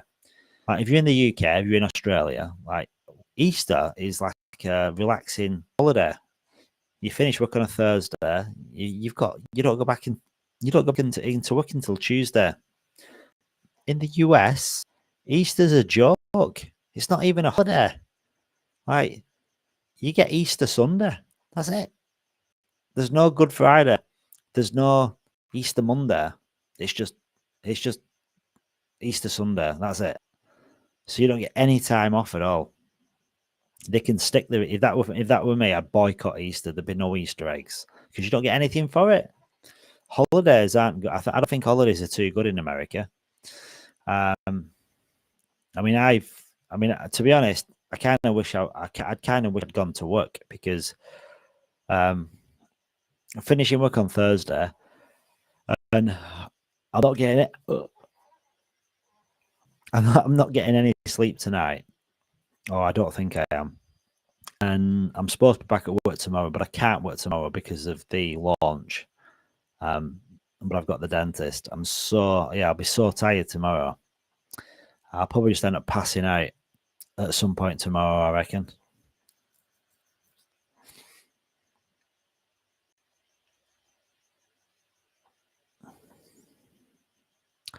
So where are we? So I'm just going to run through. I'm just going to go through a little bit of, not necessarily boring stuff, but just go through the experts, because this is like the gateway to a lot of stuff that a lot of information, what it tells you about Layer1X itself. So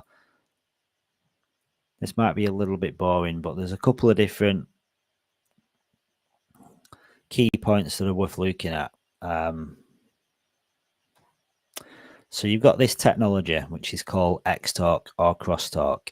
and it's infrastructure that allows cross-chain token and data exchange, which is a bridgeless solution. Now, this is something that's very, very, very big in the space, because right now, Layer 1x has had this crosstalk, Xtalk for like forever. And then Chainlink come around and they call theirs crosstalk. I wonder why that is. But they're not really crosstalk to a degree, because they don't cover everything. They're still using bridges, and interoperability is a funny word. Like cross-chain, multi-chain. Like Kevin kind of separates cross-chain to multi-chain, because to be cross-chain, that doesn't mean you don't use a bridge. Like you can be cross-chain, but you're one of the how that happens can be using a bridge. Now, thing is with that, does the same job. They ain't very. Hey, my buddy. Hey, Ronak, how are you? I couldn't hear anything. No, well, it went. My internet dropped out. I was saying then the first thing I'm going to do when I'm spending money is pay for an engineer and rewire my house and get all brand new internet, new wires, new data points, new everything, because I don't have any of that. Hello. Hello, Mark. Hey, hello. I think you Hello? have a network problem. A connection problem. Why can you not hear anything?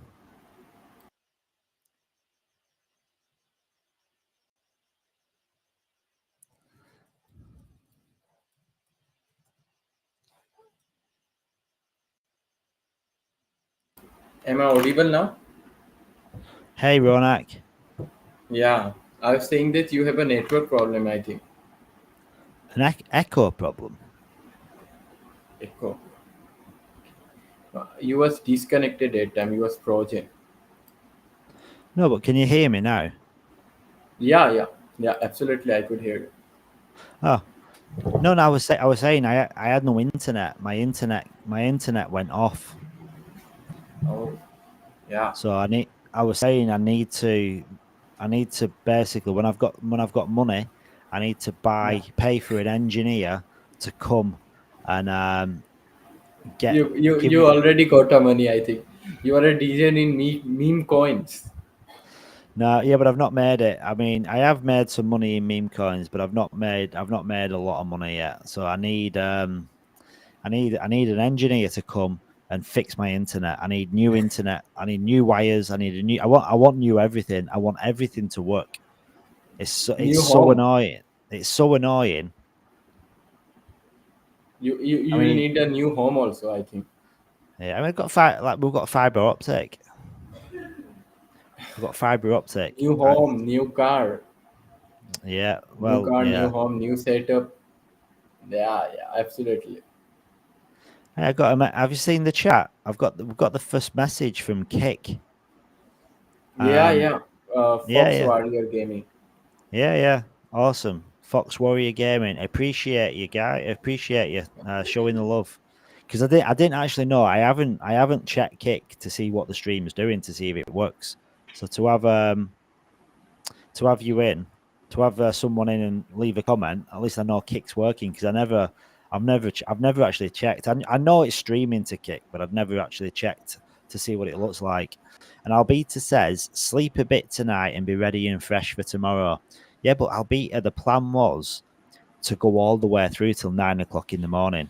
But I must admit, right, I don't know about you, Ronak, but it's 6:30 in the morning.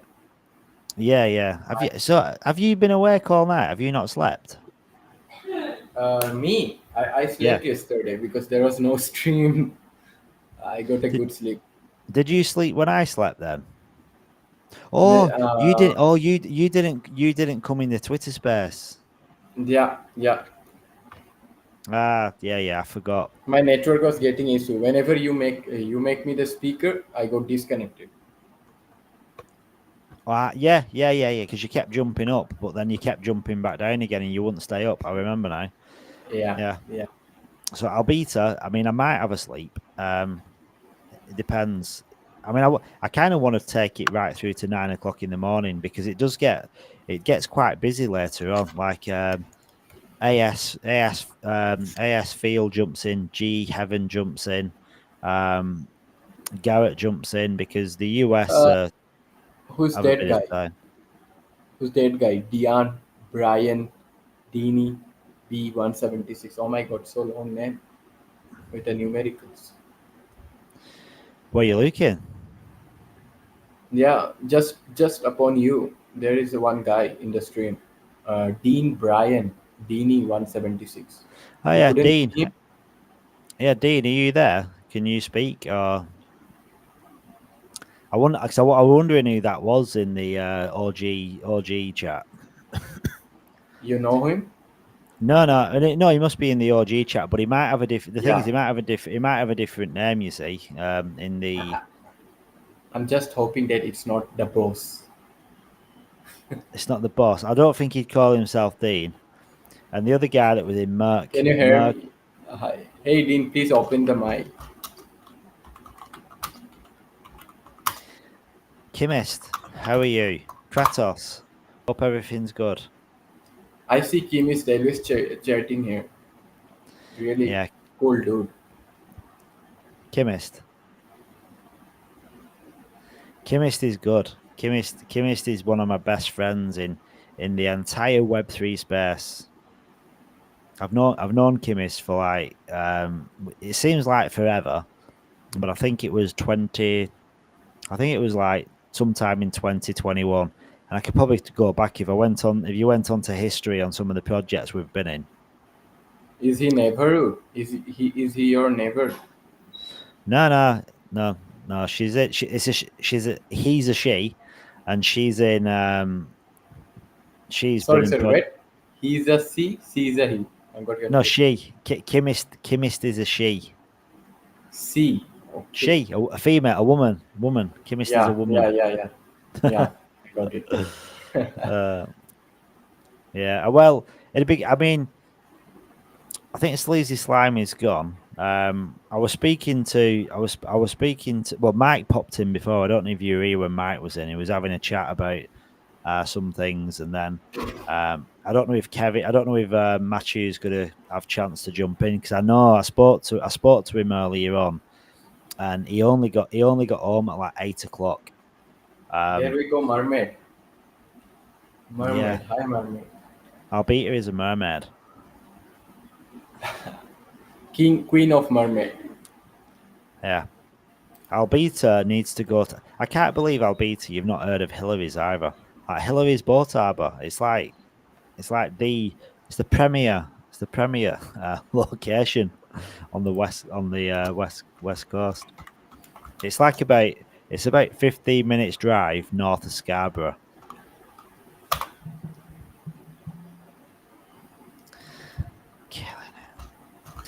If anyone wants to jump up, they can. Feel free. If you want to chat, if you want to stay there, that's okay as well. Crypto King ETH. I'm loving that. That is that a board ape or like some kind of ape?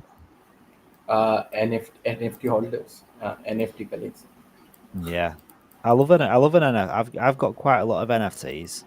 The NFT that I've got now, at one point, it was worth 2.7 ETH. I never got into these NFT things. I've never invested my money in NFT things. Yeah, it's one of them. It's like, it's all about, do you know when you're in an NFT project, what you hear a lot of, it's for the culture. It's for the culture. People love the culture. Oh. Yeah.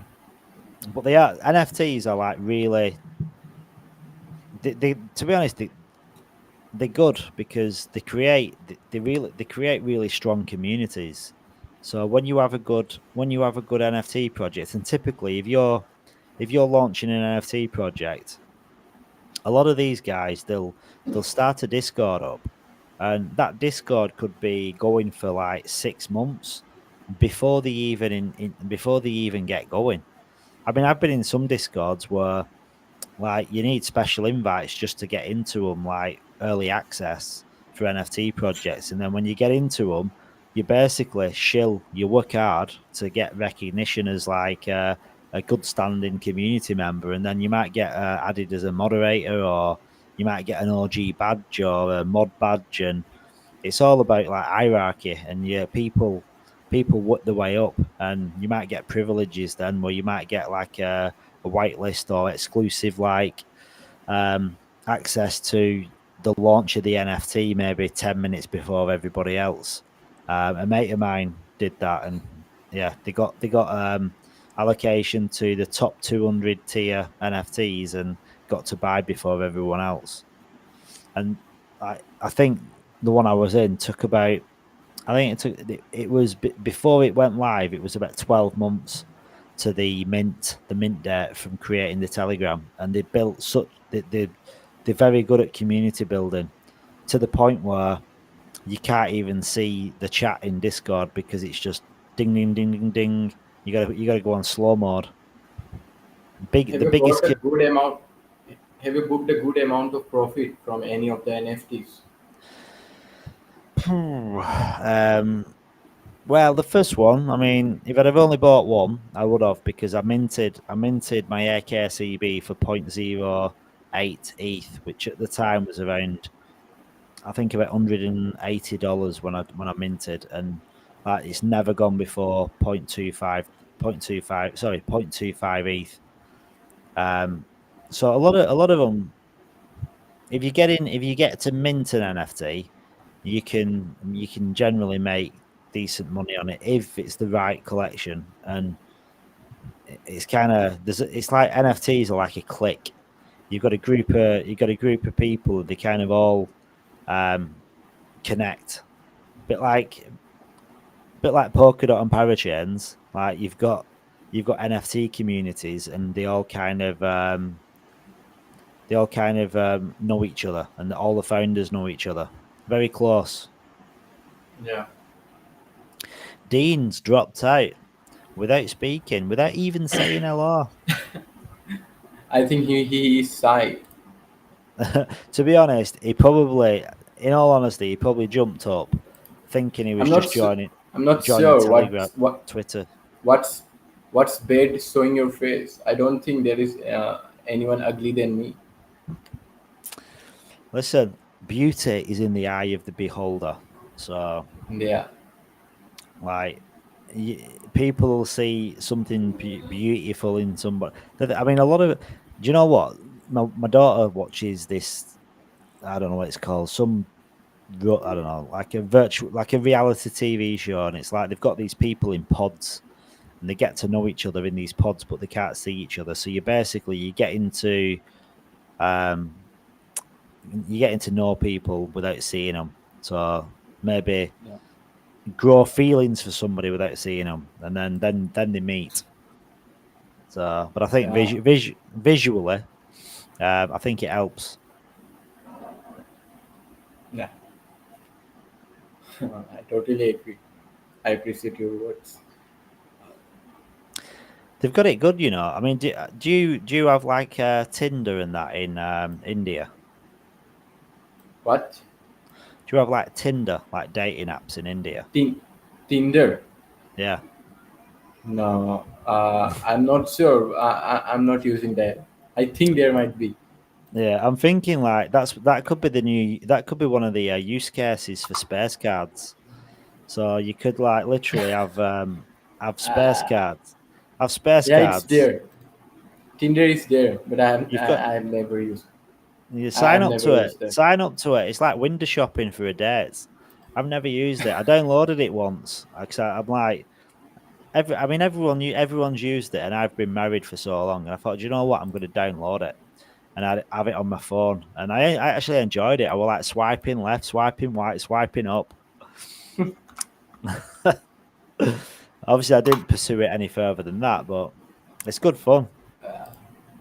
It's like make friends, yeah. Yeah. Well, you could integrate that into Layer 1X, couldn't you? You could call it like X date, and have the you could have your own space card. So you've got all these space cards, then you got your X date space card where you can look your best. Like you can put your Sunday best on, look as handsome as possible, and then you can start swiping away. Then meeting your layer 1X companion. Yeah. I will be downloading that today.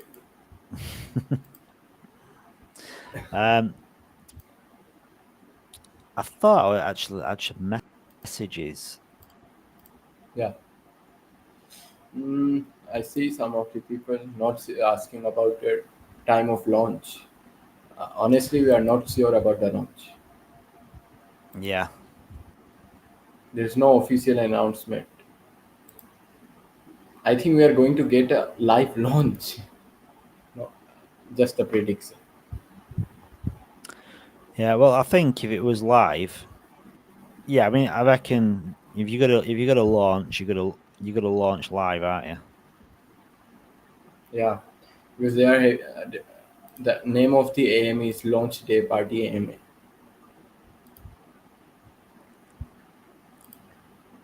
I think all the team members will be jumping on this AMA. Do you reckon everyone's going to be there? Like the whole crew? Yeah. It's gonna be. Is it in XSpace or StreamYard? Wait. You know what? I don't know. Like, where's the link for it?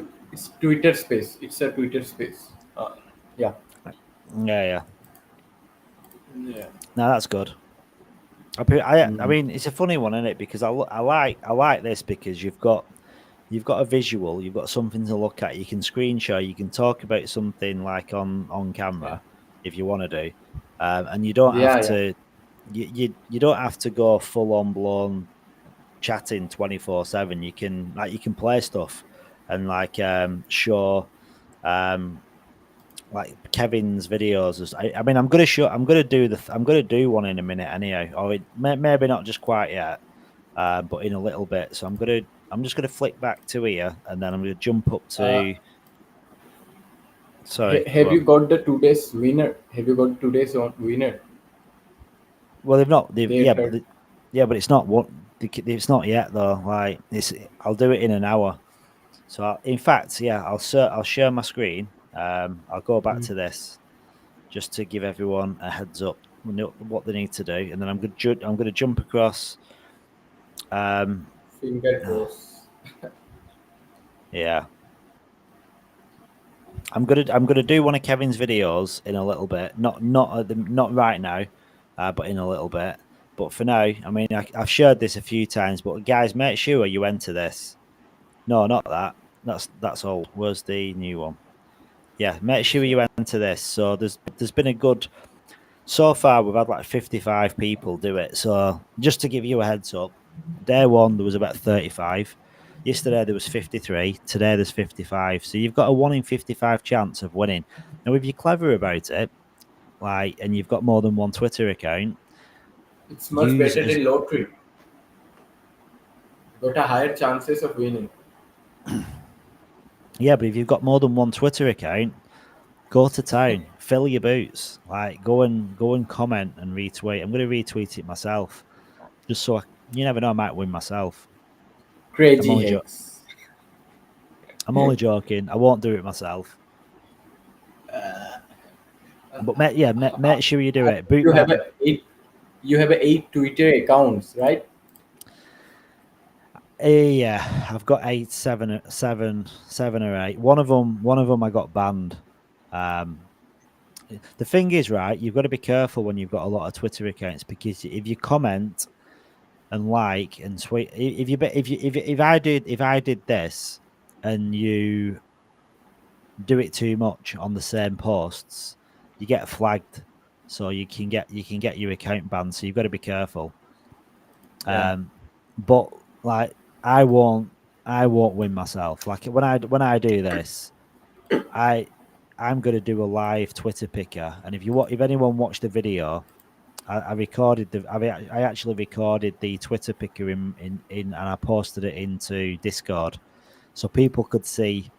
They could scroll. I scrolled down, and you could see all the different people that got entered, so they could see if they'd been entered or not. And like, yeah, I can't win because if I draw, because when I do the draw, I can like draw again. So if I won, I'd just draw it again, and then whoever came next, they'd win. I'm not gonna take the tokens myself. So that's why I do the video. I do the video so they can see the process and see how it works, and then you can actually the Twitter picker that shows the random tweet, which is then posted out. So yeah, but I'm loving all the comments. Yeah, I'll be really missing this. I'll be really missing this live stream. I'm not sure why. Yeah. Do you know what? This reminds me when I went to Singapore in 2022 to Token 2049, we found a guy on one of these like an employment Airtasker. I don't know if you've heard of Airtasker. And it's got you can post jobs and stuff. And we found this young boy, young boy. He was like 18 years old, and we asked him like what would he charge to do what we wanted him to do, and it was basically a mascot. It was a mascot for. In fact, I'm gonna share my screen. You know what? I'm gonna share my screen. Just give me a second. Yeah, we hired him to be a mascot at Token 2049, and he came out. He was 18 years old, and he got access to Token 2049, which to get access, it was $1,500 US. So he got into the event for free. We paid him for 2 days to be a mascot, and we got to know him. And because we were with him all day for 2 days, he was like a friend. And when he was when he was going at the end, he stayed with us while we got in the taxi, and he actually got upset because he enjoyed being with us so much for the 2 days. He didn't because he was only 18, and he was just about to do national service for the army. But he got upset when we were going because he enjoyed being with us so much. And I've still got his WhatsApp actually, and just talking about it, it's just reminded me. So I'll probably send him a message and ask him how he is. Is he in Layer 1X Discord? No, he's not. I don't know if I knew about Layer 1X then. I think it was before Layer 1X, so I don't think he knew about it. To be honest, right? I'll say it on camera, but if he's still got his same number on WhatsApp, when it launches and I've got some tokens, I'll send him some free tokens because he was a nice guy. I'll probably send him like 500 L1X or something. Because he was a really nice guy, and I said if we come back again to the event, we'll get in touch with him again and ask him to do it again. But yeah, I don't know if that's going to happen now because I don't work with the project anymore. I hope I'll be joining the next Layer 1X event, wherever it would be. Yeah, I want to. Yeah, I'd love to go to. I'd love to go to the next one. To be honest. Yeah. I'm just gonna find Singapore. I'm just gonna find the. I want to share what the event, like the event itself, because these events, you can't believe what these events are like. They're like nothing you've experienced before. They're crazy.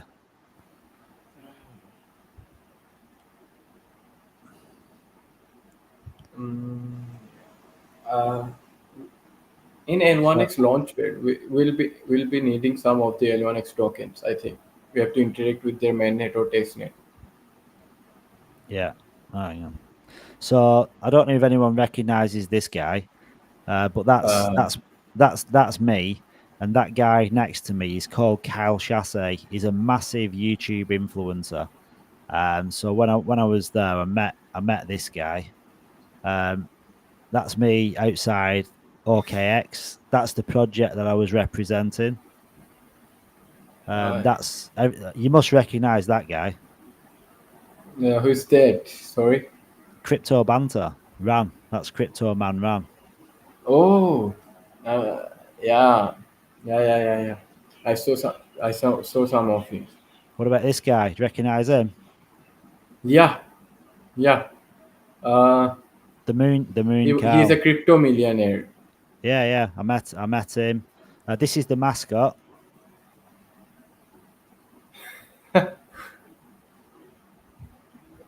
Everyone loved that guy. Everybody wanted a photo. Everyone wanted a photo with that guy. He was like, look at. Yeah.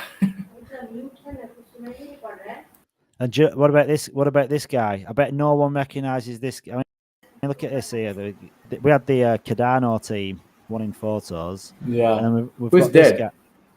Right. This is probably this is the son of the most famous rapper in the world. Dogecoin. No, the son of the most famous rapper in the world. I'm not sure. Who's that? Snoop Dogg. I Yes, really didn't heard about it. Have you heard No. of Snoop Dogg? No. You've not heard of Snoop Dogg? Oh my god. Yeah. And then what about this one? You recognize him?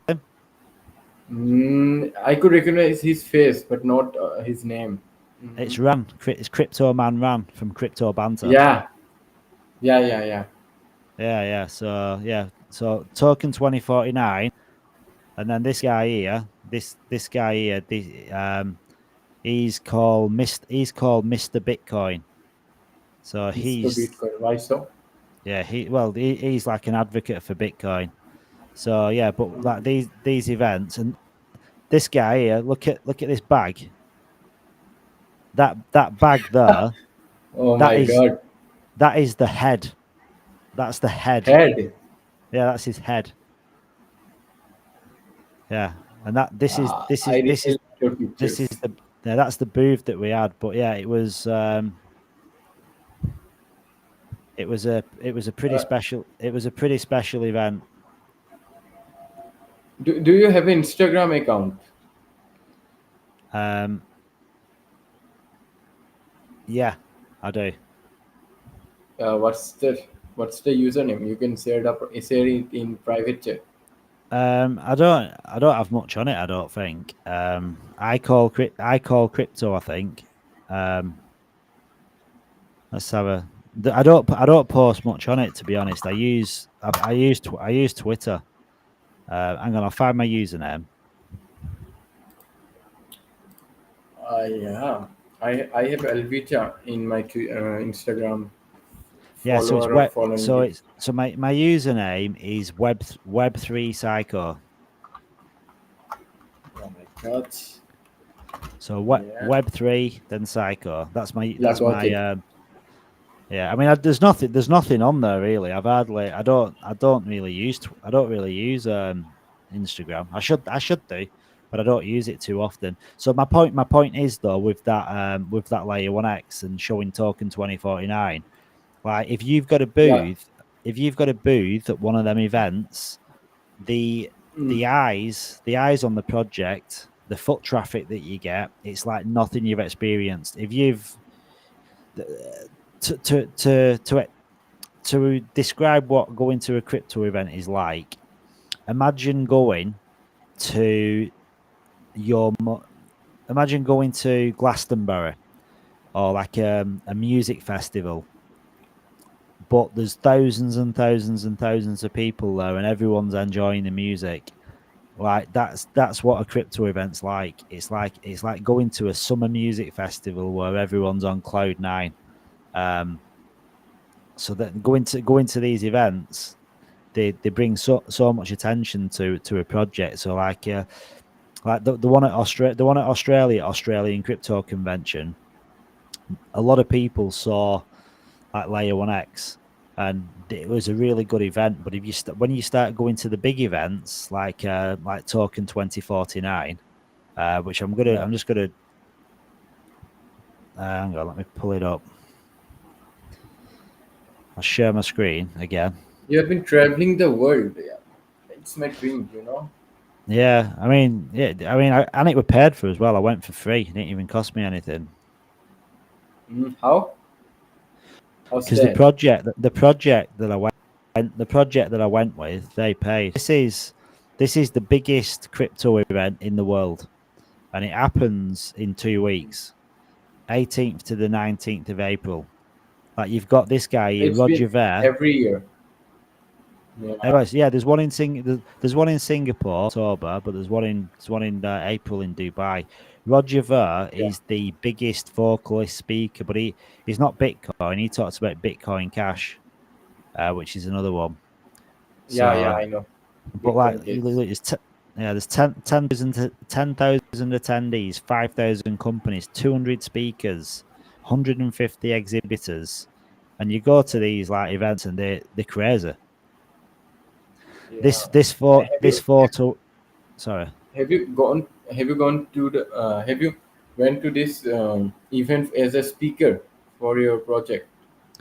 No, not as a speaker, but as a brand and a project. Ambassador. So, yeah, so we've had a booth, but we've not been on. Yeah, I've not been on a speaker, but yeah, this is like the stage. Like if you look at these people here, so this is the attendees by industry. So when you start looking here, like you got Binance, OKX, Coinbase, Circle, Bybit, Bitmain, Aave. I mean, literally the biggest names in the space: Polkadot, Tron, Chainlink, Ripple, like BlackRock. I mean, yeah, Galaxy Digital. I mean, when you're at this event, Tether, it's literally got every single influencer every single influencer in crypto is at this event, and every single like top projects that you've heard of is at this event as well. So like when you're here, it basically gives you so much attention, and it'd be good, wouldn't it, if you had like a layer 1x like there. You've got layer 0. It's in Dubai, right? It's in Dubai. It's very near to the Mumbai, the city of India. Have you ever thought to migrate to Dubai when you earn lots of money from L1X or other projects? To be honest, I think I'm going to move to Dubai and like it's a tax-free country. Yeah, I think I'm going to live there, like move, like get away from paying all that stupid tax. No one likes to pay the tax, really. Everyone would like to go to business hub, Dubai. Yeah. Desert Eagle is asking what time is launch. Honestly, we don't know in which time we have the launch. We are not sure about it. But don't forget to join the AMA. You'll get the link in Discord. Yeah, Desert Eagle. Sometime tomorrow. The AMA starts at 9 o'clock. So just so if you're not obviously in Australia, so you don't need to work out time. The AMA starts in 9.5 hours. 9 o'clock Australia Western Standard Time. I think that's 1 a.m. UTC. I'm not sure what time that is in the US, but yeah. But I wouldn't stress. I mean, if you can't be there bang on time, I won't worry too much, because I don't think they'll be announcing it like immediately, or I don't think they'll be going live immediately anyway. I think they want to build and get get people in the community as well. I think there might be some fun in that AMA, or they are gonna give some of the L1X penny L1X tokens to the community. I think so, because in every big events they are doing some of this type of fun. So don't forget on the AMA. Yeah, Desert Eagle, make sure to take part as well. Make sure to do this. Don't want anyone to miss out, because I'm gonna I'm going to stop it. All the other ones I've done, I've stopped it at like midnight. Can you see this? You what? It's the cat. That's my cat. Ah, yeah. Nice cat. I got 7 rabbits, 1 cat, 1 dog. Parrot. I've got a dog. I've got a dog. I got dog, cats, rabbits, parrot, a hen, everything. I like animals, you know. I love animals. Nice. I like an animal. I love chicken. Like chicken. Like chicken's my favorite. I could have chicken every day. Like chicken curry, chicken pasta. I love chicken too. Yeah, if I had chickens, they won't be there for long because I'd be like, do you know what? I'm getting a bit peckish. I'm unable to eat my own chicken. You know, we just keep it for the eggs. Yeah. I can't eat my own hen. Does not have that courage to eat my own hen. Yeah, that'd be a bit cruel, wouldn't it? I mean, really, hens don't know how lucky they are, do they? Like they're so lucky that they just get to lay eggs all day. I feel sorry for them roosters.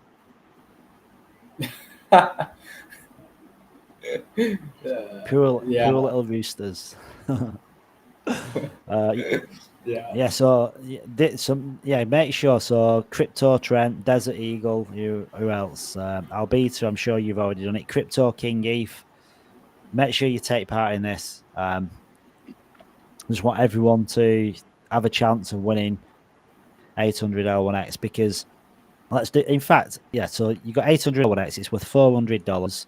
So if layer 1X 10Xs, that's 4,000. That's 222 million. If it goes to 2.2 billion, which is 100X, that goes to $40,000. If it goes to a $22 billion market cap, that's $400,000. And a $22 billion market cap sounds ridiculous, like for a meme coin, but for a layer 1 blockchain that can connect to any blockchain, like without a bridge, because it uses this virtual machine. And as Matthew kind of gives a good example, it's like imagine you're in a room and you've got someone speaking, I don't know, English, someone speaking French, German, Portuguese, Japanese, and then you've got this little universal translator, which is the layer 1X virtual machine in the middle. Like one can speak to the other, and it goes through this universal translator, and they can connect, send data, send logic, all without using a bridge. And typically, it takes between 10 and 20 seconds going from any chain to any chain. And right now they're connected to Ethereum, Binance Smart Chain, Solana, Polygon, Avalanche, Fantom, Arbitrum, Optimism, and before the halving, which before the halving, they've said that it's going to be connected to the Bitcoin network. So pretty decent amount of blockchains, and that's like 80% of all TVL, which I reckon is probably closer to 85 because Solana is smashing it on the TVL side. So because of all of that, and the way when you start understanding, it makes sense for projects to put the liquidity on layer 1X to then have access to all these chains, then the TVL should increase on layer 1X day by day, week by week, month by month, to the point where layer 1X is a dominant blockchain in the ecosystem. And Kevin was in an AMA the other day, last week on Discord, and he was kind of hinting at the fact that he's got goals where layer 1X is up there with Bitcoin, Ethereum, like layer 1X. Well, if that happened, that'd be pushing up to the hundreds of millions of the hundreds of billions of dollar market cap, which then could make your $400 layer 1X investment quite substantial.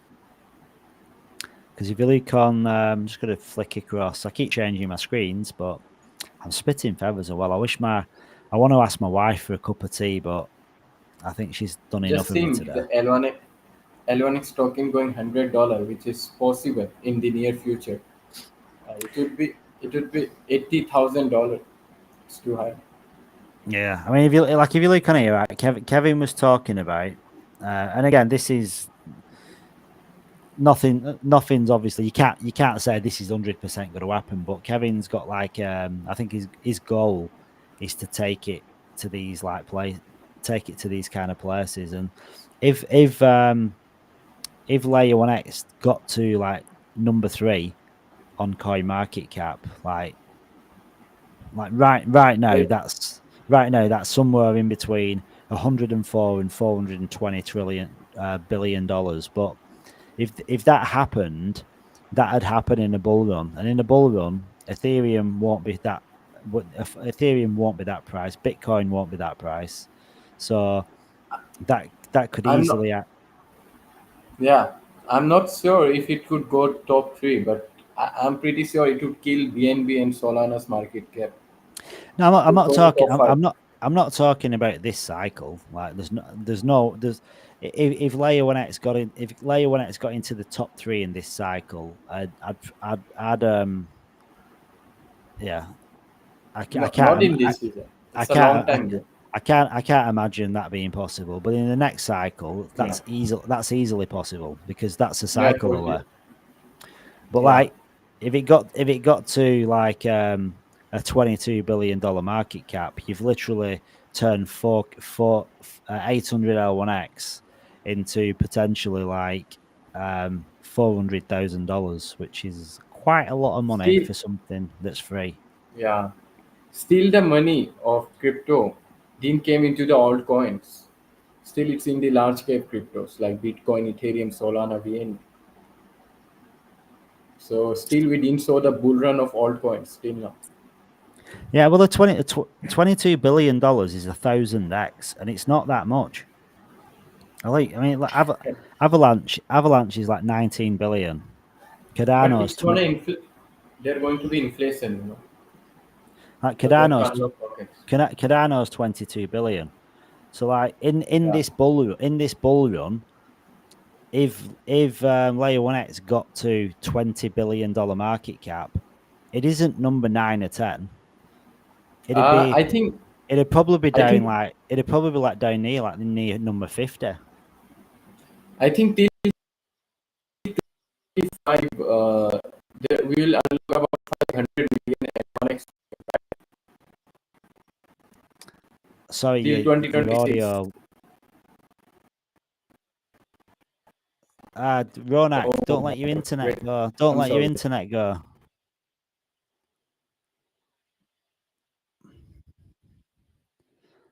Your internet's doing my internet.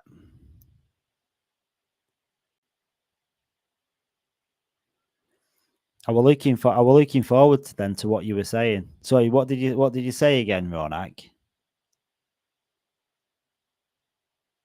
Oh, I think you're muted. Yeah. Am I audible now?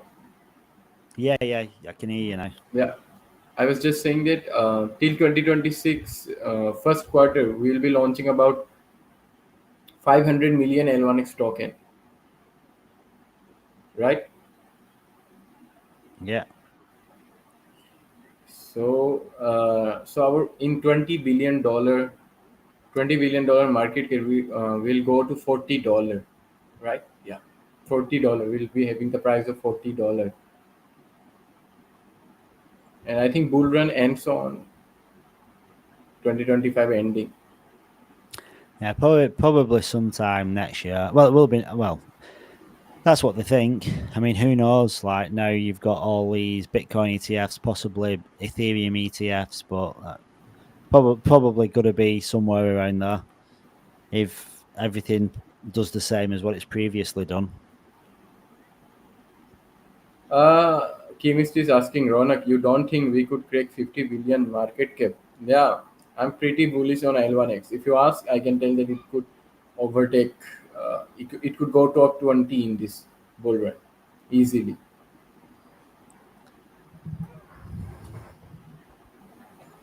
If it gets a nice attention. Yeah, I mean, you look like what the top 20 is like 7 billion, but if it gets to the top 20 in the bull run, that won't be 7 billion, will it? That'll probably be like 30 billion. 30 billion. Yeah. This bull run, we definitely won't be a top 5 event, but next bull run, the possibilities are endless. Yeah, I appreciate. I agree. We're all going to be set. Kimis is saying top 10 for sure this bull run. No, is she saying top 10 or 10 billion? 10 for 10 sure. for sure. This 10 billion, 10 billion. or 10 top 10. I'm not sure what she's saying. In all honesty, like 10 billion market cap. I mean, I'm happy with that. Are you happy with that? You happy with that, Ronak? $10 billion market cap. Yeah, would you be happy with a $10 billion market cap? Very easily. What would you do? In this bull run? Yeah, what you got to do? What's the first thing you got to buy, Ronak? What's your luxury good? Not just normal boring stuff. What's the wish list? Like if you something you don't need, but then you'd buy. First of all, I'll try my best to not sell any of L1X tokens. If I sell any of L1X tokens, I'm definitely gonna buy another crypto. Well, don't forget as well. You don't need to sell your initial investment. You're going to be getting your rewards and referrals. Yeah, I'll be never until 2030. I'll never sell my 50% of L1X token until 2030. Well, you're at a good age though. You're 23, so in 2030, you've only got to wait another 6 years. You're going to be 29. You'll be one of them Forbes 30 of 30. You know, they have like the Forbes under 30, and you'll be like a Forbes 30 under 30 billionaire. You'll be on like the Forbes India magazine, and you'll be Ronak. Billionaire, you'll be on that list. The 30-year-old billionaire. No. Yeah. You got a very high 23. I wish smart man. 23. I wish smart man, Ronak. I'm not sure what I am, but billionaire. That's quite high. You could tell millionaire. I could believe that, but you're saying billionaire. Do you know what, Kim? Do you know what, Ronak? If any of the L1X fam come to India to see you, you'll probably have an entourage. You'll have security. Let them in. That's Mark. Let him in. Oh my god. If any L1X fam would come here, he would be coming with security for sure. Especially you, Mark. Especially you. Nah, no one will know who I am in India. Like no one. I doubt it anyhow. But they'll know who you are because you'll be like the Forbes 30 billionaire. And like, you'll be walking around with like a big gold L1X bullion. OG. If I'd be billionaire, you'd be trillionaire for sure. Yeah, we'll have to go to these crypto events, like walking around in like pajamas with like a gold hat on, as they do. That's what they do. These influencers, right? Some of them walk around and they look ridiculous. They literally look ridiculous. 23 though, Ronak, you are one lucky dude. You've got the world ahead of you, and you're 23, and you're gonna be a millionaire before you're 25, probably. If you say any real world asset, if I would like to get after I earn money, honestly, I would like to travel. Travel will be my first choice. I love traveling. First class, yeah, first class. Yeah. Definitely. Traveling style. I'll try. We'll go on Ronak. We'll have an holiday together. We'll go on a tour. We'll meet up. I tell you what we'll do. Right. We'll meet up in 100%. Dubai. We'll meet up in Dubai, and then we'll go on a world tour and go and meet some L1X family. Yeah. I'll be visiting Ospert too. Get a visit. Listen, everyone, right, everyone here, the 723, or well, there might not be because it might not be live. It might just be people that have come and gone. But anyone here that's into L1X, that's bought into L1X, that makes you an L1X millionaire, you've got to come to Perth. You've got to pay homage to Kevin in person at the L1X HQ, and Matthew and Mike and all those guys. Cause they're a nice family. Hey Mark, Yeah. what do you think staking in nodes? How much a person could earn if he don't have nodes and he's staking on others' node? Would you what? Sorry, if I was staking in nodes. Yeah. What do you think? Is it will be rewarded with high rewards? Well, the rewards are set by the node operators. So, like, what if you've got an event listener node or a full validator node? It's up to you to set the rewards what the staker actually receives. So, this is how like people attract people to the nodes, because like if you've got, I mean, it goes off uptime as well. So if you've got like a node that's been running for weeks and weeks and it's 100% uptime or like 99.9% uptime, and people look at the uptime. So say you've got like 800 nodes, they're going to look at all these nodes and see which ones are coming out on top. So after that, they're going to look at the node, the percentages you're going to get. And then the next factor is to choose the node, is to see which one's paying the highest APR. So you'll have like different node operators that'll have different returns.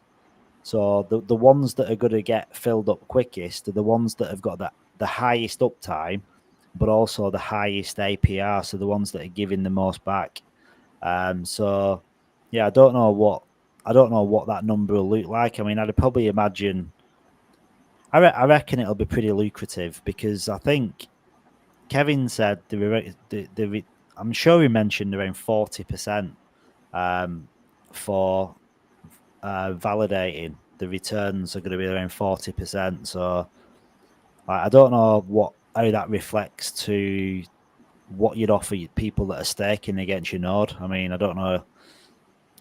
No idea really. It could be 10% maybe for staking, but again, the number could be anything, because it's how competitive people want to be, and also as well, another thing to factor in.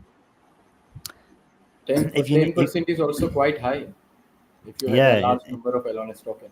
Yeah, I mean, I don't really know. I'm just plucking numbers out of thin air there, but like if you think about it, like for a full validator node, right? If you need 25,000 coins in that node, somebody could like think, right, well, I wanna take all my 25,000 out of that node, and I wanna use it to, I don't know, sell, stake, farm, I don't know, whatever you want to do with it.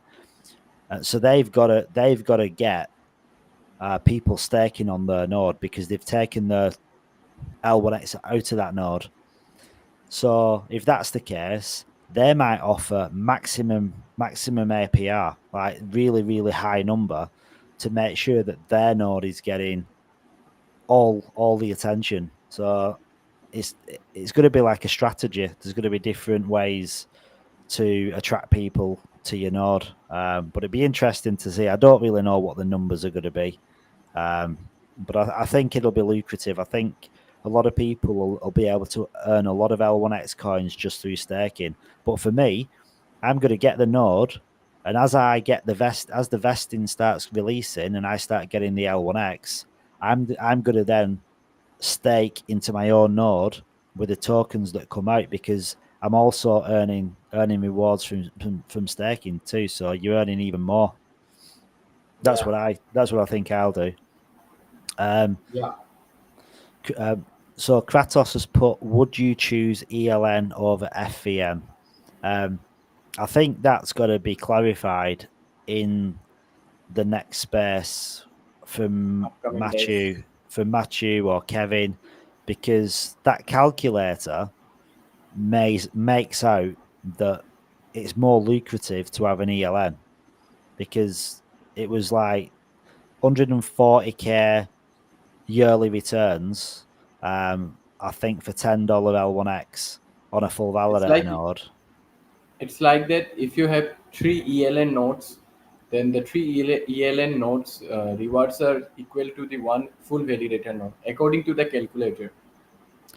Yeah, you got to have you got to be. I mean, if that calculator's right, you got to be way better off having an ELN. Yeah. But I don't know that, because like having conversations, like Matthew's openly said, because he's been asked the same question. Like, he's been asked if you could have 2 ELNs or 1 FVM. Matthew said in a space, it's more lucrative to have 1 FVM. So, Yeah. but unless something's changed, because as something changed with how the ELN nodes are going to operate, where there's going to be way more transactions than what they thought. Because if there's way more transactions than what they originally thought, then the fees, you're going to be earning more money from the fees. So it may be more lucrative for the event listener nodes. Who knows? And the thing, what you've got to remember too, with the event listener nodes, the more blockchains that they onboard, the more transactions they're going to do. So, like, say for instance, like right now they've got 80% of TVL. They're about to bring on Bitcoin, but then imagine if they bring on Tron, that's got another 8% TVL. Then imagine if they bring on Base Chain, and then it keeps going, and all these transactions that are happening.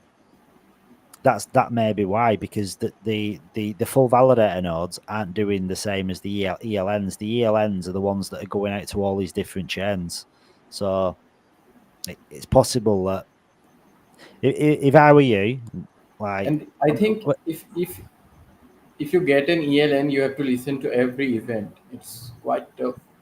yeah, I mean, in an ideal situation, right, I'd have one full validator node and 2 ELNs, because I think just to cover bases, because if you just got ELNs and then FVNs for some reason outperformed, you'd be kicking yourself.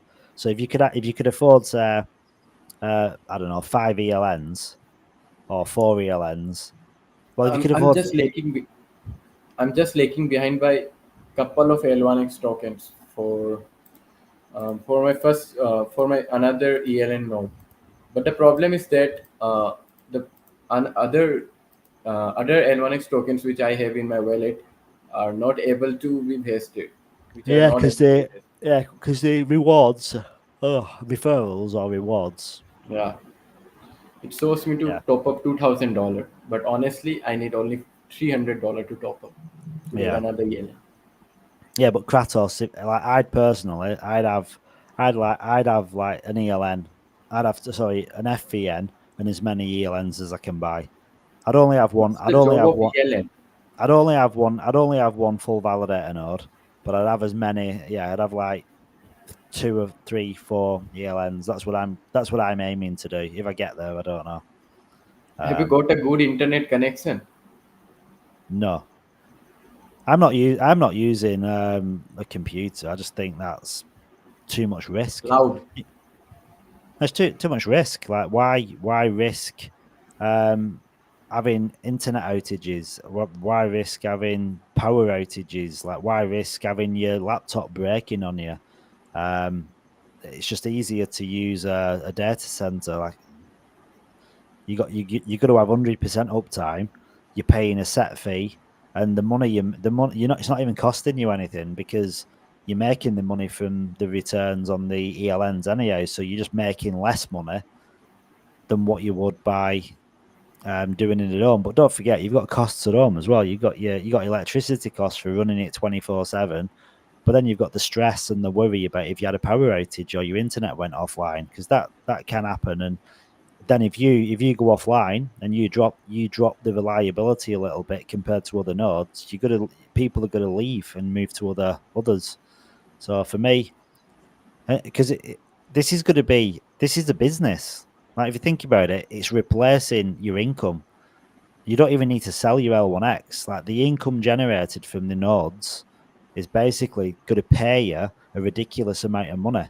So you're going to want to safeguard that income, whatever means necessary. So if that means investing $1,200 a year for something that's going to give you back $140,000 a year, it's a no-brainer. But I think in the next batch of ELN or FBN nodes, we need to exchange our L1X tokens to get that. So that will be like buying the nodes. But now you are getting free nodes. That's awesome. The job of the ELN is basically acting as an oracle. So it's pulling data from different networks, from different blockchains. So like an oracle right now, every single project uses an oracle, and 85% of all projects use Chainlink, and Chainlink charges quite a lot of money like for this service. And ELNs, the cost, we can determine the cost by being a node operator. So that'll be probably done through a DAO, and it'll be a community vote where everyone will vote on what costs that they're going to charge for the transaction fees. But Kevin was saying you'll be able to make considerable gains, but still be way cheaper than oracles. So yeah, and again, it's just pulling data. Like if you just to, I mean, really simple. Like if you go to like a website or a game, for instance, and there's live feeds in that game, or you've got like real world data that's being put into that game, that comes from an oracle. So ELNs act as an oracle. They're constantly looking at what's happening on different chains, what information's up, what data's moving about. So if you need certain information, then that ELN will just like grab it and bring it in and feed it into your project or your feed, whatever. So that's, I mean, I'm sure someone with technical ability could explain that way more tactfully than I could, and Kevin would probably explain it to a point where your head would just explode. But I think there is more way to earn passive income from L1X. Like you can join Layer 1X G League quests, and they are thinking of giving 20 L1X tokens to top 20% every month per month. So just it goes to $10, it's $200 per month. Just like take it as a pocket money. Yeah. I mean, I think when you kind of realize as Layer 1X grows, these event listener nodes and these full validator nodes, these are going to give you salaries what directors of companies are earning. Like literally, you could be earning more money from a couple of full validator nodes than the prime minister of your country. Kind of ridiculous when you think.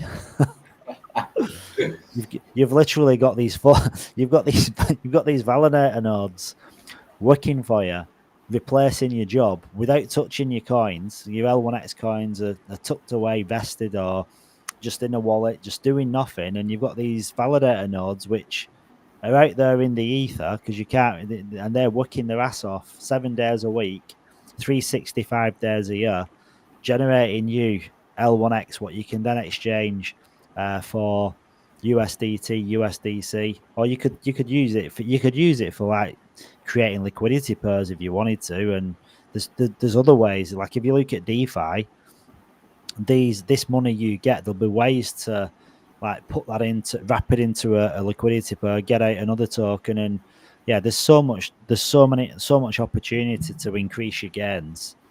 I think a good person to speak to, I don't want to put too much pressure on the guy, but AS Yield is making income from yield farming using like different yield providers. So like having like information like that as well, where what you can do with your coins too, because there's ways of generating more income from income. I think it's easy to run full validator node than ELN, because in ELN you need to be stick to it. You don't get holidays. Yeah, and I think as well you can have I think you can you possibly might be able to have a full validator node and an event listener node like together on one under one fee. And if you can do that, I can imagine you could have two event listener nodes. I hope I could buy the full validator node, but it's far from my range. Yeah, so Crypto Ninja Hanzo Shinobi. That's a good name. Crypto Ninja Hanzo Shinobi. If I become a L1X millionaire, I'll definitely be coming to Perth. Yeah, we all. Yeah, there's one condition though. If you come to Perth, you've got to wear the Power Ranger outfits. That's what you've got to do. and don't wear a red suit, because that's only for the boss. Yeah, you got to wear the pink one. I saw someone editing Kevin's face to the Power Ranger red suit. Yeah, Kratos, that's exactly it. Rotating your capital. I mean, I don't know if you were in the space yesterday listening to AS Yield, and he were talking about how it went over my head, I'll be honest, but he were basically taking like tokens, putting it in liquidity, pulling out like a receipt token for it, and then lending that out, and then claiming rewards, getting the yield. I mean, it just went over my head, but the stuff that he were talking about, and again, when you've got money, you make money. Yeah.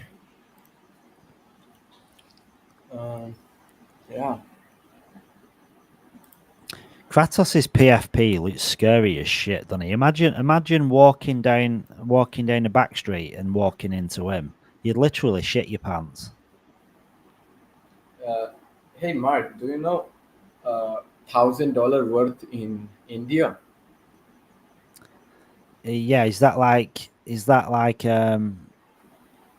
$10,000 in USA, $1,000 as its purchasing power.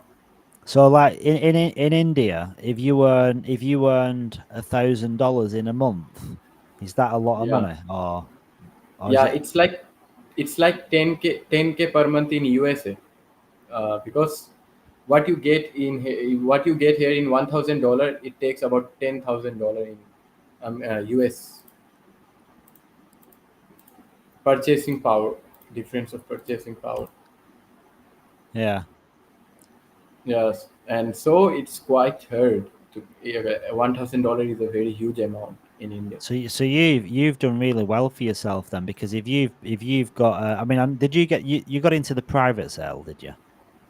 No, I joined the L1X community in June, I think. So you got in the public sale then, so yeah. So you've done really well then, considering what $1,000 is worth over there, and you've managed to get one event listener node, and you've almost got enough to buy your second event listener node. Yeah. Good job.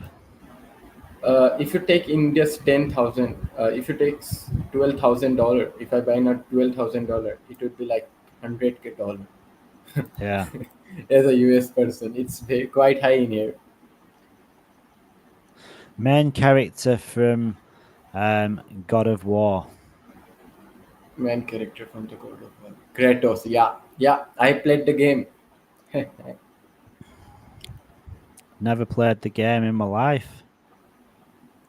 Oh, it's a 2005 video game. Compounder notes. Oh my god. Oh, it's a fantasy action adventure. Is it a MMO? Is it an MMORPG or what? Is it an MMO? It's like an underworld game. Kratos is the main character, and it's like not underworld game. It's a survival game. Yeah, okay. 2005 though, eh? It's an old one. There's actually, after wiping out the gods of Mount Olympus, Kratos moves on to the frigid lands of Scandinavia, Right, he and his son must embark on an odyssey. So it's a movie as well, is it? They made a movie of it in 2000. Oh no, they didn't. Hey, it's got a lot of reviews. 37,000 5-star reviews. Hey, I wouldn't mess with that guy. He looks like a giant. It's I think 8 feet 8 feet in the game. As per the game, the guy is 8 feet or 7 feet like that. The graphics are pretty good, aren't they? Use that little kid, little pixie boy. It's like Rockstar games, like Red Redemption. Yeah. Looks good. Looks good. I mean, I'd get motion sick playing it, so I don't think I could play it, but you have a motion sick problem. yeah, I get seasick. It's like feeling seasick. If I play games, if I play them type of games where the screen's always moving and like, do you know, like when you're behind the person and then you turn and everything, I don't know, the movement just makes me go funny, so I can't handle it. Yeah. I'm just going to jump back to the competition. So come on. It's actually finished. It's finished. So I'm going to do it live. Right? So I'm going to do the winner live on right now. So this is going to be pretty cool. Finger So cross. Twitter Cross your picker. fingers, guys. Yeah, cross your fingers. Someone's going to win 800 L1X coins. And in fact, I better record it. Oh, I can't be bothered record it. Well, I should record it. I can't be bothered. I should record it. My screen, I've just got a feeling my internet's going to lag it when I record it. Can you record the screen? Can you screen record what you see on the screen or not? Screen record. Yeah, can you screen record on your computer? Yeah. Do you know how to? Because could you screen record this or? Yeah, wait. Let me. Because I've just got a feel. I've got a feeling. I've got this software called OBS, and it's not a problem doing it. But I think if I do it during this live stream, I've got a feeling my internet will just cut off. Yeah, it's on. It's on. I'm on. I have more on my screen. Live stream. Oh, so you're recording the screen now? Yeah. Let's go. All right, cool. Right, you can see Twitter picker now, so I'm just going to pull.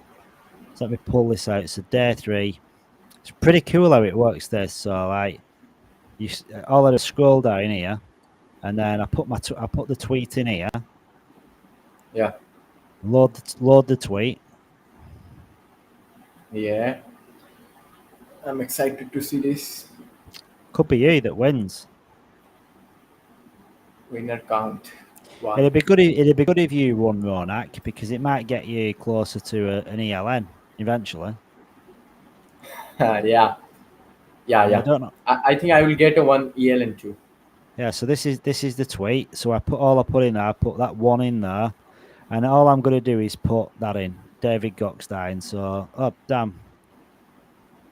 So copy. So put in that. This is what you've had to use, David Gockstein, and then you just scroll down here.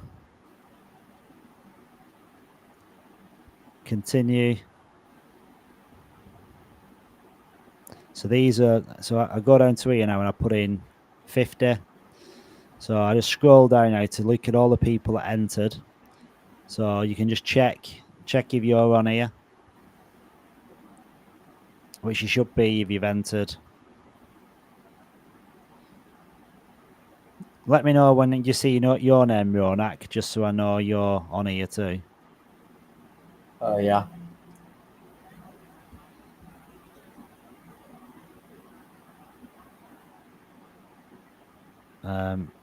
Have you seen your name? No, you could scroll back.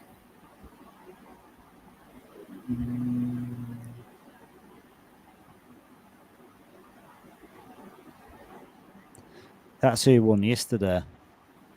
Yeah. Is it possible to win twice? Wow. You're not. I don't have my name here. Hang on, let me check the tweet then before I do it. So this was the tweet. So I have engaged with your both the tweets, one old tweets and the new tweet. Why is my name not there? That's hang on a minute.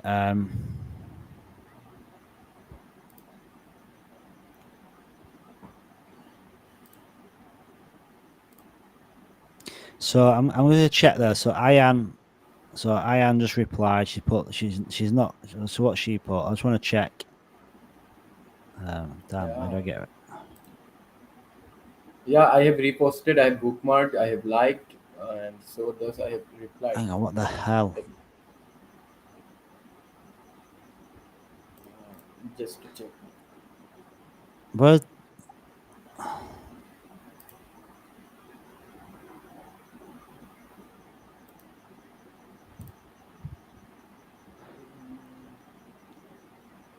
so where are you here, Ronak? Yeah, I can see my tweet. Oh, where? Yeah. Just scroll down. Oh yeah, there you are. Yeah. Have I done any mistake here?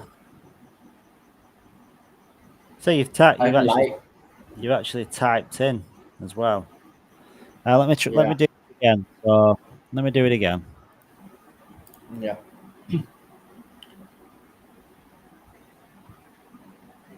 So copy the link.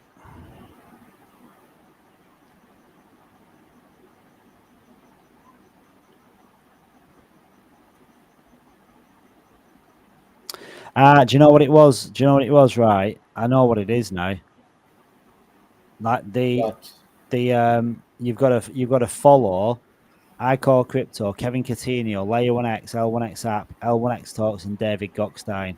You've probably not followed David Gockstein. It doesn't matter. I'm following David Gockstein. All right. Well, I'm gonna say I'm gonna change it to Layer 1X because everyone will follow Layer 1X. So forget that. L1X Talks, David Gockstein. Yeah, I have followed everyone. Yeah, no, it's all right. I'm just gonna do Layer 1X. Forget it, and then.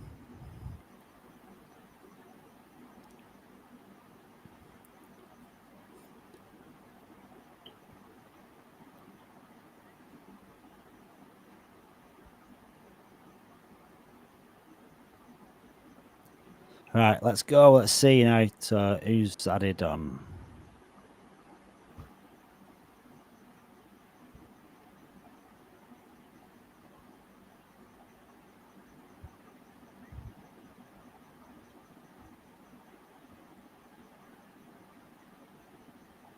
That is so weird. How come you're not showing up? That is so strange. Ronak. I've got to get you in it. Like you can't not be in it.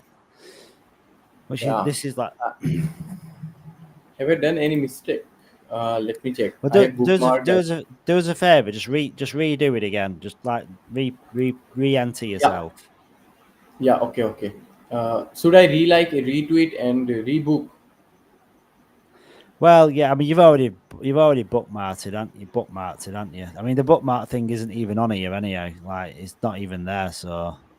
Retweet. I should retweet. Yeah. So.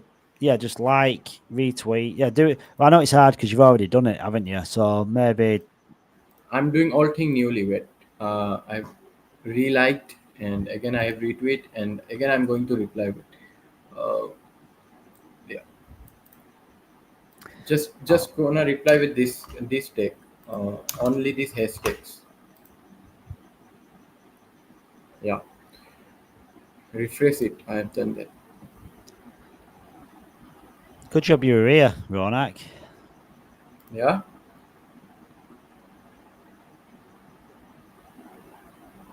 Yeah, I've done that. Right, let's go again.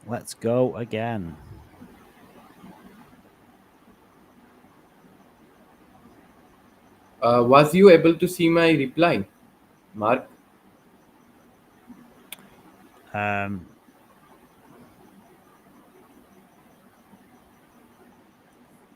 I'll just refresh the tweet.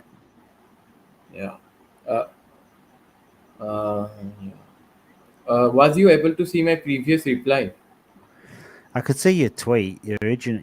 Oh yeah, you got. See, you're there twice now. See that? Yeah. Yeah. Sorry, you can't see it because I'm not sharing my screen. But yeah, you're there Yeah. twice. I can see both now. So must follow layer 1x. I mean, that's all you can do. There isn't anything else. So follow layer 1x. Profile picture. Profile must have a picture. I'll turn that off actually. Oh, Twitter count.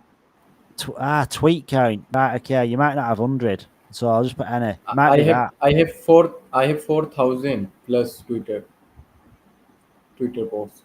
I'll just put any.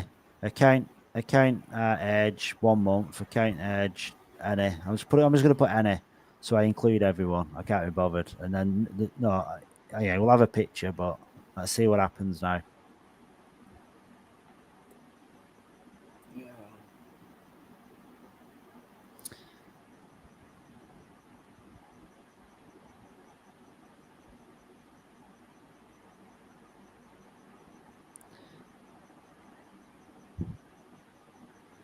What the hell, Ronak? What is going on? I'm not sure. Have you refreshed your page? Yeah, I just refreshed. Wait. Could you please reshare the link?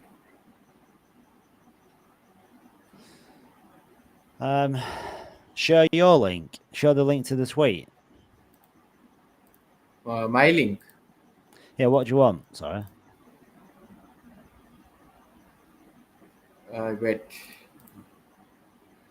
I got. This is weird. Like you've done it twice. I can see your tweet twice. Like you're there. You've done it once. You've done it again. You've done like. I have shared the link of my tweet. Yeah, I can see your tweet. Okay. What the hell? What? Might be some of the glitch. You can continue, Mark. No, crazy. Unless you're coming up under crazy, that's your username, isn't it? Crazy RJYT. Yeah, it's my username. I'm just seeing the profile picture. I just want to get this Take done. it slow. Take it slow. Hang on. Go up to the top. No.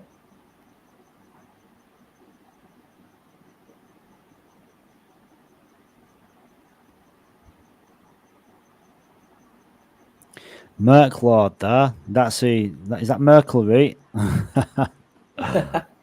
It's not Merkelroot. I'm only messing. Yeah, there might be some of the glitch. I'm not sure. There's some glitch because everyone else is there, I think. Right, I'm going to do it again.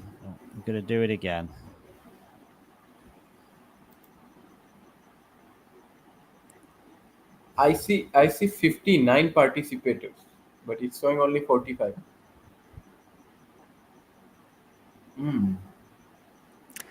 Yeah, so let's go back to the tweet.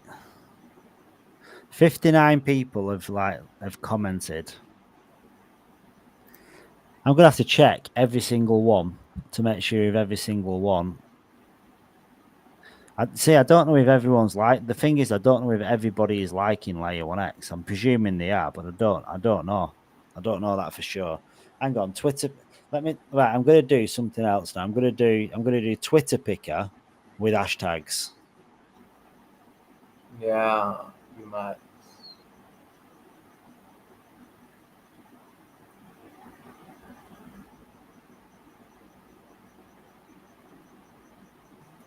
I might need to use a new Twitter picker. Sorry, dudes, dudes and dudettes, but I didn't think this were going to take Twitter hashtag generator tool. No, I don't want that. How to pick random winners from Twitter giveaway. Twitter picker.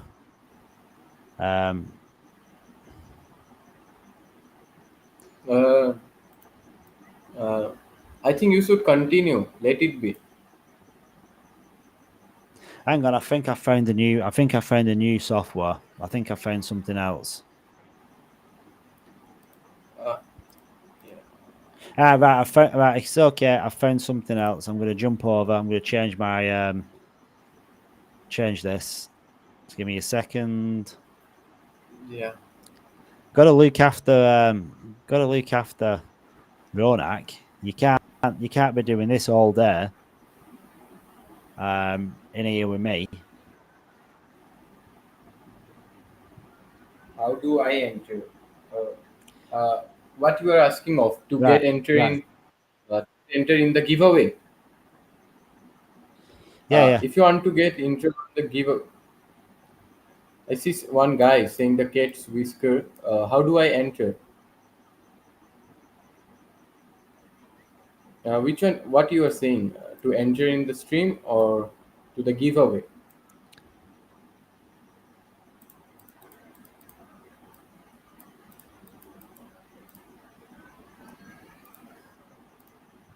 Wait, let me share in the link.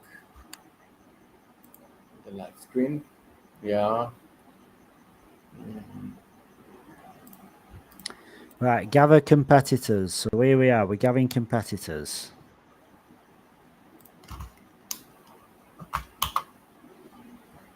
Try this. Get It's not working either.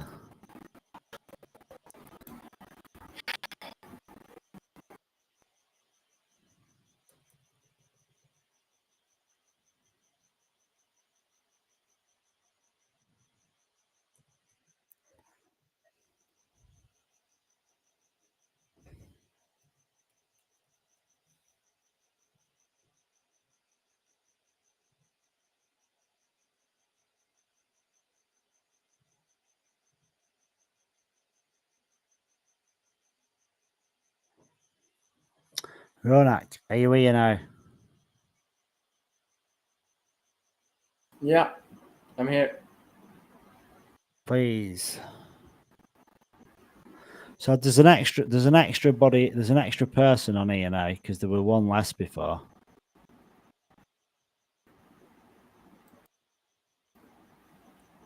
One minute. I'm getting network error. Am I audible now? Yeah, G Heaven's on the list now. 46 entries loaded. Check options.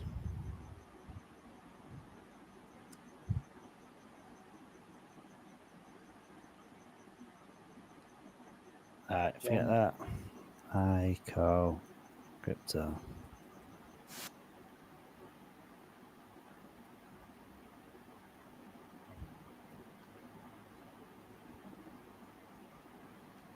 Changed it, right? Honestly, Ronak, why the hell are you not on this list? Am I not there in this too?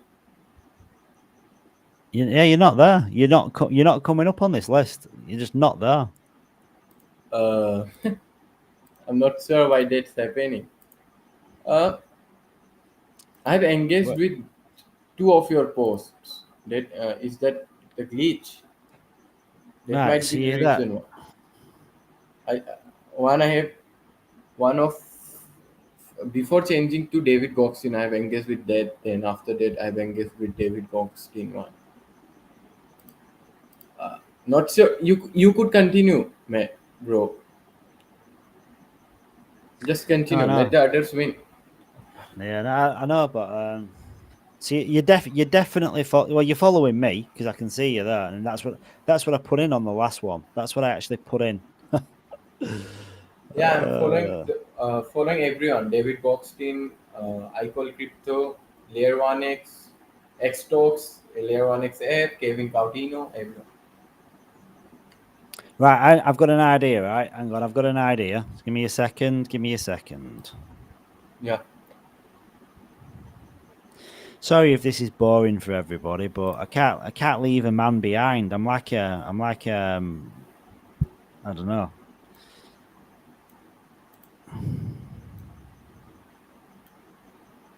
PK is saying, I have joined back on. It's 2:20 a.m. here. You're really appreciated, PK, for joining us. Very thank you.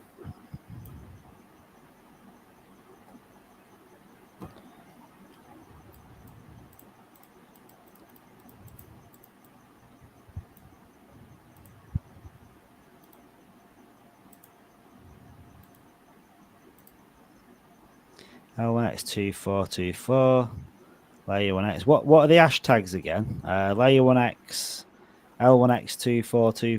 What were the other hashtags? 1 minute. Where I was. Lonex. Right, okay. Lonex. Yeah.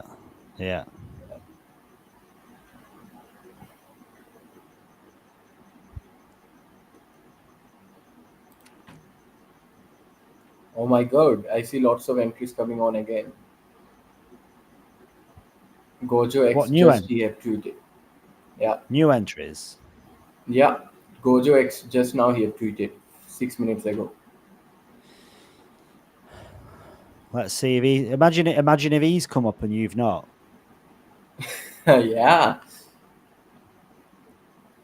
Right, I've put that to Anna. There's no profile picture needed. Literally following me, which everyone does. Continue. So right, there's 48. So you were there. You were there. Oh no. I'm there. Where? I'm there. Where are you? Nice. No, where are you? Am I there or not? Gojox is there now. He's there. Am I there?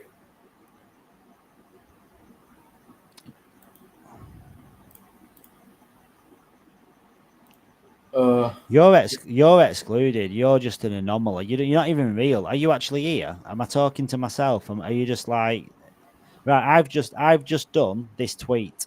So this tweet here, but boring punk is me. Gojox has just done it as well. So this is you. You're boring punk. So I've basically tweeted for you. So if this guy wins, that's you, Ronak. Okay, yeah? Boring. What? Can you not see? Can you see the screen? No, I couldn't. It's showing black screen. Sorry, right. There is no screen. It's me. Can you see the screen now? Yeah. Right. So I've just tweeted, and that's my alternate account, boring punk. So that is you. Oh my god. Yeah. I think what might be the reason why I'm not in the event, because of my name. It's too old, and in my username there is capital letters and all, exclamatory marks. Shouldn't matter, but look here, like Gojax has just tweeted, so his has worked, so there's nothing wrong with it. He's just done his. G Evans just done his. Boring Copper Bear's only done his. Yeah, I got the reason. Now Twitter is not recognizing me as a human, because I think due to my username, it's too old, and it have capital letters in its username, which is not possible currently. Right, okay, well, forget it then. You're me, so let's go. We're going. This is going to be the most boringest screen recording you've ever done. So are we ready to draw? Should we do a countdown? 10, 9, 8, 7, 6, 5, 4, 3, 2, 1. Let's go.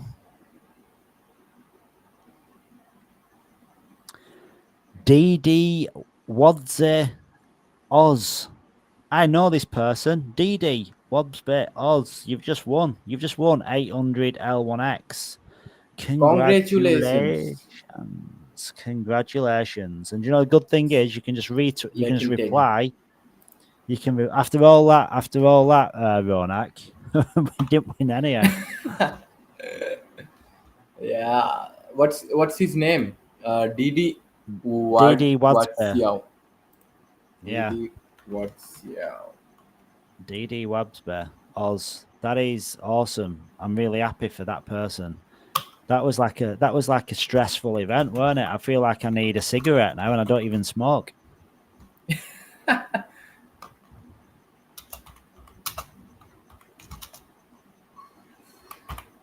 Good God, that felt like it took forever. I felt like it was like 10 minutes or something, even longer.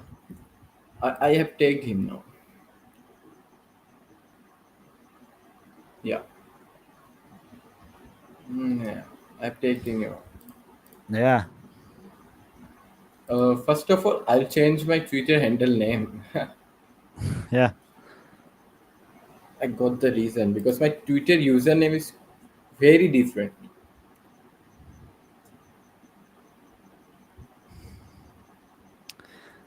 Yeah. Maybe that'll get you excluded from a lot of stuff. Yeah.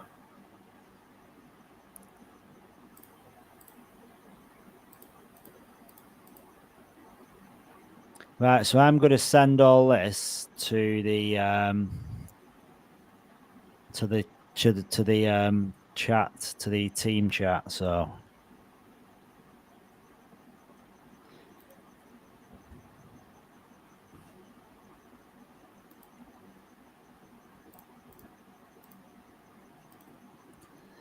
DD Wadsby, so I won that one. Kratos is saying get a verified account on X. Yeah. I'll get.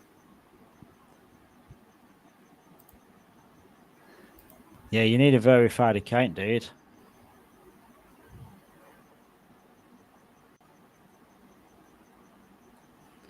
I can hear a sound of one of the insect. I forgot the name from your device. Like water? No, like an insect which is singing in summertime in night. Oh, you can hear that on my microphone. Yeah, I love that sound. Whenever I hear it, I go out of my room.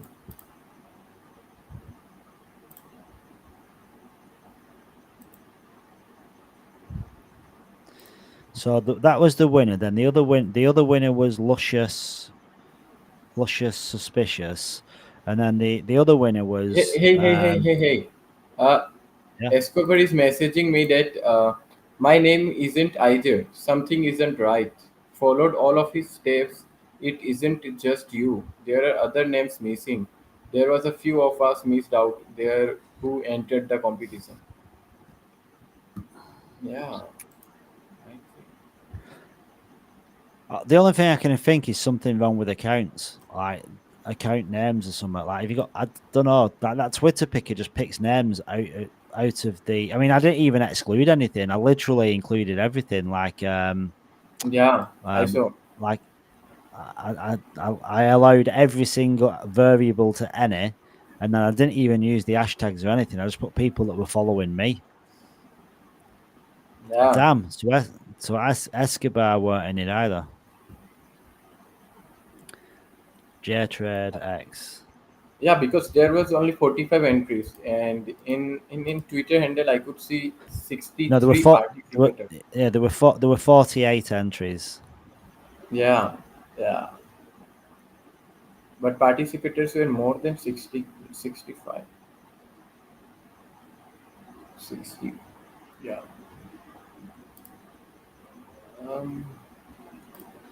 Yeah,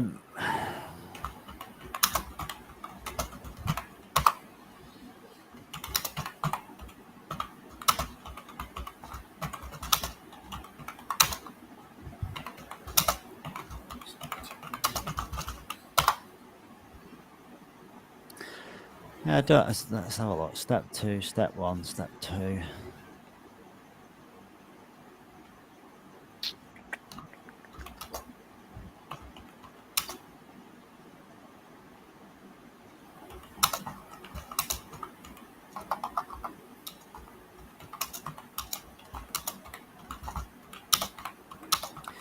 So look at Escobar's account.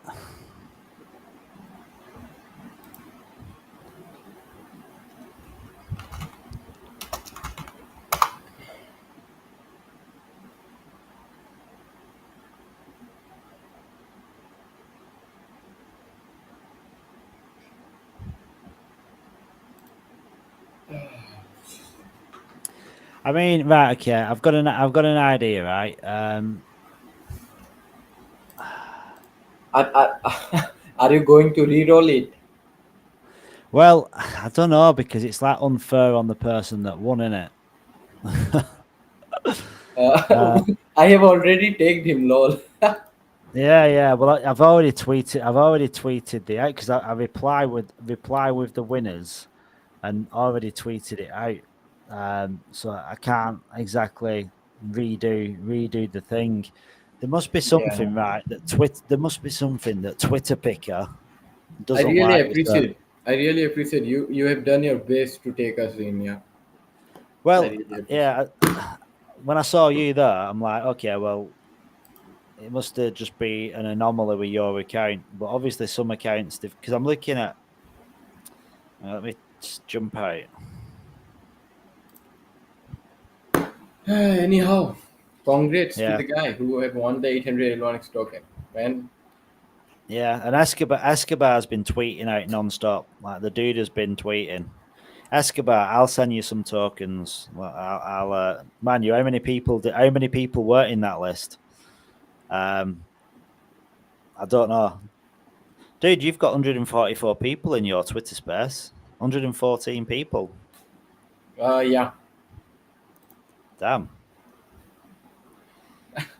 You got 722. Look, 722. CoinMerger's got 3.1k. So if you're wondering what we're doing all that time, that we're boring as hell, I must admit. I'm just literally looking. I thought it'd be a good idea doing it live on camera. I wish they're not bothered doing it live now. Just done it, and no one would have been any of the wiser. It just gone Twitter Picker, bish bash bosh. Oh yeah, such a body won.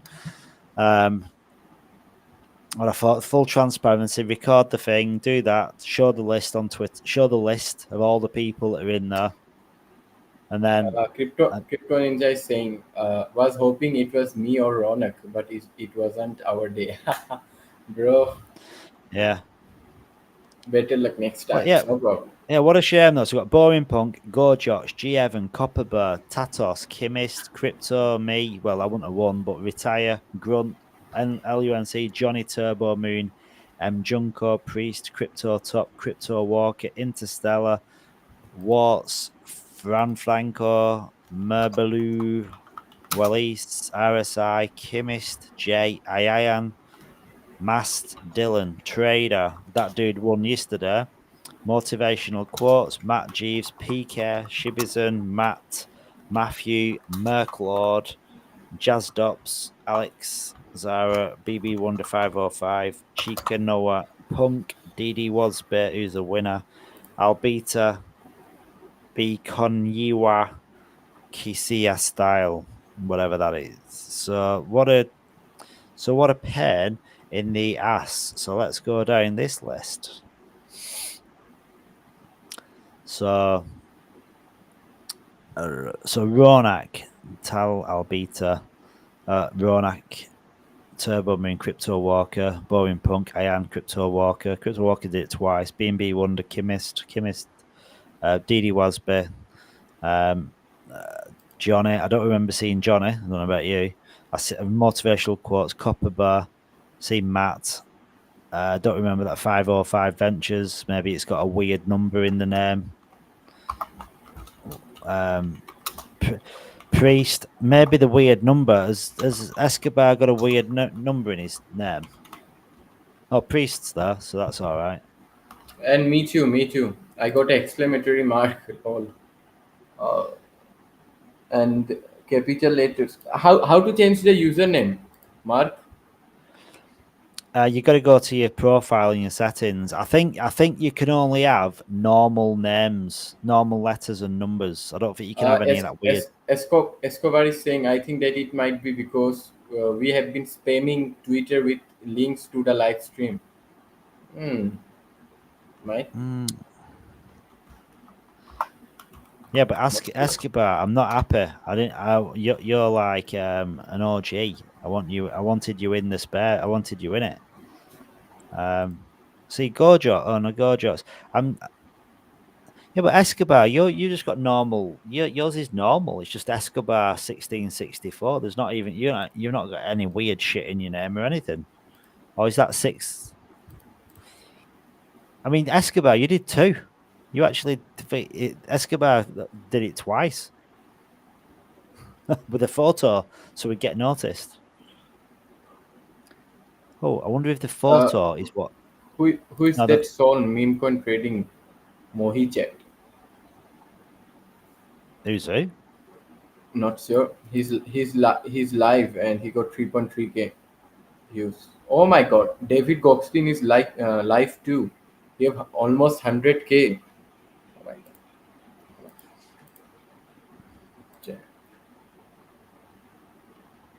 Yeah. Escobar, I'm gonna send you some tokens. I'm gonna send you when I've got my tokens and I can send them. Yeah, I'm gonna send you 300 L1X tokens. Can't let someone lose out. 300 isn't 800, but I can't send you 800. Like I say, I'll send you 300.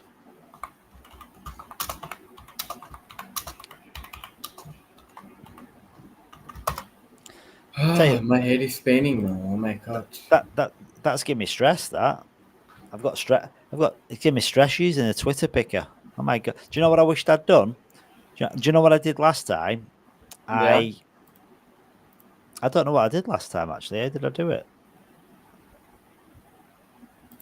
I don't know how I exported because last time I did a duck race, but I don't know how I actually exported the names. Unless I just wrote them all in one by one. I can't imagine that. That seems like a bit of hard work. Yeah, so David Goxstein, he's got 10,000 live. He's got 10,000. He's got a live space going with 10,000 people. I see. Escobar is saying, no way, he doesn't need to do that. That's his own coins. I know, but I kind of feel bad. Don't like it. Yeah, breakdown 407 meme economy comes to life. Bitcoin and ETH set to go higher. Coin merge is quite a big space as well. Alex Jones, has anyone watched? Has anyone seen Alex? Like, does anyone follow Alex Jones? He's a bit of a radical in America. Like he has some very outspoken, wild opinions. Not that I'm going to go into detail of any of them, but congrats. Yes, get a verified account. That shouldn't have anything to do with it, should it? You shouldn't need a verified account. But I've got a verified account. Was open. It was me or Ronak, but it wasn't our day. Listen, like everyone here, I mean, regardless if you won this Twitter picker or not, but everybody here is a winner because we're all part of this, for one, amazing community. Like we've got all these, I mean, the friendships, relationships we've got now, they're only going to get stronger over time, aren't they? And at some point, we're going to meet each other, aren't we? I mean, that's the plan. I mean, I know there's a joke. I know there's a joke around like saying we're going to meet at this yacht party and wherever it is, Dubai or whatever. But not being funny, right? When Kevin is in a Power Rangers suit and Layer 1X is at $10 billion market cap, pretty much anyone that got into the private or public sale is going to be a millionaire. So we've got to meet up. You can't not meet up, can you? There's got to be some massive, and maybe at some big event somewhere. But you got to meet up. It'd be rude not to.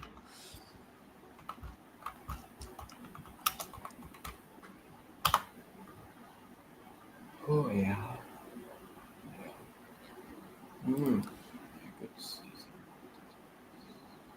So also as well, I'm going to put one thing I forgot to do. Well, not forgot, but I'm going to put a link into the server too for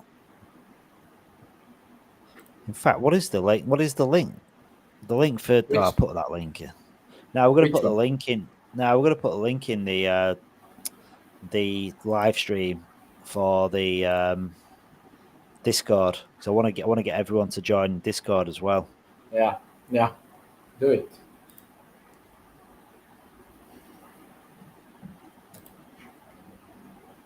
So anyone that's hang on, what's being shown here? Right, okay. So anyone that's listening, if you want to learn more about Layer 1x, and if you just joined over the last 10 minutes, really sorry for boring you to tears trying to figure out a Twitter picker that went terribly wrong.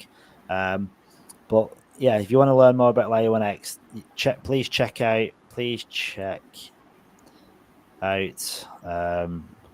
l1xapp.com and our Discord to learn more.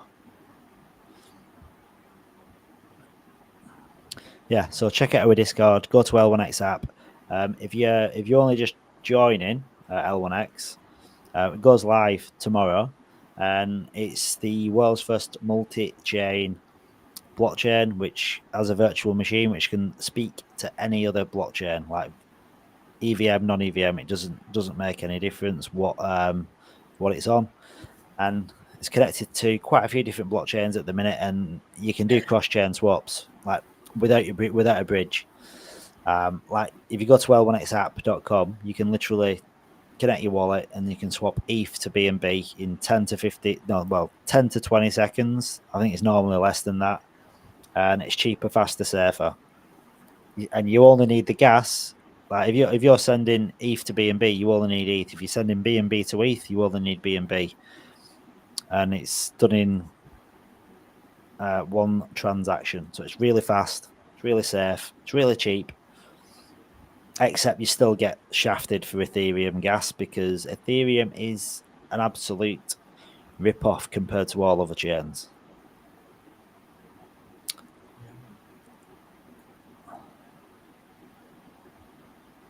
Now I've been getting a back pain. Oh my God. Yeah, I've got a sore ass because I'm sat on this chair. And let me tell you, it's not the most comfortable chair. Do you want to go in a David Gockstein space? Let's start his space.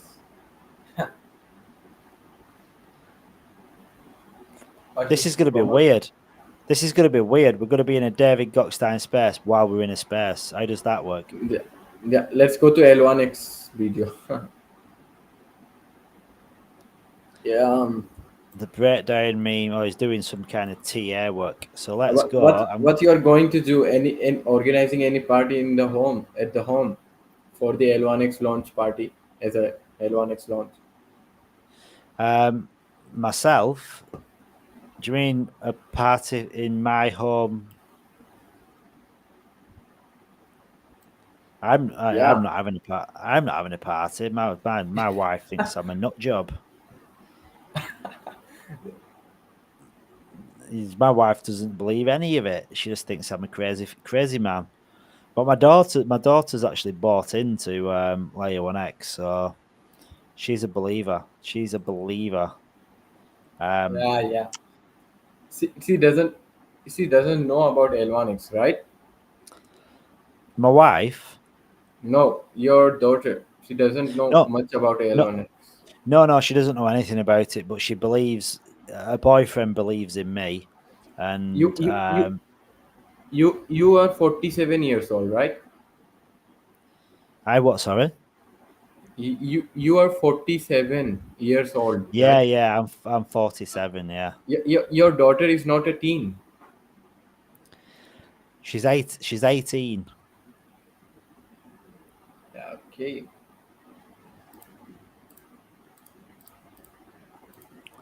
Right, I'm gonna put on because I think after that Twitter picker disaster, I think I might put on because I'm spitting feathers. It's 1:45 in the morning, and I can't imagine talking shit for the next 8 hours. So maybe put on this number 3 of Kevin's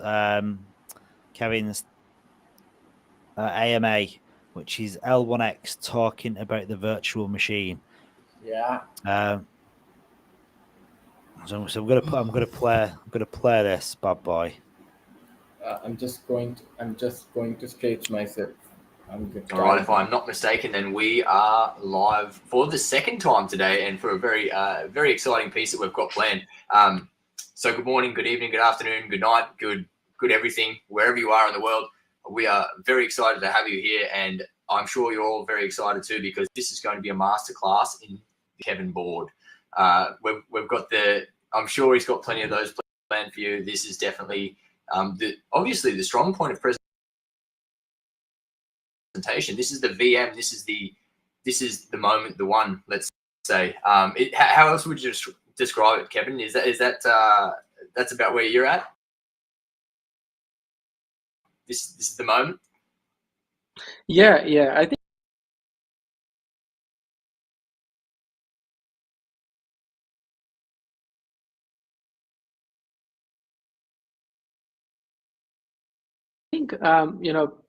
Of course, the ability to host your nodes and go through that process is important. But what happens is, if you look at various layer ones out there today, or even the layer 2 solutions, you see a lot of forking going on in the virtual machine side, because that's a very ambitious step to take when you're building a layer 1 solution. And the virtual machine is such an important and critical part of the protocol, where if you don't have your virtual machine set up in a way that it can scale and it's secure, it doesn't really matter how much of a good consensus mechanism you build. The engine in itself of the car isn't strong enough to support the race. So I think my expertise being in virtual machine, and why we decided to have our own virtual machine instead of forking someone, we'll go through that today, and I'm very excited. Yeah, absolutely. It's funny, the car analogy, obviously, we were just talking F1, so very pertinent as well. The engine, obviously, it's what propels everything. It's what everything's based around. If you don't have a good engine, obviously, you're not really even in the race. So excellent to know that we have, I suppose you could call yourself the leading expert in the L1X VM. So without further ado on that, let's dive straight in, hand over and let you get started, because I know we've got a lot of content to go through as well, to really give an overview of what that looks like, how it all fits together, and any of the nuances, I suppose, that we can dive into that will help the community understand, but also from higher levels as well. Yeah. So I'll just pull up my Miro board. Of course. Yep. Fantastic. Yep. Can you see the board? Yes, sir. Awesome. Okay.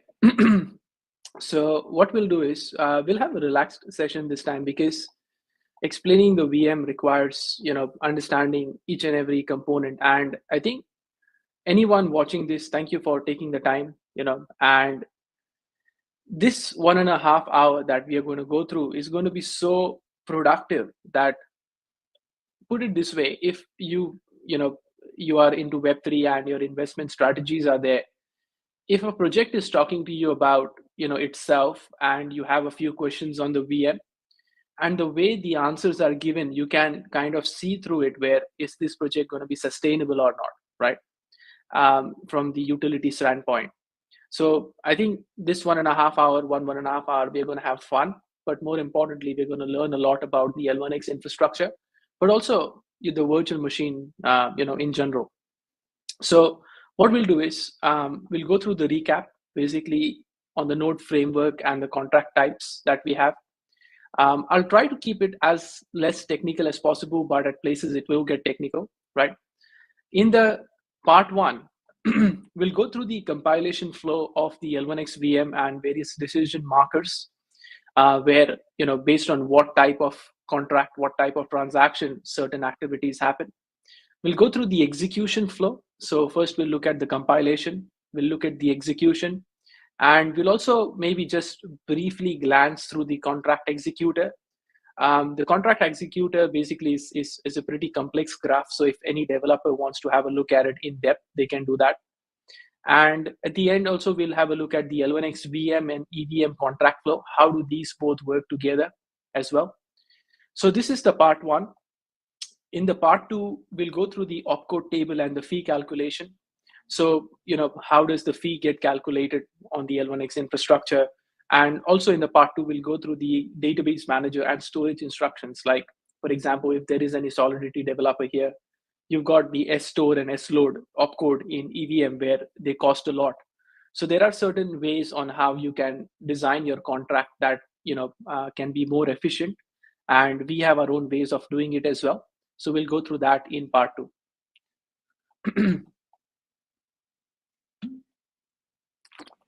Absolutely jam-packed, as everybody can see. So yeah, let's strap in. Let's get after it. All right. Now, your VM that you have on your node, the easiest way to understand that is without your VM. So how do you know how important something is? You just remove it, right? You'll know how important that is.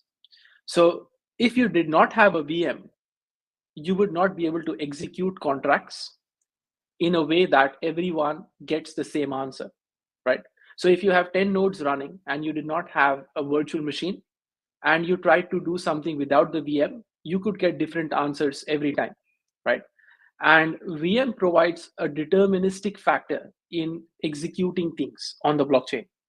And if you can't execute things in a deterministic manner, then the state management in terms of how you update your databases, will not be validated. So your tenet of blockchain, falls. And this is why a virtual machine is very important. It's the core or the brain, I would say, of a blockchain network.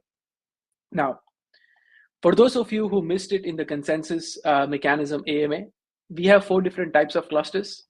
And all these 4 clusters use the virtual machine that we have.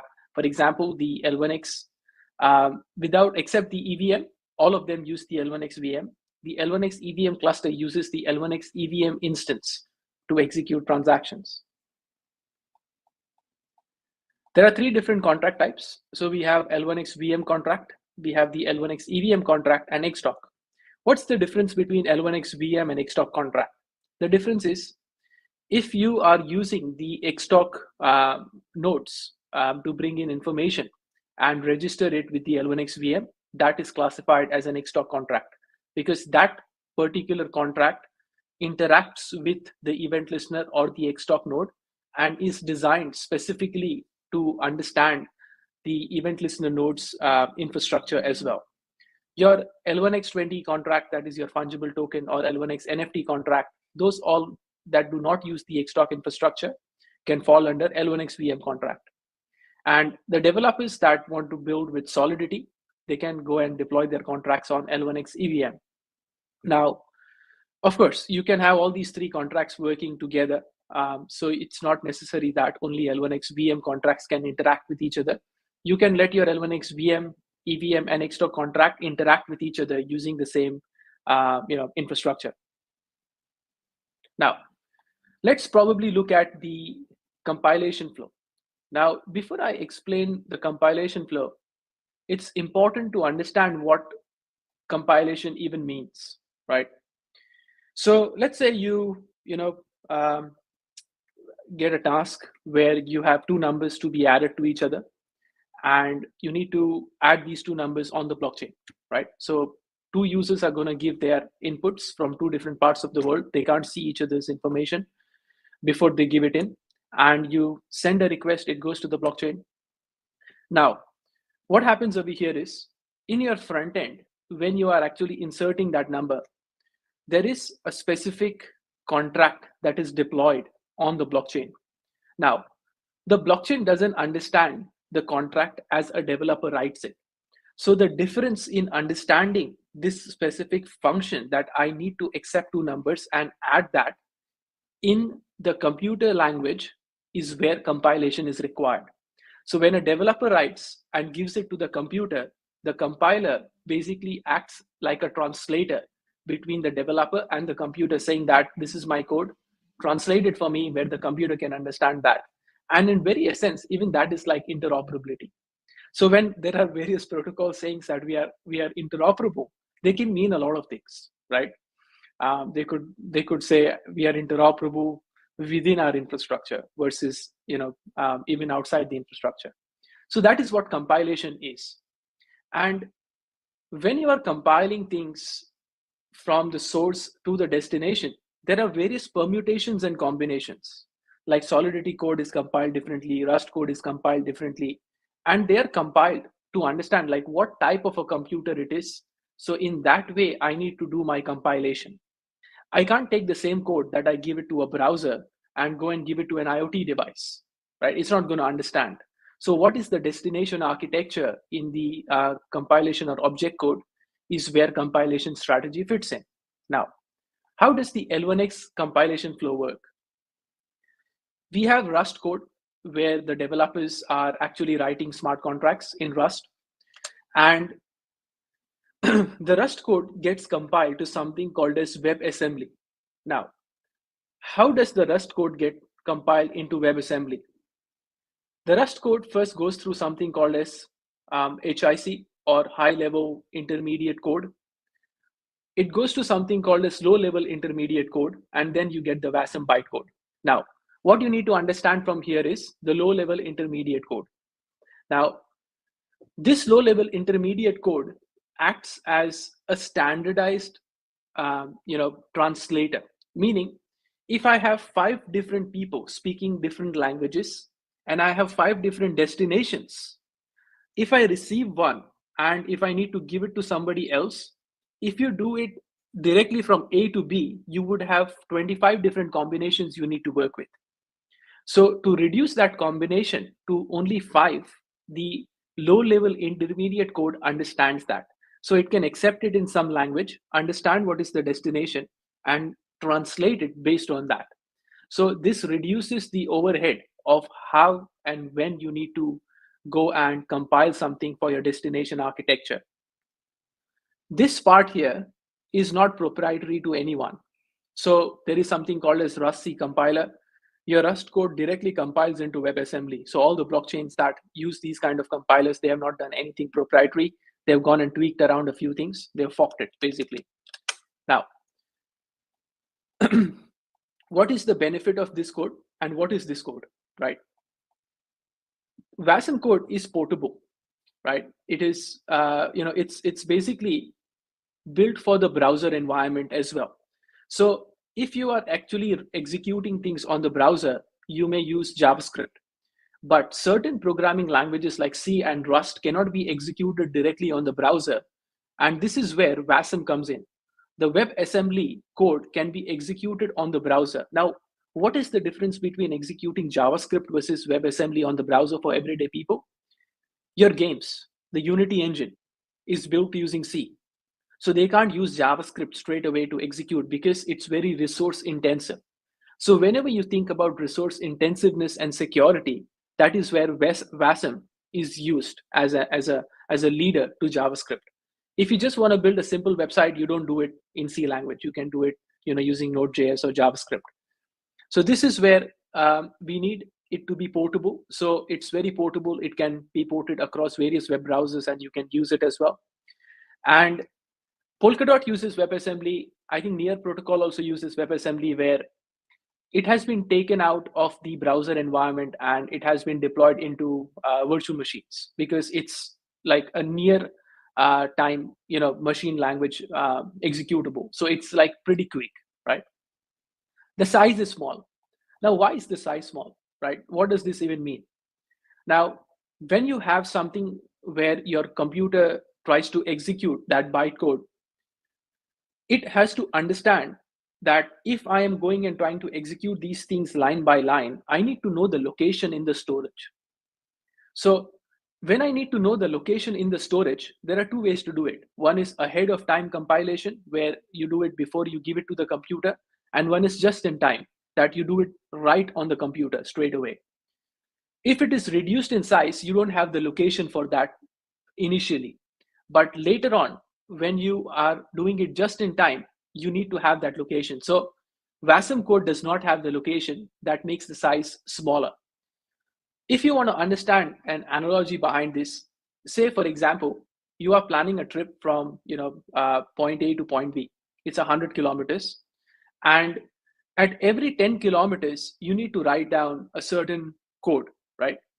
Now you have two ways to do it. One is you wait for all the 10 codes to come to you, and then you go ahead. So you're not waiting then, right? You're executing it, but then your wait time is bigger. Now the wait time here is how much you need to carry. So let's say one code is given to you on one brick. So you got to take 10 bricks and carry along with you. On the other hand, what I will tell you is every time you reach a spot, I will give you one brick and you take it forward with you. So in this way, you're not waiting, but you're faster, but you'll have to wait at that pit stop to get that brick.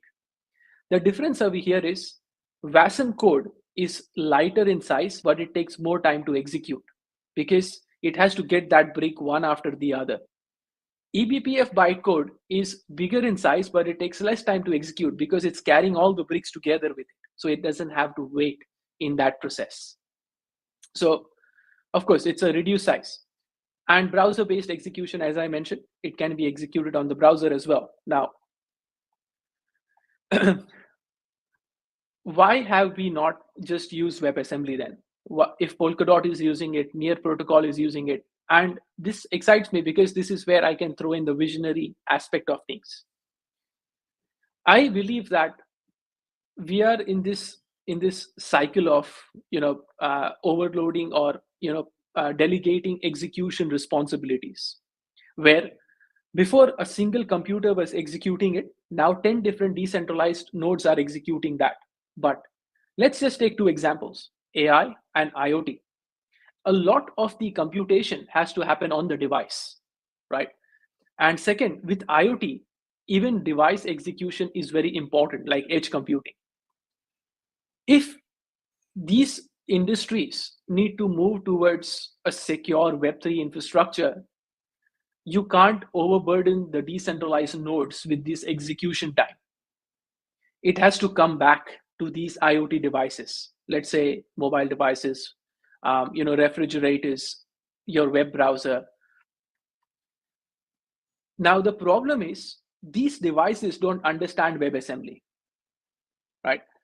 And if you want WebAssembly to be used because it's the next big thing in terms of adoption, then we also have to consider the fact that WebAssembly cannot be used in edge computing devices. And this is where we need to take the WebAssembly bytecode and make it eBPF compatible. Now, if you see, we have the LLVM code here. So how is this different to this particular code? It's different because when you build a smart contract and deploy it, that same smart contract in its same security fundamentals have to be executed even on those devices. So if I go back and try to compile the same smart contract into another format, maybe there are security challenges that may happen. And this is why we decided to build a compiler that takes a WebAssembly bytecode and compiles it into eBPF bytecode. So this process of going from WebAssembly to eBPF, we have to handle one thing, which is we have to take the WASM bytecode that was generated using the Rust smart contract and build it into LLVM IR. This LLVM IR is the same as this one over here, in essence. But when we take the WebAssembly bytecode, we have to translate and compile that same information in a deterministic manner into LLVM IR. And why LLVM IR? Because if I am executing a smart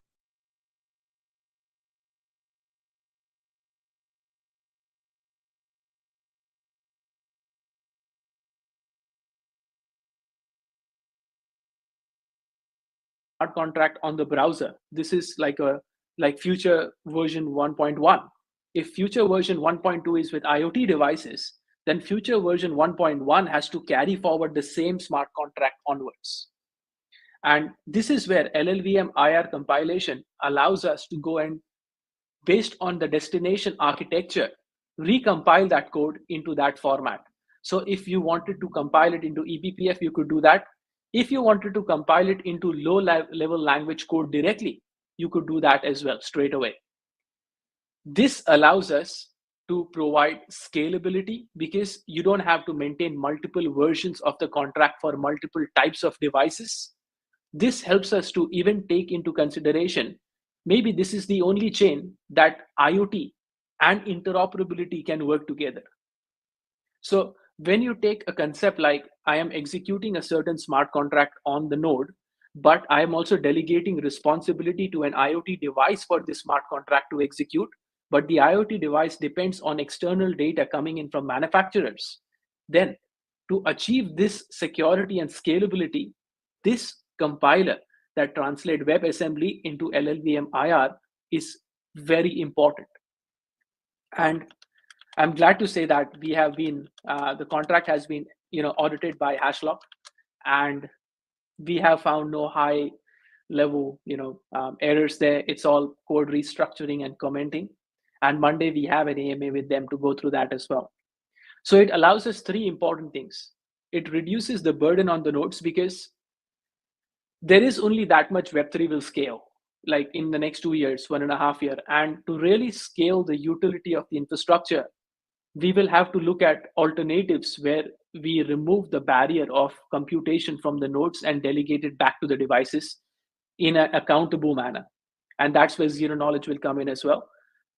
Environment specific execution.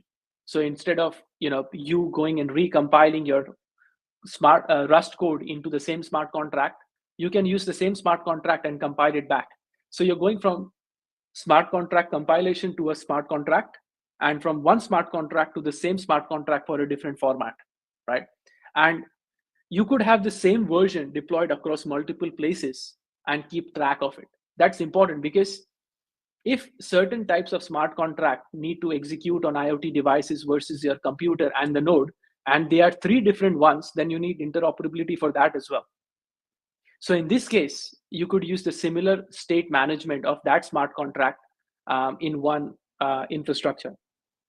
Now, it's future agnostic, of course. When we decided to build the VM, we could have easily forked EVM. It would take me like 3 days, and we could put our consensus and off you go.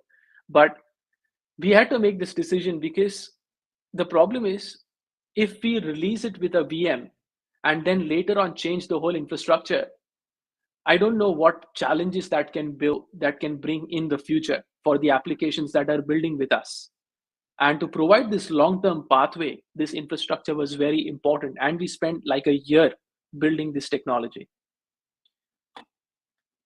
Now, once you have your bytecode, you take that bytecode and you execute it on something called as a runtime. A runtime is basically an instruction set or an opcode set that executes one by one. And the difference over there is your runtime can be register-based or stack-based. Now, what's the analogy? If you are looking at WebAssembly and stack-based architecture versus you're looking at eBPF and register-based architecture, let's take an analogy of a kitchen, right? Let's say you've got these plates stacked up at one place. Now, every time you need to make something, you need to bring the first plate out, look at the ingredient, put it on the second plate, put the plate back down at the bottom. I don't know if you can do that. You're going to drop the plates, but anyways, let's try, right? You go back to the first plate again, you do the second. So this is like a push and pop, push and pop. So you're taking out one, you're putting back the old plate. Now, when you try to do this push and pop, it's a cyclical process and it's a very time-consuming process. That is WebAssembly trying to execute. And as I said before, if you used an Android version previously, it is slow because it was stack-based. Now, what is eBPF runtime, or what is a register-based system? A register-based system, like if you go to McDonald's and how they've got everything planned out, it's spacious, right? And you want salad, you take it from the first part, you want this, you take it from the second part and you customize it and you build it. Now imagine building the same burger by this push and pop mechanism. Yeah, sure, you're taking less space, but imagine the time that it's taking. It's not convenient. You would need to wait 30 minutes, right, for your burger. I don't eat McDonald's, so I don't know. Yeah, but anyways, that's what would happen, right? Now, as I mentioned, the LLVM IR compiled to eBPF bytecode, which runs on the eBPF system. This is the place where the VM then interacts with the node, which is the database. The VM doesn't understand, are you a good person or a bad person?